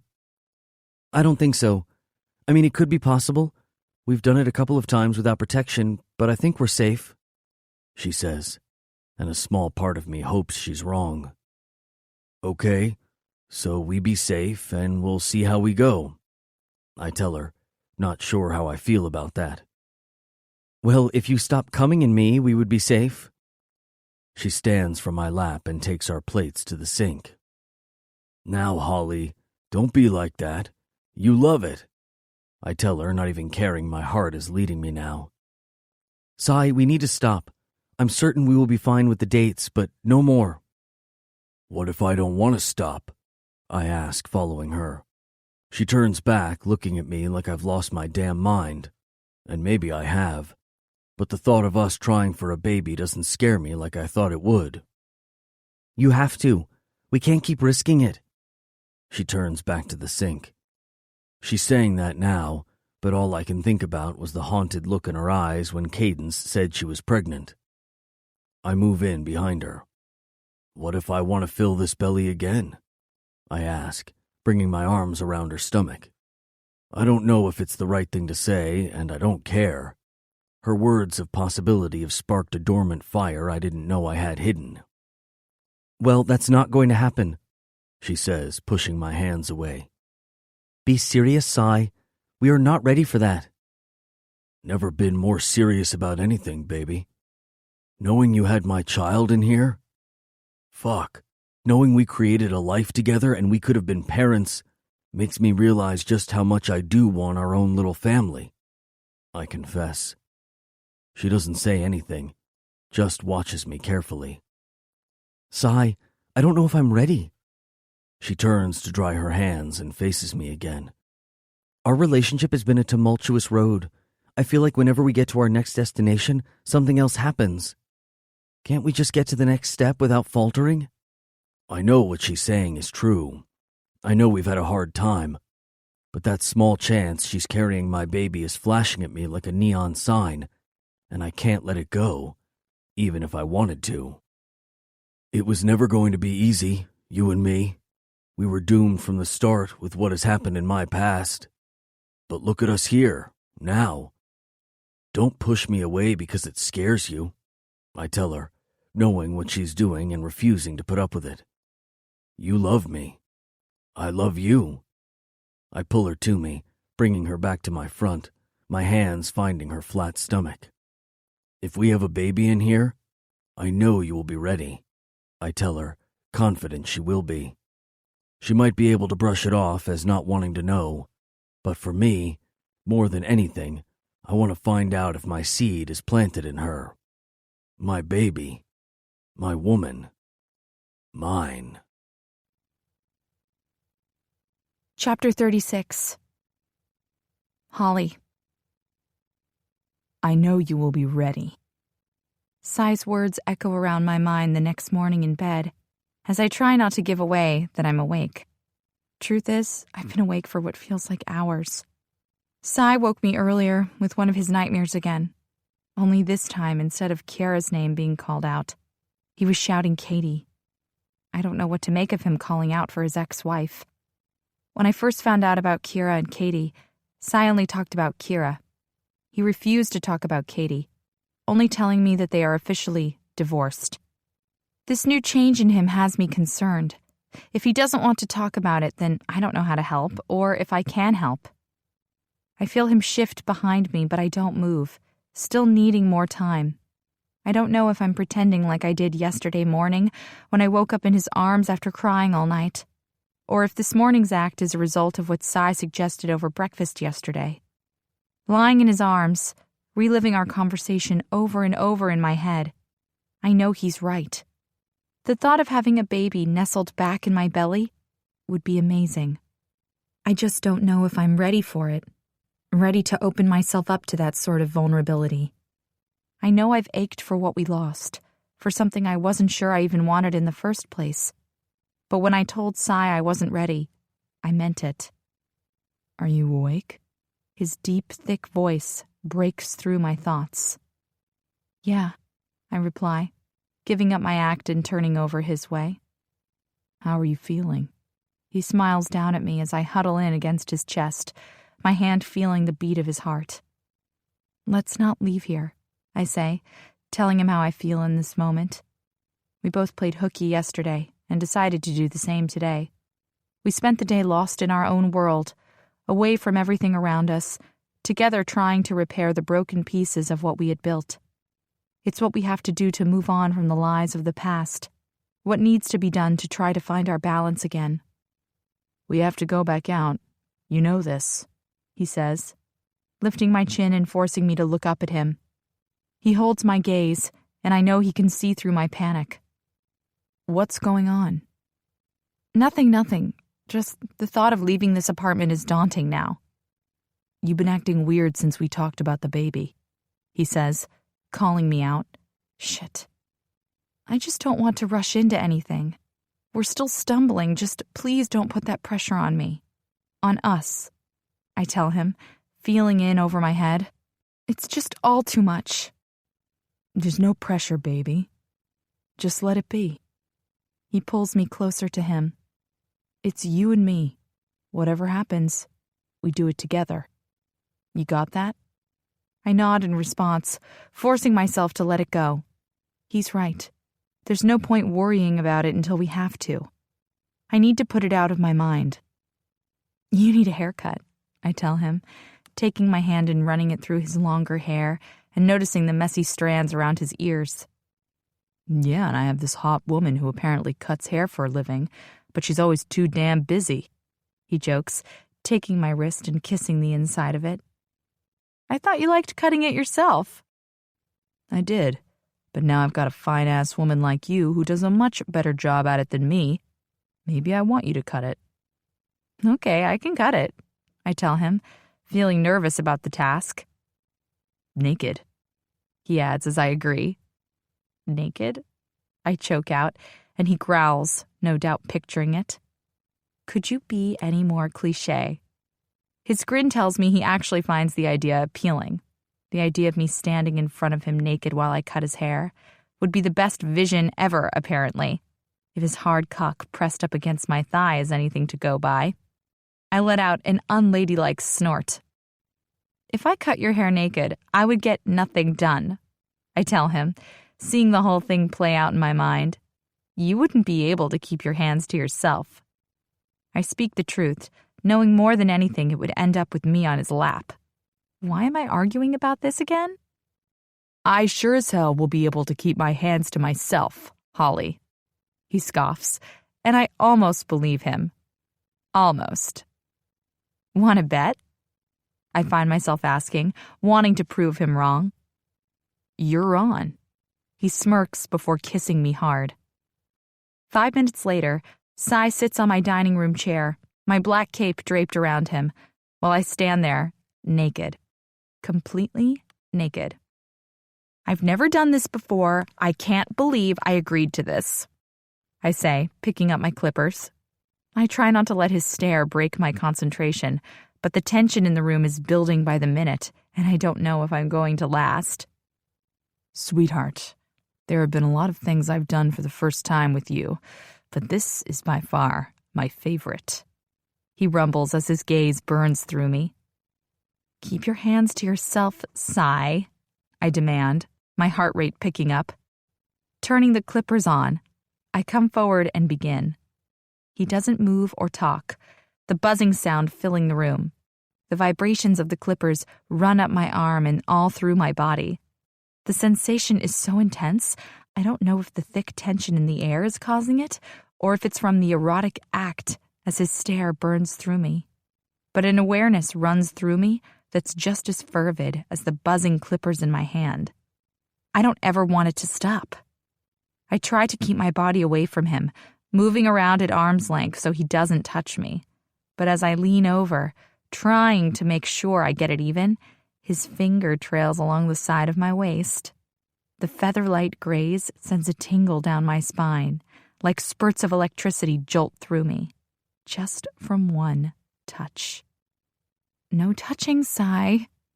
My breathing comes out choppy as I warn him. I then lean further over him, hoping he does cave because the ache between my legs is becoming desperate. "I'm struggling, Holly," he growls. The rumble of his frustration goes straight to the throbbing in my core, setting me on fire. "You're going to lose." I sashay my hips and move to his other side. The throb between my legs has taken on its own pulse, and squeezing my thighs together only makes it worse. "I don't think I can keep that promise," he admits. Ripping the cape off then, pulling me to his lap. "Sigh," I laugh, twisting to face him. "Fuck, you're sexy," he says, dropping his mouth to mine. Flicking the power off on the clippers, I let them drop to the floor. "Your haircut is going to be uneven now," I tell him as he trails kisses down my neck, and his finger spreads me open and slides through my wetness. "Jesus, woman, I hope you don't treat all your clients like this." "Only the special ones," I yelp as he nips at my neck, slides 2 thick fingers into me, and then removes them in a slow and deliberate pace. The pleasure and pain that Cy brings me only makes me want him more. "I am special," he says, taking his finger to his mouth and slowly sliding it past his lips. "Fuck, you taste so sweet," he groans, closing his eyes and dropping his head back in total satisfaction. I laugh at his reaction. I've never had a man be so vocal and expressive. "Why are you laughing?" His head comes up. "Because you're sexy, sweet, and cute," I tell him, and I know he won't like the words I've used to describe my man. "I'm not fucking cute," he mumbles, making me laugh louder. "You're amazing," I tell him, this time kissing him hard. "I ain't that either." "Sigh, You're the most incredible person I've ever known. What you have experienced in your life is what gives you that hard exterior, but deep down in here, I pat his chest, is what I see when we're alone. It all makes you the amazing man you are, and those qualities are why I fell in love with you. I look at him, hoping he sees what I feel. This, he places his hand over mine, is only better when I'm with you, baby. He leans forward and kisses me. He makes me fall in love with him more when he says things like this. Soon we'll be going back to work, back to the clubhouse and our families, and then this sigh will only come out in the privacy of his room or my apartment. So I'm going to enjoy every moment of it while we can. I think you need to pay me in sexual favors for your haircut, I laugh, bringing us back to the playful side I love most about us. I'm on it, baby. He stands, holding me in his arms, and walks down the hall, back to my bed. What's the damage? He asks, playing along. 4 orgasms, please. I hold my straight face. You greedy minx, he growls, dropping me down on the bed. I'll give you 2 with my mouth and 2 with my cock, he tells me, dropping to his knees. Sunshine, I moan as his tongue slides up my center, and whatever I was going to say is long gone. All that matters is his tongue and a promise of 4 orgasms. Chapter 37. Sigh. Look who's come back, Jesse shouts when he sees me walking in through the clubhouse Tuesday morning. I hold in my smile as all the boys start hanging shit on me. Did you forget where you lived? Brooks adds, slapping my back, walking past me. Fuck off. I grumble my normal morning greeting. It's been a few days since I've been back to the clubhouse. When we came back from the recovery on the weekend, we filled in the boys about Mackenzie and our visit from the sheriff, and then I headed straight for Holly's, determined to sort it out. It wasn't an intentional move, but definitely a necessary one. After the fallout of everything that happened, I needed to get things right with Holly. We spent the last few days excluding ourselves and trying to find our way back to where we were. I did speak to Nix and Bo, keeping up on the Mackenzie drama, but for the most part we stayed locked away, not ready to face anyone or their questions. I didn't think the news of the baby would bring up so many memories of Katie and Kira, but it has. Even letting Holly in about Kira has been hard enough. I know I'm still holding on to some guilt with Katie, guilt that I need to let go, but I'm working up the courage for that, to go see her. What's going on? I ignore them and ask the reason why we've all been called in. Sheriff's department is on the way in with a warrant, Nix answers, looking more pissed off than normal. What the fuck? Jackson just called, says it's out of his hands and they'll be here within the hour. Mayor is dirty as fuck. Who knows who he has under him? Brooks puts in, and he's right. I just didn't think anyone would have made us. We have anything to hide here? I ask, knowing we keep it clean and above board, but who fucking knows what might be hidden within these walls? Yeah, everything has a permit. We're good. Just pissed the fucker is playing with us. I think the asshole has a hard-on for you, I say, wondering just how stable this fucker is. We sure we got Mackenzie out okay? Nix questions, running his hands over his face. She was dropped off and no one made us, Bo assures him. After waiting for another hour for the doc, we were able to get Mackenzie down to a hospital and get her into surgery. She needed her elbow reset and plates put in to help with a shattered forearm. I was surprised the woman was still lucid after waiting that long with her arm seriously messed up. How the fuck does he know we had a part in it? I ask, wondering where their information is coming from. First the visit to the safe house, and now here? Only guess would be someone saw us. We were in and out, I state, not understanding how that was possible. Some fucker might have made the truck, Registration is in Nix's name. Jesse comes up with a plausible explanation. Having the Knights Rebels in their town could have tipped them off. How can we be sure that someone in the hospital didn't make us? I ask, remembering the 2 males who helped us when we moved Mackenzie from the truck into the secured room at the hospital. Everyone who's in on this is legit, Bo insists, still not sold on the idea we were snitched on. Boss, they're here? Hunter comes inside, letting us know our guests have arrived.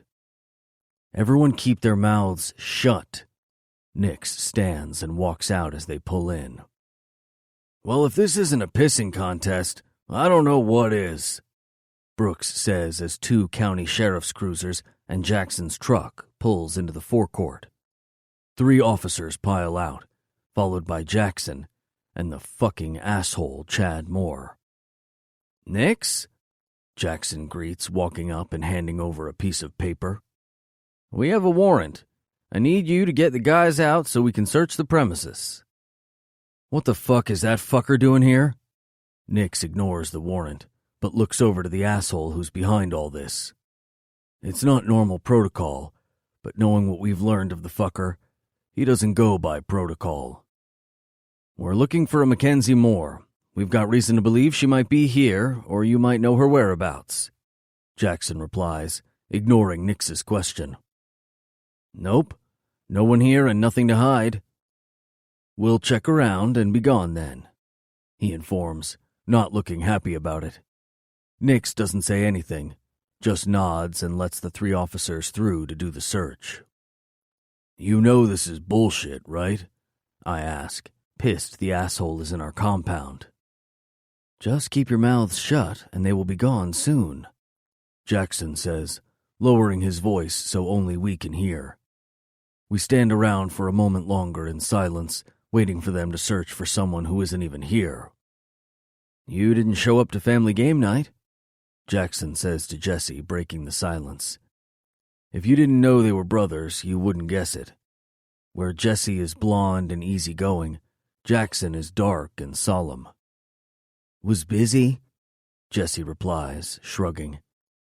I don't know much about their family, but I do know they used to be tight before Jesse joined the club. Well, Pops is having a game night next week, so you should come. He tries again, but Jesse doesn't respond, just nods.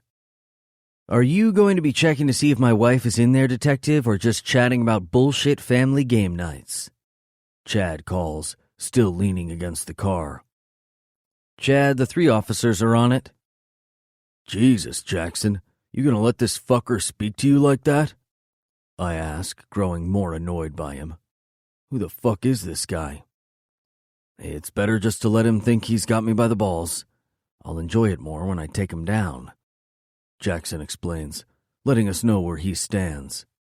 He might be stuck right now, but if push came to shove, he would handle the motherfucker. All clear, detective? One of the deputies comes out a few minutes later. Impossible, the fucker Chad calls out, making his way forward. Just tell me where she is, and this will all be over with, he says, looking smug in his pressed suit, which just pisses me off. Even if we knew where your wife was, I wouldn't tell you. Bo fires up, pushing off the wall. Bo? Jackson warns, stepping in as the officers walk toward Chad. So you do know where she is? Don't know where she is, he shrugs, pissing him off more. I move in, not liking this asshole on our turf showing no fear or respect. I know you know where she is. Your truck was seen leaving the last place she was at. He sneers. Don't know anything about that. What I want to know is why you are going to all this trouble to get her back. You clearly don't love her with all the bruises she's had in the past.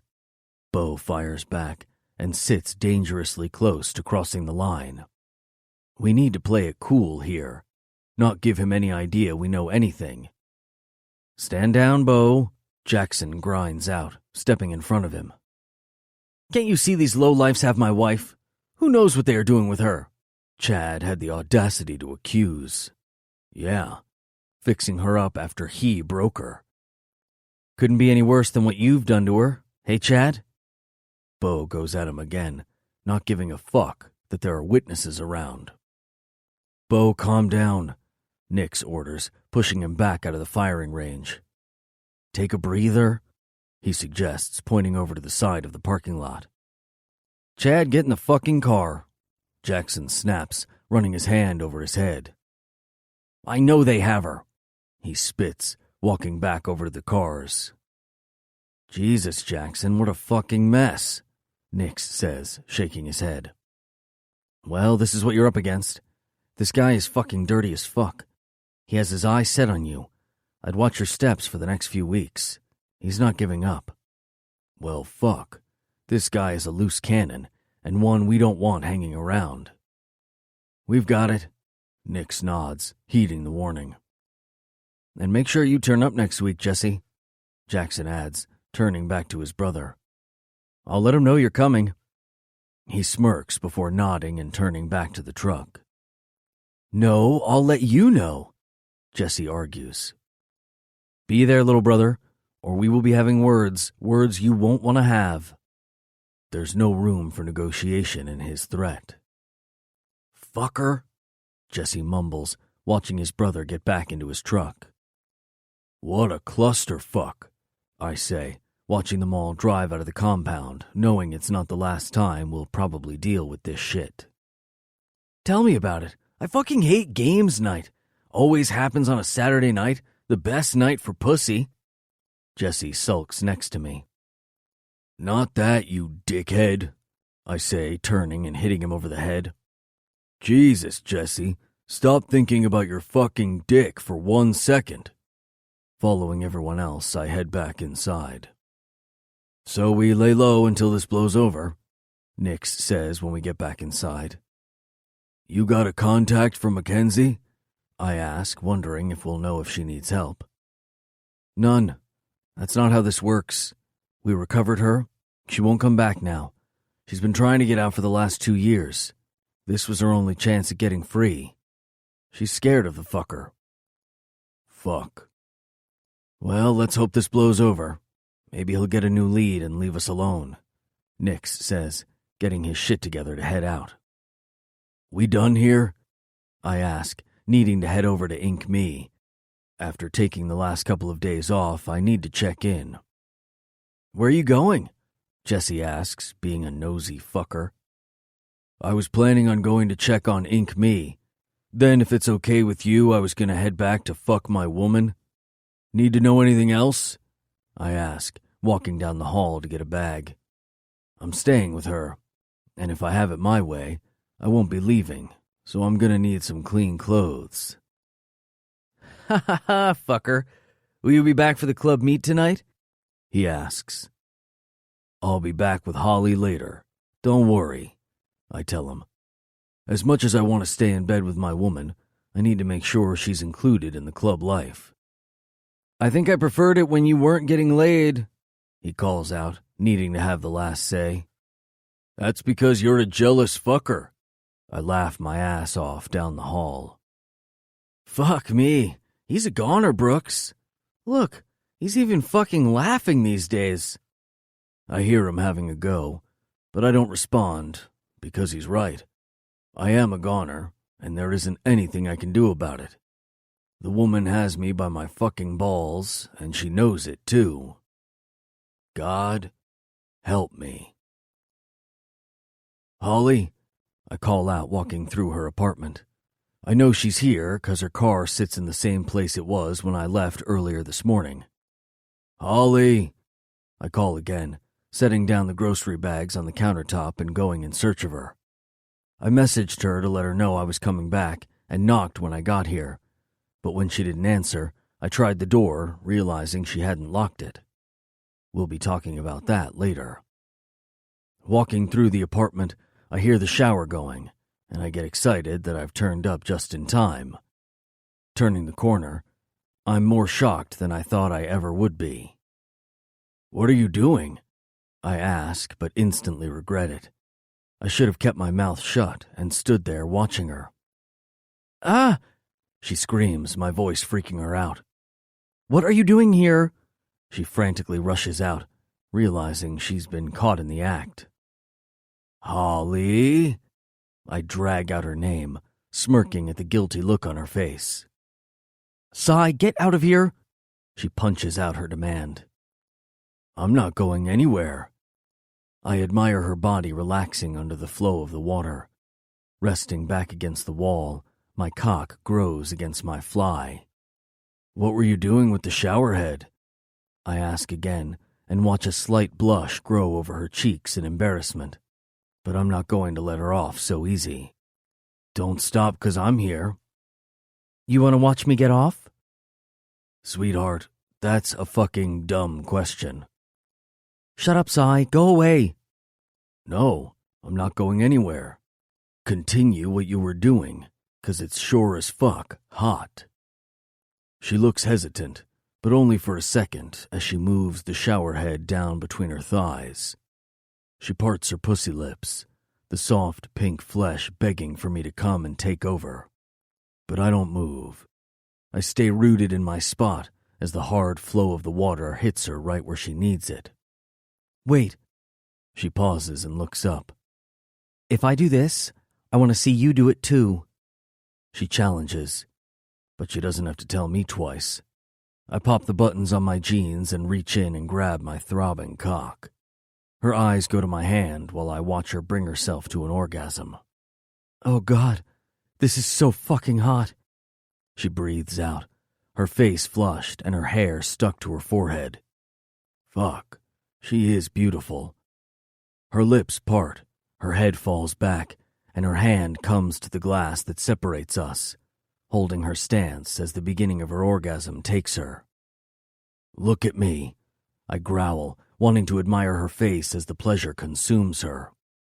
I walk forward as her eyes come to mine, and for once, I don't see the pain, don't see panic. I see lust, pure fucking ecstasy. Come now, Holly, I tell her, and listen as her release echoes around the room, the sound switching something in me.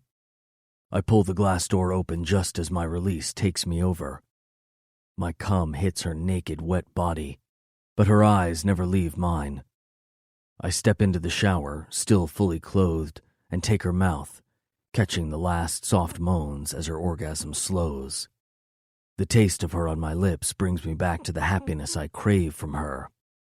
I bite down on them, reminding her this is how I like it, hard and soft. Always hard and soft. But for this woman, I'd have it anyway. That's the last time a showerhead is ever that close to your pussy. Do you understand me? Whatever, Sai, she says, stepping back and resting her shoulders against the glass wall, a small smile playing on her lips. I'm serious. You only come apart like that again by me, I tell her, stripping my wet clothes from my body and throwing them out onto the bathroom floor. She doesn't look up, still in her post-orgasm state. I take the showerhead from her hands and switch the flow to wash away the cum from her stomach.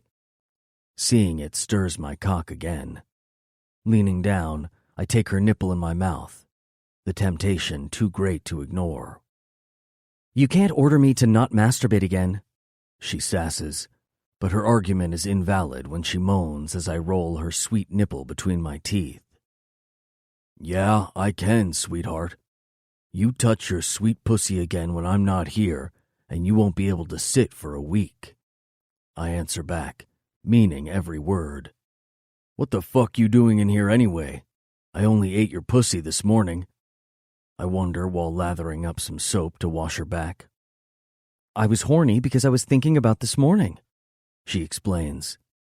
But that doesn't make me feel any better.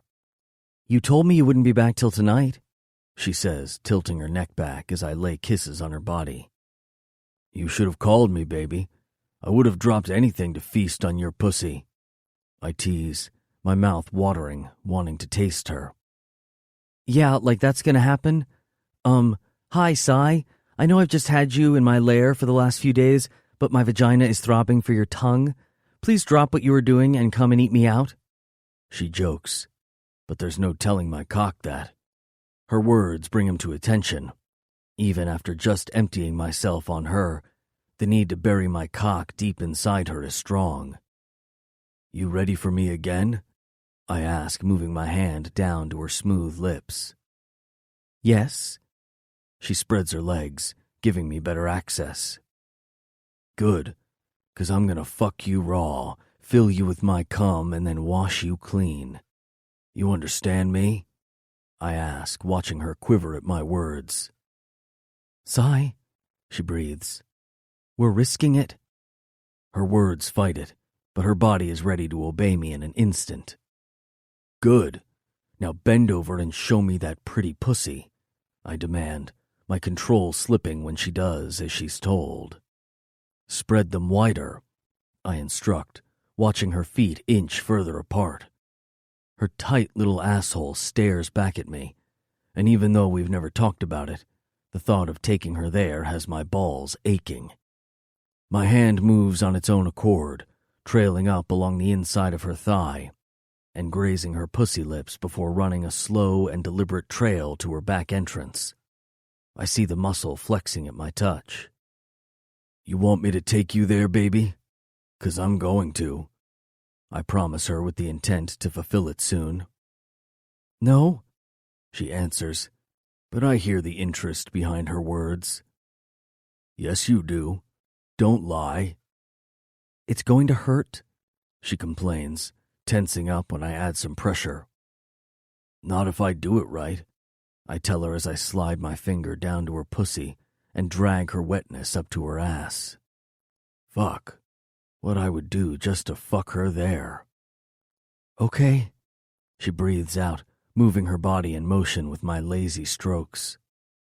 Not now, baby, but soon, I promise, becoming rock hard knowing it will happen soon.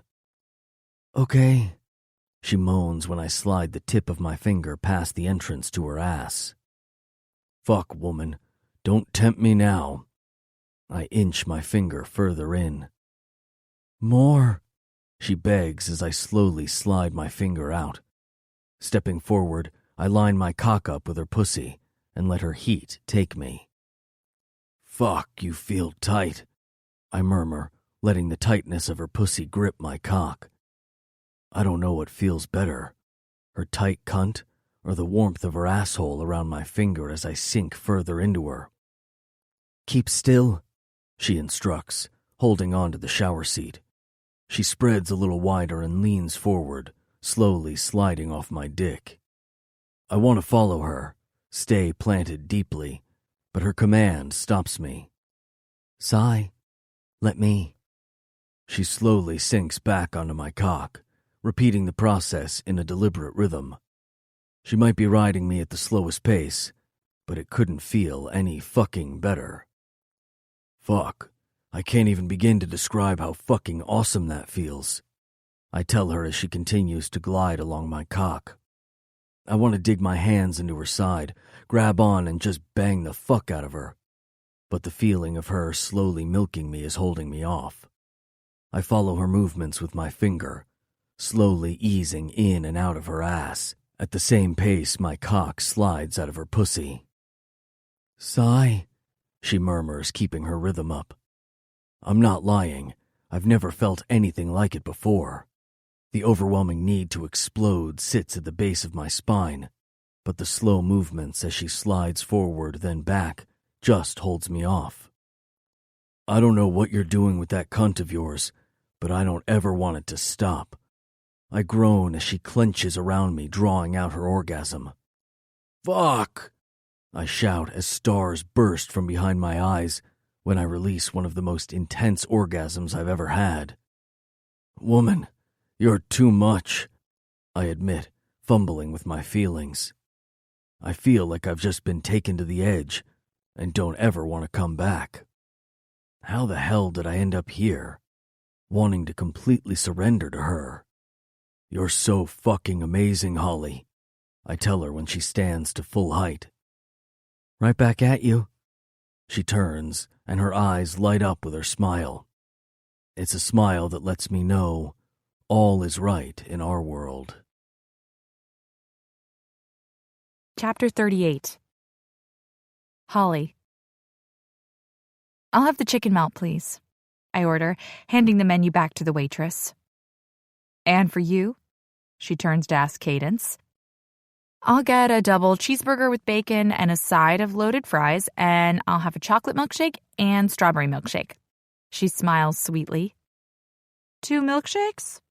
The unsuspecting waitress asks. Yeah. Cadence shrugs like it's no big deal. Okay, I'll be right back, the young waitress says, taking our menus to place our order. What? She asks, catching me looking at her. Are we expecting Nix? Haha, I've been so hungry the last week or so, I can't get enough. She leans back, resting her hands over her growing bump. How have you been? I ask, feeling like we haven't had a chance to actually talk. I haven't had a moment alone since that afternoon Sai came to my apartment 3 weeks ago. It's not that we haven't spoken, but so much has happened. Between mine and Sai's issues, which we've had to work through, we've been living in our own world of work, club life, and being together. It's meant my life's been pretty hectic. I've had the worst heartburn the last few weeks. I swear to God, I can't wait to have this child vacated. She complains, making me laugh. Cadence, you're not even halfway. I laugh at her being over it. Don't remind me. Seriously, why did I ever let Nix put a baby inside of me? 'Cause you love him and want to have little biker babies. I remind her while laughing at her annoyance. Babies? Hell no, just one, thank you. Her face turns ashen at the thought of doing it all over again. So, what do you think you're having? I ask like I ask every time I see her. I have no idea why she wants to keep the surprise. I hate surprises. I don't know. Some days I think it's a girl, and then some days I think it's a little Nix. She smiles as she rubs her belly. I think you're having a girl, I surmise, looking forward to seeing Nix cope with a little girl. The man is screwed. If it's a girl, I'll need to get out of town. Nix will never survive, she jokes. Nix Knight will not cope with a mini Cadence. So, what's happening with you and Sai? She turns the questioning back to me. Nothing exciting. I smile at the thought of everything that is amazing with Sai. Yeah, sure looks like nothing, she argues, even though she is used to me not sharing gossip about our relationship. It's going really well. You know how private he is, I say as a way of explanation for us keeping to ourselves. The others don't know about Sai's past. It's something Sai has decided he will tell them in time. But for now, it's between us. We're getting there, I admit truthfully, but I feel like we've moved on from the drama and finally getting past it all. I explain as our food is brought over to the table. I'm so happy for you, Holly, and you look happy, she notes after a few minutes of eating in silence. And you are glowing, I smile back, loving that this is our life at the moment. Do you think? I feel so tired and fat, she replies, once again making me laugh. Well, you don't look fat. How's your bump coming along? I ask, concerned about her scarring and what the specialist has told her. We're just keeping an eye on it. If it gets too much in the next few weeks, we will look more into it. She doesn't look worried. Good. Now you just need that husband of yours to lay off the bubble wrap. I laugh at Nix and some of the stupid shit he has done since they found out Cadence was pregnant. Oh God, don't remind me, she laughs. I know she says it's annoying, says she hates it, but I can see she secretly loves it. Excuse me, ladies. A tall, well-dressed man approaches our table. Hello. Cadence smiles up at him. His ash-blonde, tailored haircut is disheveled and unkempt, like his hands have run continuously through it in frustration. You don't mind if I sit, do you? He asks, pulling a chair from a nearby table. The question is void when he pulls up a seat, but I keep my opinion to myself. Something is off about this guy. I just don't know what. Sure, Cadence says, looking at me, trying to gauge if I know him. I was just watching you from across the diner, he says, looking smug like he has a secret and is ready to share it. Yes, I prompt him when he stops for some reason. And you are absolutely glowing. His lips thin, attempting a smile, but failing miserably. Insincerity oozes out of him. Oh, well, thank you, Cadence awkwardly replies. Yes, definitely glowing, he repeats, reaching out and stealing a fry from my plate. Is this man for real? Excuse me, we're enjoying a lunch date here, so if you don't mind. I try to be diplomatic and not come across as a bitch, but this guy is seriously starting to creep me out. I wonder what your husband would do if you just went missing one night. Perhaps not make it home from Rushford Primary. He questions with a high dose of threat. I beg your pardon, I exclaim and go to stand, but I don't get far when his large grip is thrown out, squeezing tight around my upper arm to get my attention. Sit down, bitch. I'm not done. He sneers, his grip tightening when I try to kick him under the table. Let go of her, asshole, I hear Cadence say, and for some reason I can't help but get thrown back into a memory. Don't fucking touch her, asshole, I yell out to Zane. Don't worry, Holly. You can watch. Then you'll be next. Zane taunts, and the bile I had been holding down since being thrown in the van slowly starts to rise. Don't, Cadence pleads with him. You can have me, but please don't touch her, she says, giving herself over to him. What the fuck is wrong with her? I hear someone ask, but it comes from a distance, and I feel myself slowly starting to fade into the black. The threat of this man is pushing me back to that day in the shed. You're fucking scaring her, asshole, Cadence says, her voice laced in concern. Breathe, Holly, my mind tells me, trying to take back control. I shake my thoughts clear, not letting myself get pulled back into the past. My eyes come to Cadence, and her body relaxes when she realizes I'm not about to have a meltdown in the middle of the diner. I've got a message for your husband, Cadence. The man spits out her name, which concerns me even more. Who is this man? His hold on my arm tightens when I try to pull out of his grasp. A whimper leaves my lips, his fingers digging deeper. I should shout out, lash out, but I still feel like I'm in a daze, like I'm watching the moment happen but have no control over it. You tell him if he doesn't tell me where my wife is. He'll know what I'm feeling real soon. He releases me, pushing me back with such force that my head hits the back of the high booth seat. And as quick as he was there, in our space, he's gone. Are you okay? Cadence reaches for my throbbing arm, her soft touch soothing the dull ache. Yeah, I say, still not believing what just happened. Are you okay? She doesn't reply, already dialing out on her cell. Nix, she says, looking up at me. Some asshole just approached and threatened us. She stops to listen to what he says. We're fine. Yeah, happy chef. She confirms before hanging up. Are you sure you're okay? She asks again, looking down at my arm. I promise, just give me a moment, I tell her, trying to grasp the reality that I'm sitting in a diner and not back in that awful barn. Nix is on his way down, she informs, her hand moving to mine, offering me a tight squeeze. Is everything okay here? The waitress comes up, checking on our meal. Yes, can we have some cold water? Cadence asks before dismissing her.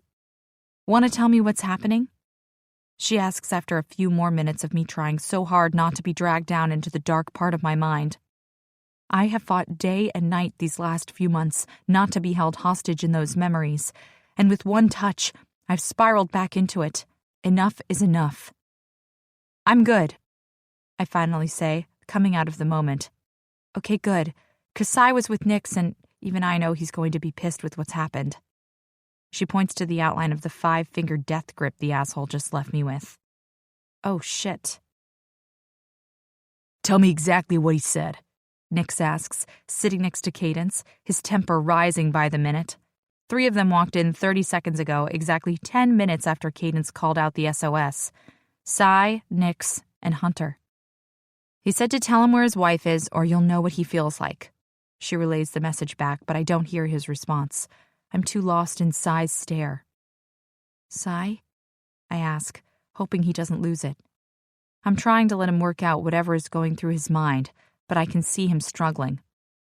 I'm going to fucking kill him. He growls his first word since walking into the diner. No one is killing anyone. You both need to calm down, Caden says, trying to be the voice of reason in this cloud of anger. I might not kill him, but I'm gonna fucking try. Sigh, I'm okay, I promise. I reach out to soothe him with my touch. You don't look fine. He comes in closer and searches my face. Did you have a panic attack? He asks, seeing what I hoped he wouldn't. Just a small one, but it's okay, Sigh, I'm fine. I try to reassure him. I feel good I was able to bring myself out of it, that I didn't let it take me completely. In the past, when I've had them, they drained me, but right now I'm feeling good, strong. You haven't had one in a couple of weeks. He shakes his head like he's still working it out. I'm gonna fucking kill him, he says, working himself up again. Okay, well, this is getting us nowhere. Nix, talk some sense into him. This guy is the mayor's son, right? You can't kill him. Cadence tries to reason with Nix, giving up on Sigh. I don't give a fuck if he is Gandhi, Cadence. This fucker has been messing with us for 3 weeks now, shutting down the bar with licensing dramas and harassing the boys. We could deal with that, but this is going too far. Threatening something that is mine, my wife, my child. The fucker is going to be in a world of pain. Nix looks to me, then to Sigh, and I see it in their eyes. This is serious shit. God, seriously, this is pointless. Come on, let's just go back to the clubhouse. Cadence looks over at me, trying to get me to convince Sigh to calm down. I really don't think that's going to work. Good idea. Hunter, follow them back and stay there until we get there. Nix stands, moving out of the booth and letting Hunter sit. Nix, no. She tries to argue, but I already know it's not worth it. The boys have made up their minds. Baby, stay with Cadence until I get there, Sigh tells me and then kisses me gently. Sigh, please don't go.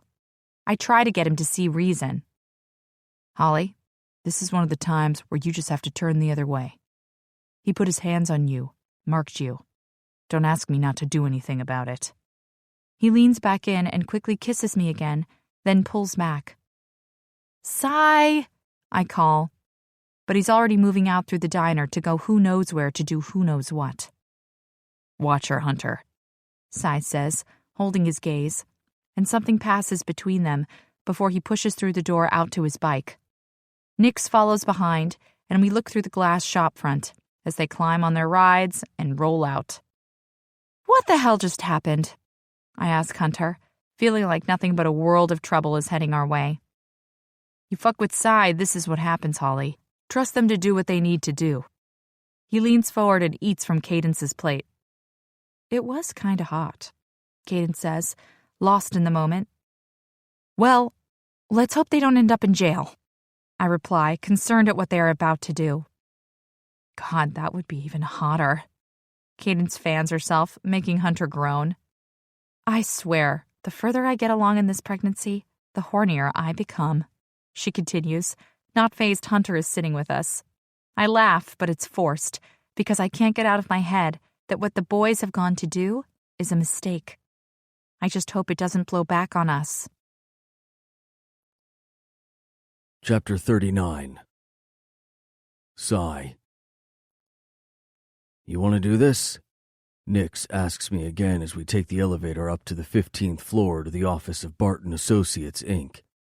After making a phone call to Jesse, he got us the details we needed to pay the golden child, Chad Moore, a not-so-friendly visit. The entire ride over to Redwick, I could feel my temper rising. Between the visit from the sheriff's department 3 weeks ago, the bar being questioned with its licensing last week, and being fucked around numerous times with traffic violations, I know this fucker is messing with us. The fucker marked my woman, Nix. I'm gonna do this, I declare, not giving a shit who was around when we walked through those doors. When I walked into Happy Chef and saw the finger marks on Holly's arm, I saw red. It took everything in me not to blow my top in the diner. Who the hell does this asshole think he is? Knowing she also had a panic attack as a result of it pushed me over the edge. I couldn't even talk to her, couldn't calm myself down enough to comfort her the way she needed. "Excuse me, do you have an appointment?" The young receptionist behind the desk stands as we walk out of the elevator and straight past her. "Don't need one. Chad is expecting us." "He's not taking any visitors at the moment?"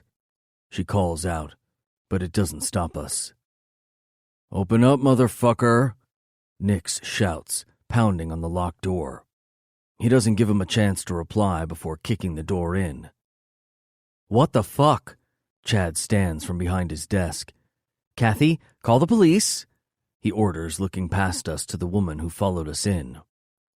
"Don't call the police, Kathy," I tell her calmly. "Go sit down there." I point to the sofa along the wall outside the office. "And don't move."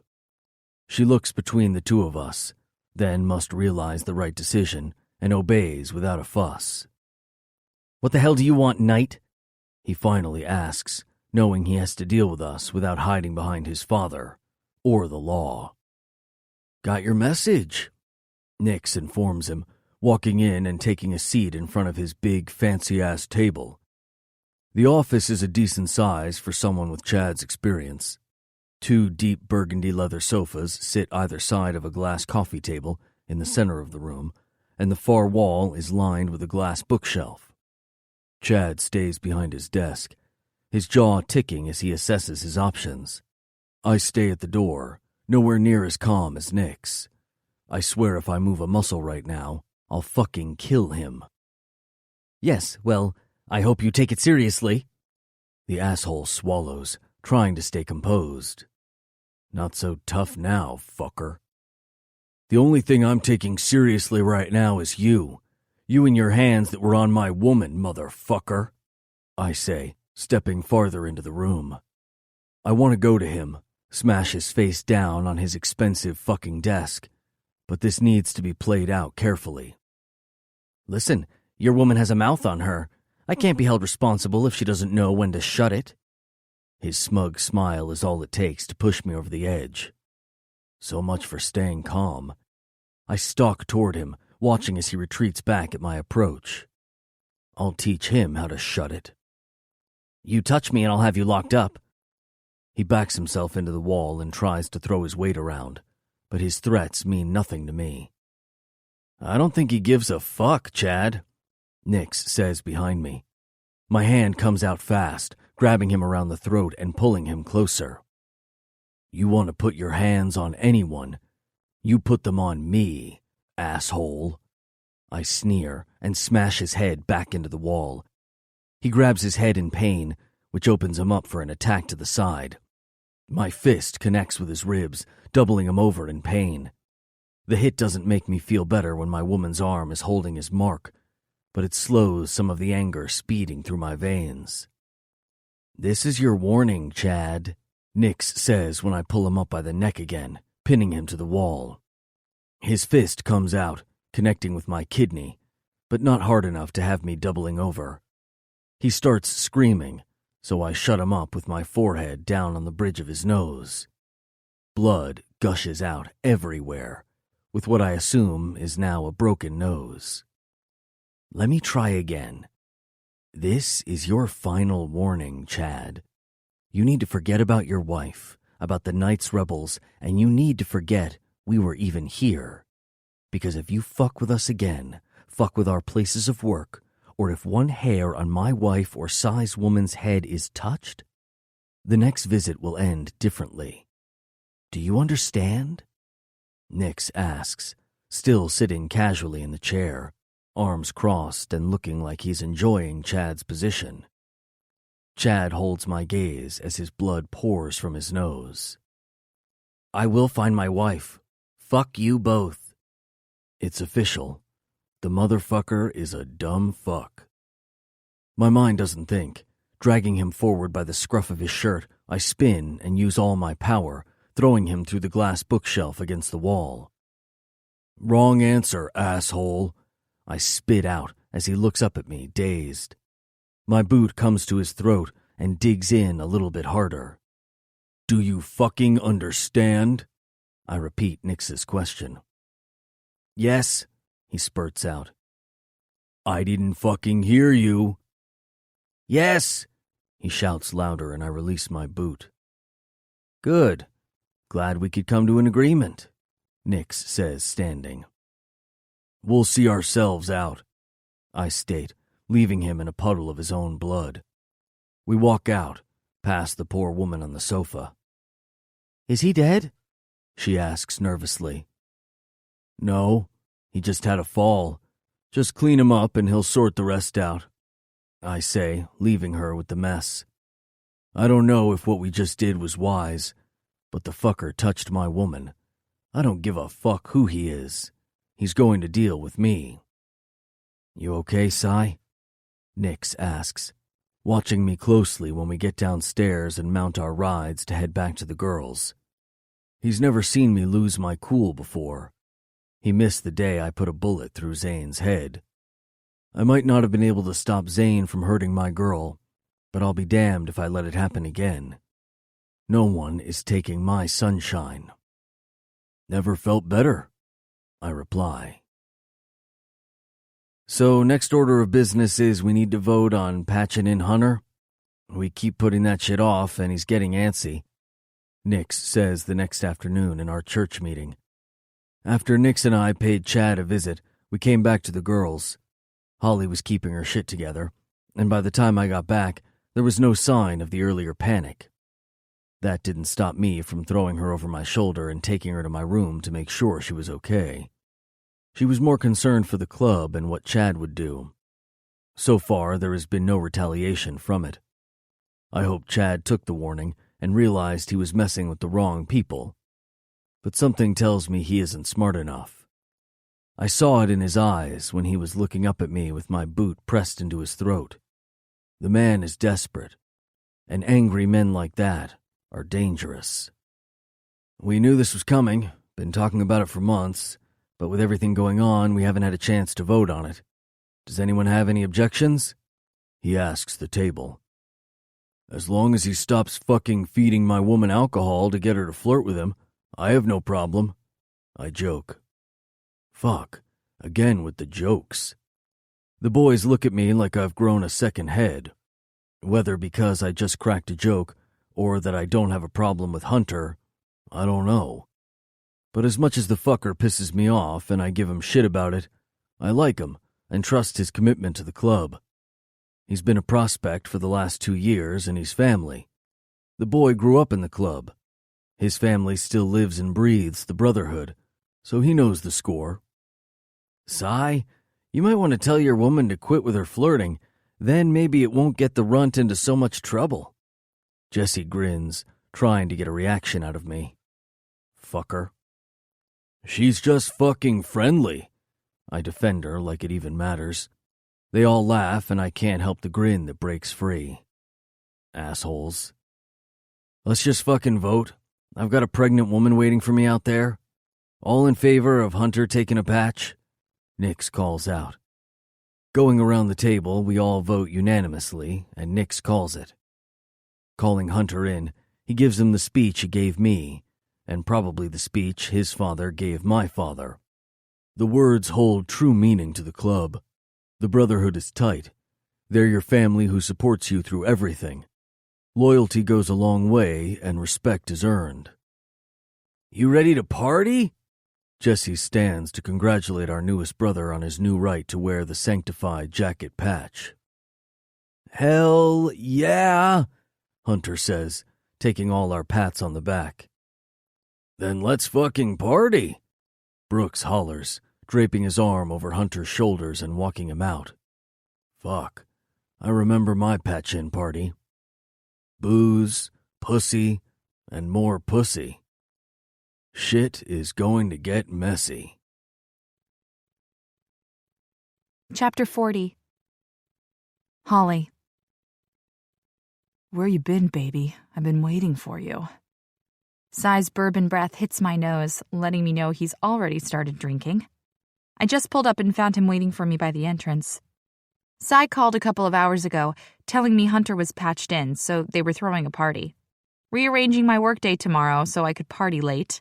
I made my way home and decided to go all out and dress for the occasion. I don't go out as much as I used to, my time all wrapped up in Psy, and the closet full of shoes and dresses were calling to me. Deciding to go with a midnight black, one-shoulder dress that's tight and short in all the right places, I raced around to make sure I would make it here in time. "I'm here," I say, letting him embrace me. "You look fucking sexy." He half growls, half moans. "So do you," I reply, loving the smell of oil and leather on his skin. "Is everyone here?" I ask when he pulls back. "Yes, everyone and then some, so best behavior, Holly," he warns with a smile. "Yes, sir," I tease, watching his gaze darken.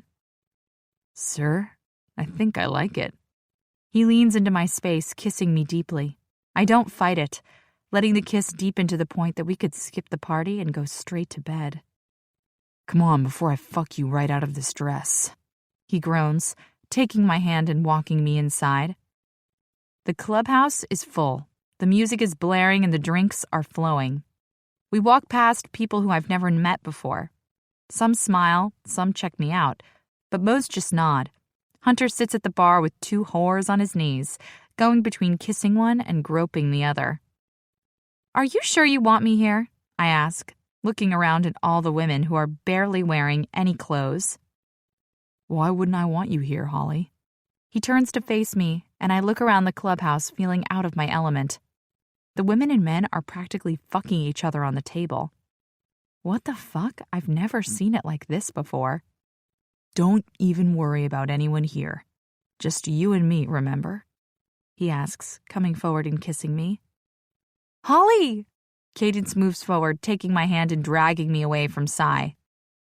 "Hey, bring my woman back," he yells. But she doesn't listen. She just drags me out of the main room and back into the kitchen with her. "What's wrong?" I ask when we're in the privacy of the empty kitchen.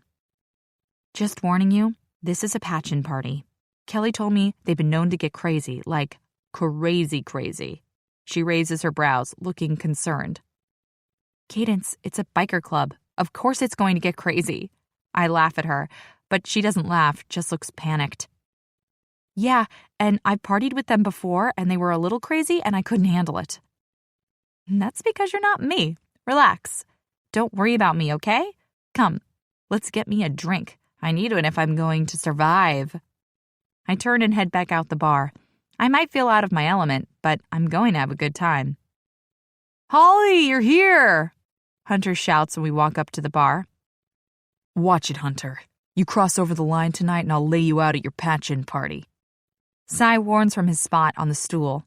I roll my eyes. "Don't roll your eyes at me."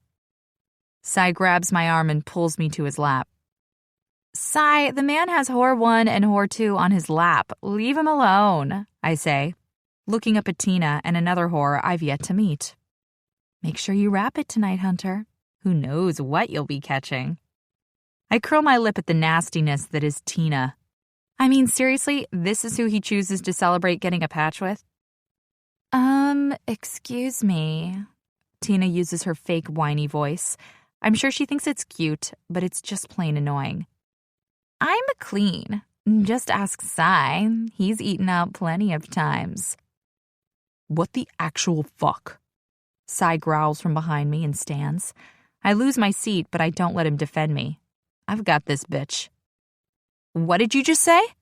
I step in, pushing her off Hunter's lap and watching her land on the floor in a heap.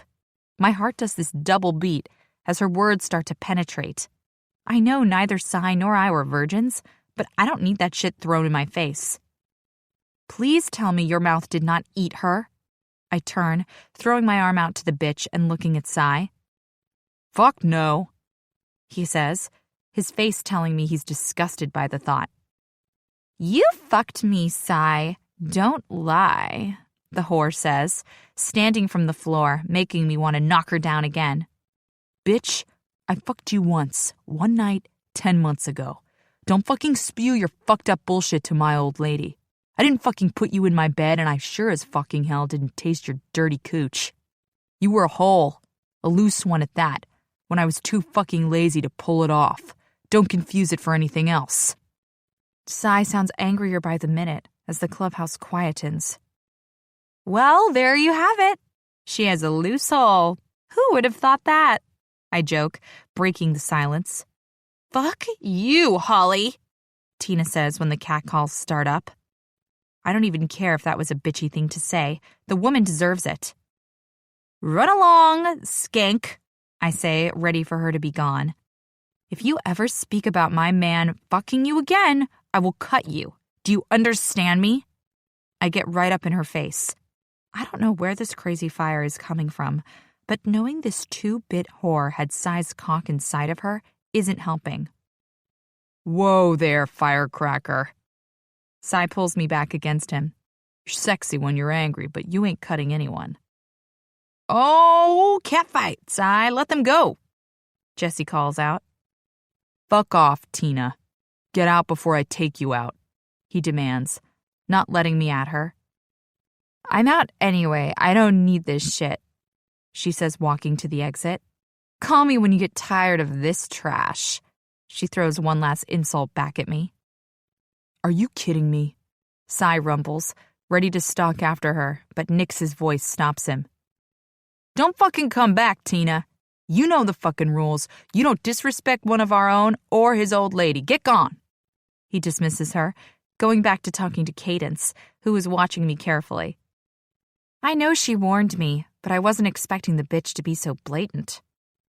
Come here, Holly. Sai pulls me back on his lap. I'm so fucking hard right now. He whispers over the excitement of the room. Yeah, well, sort it out yourself. I don't even want to think about your hard cock after the reminder of where it's been, I reply, pulling out of his hold. Sai doesn't grab for me, just lets me order a whiskey from some other skank behind the bar. I've never seen this one around before, and I can't help but wonder if Sai has fucked her too.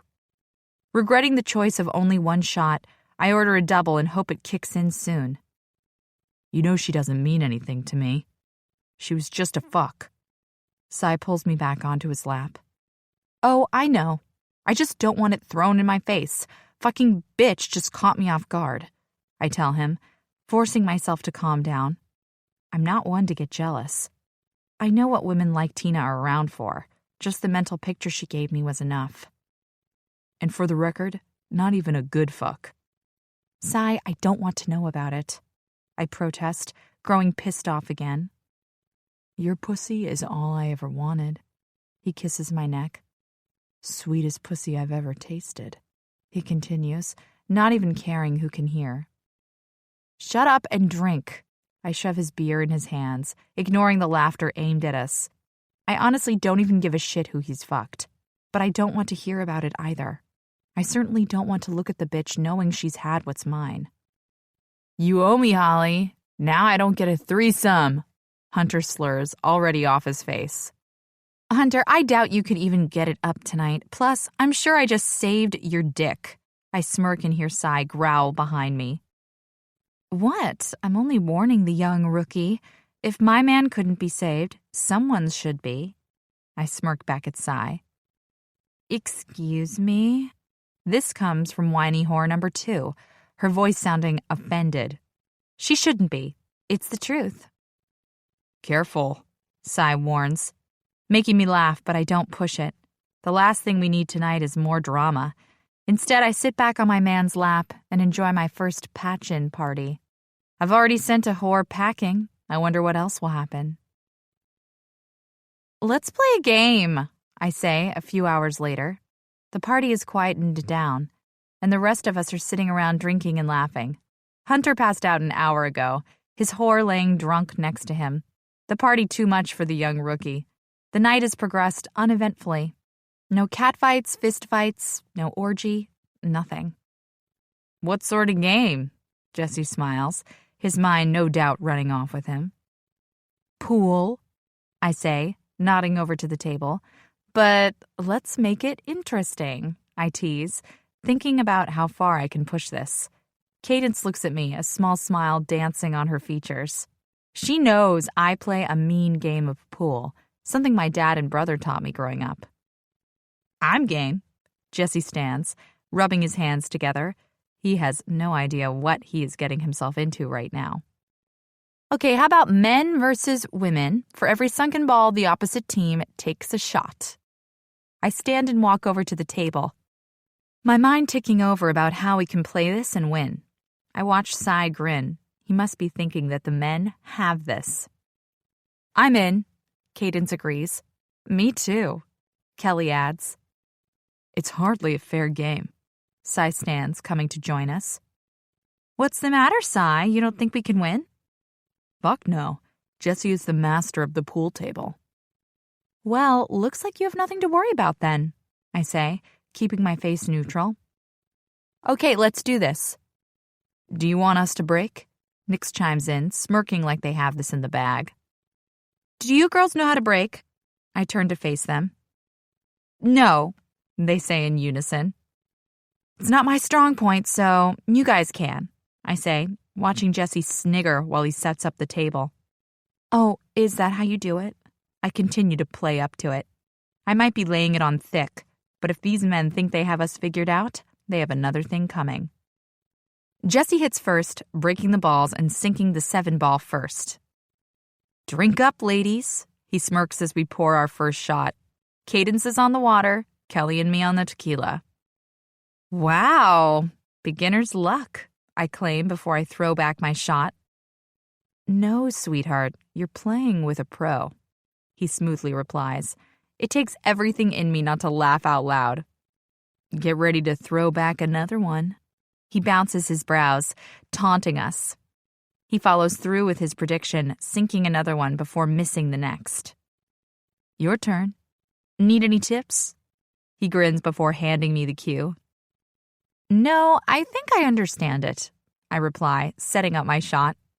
I let their taunts wash over me. I don't react, just carry on, seeming like I'm disappointed. Cy takes the next shot, sinking another ball, making us 3 down. After 2 more turns, I'm ready to take it to the next level. How about we mix things up? I look up at them. For every shot I sink, a piece of clothing comes off. I tempt them, knowing I have this shit covered. As long as turnabout is fair, Jesse counters, and I agree, knowing I won't be the one removing my clothes. Game on. Wait, we didn't agree to this. Nix comes into the conversation after almost nodding off in the corner. Sit down, honey, we did. Cadence soothes him.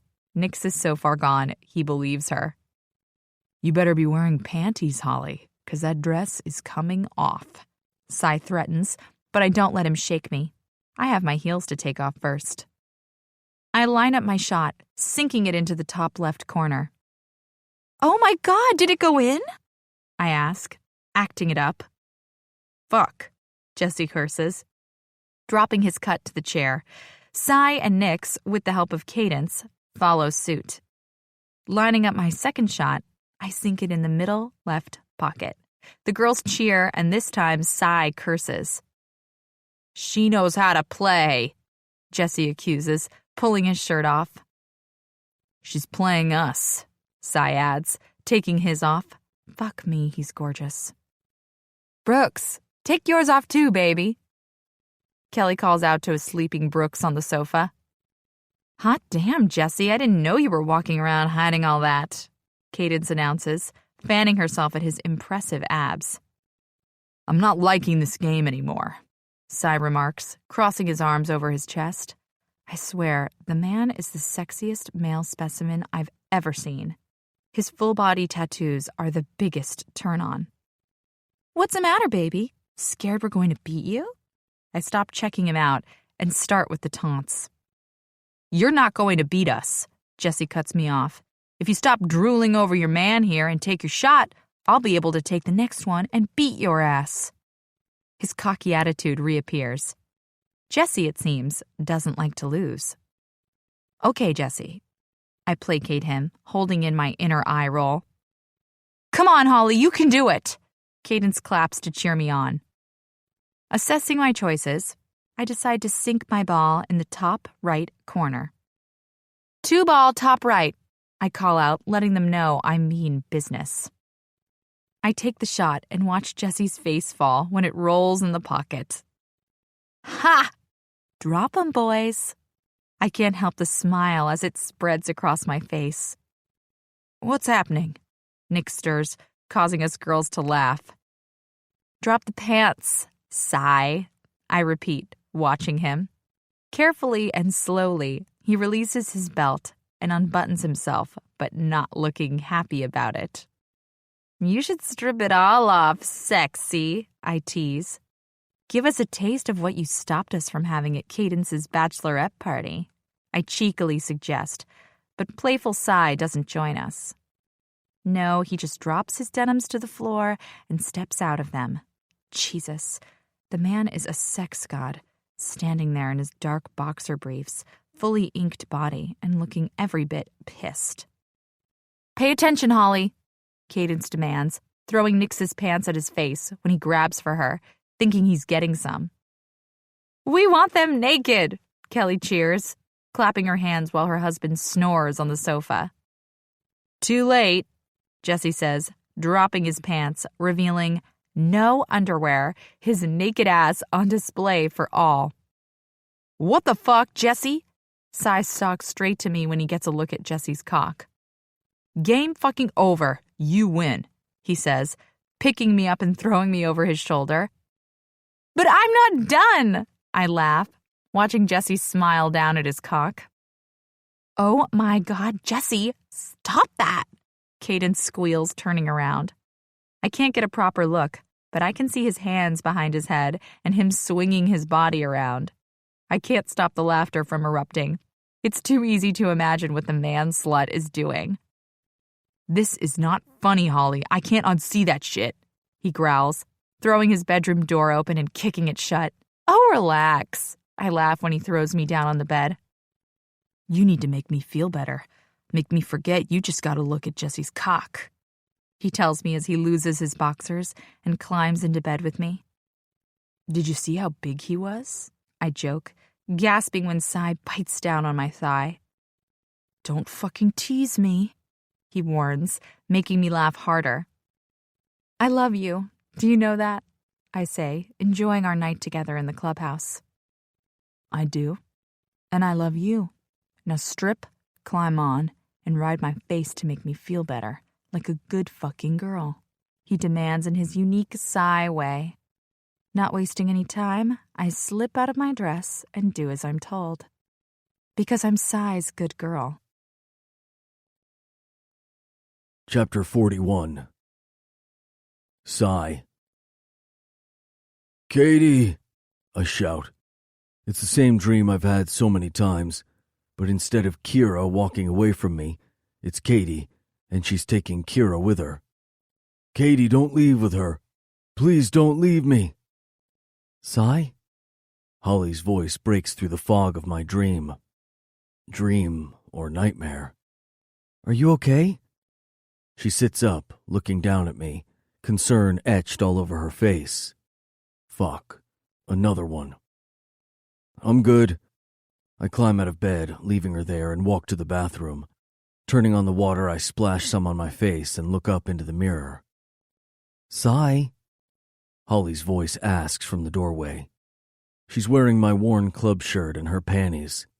After I had taken her to bed earlier, I tried to get Jessie's nakedness out of my head by making her sit on my face. It worked until she reminded me again, causing me to spank her smart ass. I'm fine, Holly, I snap, not meaning to. You're not fine. Don't snap at me. Her arms cross over her chest. She looks cute standing there in my clothes, pissed off. Holly, just drop it. I hate that this is still coming up. I haven't had dreams of Katie before, and now it's freaking me out. Do you still love her? What the fuck? I turn to face her. Do you? She asks again, not giving up. I don't think she's pissed, but it doesn't stop me from trying to shut this down. Holly, I begin, not sure if this is the right time to talk to her. My head still feels hazy from my dream. What the hell was that dream? Because it's okay if you do, she continues, leaning against the doorframe. I can't be angry at you for that. I once had love for the woman who didn't destroy me, the woman who gave me my daughter. But not now, not after everything. And that's the God's honest truth. You've called her name out every night for the last few weeks, since you found out about the baby, she replies, concerned. Fuck, Holly, why didn't you tell me? It only started off with a shout, but it's escalated the last few nights. Fuck. I rub my hands over my face. What the fuck is wrong with me? Why do I keep dreaming about her? Maybe you should talk about it? She whispers, now looking unsure about broaching the subject. Come here, I command. Holding out my hand, she moves forward and takes it. There's nothing to talk about. It's nothing but a dream, I tell her, knowing it's not true. I've pushed down my guilt for so long I'm concerned it's going to come down all around me. It's not nothing, Sai. Don't lie to me.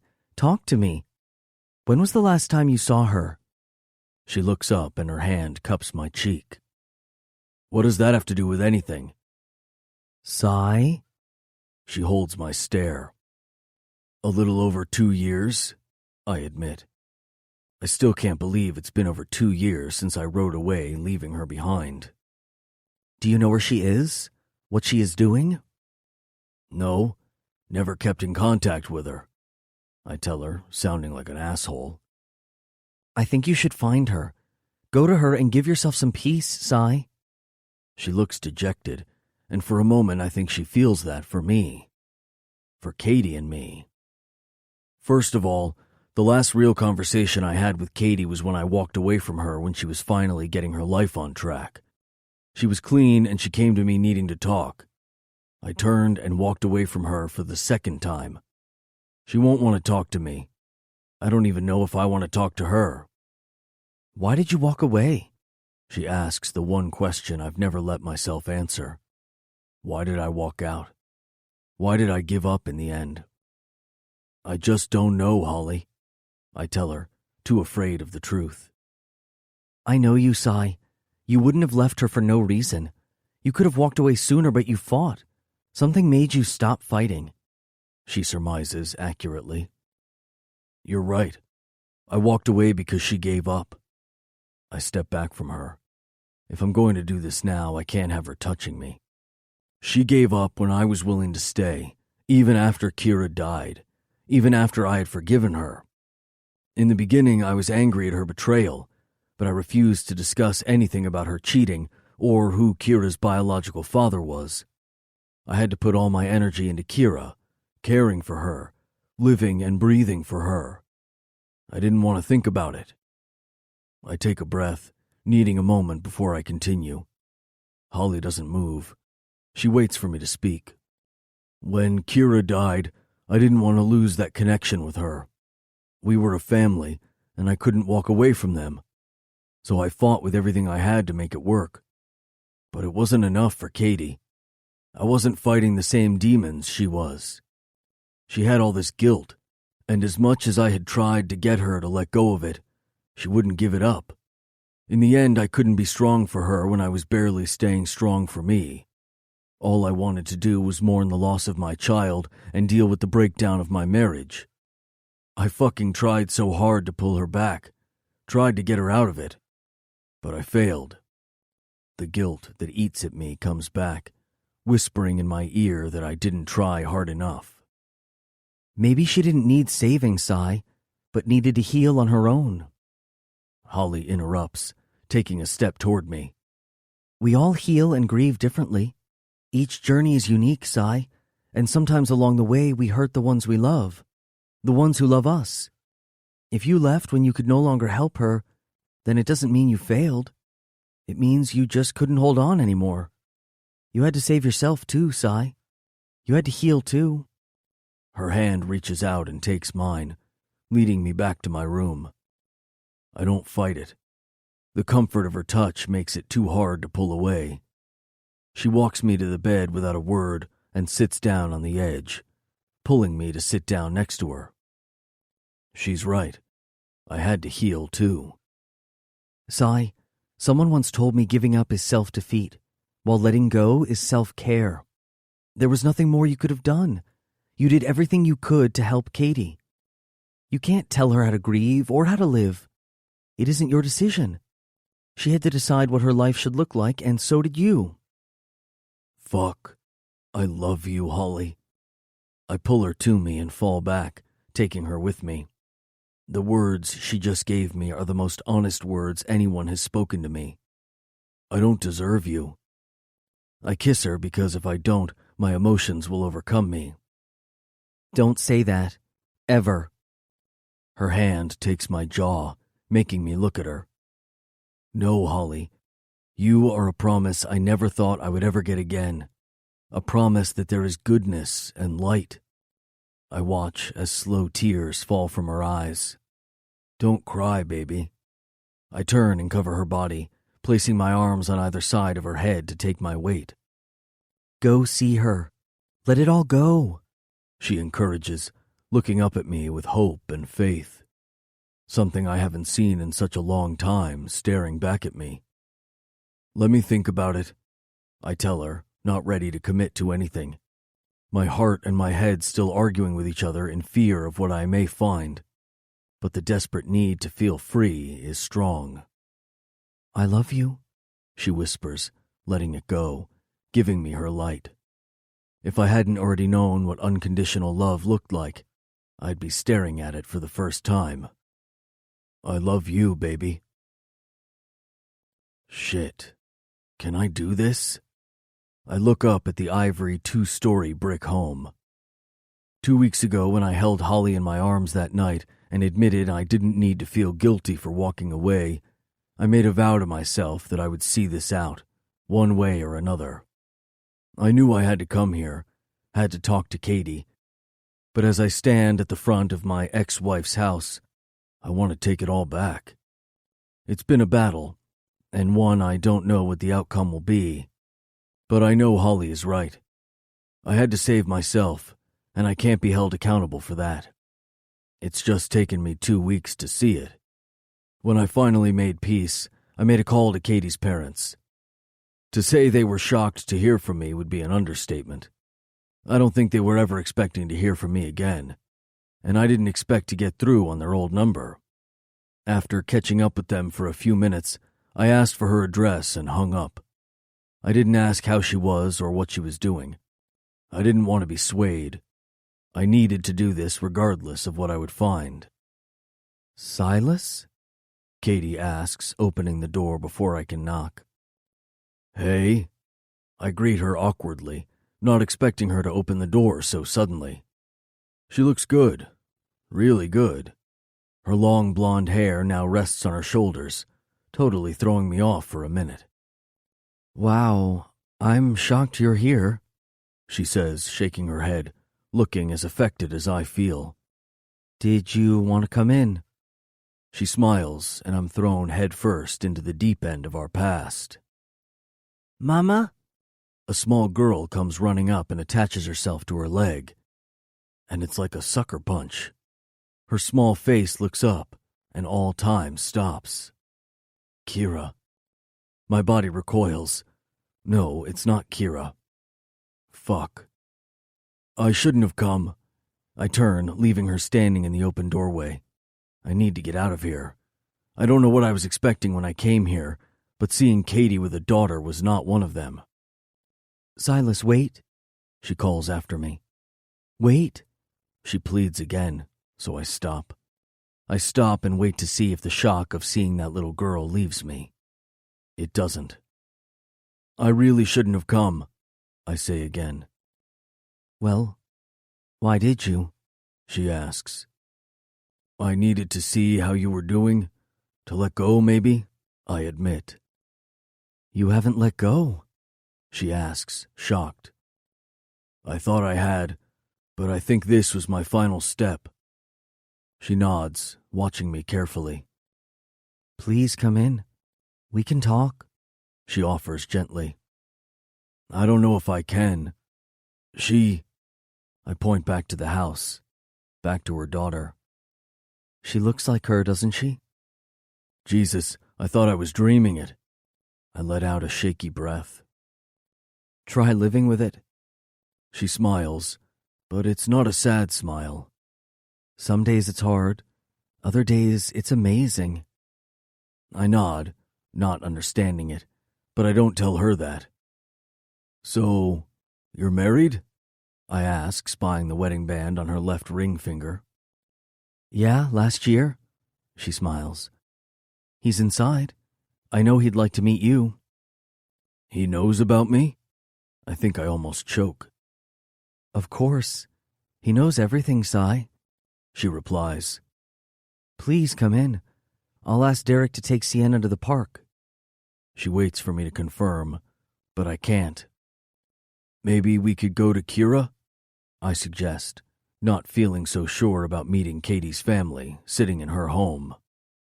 Sure. Let me get my keys and I'll meet you there. Yep, I say, turning to get on my bike. I think I can handle this talk if I'm away from here, away from the family she's moved on with. Silas? Yeah? I turn back when she calls my name. Thank you for coming. So, what have you been doing with yourself? Katie asks 15 minutes later as we sit at our daughter's grave. Still tattooing. I have my own shop back in Rushford. So you did end up going back home? She smiles, no doubt remembering my vow that I would never go back. Yeah, when Pops got sick, I went back and didn't leave. I'm sorry I wasn't there for you. It's okay, I say, not wanting to talk about it. So why are we here, Sai? She asks the million-dollar question. I don't know. Just trying to deal with a few things that have come up. I fill her in, without telling her about Holly or the baby. I get it. It's been a tough road to recovery. At least for me, anyway.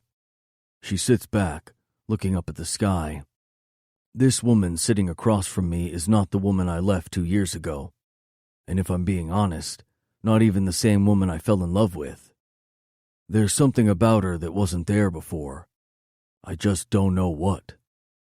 I'm sorry, Katie, but I have to say I wasn't expecting this. All of this, I admit, scanning her up and down, blown away with how well she's doing. You have nothing to apologize for, Sai. I understand. Things were bad, really bad, and I fucked up, I know that. I pushed everyone away in my suffering, and for that, I'm eternally sorry. What I did to you, to us, she shakes her head. I remember the day you rode off, leaving me standing over there. She points to where my bike now sits. I knew I lost you forever that day, even when I was desperately trying to push you away. I don't know why you walking away from me made me realize how fucked up I was, but it did. You should have hated me, but you still loved me even when I deserved your anger. I wanted to hate you. All those years, fuck, it would have been easier. But I couldn't because you gave me Kira, I admit. Then I took her away, she whispers, looking up at me carefully. I never needed a piece of paper to tell me she was mine, Katie. Are you ready to know who he is? She asks, thinking it's the reason why I'm here. No, I don't want to know, I assure her, hoping I never find out. Kira will always be mine, even if she wasn't biologically mine. But we never talked about it. Do you know how hard that was, to have this between us? You never asked, you never showed anger. You just acted like nothing had happened. She's right. I never wanted to talk about it. At the end of the day, we had bigger things to work through. My energy and focus was always Kira. I didn't want to believe it, Katie. I didn't want Kira to see it, and I didn't want it to determine my love for her. It didn't change anything for me. We raised her, and that's all that mattered. And that is why you're a good man, Sai, she says quietly. Not good enough to stay, to see you overcome everything. I hate myself for that. Hate that I left you when you were at your lowest. I finally admit the guilt that's had its hold on me the last couple of years. I'm glad you did, Sai. If you didn't, I don't know where I would be, or if I even would be. She runs her hand along the grass I've laid on so many times in the last 5 years. Someone had to walk away, and I'm glad it was you. I was self-destructing and no one was going to save me, except me. I had given up. And that's the thing about giving up. You don't realize until it's too late. It took you leaving for me to see it. Any guilt you feel for that? Let it go, because I did. I let go a long time ago, and you should too. I don't reply. I allow the truth of her words to speak for themselves. We sit in the entirety of the past, in the words that have hurt us and broken us, knowing we've come full circle. Do you think she's happy? I finally ask, looking up at the clear blue sky, a stark difference to the inky darkness I look up at when I normally visit. I know she is. She answers with such conviction, I can't argue. I have to believe it. I hope you found what you came for, Silas. I'll never let go of our family, and I know you won't. But you need to move on. Allow yourself to let go. She stands and smiles down at me. I'm trying, I answer, feeling lighter than I have in a long time. The guilt weighing so heavily on my heart slowly starts to deplete. Take care, and be happy, Si. She breaks the moment of silence and walks away. I am, I softly reply, knowing that now I can let it all go. Chapter 42. Holly. Yes, sigh. I moan as my body spirals out of control. That's it, baby. Take it. It's all yours. Milk my cock with that sweet cunt of yours. He rumbles, driving me into complete ecstasy, just like every other time he talks filthy to me. I let the feelings of bliss and excitement flow through me when his calloused fingers find my sweet spot. I want to hear you, Holly. His husky demand isn't lost on me. I know what he wants, what he always wants, and if I want what I know he can deliver, then I have to give it to him. Fuck me, Si! I shout as I hit the first peak at his command. Tell me how much you want my cum. He rumbles as his strokes become more uncontrollable the longer this goes on. I want it, Si, I moan, giving him what he needs, what I need. Beg, he urges, leaning down and hovering over my mouth. He knows he's got me right where he wants, on the edge of supreme ecstasy, and I can't go back. I'm too close. He knows it, and I know it. I need him to finish. I need him to take me home. Fucking give it to me, Holly, he shouts, sending me into a tailspin. I need it, yes, give it to me! I scream, surrendering to him as his teeth sink into my bottom lip, setting off a spectacular kaleidoscope of colors and emotions. Fuck! He drags out as his orgasm takes over, and he loses all of himself inside of me. Oh my God. I breathe, coming down from yet another uninhibited and explosive orgasm. What did I tell you about God? Si asks, resting his sweaty forehead to mine. Oh, my... Si, I correct, still feeling his cock pulse in the aftermath of his release. Don't forget it, he warns with a glint in his eye. Like you forgot we were trying to be safe. I cock my brow at him. I might have just begged for it, but that was under duress. Si smirks as he watches me like a cat that ate the canary. He knows what he's doing, and I've given up arguing with him about it. It may be stupid, but Si has it set in his mind that we are making a baby whether I want to or not. Luckily, the idea doesn't freak me out as much as I thought it would. I know a part of me wants to reach out and try to fill the void left over losing our child.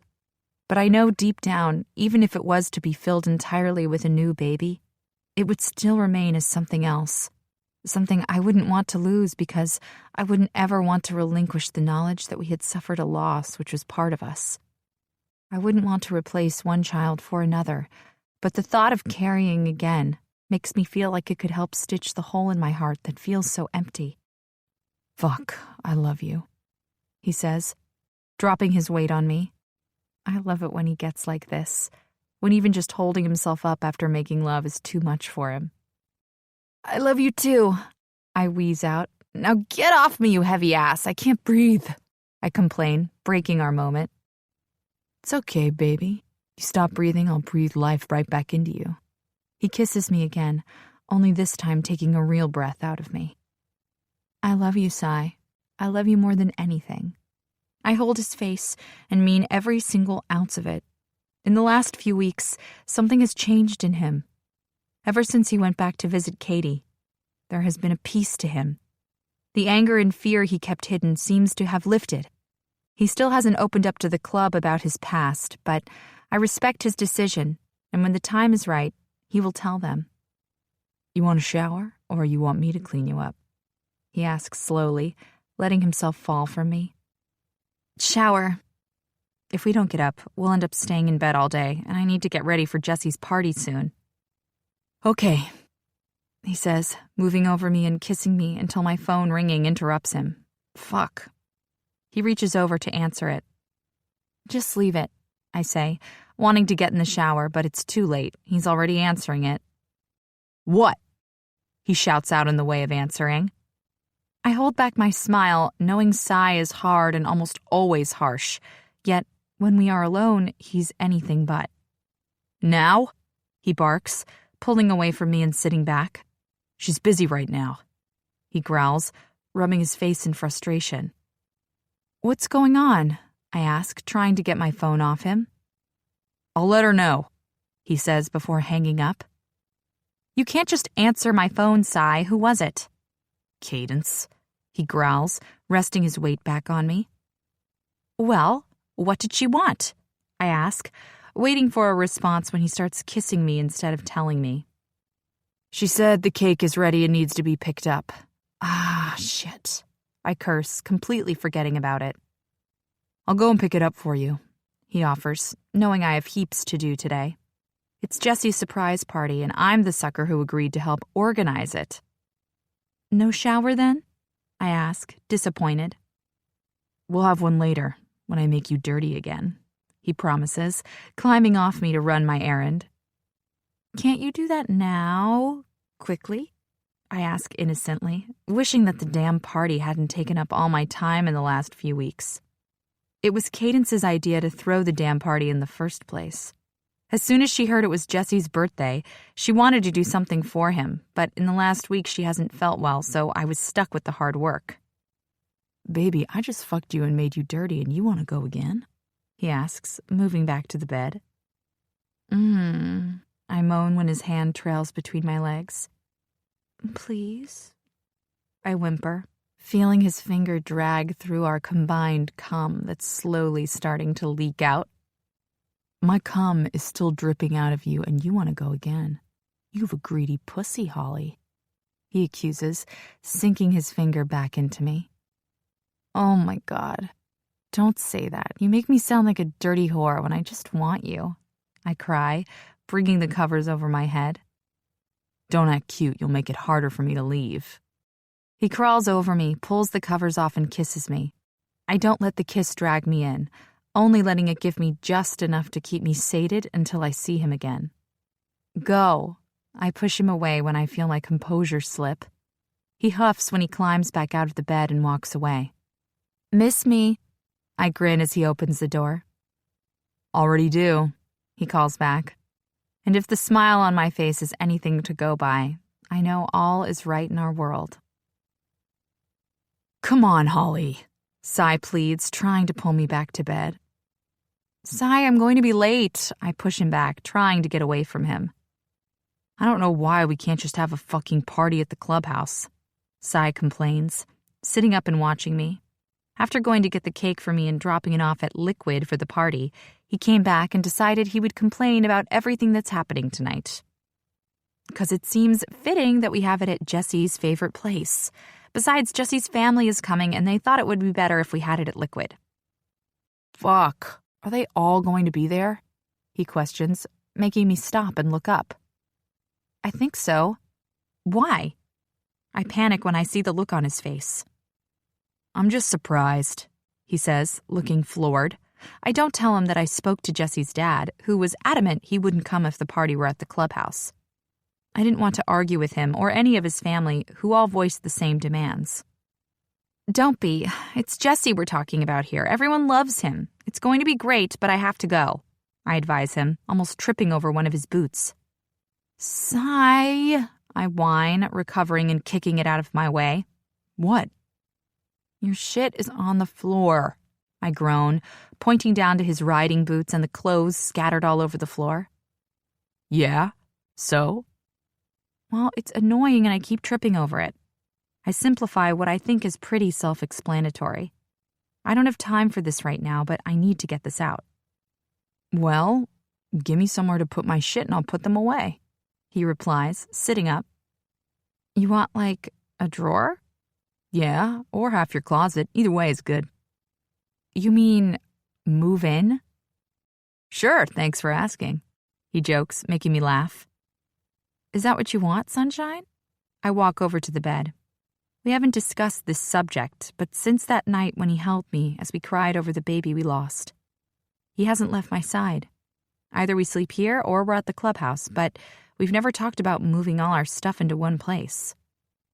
Seriously, woman, you can be so clueless. He leans forward and pulls me to him. Of course I want us to live together. He declares like I'm simple. What, here? I eye him, unsure I want to live here anymore. Here, or we can get a place of our own. Doesn't bother me. Either way, I want to wake up with you every day in our bed. We could get a new place, I surmise, thinking of where we could move to. Whatever you want, on one condition, he bargains, then nips at my neck. What? I ask, pushing him away. You can't bitch me out for my clothes on the floor. He grabs me and pins me to the bed. You're going to mess my hair up, I complain as he climbs over me. Tell me we are moving in together and you won't ever bitch me out for my clothes and shit being around the place, and then you can go, he challenges, being a smartass. What if we stay together for 50 years? That's a lot of years not to bitch you out. What do you mean, if? He questions. There are no ifs, baby, only whens. He kisses me hard, letting me know just how serious he is. I don't know if I agree with those terms. I hold my ground and look at the clock before freaking out. I need to go now, I repeat once again, rolling to the left to get out of Sai's clutches. I was meant to be meeting Cadence in 5 minutes, and I have a 15-minute drive. Shit. You're not going anywhere until you tell me you want me to move in with you. He stops me by my wrists and pulls me back. Typical Sai, no asking, just telling. Yes, baby. I want you to move in with me. I look up and smile at him sweetly. Good answer, he smirks, kissing me again. Now I feel like we unquestionably just became exclusive. I tease, expecting a reaction. What the fuck, Holly? He grunts, giving me what I want. Ha ha ha, you're too easy, Sunshine. So gullible, I laugh, bringing my arms around him. But I have to go. I love you. I push him back so I can move out from under him. And I'll see you later. I turn and kiss him one last time before heading out. You better be ready for me, 'cause I want you in our bed tonight. I don't miss the hour or his tone. I can't even freak out because this just seems right. Everything with Sai has always felt right. Chapter 43. Sai. Trust Jesse to know he has a surprise party waiting up here, then not show up, Cadence exclaims over the loud and annoying music of Liquid. I still don't know why we had to come here. Fuck Jesse's family. If they don't want to come to the clubhouse, then too fucking bad. He knows this is going on? I ask, watching the stairs for Holly to make her entrance. Didn't you know? She laughs, leaning back and rubbing her small belly. She's only just showing, but each week it slowly grows bigger. It makes it hard for Holly and me watching it.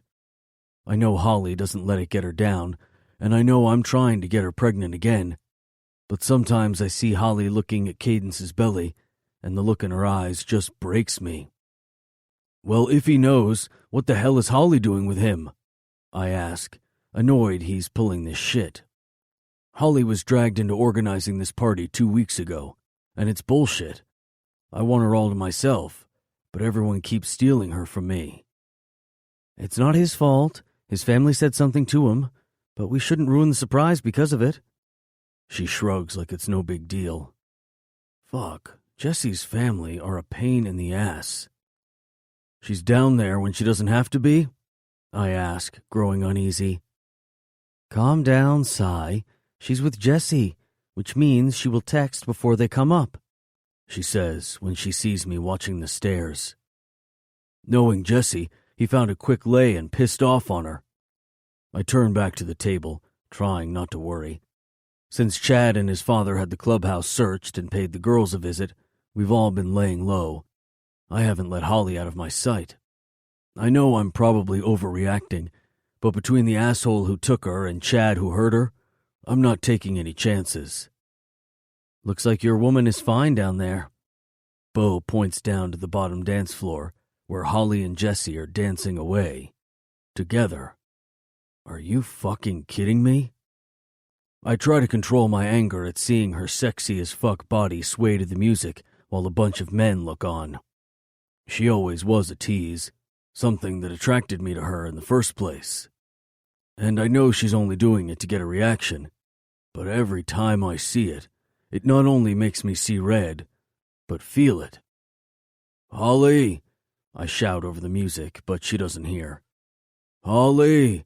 I shout again, the anger in me growing each moment she looks at the motherfucker who should be up here, but is instead down there dancing with my woman. I give up the shouting. Even if she did hear me, the fucking minx probably wouldn't stop. Sai, you can't go down there. Cadence tries to stop me, but I don't listen. Storming down the wooden staircase 2 stairs at a time, I whistle and finally get her attention. She falters for a moment, reading my anger and assessing what she's going to do with it. Come here, now, I mouth over the music. She doesn't respond at first, her eyes moving up to the balcony of the VIP party, and then finding mine again. Yes, sweetheart, you're meant to be up there with me. Slowly, a small smile plays on her lips, her grin growing the moment she sees just how pissed off I am. Now, I mouth again, but this time my command doesn't stop her. Lifting her hands, she goes back to dancing next to a fucking clueless Jesse. Done with this game, I finish taking the stairs and push my way through the crowd. She doesn't see me. Her back is to me as she continues to move her ass to the music. But I know she knows I'm there. Without skipping a beat, I take her hand and spin her around. I don't watch for her reaction, just bend at the waist and pull her over my shoulder. Sai, what the hell are you doing? She shrieks, hitting my back while I smack her tight ass. I keep my hand there, making sure her dress doesn't come up to flash any fucker her panties. Put me down, motherfucker! She curses, trying to get out of my hold. Have I told you that your dirty mouth turns me on? I taunt, ushering her through the crowd and ignoring all the looks. Sunshine, you're going to ruin Jesse's surprise. She tries to wiggle out of my grasp, but I hold her tighter. He knows we're up there, and if you don't stop hitting me, I'm going to slip my hand up this dress and slide my finger into your panties, and every fucker in this club will see me finger fuck you. Do you want that? I ask her. My cock wakes from its slumber at hearing my threat. You wouldn't dare, she seethes. Try me, baby. I sneer, taking the steps 2 at a time. You're embarrassing me, Sai, she finally says when we get to the top of the stairs. Sliding her down my body, I bring her to a standing position and hold her in front of me. No, Holly, you're embarrassing me, I explain to her. You want me to mark you, to let every fucker in this club know you are mine? I ask, feeling my temper rise. You know me, Sai. I like to dance. It doesn't mean anything. She tries to pass it off as nothing. I don't give a fuck what you think is nothing. You fucking dance like that again, we are gonna have problems. There is nothing wrong with my dancing, she fights back, but I know she fucking knows that's a lie.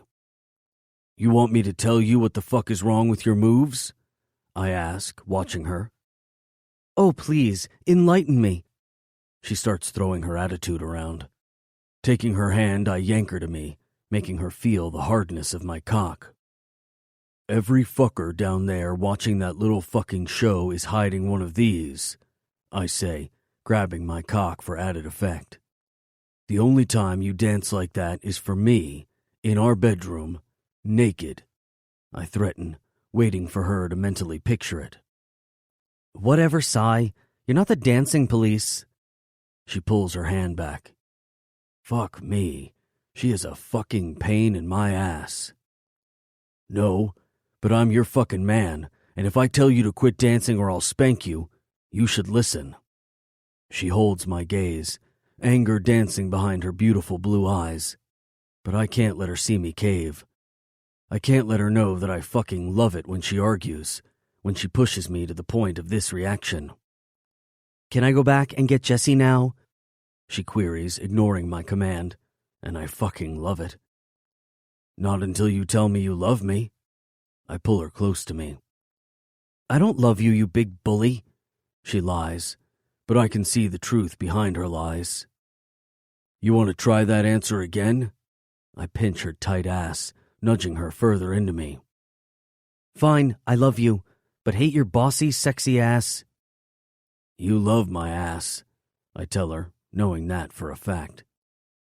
I do not love your ass. It's too tight, she says, turning and leaving me standing there with an annoyed cock. Not as tight as yours, baby.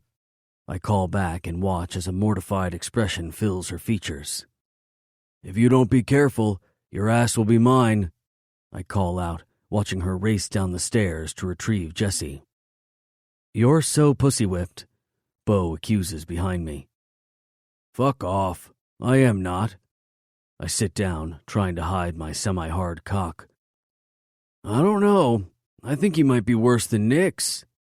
Brooks chimes in, sliding into the booth across from me. I don't reply. Ignoring them is the best way to go in these situations. Everyone, he's coming, Cadence announces, standing from the chair and getting down low. I know this is meant to be a surprise party, but if the fucker already knows we're all here, then I'm not fucking hiding. Sai, get down, Cadence orders, but I don't fucking listen. The asshole owes me an afternoon with my girl, and I plan to make him pay up. After waiting another few minutes for him to make it upstairs, he finally makes his grand entrance, acting shocked when they all yell surprise. Fucker played it good, too. His family approach him first, so I hang back waiting for them to have their time together. You still pissy? Holly asks, coming straight to me and sitting on my lap. I don't know. You gonna suck my cock to apologize for making it angry? I ask, hoping she says yes. You wish. She wiggles her ass into my cock. Quit it, I tell her, trying to control the urge to leave and fuck her senseless. You're no fun, she pouts, acting all fucking cute again. When we get home, I'm gonna make you pay for that, I warn. She doesn't say anything, just slowly moves her ass against my hardness. I let her, relishing the feeling of it.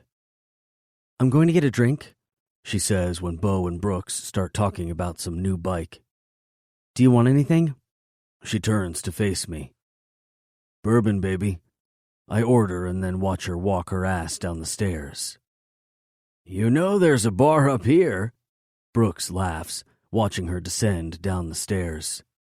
She's probably going to dance. I shake my head, letting her be. Who am I to stop her from fucking dancing? Boys? Jackson walks up, sliding into the seat across from me. Jackson? I nod. You guys been staying out of trouble? He asks, looking at us.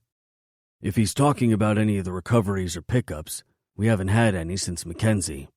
The club decided that until we know for sure Chad has given up, then we keep our hands clean, let it all blow over. You heard any more from the Moors? I ask, wanting to know if we've got the all clear. I haven't personally. He stopped coming in riding my ass about finding Mackenzie. I've seen him around, heard some talk. Looks like someone had a go at him a few weeks back, messed him up. He continues to watch me carefully. Really? Looks like Mr. Moore pissed off the wrong person then, Bo says, not giving a fuck if anyone knows it was us who messed him up. Either way, he seems to have backed off, though last I heard he lost his job and his father is losing his pull. Chad has gone off the rails. Seems like losing his wife pushed him over the edge, he adds when Holly comes back with our drinks. Well, maybe he should have treated her right, I say, letting Holly sit on my lap. Now that is something I agree with. Jackson raises his glass. Great party, Holly. Sorry about my parents. He changes the Chad subject. Thank fuck, too. Just thinking about him gets me worked up. Thanks. She smiles, looking over at Jesse and his dad in a heated conversation by the far wall. What's that about? I nod over at them. I know Jesse has a close family, but something isn't right there. Long fucking story. Jackson shakes his head at his father and younger brother. Jesse's eyes narrow at something his father says before he replies and stalks off. Maybe I should go and intervene? Holly goes to stand, but I hold her in my lap. Leave it, I warn, not wanting my woman going off to console anyone. No, I'll go. They always get like this. Jackson stands and follows Jesse to the bar. I wonder what their problem is. Holly turns to look at me. They refused to come to the party if it was at the clubhouse, and now they're on his back. That's why we're not having it there? I ask, finally understanding why this party is here. Yeah, they were adamant, she shrugs. I think his dad has issues with Jesse's way of life, Brooks observes, putting two and two together. Well, don't we all? I think the only one who doesn't have any issues with Jesse's way of life is his cock, Holly claims, silencing everyone for a moment before the boys erupt into laughter. Fuck, you're funny, Holly, Bo says, shaking his head. That was a good one, wasn't it? She smiles at the table, but it lights up the whole room. I fucking love her like this. Happy and free. I love you, I whisper so the boys don't hear me, but I don't give a fuck if they do anyway. They already give me shit like I used to give to Nix. I love you too. She leans in, kissing me softly. Get a room, Bo groans from next to me. I ignore him, groaning into her mouth louder just to piss him off. Want to go dance? Cadence comes up with Kelly, looking like they're up to no good. Hell yeah. She stands, turning back to give me a wink. I give her my warning look, but she just smirks, sashaying her ass down the stairs. You need to put a ring on that one, Brooks chuckles, watching the girls walk down the stairs. I'm going to, I admit, not checking for his or Bo's reaction. Wouldn't give a fuck what they thought anyway. This woman is it for me. The sooner she wears my ring, the better. Fucking hell, him too? Bo grumbles, giving his opinion anyway. Fuck yeah, Brooks laughs, no doubt loving he called it all those months ago. Well, I'm not wearing a fucking suit again, Bo continues to grumble. Shut the fuck up, Bo. I'm not fucking whipped like Nix, I tell him, knowing there is no way I'm fucking getting married wearing one either. Yeah, we'll see, asshole, he argues, not believing me. She has to say yes first, Brooks jokes, but I'm not worried. The woman is so far gone, she wouldn't be able to say no to me. Even if she did, I wouldn't accept it. She's mine, and that's the end of it. She's crazy and doesn't stop, I'm telling you, Kelly says, sitting in the booth next to Brooks. She came back after dancing with Holly for 30 minutes, leaving her when Holly said she wasn't near ready to leave the dance floor. I'd go down and find her, but I know she'll just get me worked up, and I'll end up dragging her out of here before the cake is even served. You learn just to sit and watch, Cadence says, sitting on Nix's lap. I can't help the smile that forms on my face. 4 months ago, this Holly was lost. She walked into the Knights Rebels clubhouse, and I knew I had to help her. Now she's back to her crazy-ass self, and I couldn't be happier. Standing, I decide I need to find her and see this crazy woman of mine. Where is my wife? I hear from a familiar voice over the lull of the crowd. Oh, fuck. Nix stands quickly, moving Cadence behind him. I turn and follow his gaze, and my stomach drops. Chad fucking Moore. You've got to be fucking kidding me. Answer me, you thugs! He sneers, walking forward. His hair is disheveled, and the dirty clothes hanging off him look like they haven't had a decent clean in the last week. But most importantly, and terrifying, he has Holly in his grasp. The man is bordering on a mental breakdown, and there he stands, holding my woman, his forearm against her throat. I'm going to fucking kill him. I know one of you assholes took her. I fucking know it. Just tell me where she is and no one gets hurt. He snatches an empty beer bottle and smashes it down on the railing, breaking the end of it open. Glass shards now covering the surrounding area. Holly screams as the jagged glass nears her throat. I step forward, but Bo and Brooks hold me back. Let me fucking go. I try to pull out of their clutches while I search for Jackson. Where the fuck is that asshole? Just cool it. Think clearly here, Brooks warns, nodding over to where Jesse's closing in. You need to calm down, Nix says, stepping forward, but the crazy fucker slashes out in front of him. Cadence, get to the back of the room, now, he warns, keeping his wife out of harm's way. I'm not fucking kidding, Chad threatens, stepping forward and taking a swipe at Nix again. I step up, ready to bring him down, right before I see the tip of the glass pierce Holly's perfect skin. Ah! She screams out, her hands going to the fucker's forearm as blood weeps from the cut. Hey, fucker. You better put the glass down before I fucking take you down. I growl, watching Holly's expression move into panic mode. Catching Jesse's attention, we both shift carefully, trying to get Holly out of his hold. Come at me, fucker, Jesse says, taking one step closer and getting his attention off me. Stay back, he warns again. But if he thinks for a second I'm going to let him hold my woman with glass to her throat, he has another thing coming. Look at me, baby, I call to Holly, trying to keep her here in the moment. Her eyes come to mine, and the panic behind them threatens to ruin me.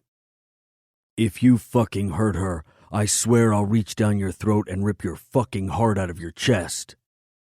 I don't give a fuck what you think you're going to do. You don't know who the fuck I am. You don't know who my father is. This fucking club could be shut down in the next hour. Now tell me where the fuck my fucking wife is. He barks, taking a step back as I move closer. I see Jackson come up the stairs, slowly and unaware of what he's about to walk into. Gaining his attention, I quietly signal for him to stop. I'm not sure how, but his eyes lock with mine and something passes between us. A knowledge that shit is about to go down, but we need to play it cool. Holly? I search her face, watching fear dance over her features.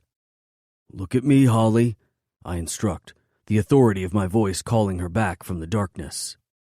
Just keep looking at me, baby, I say, watching Jesse inch in closer. I want more than anything to just go forward, but one slip by that crazed asshole could have him slicing that glass through her neck. And that's something I will not let happen. Don't listen to him. Chad pulls her back, digging the glass further into her flesh. You fucking took my wife.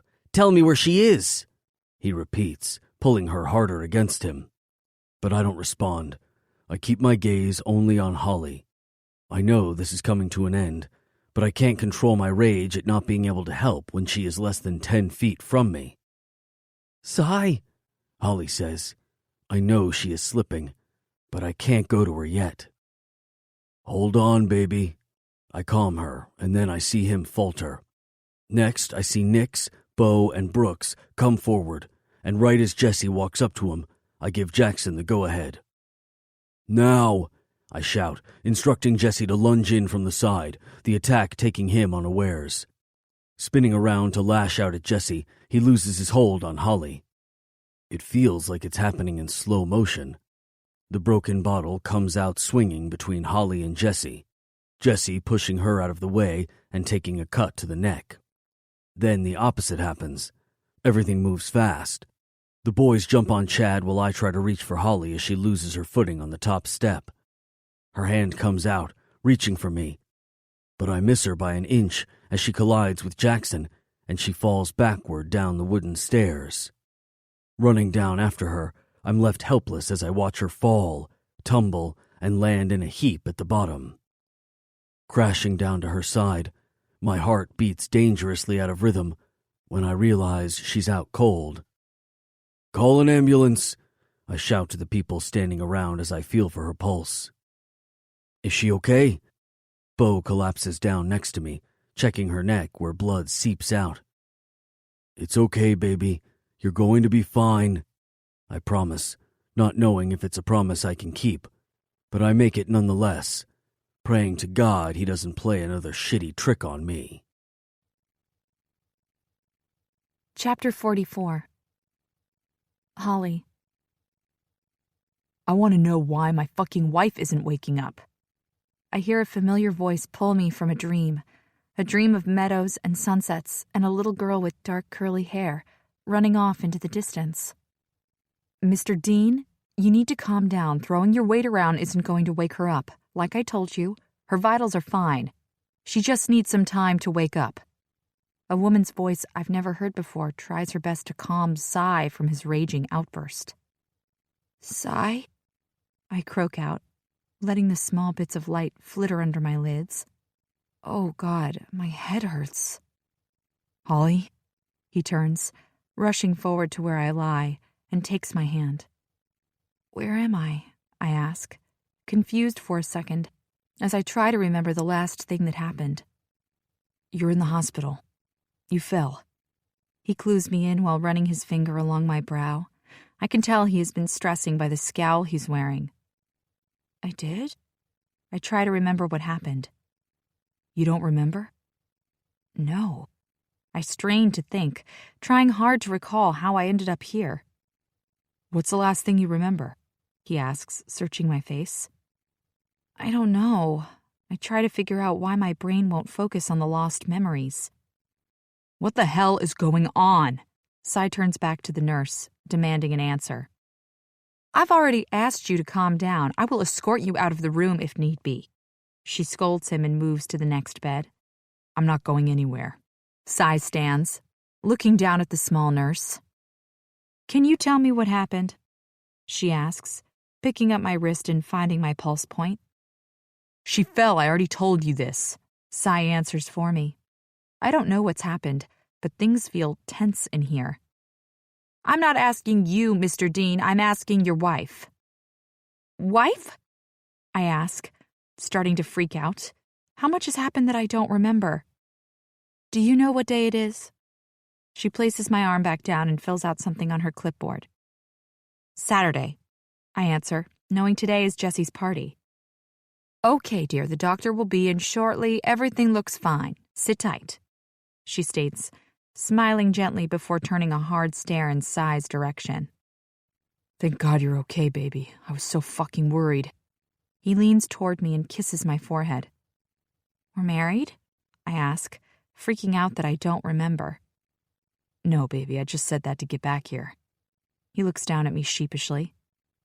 I'm confused. So, we're not married? No, but by the sound of your disappointment, it makes me question if I should just ask you now and not later when I can have you under me, he says, shocking me for a moment. Sai, don't joke around like that. I ignore my rapidly beating heart. No one's joking right now. He leans down in my face again. When I saw you fall, fuck, baby. I swear to God, I felt my heart stop in my chest. You're not allowed to do that again, he says, kissing me softly. Oh my gosh, I remember that guy, I explain as the memories wash over me. My hand goes to my neck, and I feel the small bandage covering my injury. Just a small cut, no stitches. Sai grumbles, watching me process it all. What happened to the guy? My first question comes out, needing to know if everyone is safe. He's been taken in. The fucker screwed up big time. And after that stunt, Jackson has something to pin on him. Jesse? I ask, hoping he is okay. I remember just before I fell, he had stepped in on the side as the mayor's son pushed me. He's in the room down the hall. Just some stitches, nothing serious. But he hurt his foot in the fall. I didn't see it. Too busy trying to catch you, but I heard it. Fucker screamed so loud. Oh, God. My hands go to my mouth. It's an old injury, so he'll be fine. I think they're just waiting to get a scan of it to rule out any damage. I knew Jesse had an old injury which stopped him from going back to work as a firefighter, but I don't know exactly what happened. Am I interrupting? A female voice asks. What's a verdict, Doc? Sai asks, getting straight to the point. Now, first things first, I need to ask you, Holly, are you okay if Mr. Dean stays in the room while we chat? She inquires. Of course, I answer, wondering what is going on. Good, okay. The CT scan came back negative for any internal bleeding, which is good, but you do have a nasty concussion and we'd like to keep you in for the night. She goes on, explaining the process of a concussion. Whatever you need. Sai answers for me. I have to hold in a laugh at his good boy act. Now, I'm not sure if the next bit of news will come as a shock, but your blood work came back positive for pregnancy. She enlightens us, watching carefully for a response. What? Sai and I say at the same time. We'd like to do an ultrasound to determine how far along gestation is, and check on the baby, of course, considering your fall down the stairs. She offers. But my mind still can't get around what she's saying. Are you sure? I ask, shock running through me. I knew it was always a possibility that I would fall pregnant again when we weren't using protection, but hearing it still comes as a shock. We'd like to confirm with an ultrasound, but by the HCG levels, then yes, I'm sure. Do you think the baby has been hurt from the fall? Sai asks the question I don't want to think about. Oh, God. I begin to freak out. What if something has happened? I can't handle more loss, not again. Let's not get ahead of ourselves. We will get you in for a scan, and then we can see what is going on in there. She tries to reassure us, but my panic rises as I think back to the last hospital visit I had. Holly, it's going to be fine. Sai comes to me, taking my hand in his. I'm sorry, I had no idea. I rush out, hoping he doesn't lose it. Not sure why he would, but my heart and my mind are somewhat unstable at the moment, making it hard to connect with reality. Nothing to be sorry about, baby. He kisses me again. Okay, let's get this gown up so we can see what's happening, she says as the nurse wheels in a machine, ready to start. Now? Here? Sai asks, watching them get the ultrasound machine going. Yes, it's very easy and simple these days. She smiles, coming to stand next to us. Now, Holly, when was your last menstrual cycle? I try to count in my head when the last time I had a period was, but can't think of one. I'm not sure. I've been all over the place the last few months. The doctor nods, picking up the wand and smearing gel all over it. Okay, let's see if we can pick anything up this way first, and if not, we'll do an internal. She moves to my belly. Lifting up my hospital gown, she squirts the cold gel onto my stomach. This all seems so surreal that we are here right now. I know we've been having unprotected sex, so it shouldn't come as a shock. I just didn't think we would find out like this. She moves the small, rounded wand around on my belly and starts flicking buttons on the machine, letting it light up with a picture.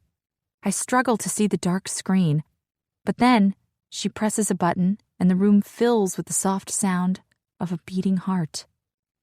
That's the baby's heartbeat, I finish for her. She smiles down at me. Looks like you're about 9 weeks along and everything looks fine, she confirms, chasing my fear away. Are you sure? We will monitor you for the next 24 hours, but everything looks good. She grabs a tissue to wipe away the sticky gel. I'm going to be a mom, I whisper, watching the screen and seeing the small image of our child. A healthy child. I look up at Sai, afraid this is going to ruin whatever it is we have. But instead of fear or rejection, I'm met with a look of pure joy. You're going to be a daddy, I announce through happy tears. Marry me? He asks as a way of replying to the news. What? I stammer, looking between Sai and the smiling doctor. You heard me. Marry me. He looks down at me, his expression full of hope and excitement. Yes, I rush out, not needing to give it a second thought. Yes, I cry as he kisses me. Yes, he asks again, obviously unsure he heard me correctly. Yeah, sunshine, I'll marry you. I kiss him fiercely this time, knowing I wouldn't want it any other way. I love you, baby, he whispers softly. I love you too, I reply, resting my hand over my belly. I promise you, Holly, I'm going to be the best dad there is, he assures me, covering my hand with his. I know you will, Sai. I agree, and he will. From just listening to the way he speaks about Kira, I know what sort of father he will be. I'm going to be a mom. I smile again at the unexpected news. We're going to be a family, he states, filling me with hope. Our journey has come full circle. There have been moments filling me with despair and heartbreak. Some days I thought I could never move past it. But then a small moment of hope appears. It's so magical, so life-affirming, that it makes it all worthwhile. This is one of those moments. Thank God you're okay, Kaden says, sitting on the end of my bed at the hospital. She came in 5 minutes ago, and Sai still hasn't let go of my hand to let me embrace her. I understand he's worried about me, but I'm beginning to wonder if he's going to be worse than Nyx. I'm fine, promise, I reassure her, trying not to come across too excited. After the doctor left us with the news, I decided I wanted to keep the pregnancy under wraps for a couple more weeks, just until I'm out of the first trimester. Sai didn't agree, but is going along with it. I'm sure he thinks I'm going to cave and let it slip, but I need to let it settle in before I share the news with anyone. Do you want me to call your mom? Cadence asks, probably wondering why she isn't here. God, no, I rush out, thinking that would be the worst thing to do. She will freak out and come all the way down here for no reason. I promise, I'm fine. She nods, taking my word for it. How's Jesse? Sai asks, letting go of my hand to come and climb into the bed with me. Oh, he's okay. He's been keeping the nurses on their toes. She smiles, shaking her head. I feel my ears burning. Jesse's voice comes from the door. What timing? Jesse, what the hell are you doing out of your bed? Cadence rushes over to him, helping him hobble to the chair. Had to see this pretty girl. He reaches out to take my hand. How you feeling? He asks, concern filling his face and ignoring Sai's growl at his pretty girl comment. I'm good, I smile, but then I remember I'm not meant to be too happy. How are you? Aw, you know, making the pretty nurses fall for me. He smirks. You shouldn't be on that foot, Jesse. I scold him when I see him wince in pain. Please don't you start, he complains, rolling his eyes. I've had my father and mother on at me about it, he says, shaking his head. What did they say? You going in for another surgery? Sai asks. Let's not talk about the foot for a moment, okay? He asks, making me wonder if it's worse than he's letting on. What are you doing in here? A small brunette in a nurse's uniform comes into the room, scolding Jesse for leaving his bed.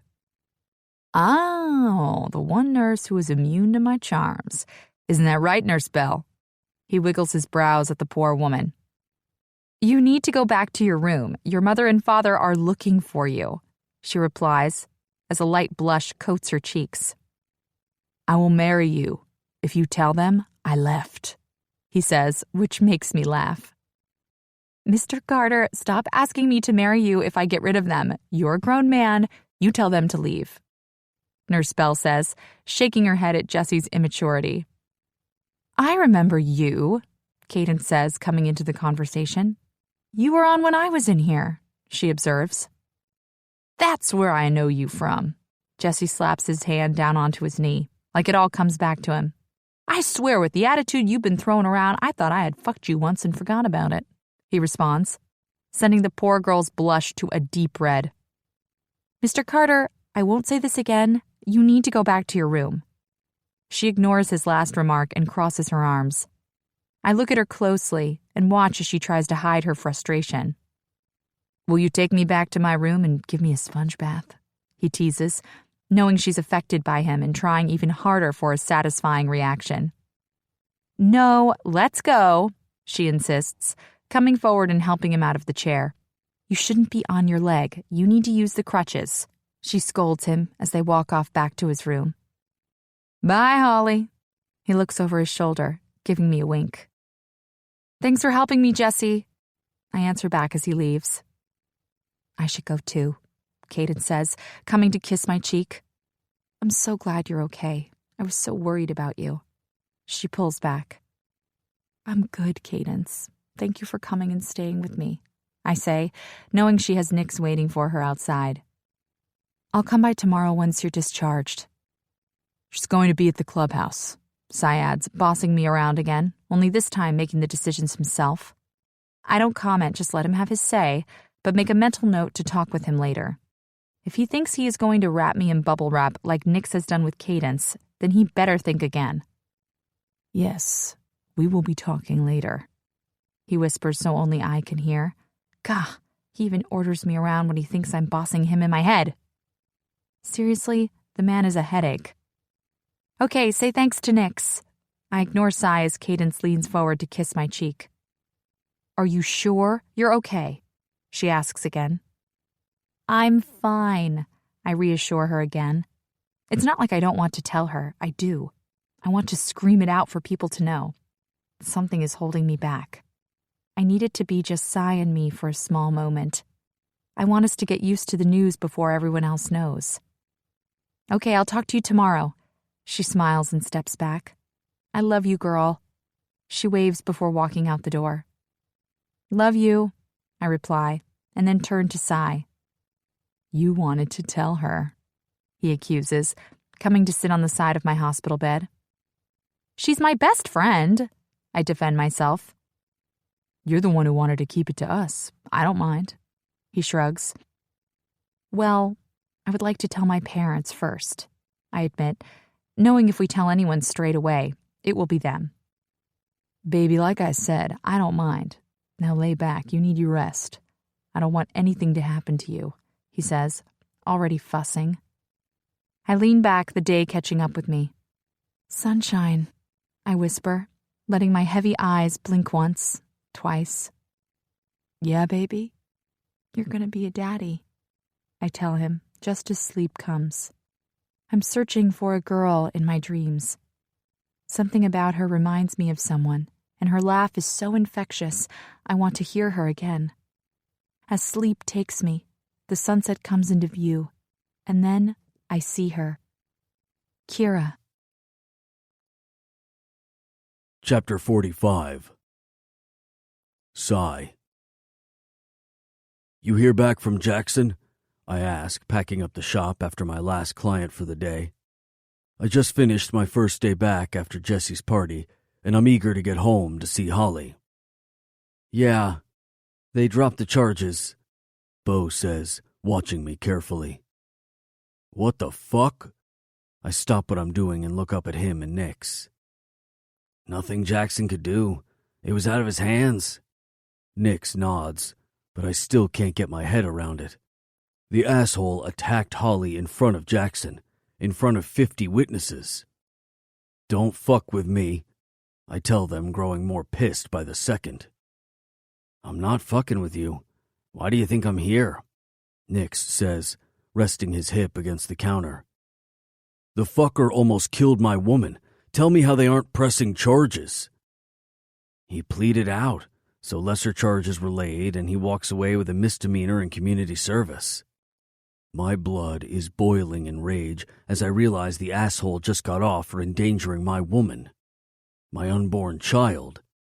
My body moves on its own accord, dropping my shit and walking through the shop to the exit. Hold on, fucker, Nix says, pulling me back from my exit. Fuck off, Nix. The fucker is getting off. Tell me you wouldn't be fucking pissed, I say, pulling out of his grasp. I am fucking pissed, Sai, but going off half-cocked when he's just been released is fucking dumb. Think about it. All I'm thinking about is seeing that crazy fucker hold a broken bottle up to my woman's throat. Who's to say he won't give up? He's hiding behind his family's money, getting away with fucking everything, while we have to fucking worry about the safety of our women? I know it's not Nix's fault, but I can't stop the pissed-off rant coming from my lips. Holly and I have just come back to a good space. Her dealing with the worry that this fucker could come back and mess with us is just too much. We keep our eyes open. We don't leave our women alone, and if the fucker comes at us again, we do something about it. We don't go looking for trouble, Sai. We wait. If the fucker is dumb enough to make a play again, we'll be ready and we'll take him down. He says, and I don't miss his hidden promise. If Chad fucking Moore comes at us again, it doesn't matter how above the law he is, we will take the fucker down. Holly and Cadence both have their restraining orders out on him. As far as I'm concerned, he fucks with us one more time, we take him. Until then, don't get fucked up over the fucker. He will get his time. He finishes as I start to calm down. I don't like it. I'd much rather head over to him and fuck him up. But that won't get us anywhere. We need to play this out safe and make sure that if he does come for us again, we're prepared. Fine. But if the time comes where this goes to the next step, it's me who takes him. I don't give a fuck what's happening. I end it. You feel me? I ask, looking at both Bo and Nix. We feel ya. Nix nods. Good. Now get the fuck out. I gotta go see my woman, I tell them, looking at the clock on the wall. Fuck. Always thinking with your cock. Bo laughs, shaking his head. Careful, you're beginning to sound like Jesse. How is he anyway? I ask, my rage calming. He's doing okay. Still refusing surgery, Nix answers. Why? Fucked if I know. He says he ain't going through it again. Some fucked up bullshit. But we'll see how he goes. Can't even ride at the moment, and his parents are on his ass, nagging him. Anyone would think he was a teenager again. You know anything about that? I ask, remembering how his parents were riding his ass the night of his birthday. Won't talk about it. Some bullshit about family loyalty. They don't like the club life and have no problem telling him. Well, as far as I'm concerned, the fucker is a hero. They need to back the fuck up, Bo says, flicking through one of the Ink Me tattoo books. You tell that to his dad? Nix says, shaking his head, knowing more than I do. I'll have a word with Jesse, get him to think straight. Besides, he can't ride. The fucker will be going mad, I say. But knowing Jesse, he'd probably still try to fucking ride. We have a family dinner Cadence is putting on next week. We want you there, Nix says, pushing off the counter. I'll talk with Holly, I tell him, walking around, flicking off the lights. Wasn't a suggestion. You be there. Cadence is worried about her, and you keeping her locked up isn't making her feel better. Like I said, I'll talk to her. My main concern is Holly, not your woman, I warn back. Look at you two. So fucking pussy-whipped it makes me sick, Bo accuses, coming up behind us.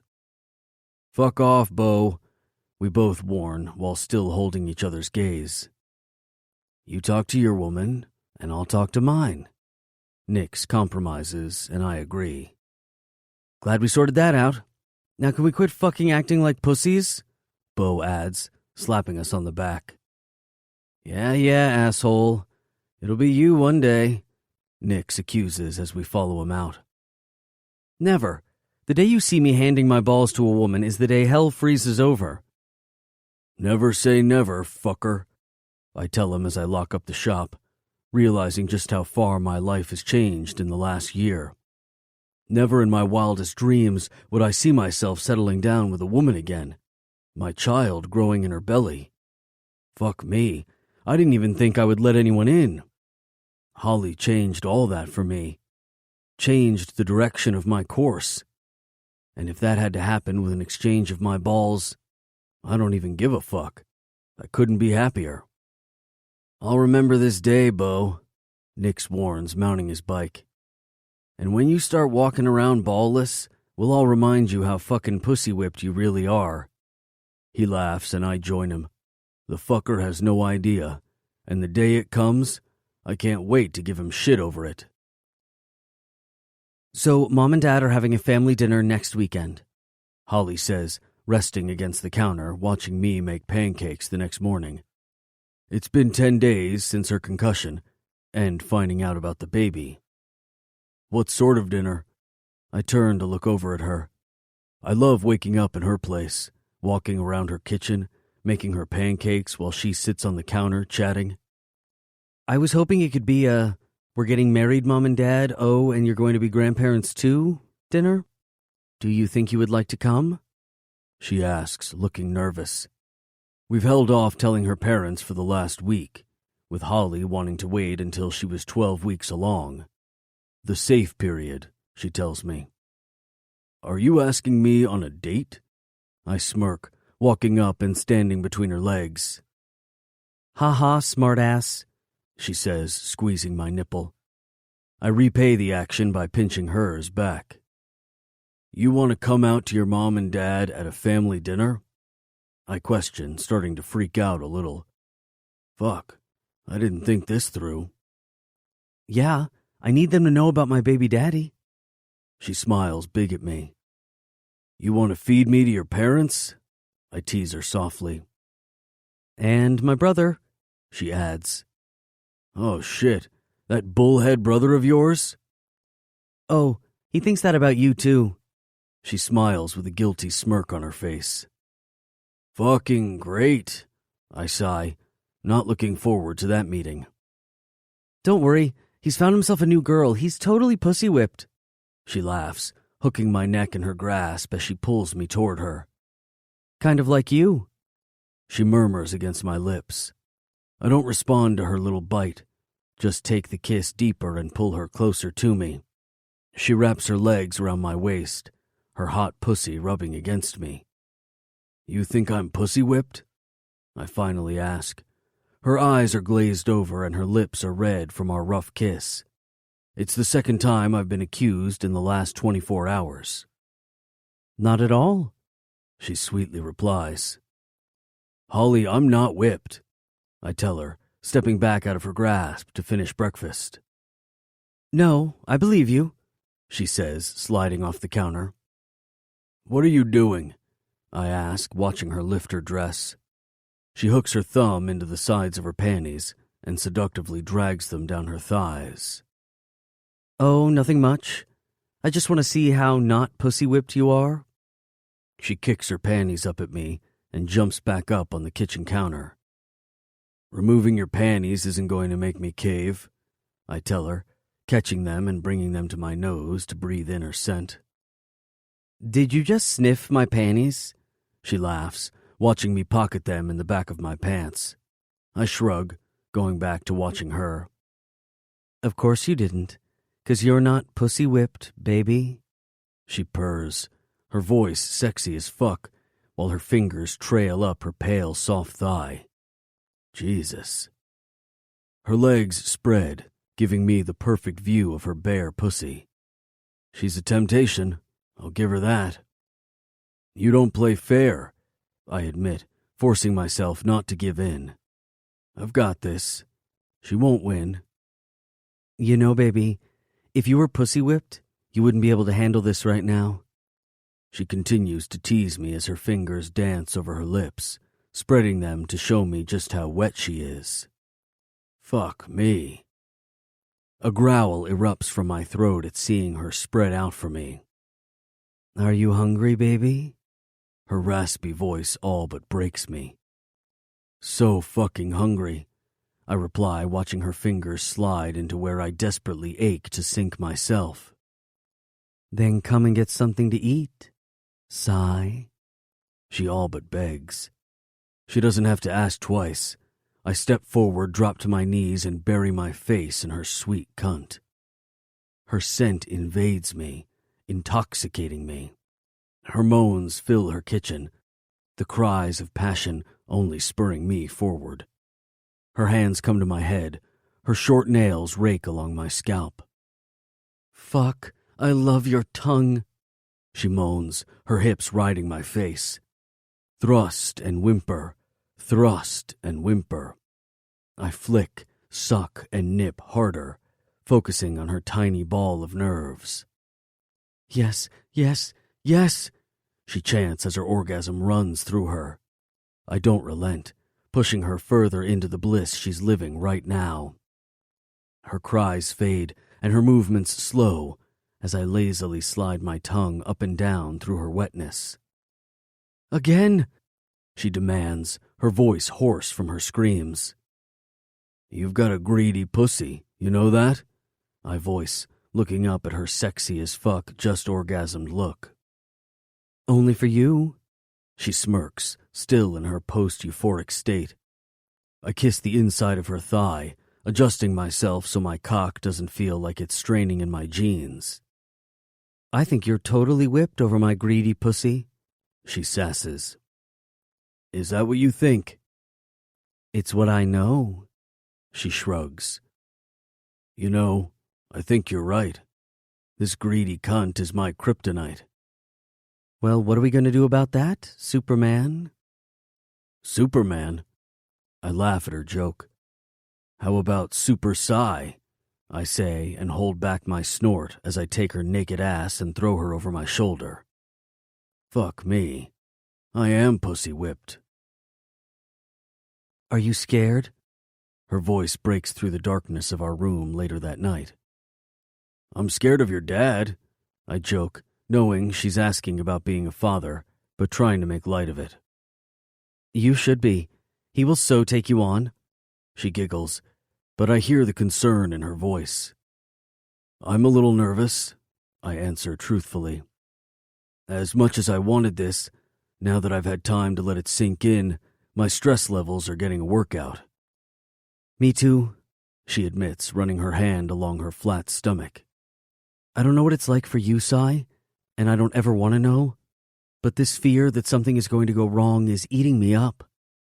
She turns her head to look at me, and even if I can't see her expression against the inky night, I know what I would be looking at. You don't need to be afraid, Holly. I try my best to calm her nerves.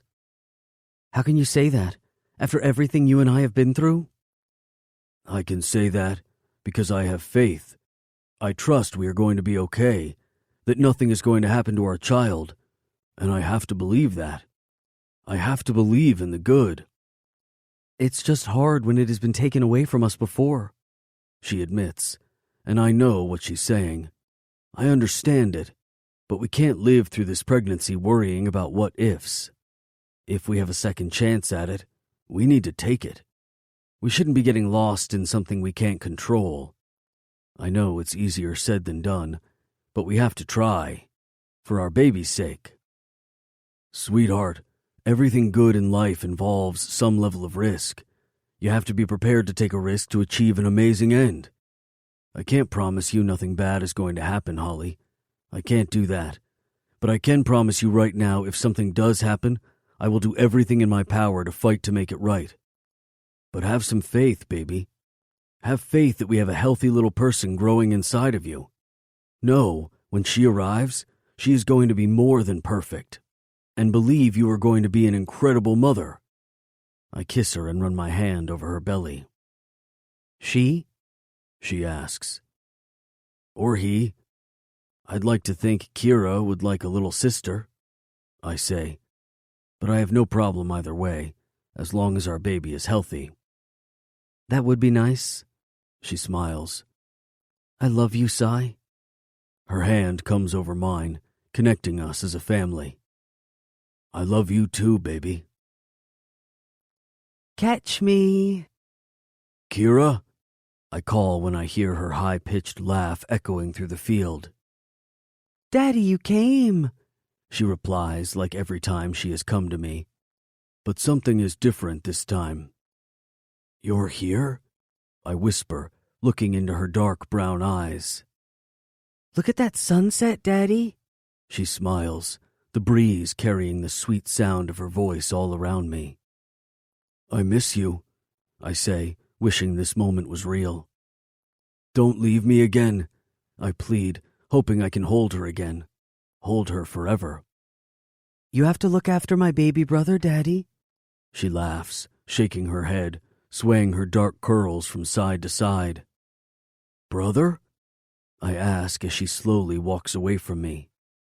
Wait, Kira! Wait for me! I panic when I can't get to her. Why can't I ever reach her? Bye, Daddy, she murmurs.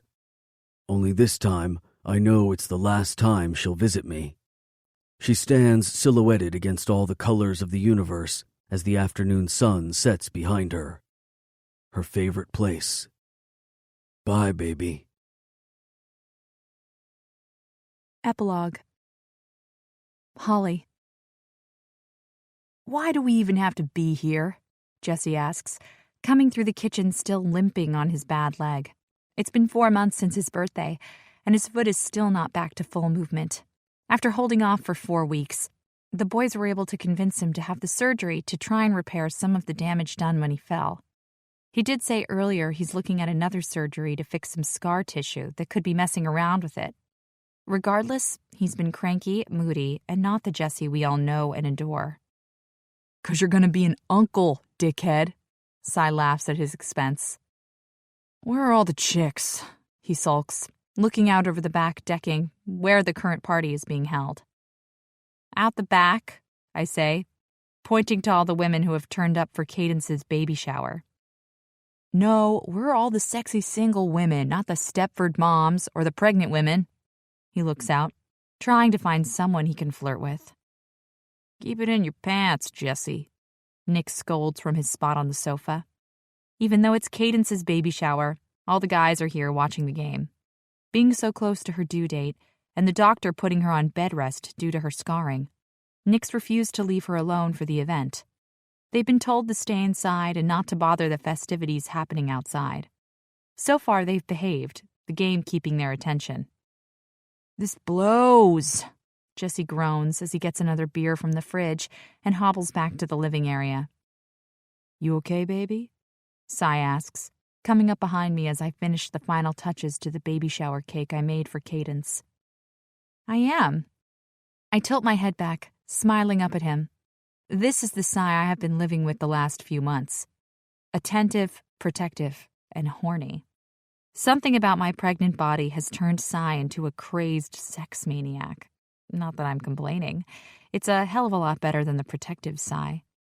Since finding out Chad got off with a warning in community service, Sai has not let me out of his sight, even to the point of assigning one of the boys on me when I need to go to work. We haven't had any problems, but the further I get along in my pregnancy, the more Sai worries. I think Chad has given up. Finding his wife now is like finding a needle in a haystack. Even the Knights Rebels don't know where she has gone, but that hasn't stopped Sai from being vigilant. It's been crazy and maybe a little over the top, but that's the man I fell in love with. Broody, protective, loving Sai. "You look so fucking sexy standing there, barefoot in the kitchen making a cake with my baby in your swollen belly," he murmurs softly as his hands come over my small bump, cradling it protectively. "You are weird, Mr. Dean," I say. "Not weird, baby. Just in love." He kisses my neck, letting another swarm of butterflies free. "Leave your baby mama alone, Sai," Cadence says, waddling in carrying a large gift-wrapped box. We came out about the engagement and baby right after we told my parents that we were getting married and expecting. After the shock that I was going to be a mom wore off, my dad and brothers started their stupid protective routine. But Cy survived with flying colors and even won my father over. Cy's family, the Knights Rebel & Co., took it a lot better. Cadence cried in joy over the fact that we're both going to be moms together, and the boys were all shocked that Cy had asked me. Cadence, what the fuck? Nyx growls, standing to take it out of her hands. You fucking know you're not meant to be lifting shit. Oh, relax, Nyx. She laughs, waddling to the fridge. Will you go fucking sit down? He comes up behind her and reaches in, taking out what she needs. Nyx, I'm fine. She shakes her head, not letting her bossy husband order her around. If I could pick you up and throw you over my shoulder without hurting you, I would.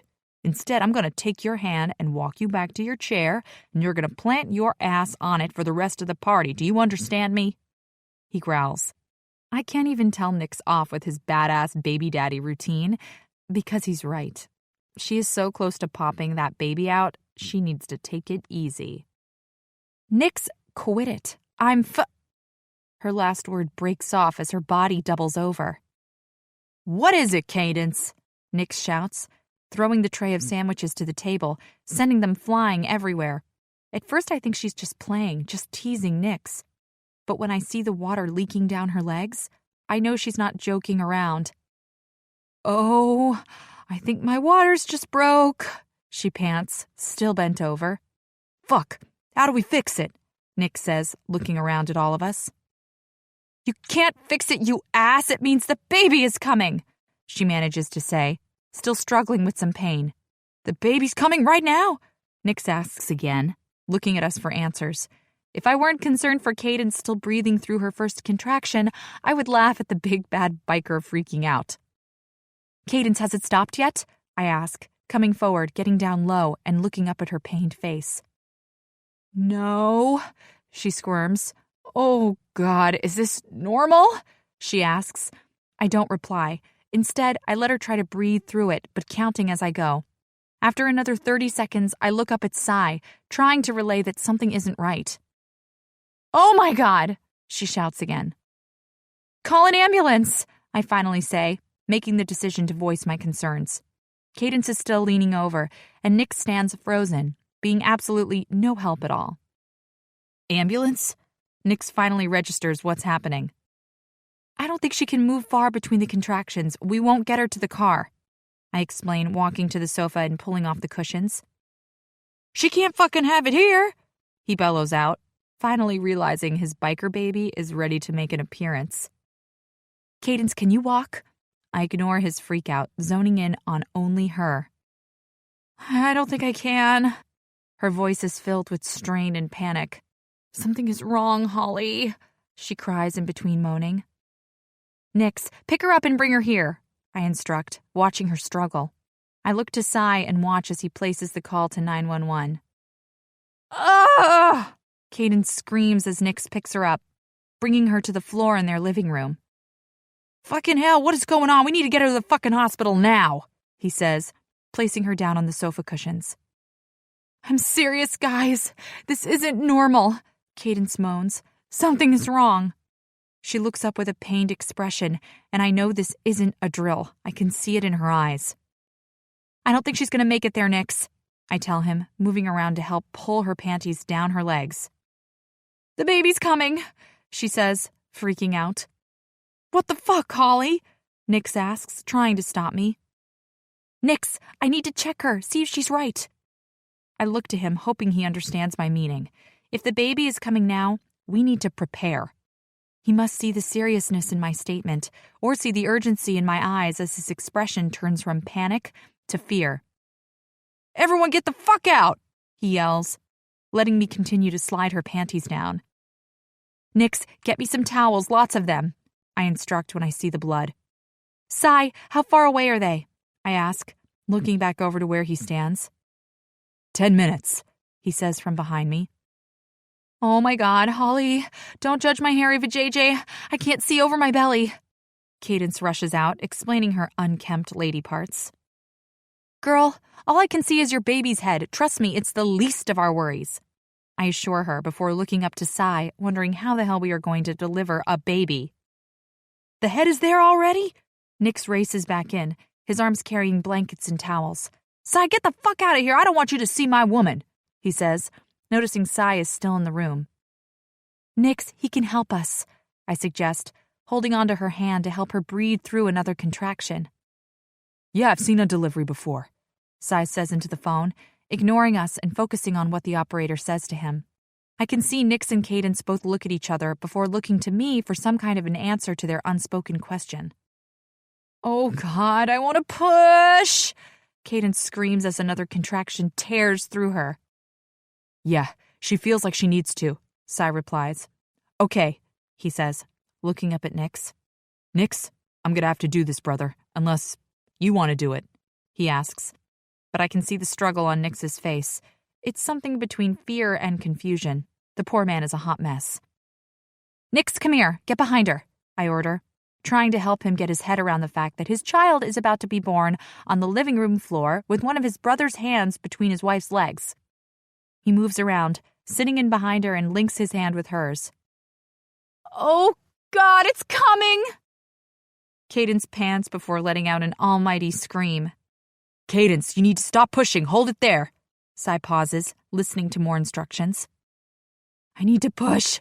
I need to push. Cadence's voice sounds desperate as she fights off what her body is trying to tell her. Breathe through it, Cadence, like you were taught in our classes, Nick says, finally coming into the moment. I don't give a shit what they say, Nix. This feels like someone is ripping my vagina apart. She screams as the next contraction comes on. Paramedics are here, Jessie calls through the front door. I can see the guests gathering around the door, but I don't have time to worry about them right now. Bring them through quickly, I say, watching as she bears down. Okay, Cadence, push just a little, okay? Sai repeats so calmly that even I find myself relaxing at his composure. She follows his instructions, slowly pushing and breathing. That's it, Cadence, I say, watching as the top of the head can be seen. Fuck, babe, you're doing so good, Nick says, wiping away tears and kissing her head. The gesture hits me right then and there. Sai and I are witnessing our best friends deliver their child. An amazing experience and beautiful moment right here on their living room floor. Hello. A female and male EMT rush in right on time. We could take it from here, she interrupts, coming in to replace Sai. She's almost there, Sai says, stepping back to let them have room. That's it, keep going, Cadence, Nix encourages, holding onto her hands as she squeezes through her final push. Okay, Cadence, my name is Jenny, and we are about to meet this sweet little baby of yours. Give me one more push and we can get you off to the hospital, she says, spreading Cadence's legs wider. Oh, God! Oh, God! She screams, making me feel terrible and excited all in the space of a second. That's it, you're doing great. Now, catch your baby, Cadence, the EMT says as she helps to pull the baby out. The sound of a baby taking its first breath of life is something I know I'll never forget. Holy shit, I breathe, watching her cradle her baby up onto her chest. It's one of those serene moments, like seeing love at first sight in slow motion. Tears fall from my eyes, watching Nix and Cadence meet their baby for the first time. Are you okay, baby? Sai turns to face me as we step back, letting them have their space. Yeah, I say, shocked at what we just witnessed. I love you, Sai. You did amazing, I say through tears, listening to the sound of their babies crying. It's a girl, Cadence exclaims. We have a baby girl, Nix. Fuck me, Nix curses, causing us all to laugh. Sigh. You freaked the fuck out, Nix, I hear Jessie accuse as we walk into the hospital room. After the EMTs took Cadence and Nix to the hospital, we stayed back, cleaned up, and saw everyone off. I don't know what Holly's thinking. We've both been lost in our own thoughts. But after an experience like that, I know I'm sure as fuck ready to hold our child in my arms and watch him take his first breath. You're here. Cadence notices us first. She sits up in her hospital bed a little taller. Hey, Holly greets her from next to me. we had to clean up. She says, leaning down to kiss her. How are you? Holly pulls back. Good. Feeling great? Cadence smiles and then turns her gaze to me. Hey. She looks nervous for a second, and I realize I just delivered her baby. She might be feeling uncomfortable. I look up at Jesse and Bo, nodding at them to give us a minute. Come on, Z. Let's go get something to eat. They take him out, leaving us alone. You saved me again, she says when they leave us, and it almost chokes me up. Who knew these people would become my family? No big deal, I say, trying to shrug it off when in reality, it feels fucking good. It is a big deal to me, she whispers, looking down at her daughter. Would you like to hold Harlow? She asks, smiling. Their little girl's name is sweet and beautiful. She draws me in closer to the bed. Harlow? Holly asks, smiling down at her. Yeah, Cadence softly replies. Lifting the small baby up, she hands her over to me. And for a minute, I panic, not remembering how to hold a baby. You can't hurt her, Cadence says, placing her in my arms, then moving away. Taking a step back, I look down at the little girl, her milky, soft skin and dark hair, reminding me a little of Kira. She's beautiful, I say truthfully, looking at Holly and seeing the same sort of emotions flick over her face. We've both seen so much pain and loss in our past, it makes today even more emotional. Just like her mama, Nix says, leaning down to kiss Cadence's forehead. You want to hold her? I look up and watch Holly wipe a stray tear away. I want to comfort her, help her through this, but the perfect little baby in my arms makes it difficult. Yeah, she sniffs, sitting on the end of the bed and holding out her arms. Carefully, I place baby Harlow in her arms and step back, letting her have their own special moment. We wanted to ask you something, Cadence says, sitting up and reaching out, running a finger along her daughter's brow. We would be honored if you and Sai would be Harlow's godparents, she asks, momentarily shocking me. Oh my God, yes, of course, Holly squeals in delight, stirring Harlow for a second. Oh, sorry, sweet girl. She coos her back to sleep with a soft rock, while I watch on in awe of her. Sai? Cadence asks when I don't respond. I smile at the thought. The poor girl not only has a badass daddy, but she has me and a whole clubhouse full of men ready to protect her. As long as you guys return the honor for our boy, I say, giving our own secret away. I don't care if they know. It's Holly who wanted to ask them later, but now seems like a good enough time. You're having a boy? Cadence squeals this time, then starts crying all over the place. Yeah, Holly replies, giving me a stare. We were keeping it under wraps, but looks like Harlow already has Sai wrapped around her little finger. She looks at me accusingly. Not as much as you do, I tell her, leaning down to give her a light kiss. Smooth, Holly whispers, pulling back. Congrats, brother. Nix comes forward and embraces me. You too. I slap his back twice before moving away. We would love to, guys, Cadence says, wiping at her face. Okay, now get the fuck out of here. My wife and baby girl need sleep. He takes Harlow out of Holly's arms and orders us out. Nix, Cadence scowls, but we can see how exhausted she looks. Taking Holly's hand, we say our goodbyes and leave them with promises to celebrate when Cadence and Harlow are released. You did good in there, I tell Holly when we walk out hand in hand down the hospital corridor and back to the car. So did you, she replies. This will be us in a couple more months. Are you ready? She asks the big question that weighs on my mind. Am I ready? I want to say yes, that I handled holding Harlow and didn't freak out. But the truth is, I know it's going to be a whole lot different when our own baby comes. More than fucking ready. I pull her against me, lean down, and kiss her. I love you, Sai. Love you more than anything. And I believe her, because I feel the same way.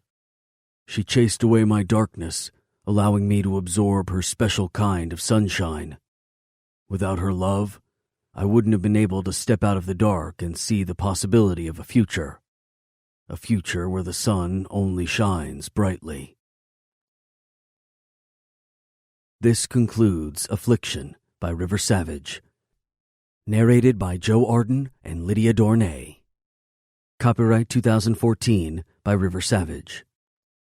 This unabridged audiobook is published by arrangement with River Savage, care of Rebecca Friedman Literary Agency, and was produced in the year 2015 by Tantor Media Incorporated, which holds the copyright thereto. Please visit tantor.com for more information on our growing library of unabridged audiobooks and to take advantage of special offers.